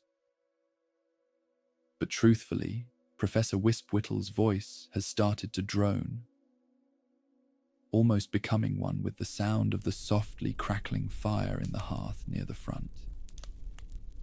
A flicker of winter sunlight glints off the frost-framed window, and your thoughts drift. Home, Hogwarts. Winter break. A couple of weeks ago, you decided that this year you wanted to spend the holidays in the castle. Your older brother Theodore never seemed to shut up about the legendary parties that happened over break and of all the secrets he'd found hidden away when he had so much time to explore. You're half sure he'd been lying, or exaggerating at least, but you wanted to find out for yourself. Your thoughts snap back into focus as your professor raises his voice slightly. It's the last class before break. Maybe you should pay a little bit of attention. The lesson was Wispwhittle's annual festive finale. She was teaching you to enchant tiny snow globes to sing carols. Your snow globe hums a surprisingly melodious rendition of God Rest Ye Merry Hippogriffs. But the swirling snow inside clumps oddly in the corner.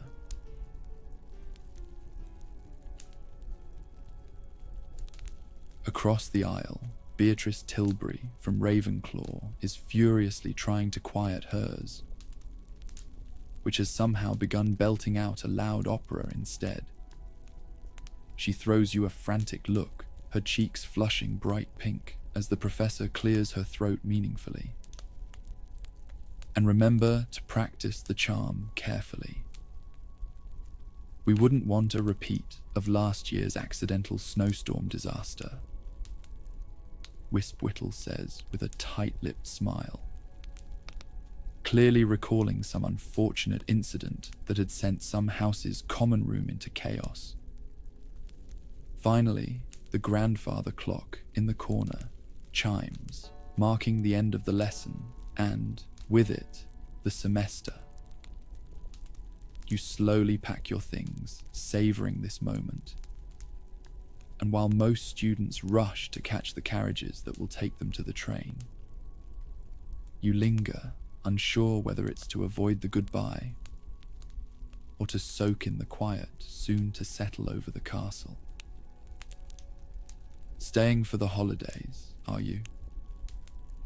Wispwhittle asks, her head tilting slightly. Her warm tone betrays genuine curiosity, even if her question feels repetitive. She's likely asked the same of every student still here. Yes, Professor.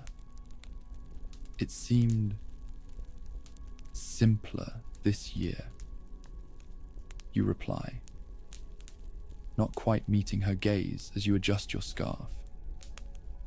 She smiles, though her brows knit briefly as if she might ask more. Instead, she nods and wishes you a restful holiday. You're the last to leave the classroom. The halls beyond are alive with movement and chatter. Gryffindors and Hufflepuffs talk loudly about their plans to return home, while a group of Slytherins nearby debates whether the Malfoys' holiday ball will outshine the Knots this year. The other students rush past you, arms laden with luggage, voices rising in excitement or, in some cases, last-minute panic about forgotten items.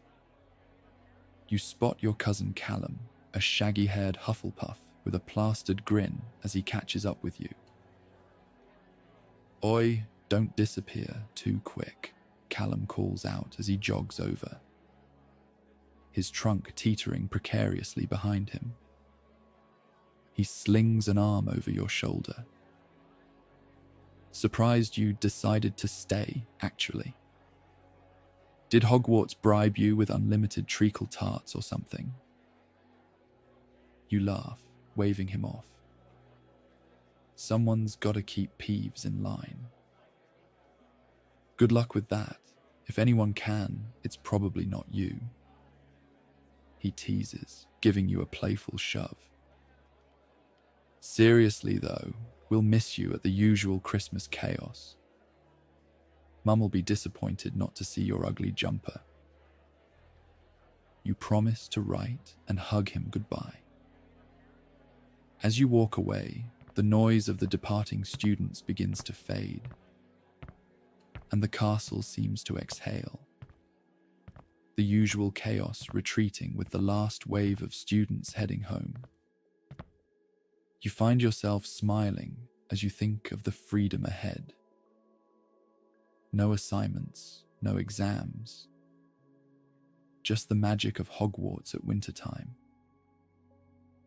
The walk back to your common room is surreal. Without the bustling crowd, the corridors feel almost enchanted in their silence. The tapestries rustle faintly as if they're alive, the portraits whispering to one another as they watch you pass. The castle at this time of year feels different, special. You spot a few other students who decided to stay. They look older, 6th years probably. One of them is talking about a party at the Shrieking Shack. It's going to be legendary this year, mate. I heard there's even going to be a couple of blokes from Durmstrang coming. A tall, lanky Slytherin whispers. Oh, come off it. It's going to be the usual crowd and some fire whiskey, like it is every year. His friend shoots back, rolling his eyes. You laugh quietly and continue along your way. No prefects were patrolling the corridors right now, and you'd always wanted to try that hidden shortcut to the castle kitchens your brother had told you about.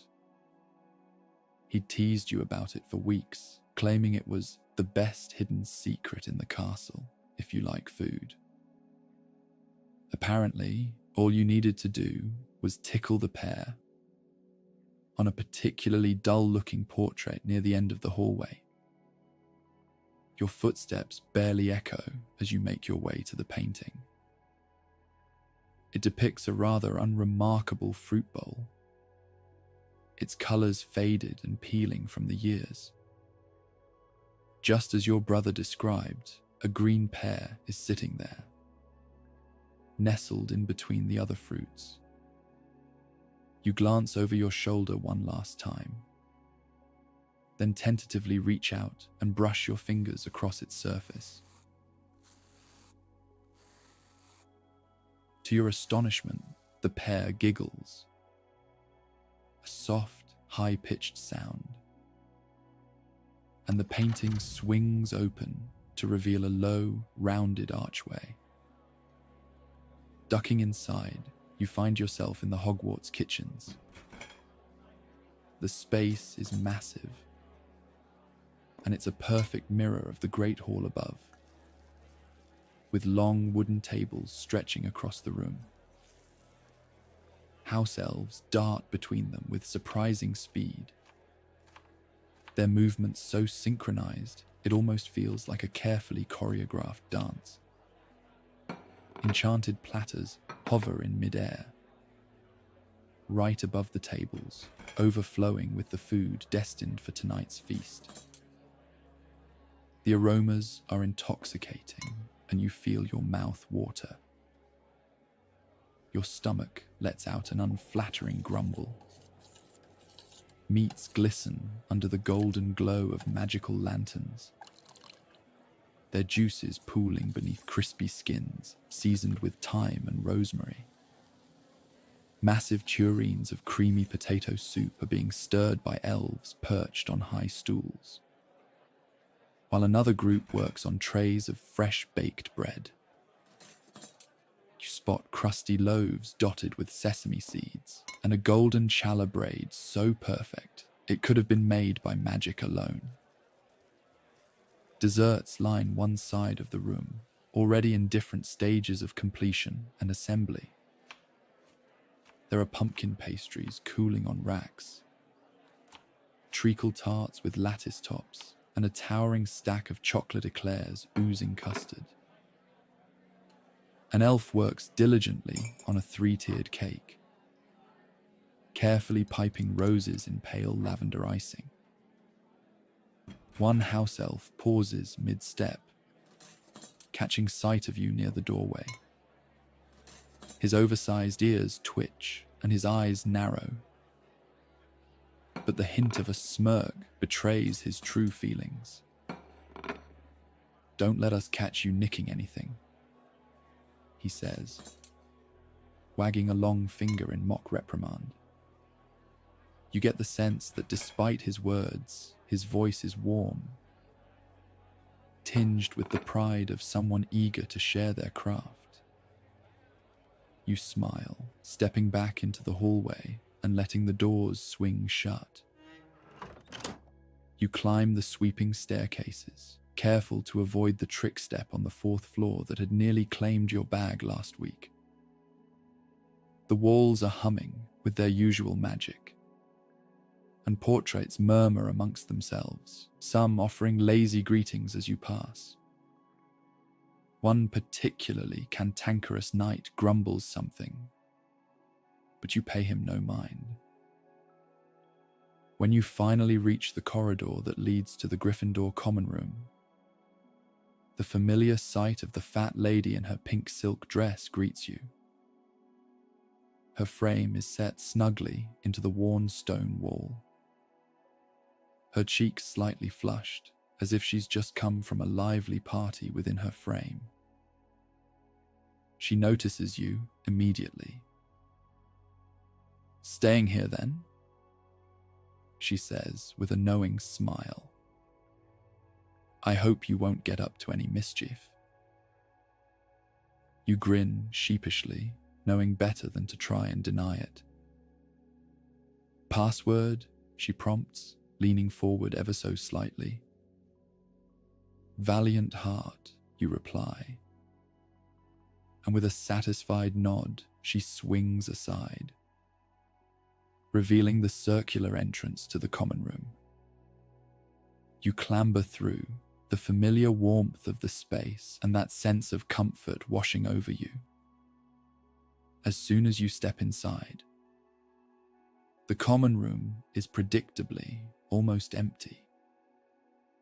The light cascades across the scarlet and gold drapery and the overstuffed chairs.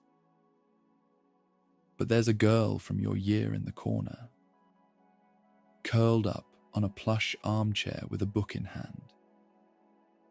You take a closer look at the cover. It's the Defense Against the Dark Arts textbook. You throw your hands up disbelievingly. The semester is over and she's still studying. She throws you a defensive look and shrugs. "Gotta stay ahead, doing some readings before next term starts," she mutters. You grin and shake your head, before collapsing onto your favorite couch, the one closest to the fire with a slightly sagging cushion that fits perfectly beneath you. Two fellow Gryffindors clamber in, chasing each other. "Grab your broomstick and let's go," one of them yells after the other, who's already halfway up the spiral stairway to the boys' dormitory. The fire across from you sputters and dances hypnotically, and you find yourself dozing off in the late afternoon sun, eyelids drooping shut after a long day. You wake up a couple of hours later. Your limbs feel heavy, and you're so comfortable lounging on the couch with one arm dangling off the side. It had snowed while you were out, really snowed. Outside the common room window, all you can see is the icy white glow of a winter announcing its arrival. You'd planned to spend the evening in quiet solitude. Maybe catch up on the latest installments of your favorite Muggle magazines. But it suddenly feels very quiet and lonely. Even the girl who's been studying in the corner is gone now. Maybe you should find a few of your remaining friends to share the start of the holidays.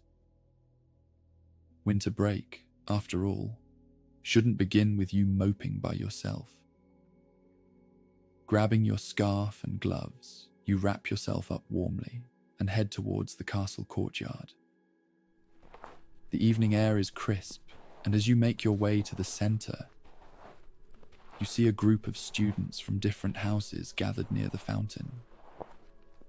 Someone's enchanted the water to freeze mid-spray, forming a glittering sculpture of ice arching into the air. "Thought you'd hold yourself up in your tower," says Amelia, a Ravenclaw with sharp eyes and a dry sense of humor. She offers you a mug of something steaming. Hot butterbeer. You're welcome. You take it gratefully, letting the warmth seep into your hands. The conversation flows easily as others join in, voices carrying over the snowy courtyard. An overzealous Gryffindor pelts a friend with a hastily packed snowball. The shriek of surprise is followed by another snowball and then another, until it's no longer a suggestion but an unspoken agreement. A snowball fight is on. Chaos erupts. You barely have time to set your mug down safely before ducking behind a low stone wall, quickly scooping up snow and shaping it into a rough sphere. You peek over the wall to aim, only to be hit squarely in the shoulder by a well-aimed shot. Amelia cackles from across the courtyard, clearly the culprit. "You'll regret that," you shout, grinning as you lob your own snowball in retaliation. It misses by a mile, but it doesn't matter. Laughter and shouts echo off the castle walls, and for a moment, it feels as though the cold doesn't exist, and you're laughing as icy projectiles fly in all directions. Snow exploding into glittering puffs against cloaks, scarves, and hair. By the time you retreat back inside, cheeks flushed and shoulders dusted with snow, the castle feels even warmer, alive in a way that makes you glad you stayed. A few minutes later, as you sit down for the evening feast, the hall is way quieter than usual. Only a handful of students are still here, spread out across the 4 long tables. The food is no less magnificent though, and you savor every bite. From the rich, spicy stews to the decadent chocolate pudding melting on your tongue. A grey Scottish fold cat that had been roaming beneath the tables suddenly bounds up, edging towards the leftovers on your plate.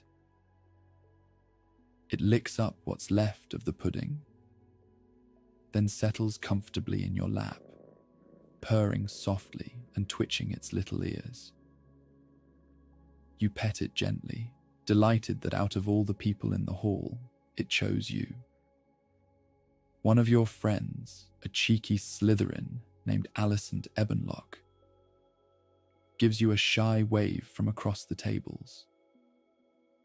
She quickly hides the gesture before the older Slytherins notice and make fun of her. You smile to yourself, knowing you'll have one of your secret meetups later.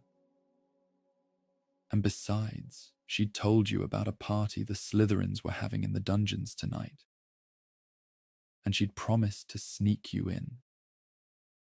You still had your doubts. This was obviously breaking the rules and would cost Gryffindor a whole load of house points if you were caught. But you remember her eyes bright and excited when she told you about it, and how you'd promised yourself that you'd come out of your shell a little this year. It's going to be brilliant. Some of the older students are hosting. You'll fit right in, trust me. You'd agreed, and it wasn't like you to back out of a promise. But as the meal winds down and the plates clear, a pang of homesickness creeps in. You think of your mum's laugh, your dad's terrible jokes, and the way the fireplace at home crackles just a little louder. Usually around this time, your mum would be asking 1,001 questions about what you'd learned during the term, how your professors were, and whether you'd gotten into any trouble. while your dad would be watching Muggle sports and pretending to listen to your brother Theodore brag about everything he'd accomplished at the ministry this year. You toy with the sleeves of your robe, feeling just a slight bit of guilt. You're going to write them a letter, you decide. And a gift. You've got to send a gift back home. That idea cheers you up, and you know exactly where to find the perfect present. Tomorrow, you'll head to Hogsmeade Village and do some shopping. But for now, you have a party to attend. The headmaster claps his hands, signaling the end of the feast, and everyone begins to scramble out. Some headed to an early night in bed, others for a lively game of wizard's chess in their common rooms, and others, like you, were off to make memories. You make your way carefully to the spot you'd agreed to meet with Alicent. It's the hallway on the second floor of the castle, right under the painting of some serious-looking wizard called Harry Potter. Apparently, he'd saved the school or something a couple of decades ago. You tap your foot nervously, watching the ends of the hallway for any sign of your friend. You weren't doing anything wrong, technically, but good luck explaining that to the grouchy caretaker if he found you loitering about. Suddenly, she rounds the corner and flashes you a grin as she half runs, half walks towards you. Without a word, she rushes past you and motions for you to follow her. You follow Alicent down the winding corridors. She leads you not toward the Slytherin common room, but to an abandoned girls' bathroom on the second floor. The sound of dripping water echoes eerily as you step inside. "Why are we?" You begin, but Alicent cuts you off, nodding toward a stall door. "Had to grab something," she says, pulling out a parcel from beneath her robes. "Put these on." She shoves the bundle into your hands, revealing a set of pristine Slytherin robes, slightly too large but still immaculate. You blink. "Where did you even get these?" She shrugs. "Let's just say there's a 7th year who'll be looking for them tomorrow. Now come on, before Moaning Myrtle catches us in here, and we have to hear the story of the boy who lived again." Before you can protest, she pushes you into a stall, then steps out to give you some privacy. The robes feel heavier than your own, the fabric finer.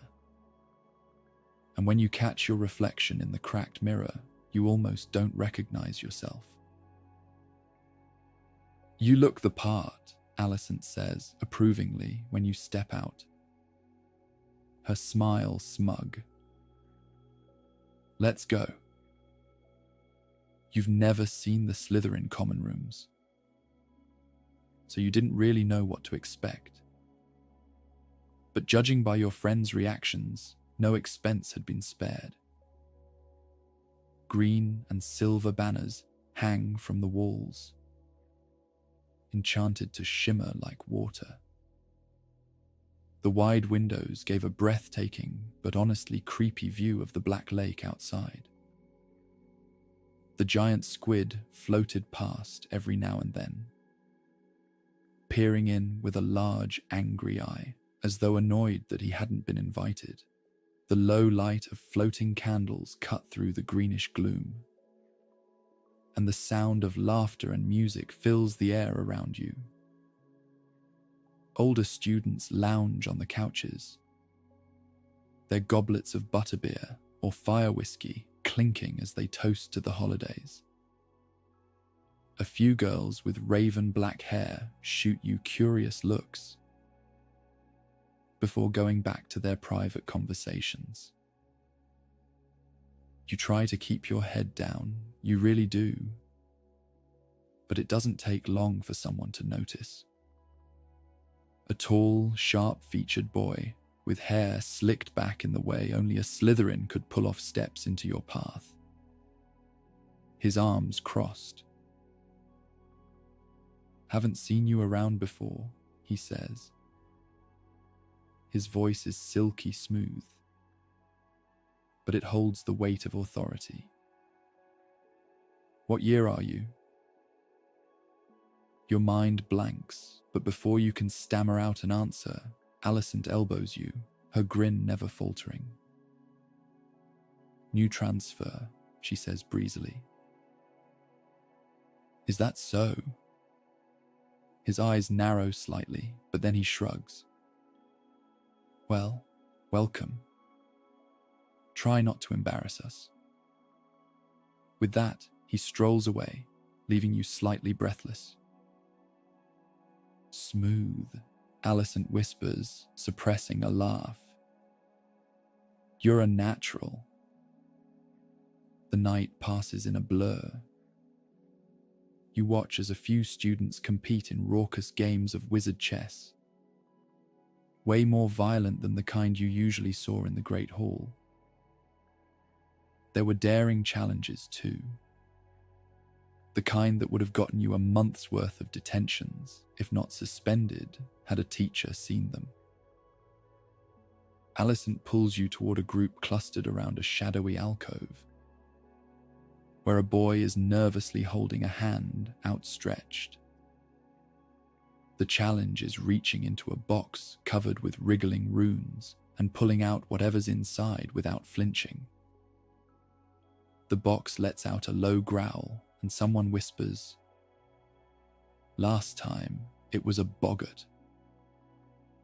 You manage to hold your own in a debate about Quidditch with an older girl.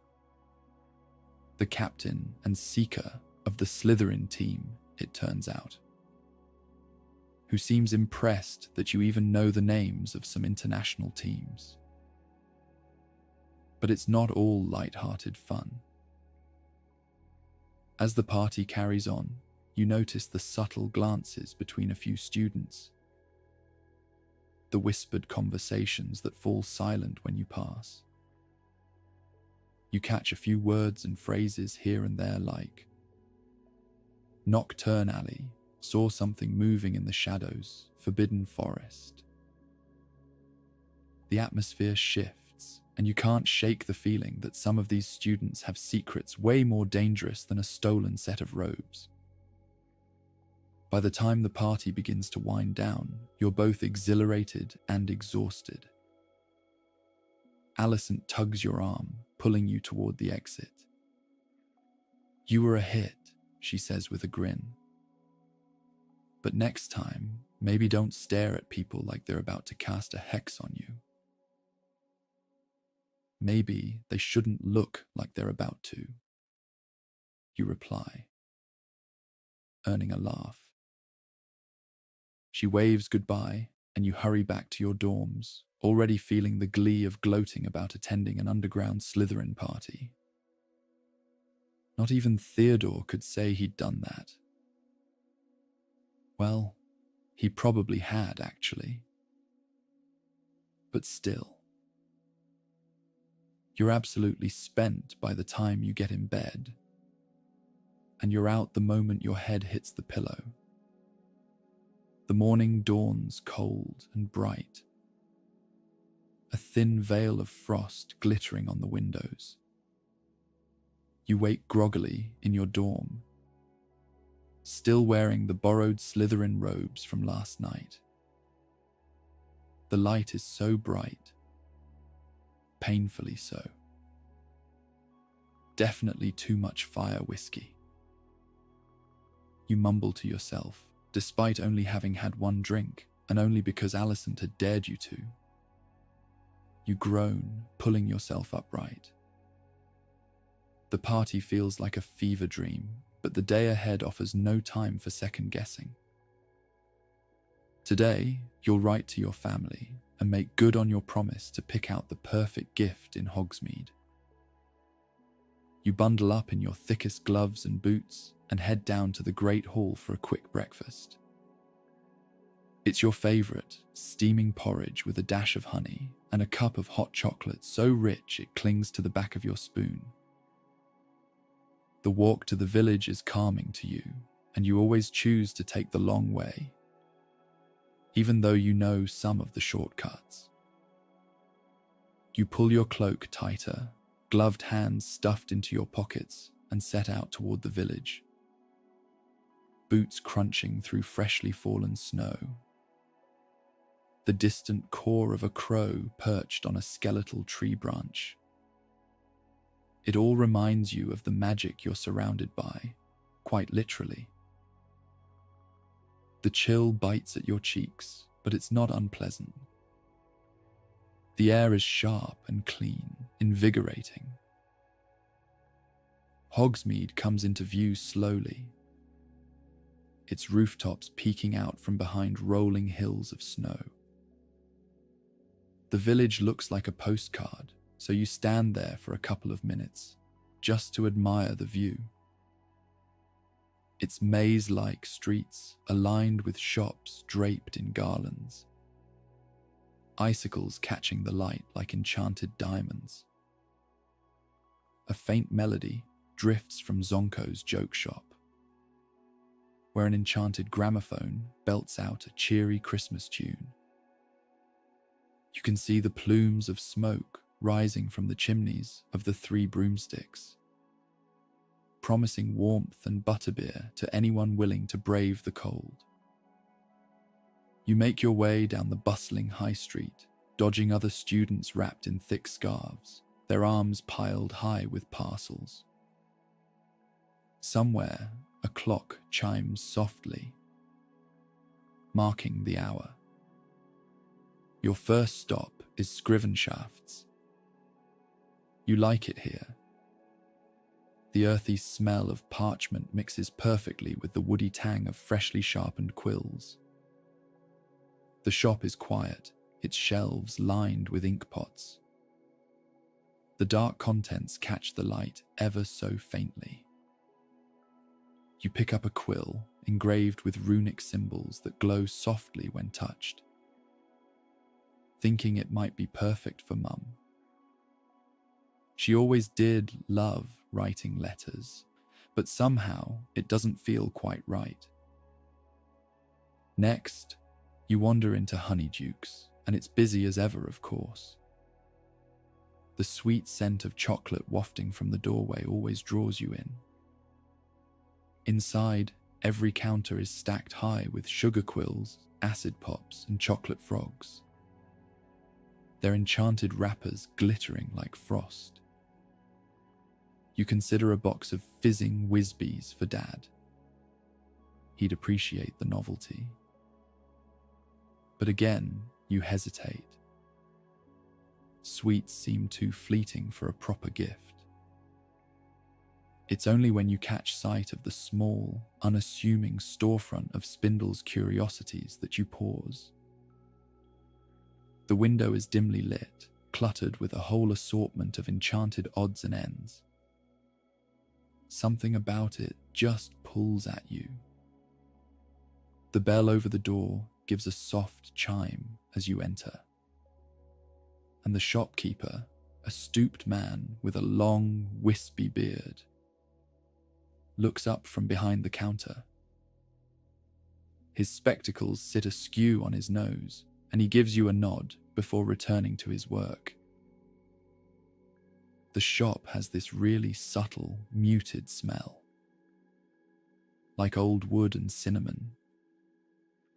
Shelves rise up on either side of you, packed with everything from enchanted hourglasses to quills that write on their own. You wander, letting your fingers trail over polished surfaces and strange artifacts. Then you see it. Tucked away on a low shelf is a small, delicate box made of dark wood. Its surface is inlaid with silver filigree that reflects the low lights. and as you lift it, you notice the faint hum of magic under your fingertips. The shopkeeper shuffles over as you examine it. "A memory box," he says, his voice soft with a slight rasp. "Old magic, but reliable. Place a photograph, a letter, or even a small trinket inside, and the box will preserve the memory tied to it. When opened, it plays the memory back, images, sounds, even scents. That's the only one we've got, you know. Takes an entire week to enchant just one." You run your fingers over the smooth wood, imagining Mum and Dad opening the box to find something of home. A piece of Hogwarts, maybe, or a letter in your handwriting. It feels right. Personal. "How much?" you ask.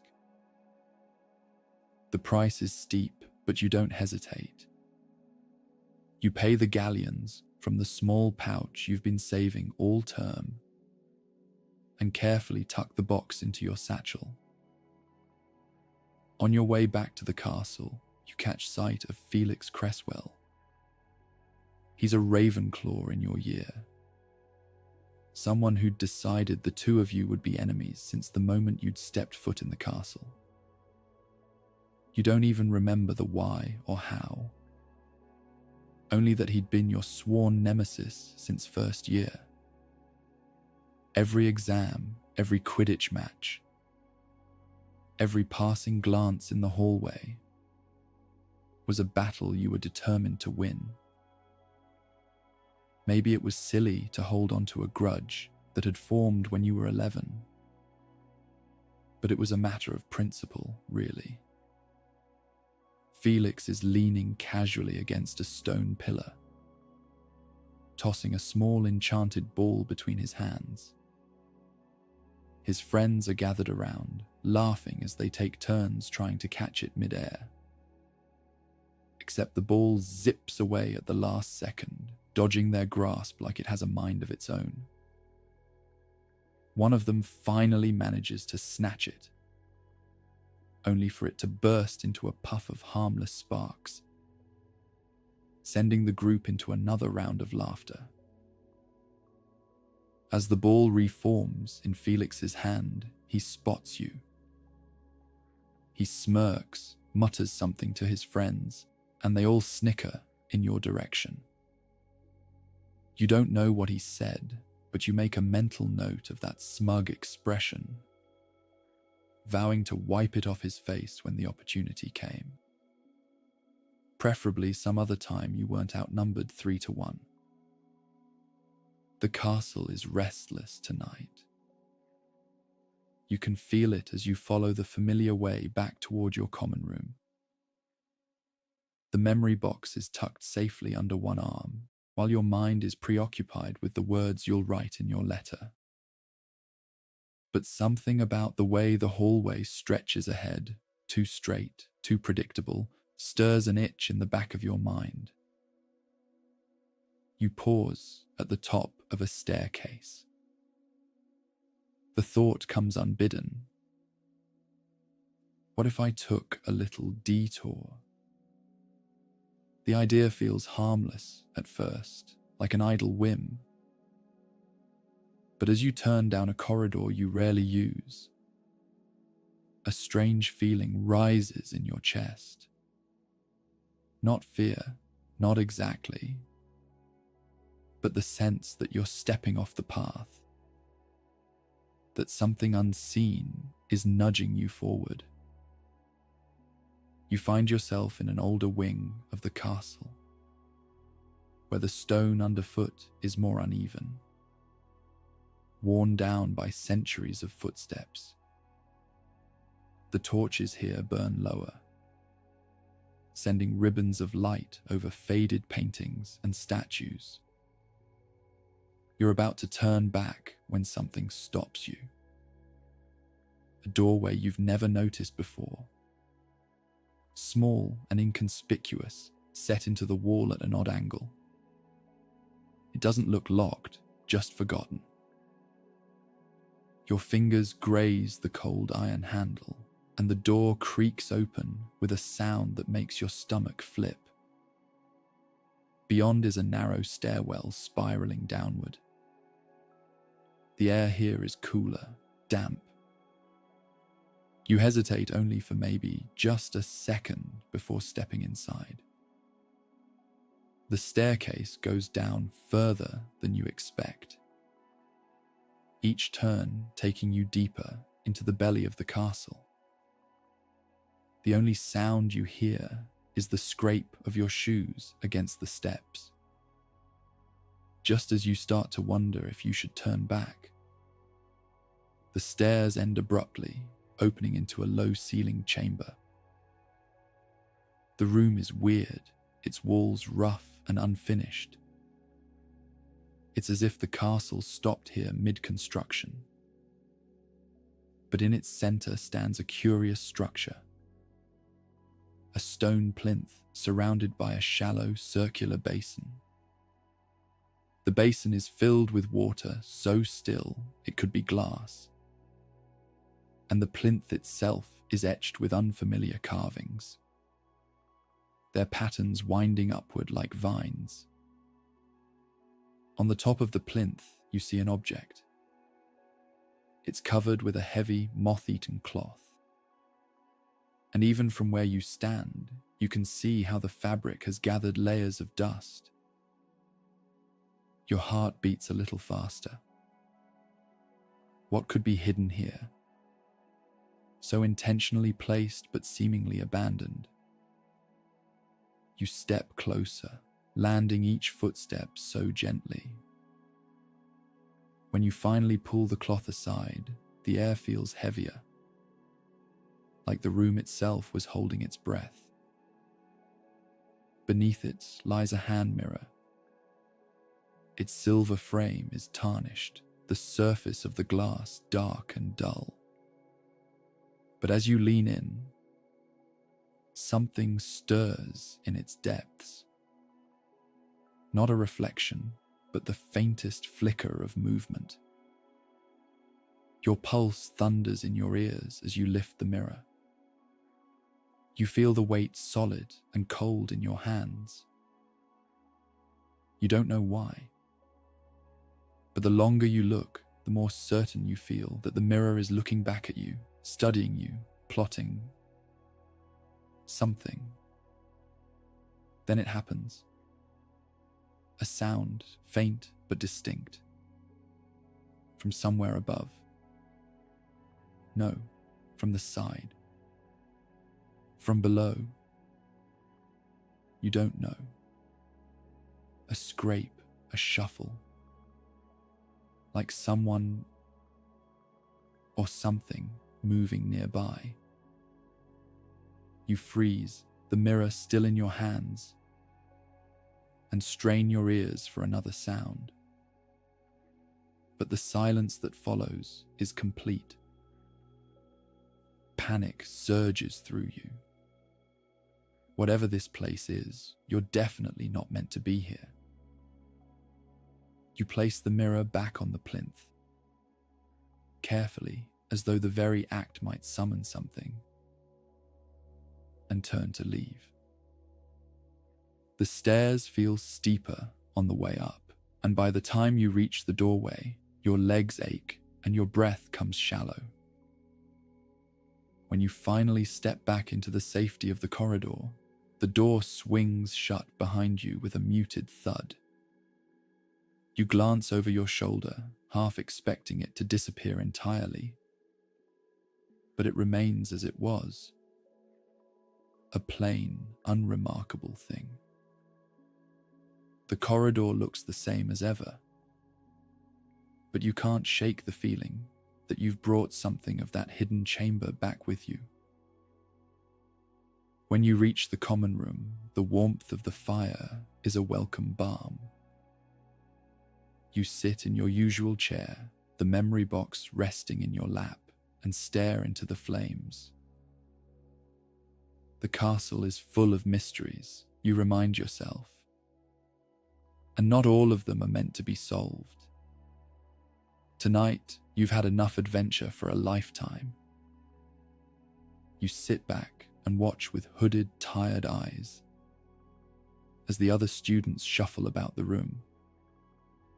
One of them was wrist deep in a box of Bertie Bott's every flavor beans, grimacing as they cautiously nibble on one while flipping through a muggle novel about vampires. In the corner, a group of fifth years is practicing a silencing charm with wildly varying success. One of them has accidentally silenced themselves and is now gesturing frantically for help. By the window, a pair of sixth years are half hidden by the heavy curtains. Snogging, probably. Closer to the fire, you see a younger student sprawled on the rug with their parchment and quill, doodling a series of increasingly absurd dragons that puff tiny, animated bursts of smoke into the air. You remind yourself that you've got your own letter to write. Snapping out of your haze, you grab an ink pot from your bag and sit cross-legged, the tip of your quill poised on top of the parchment. For the first time all semester, you let yourself acknowledge how much you miss home. It's not just Mum's endless stream of questions or Dad's good-natured ribbing, it's everything. The smell of your dad's homemade pizza. The music that your mum loves to play in the morning. Even your brother's endless teasing and self-importance. It all felt simpler around them somehow. You sigh and press the nib to the page. Dear Mum and Dad, and Theodore you add in between brackets. I hope you're all keeping warm and well. I've been meaning to write for a little while now. But the castle has a way of keeping you busy, even when it's practically empty. It's beautiful here in the snow, and there's something magical about Hogwarts in the winter. You'd love it, I think.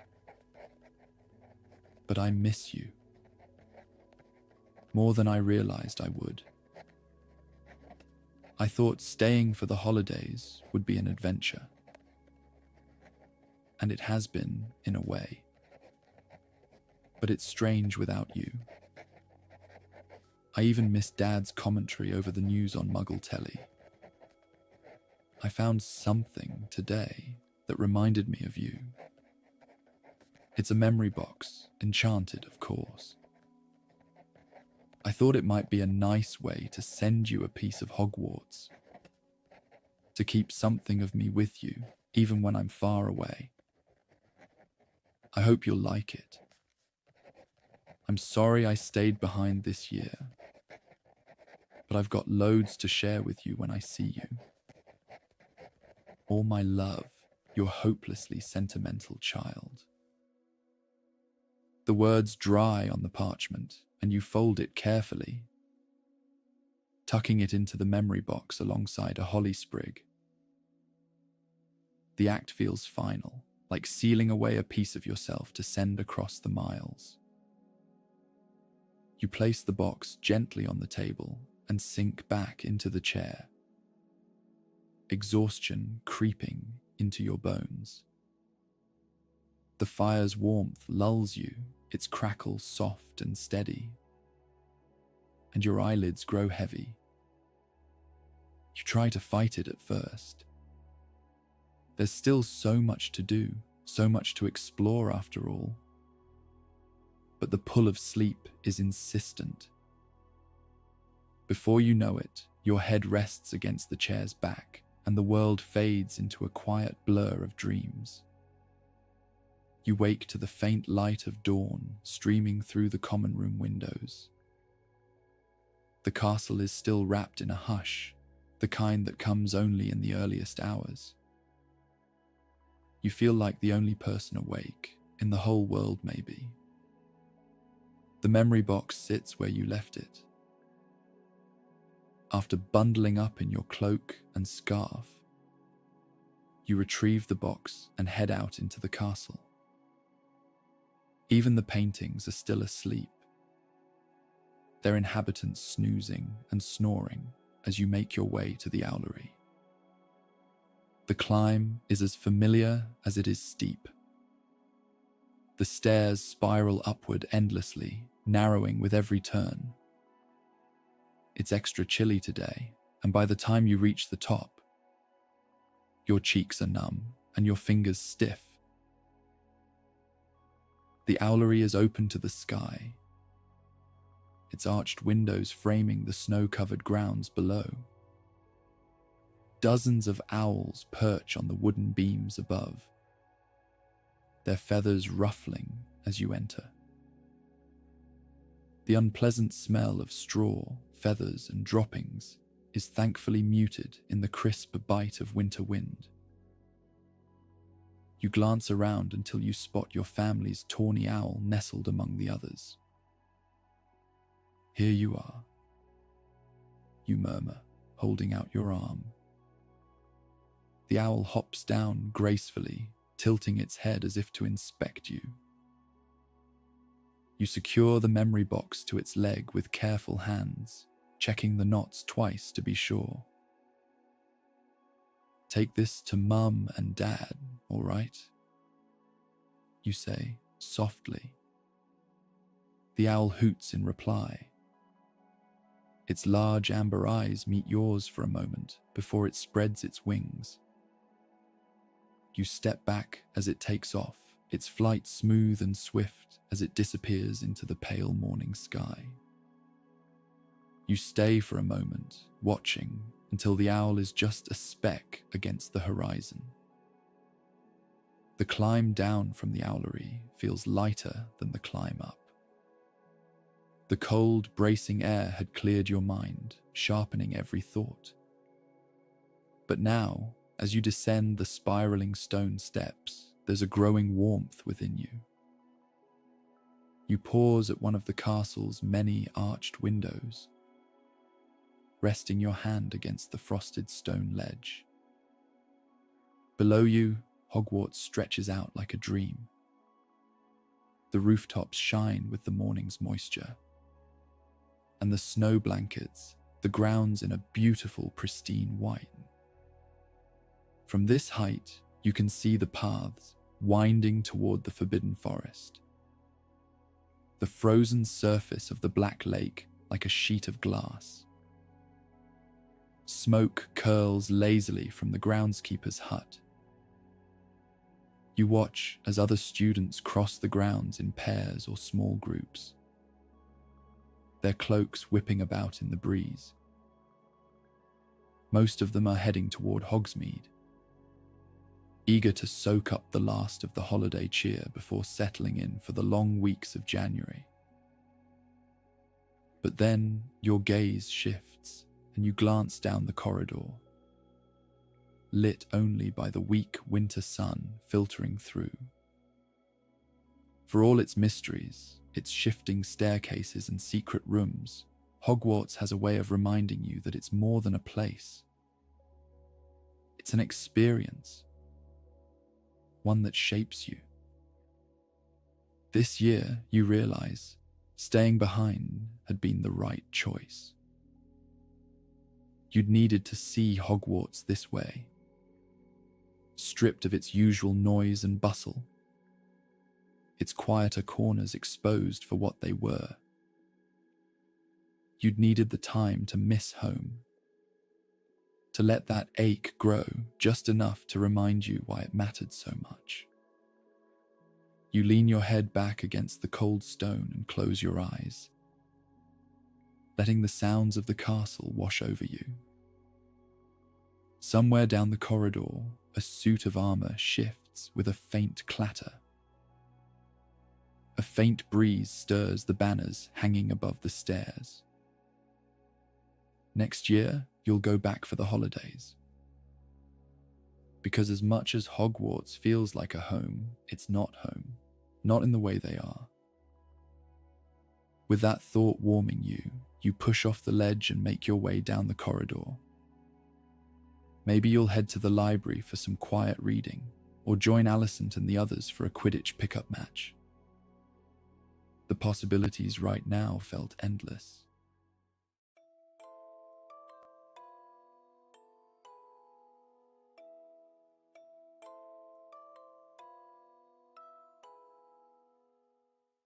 Snapping back to reality, you realize you've been standing there a little too long, clutching the same robe in your hand. You give a quick glance around to make sure no one noticed your little daydreaming episode, and let out a small laugh at yourself. Maybe you'll bring up the topic this evening over dinner with your parents. They loved having you home for breaks, so you know it's not going to be an easy sell, but it's worth a try.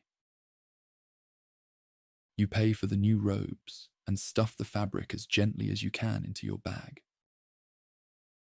You wince a little, knowing your mum will probably fuss about the creases when you get home. Heading back out into the snowy streets of Diagon Alley, you take your time, savouring the last few sugar quills and treats you bought. You feel a twinge of bitter sweetness at leaving behind the magic of the alley. But there's a comforting thought in knowing it'll all be here the next time you visit. A half hour and a quick Flu Network trip later, you're back home. Dumbledore thumps his tail lazily against the rug when he sees you. You pull the apple honey pasty out of your bag and toss it to him. He catches it mid-air, devouring it with the kind of enthusiasm that only a magical dog named after a headmaster could muster. Your books land with a satisfying thud on your desk, and you drape your new robes over your bed, smoothing them out just enough that your mum might not notice the wrinkles. Then you head back to the living room and settle into the armchair near the fireplace. A blanket thrown over your legs and a warm cup of tea in your hands. Dumbledore pads over, flopping down at your feet and looking up at you expectantly, as if he's earned another treat in the last 5 minutes that have gone by. You swirl the last bit of tea in your cup, watching the patterns it makes before taking a sip. The house is quiet now, except for the occasional pop from the fire and Dumbledore's soft snores. The thought of the new year feels less like an overwhelming rush of things to do, and more like a treasure chest waiting to be unlocked. Each day a little key to something unexpected.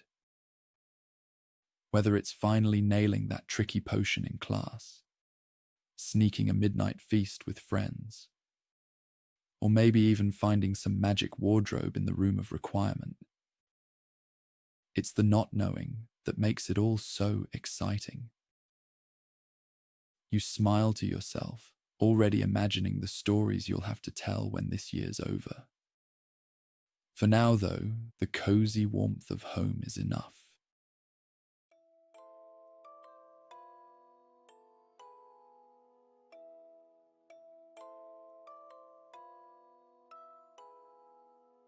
And that, my friends, is the end of tonight's video and stories. I really hope you enjoyed this one and had fun on the little trip to Diagon Alley. Until next time, be well and sweet dreams.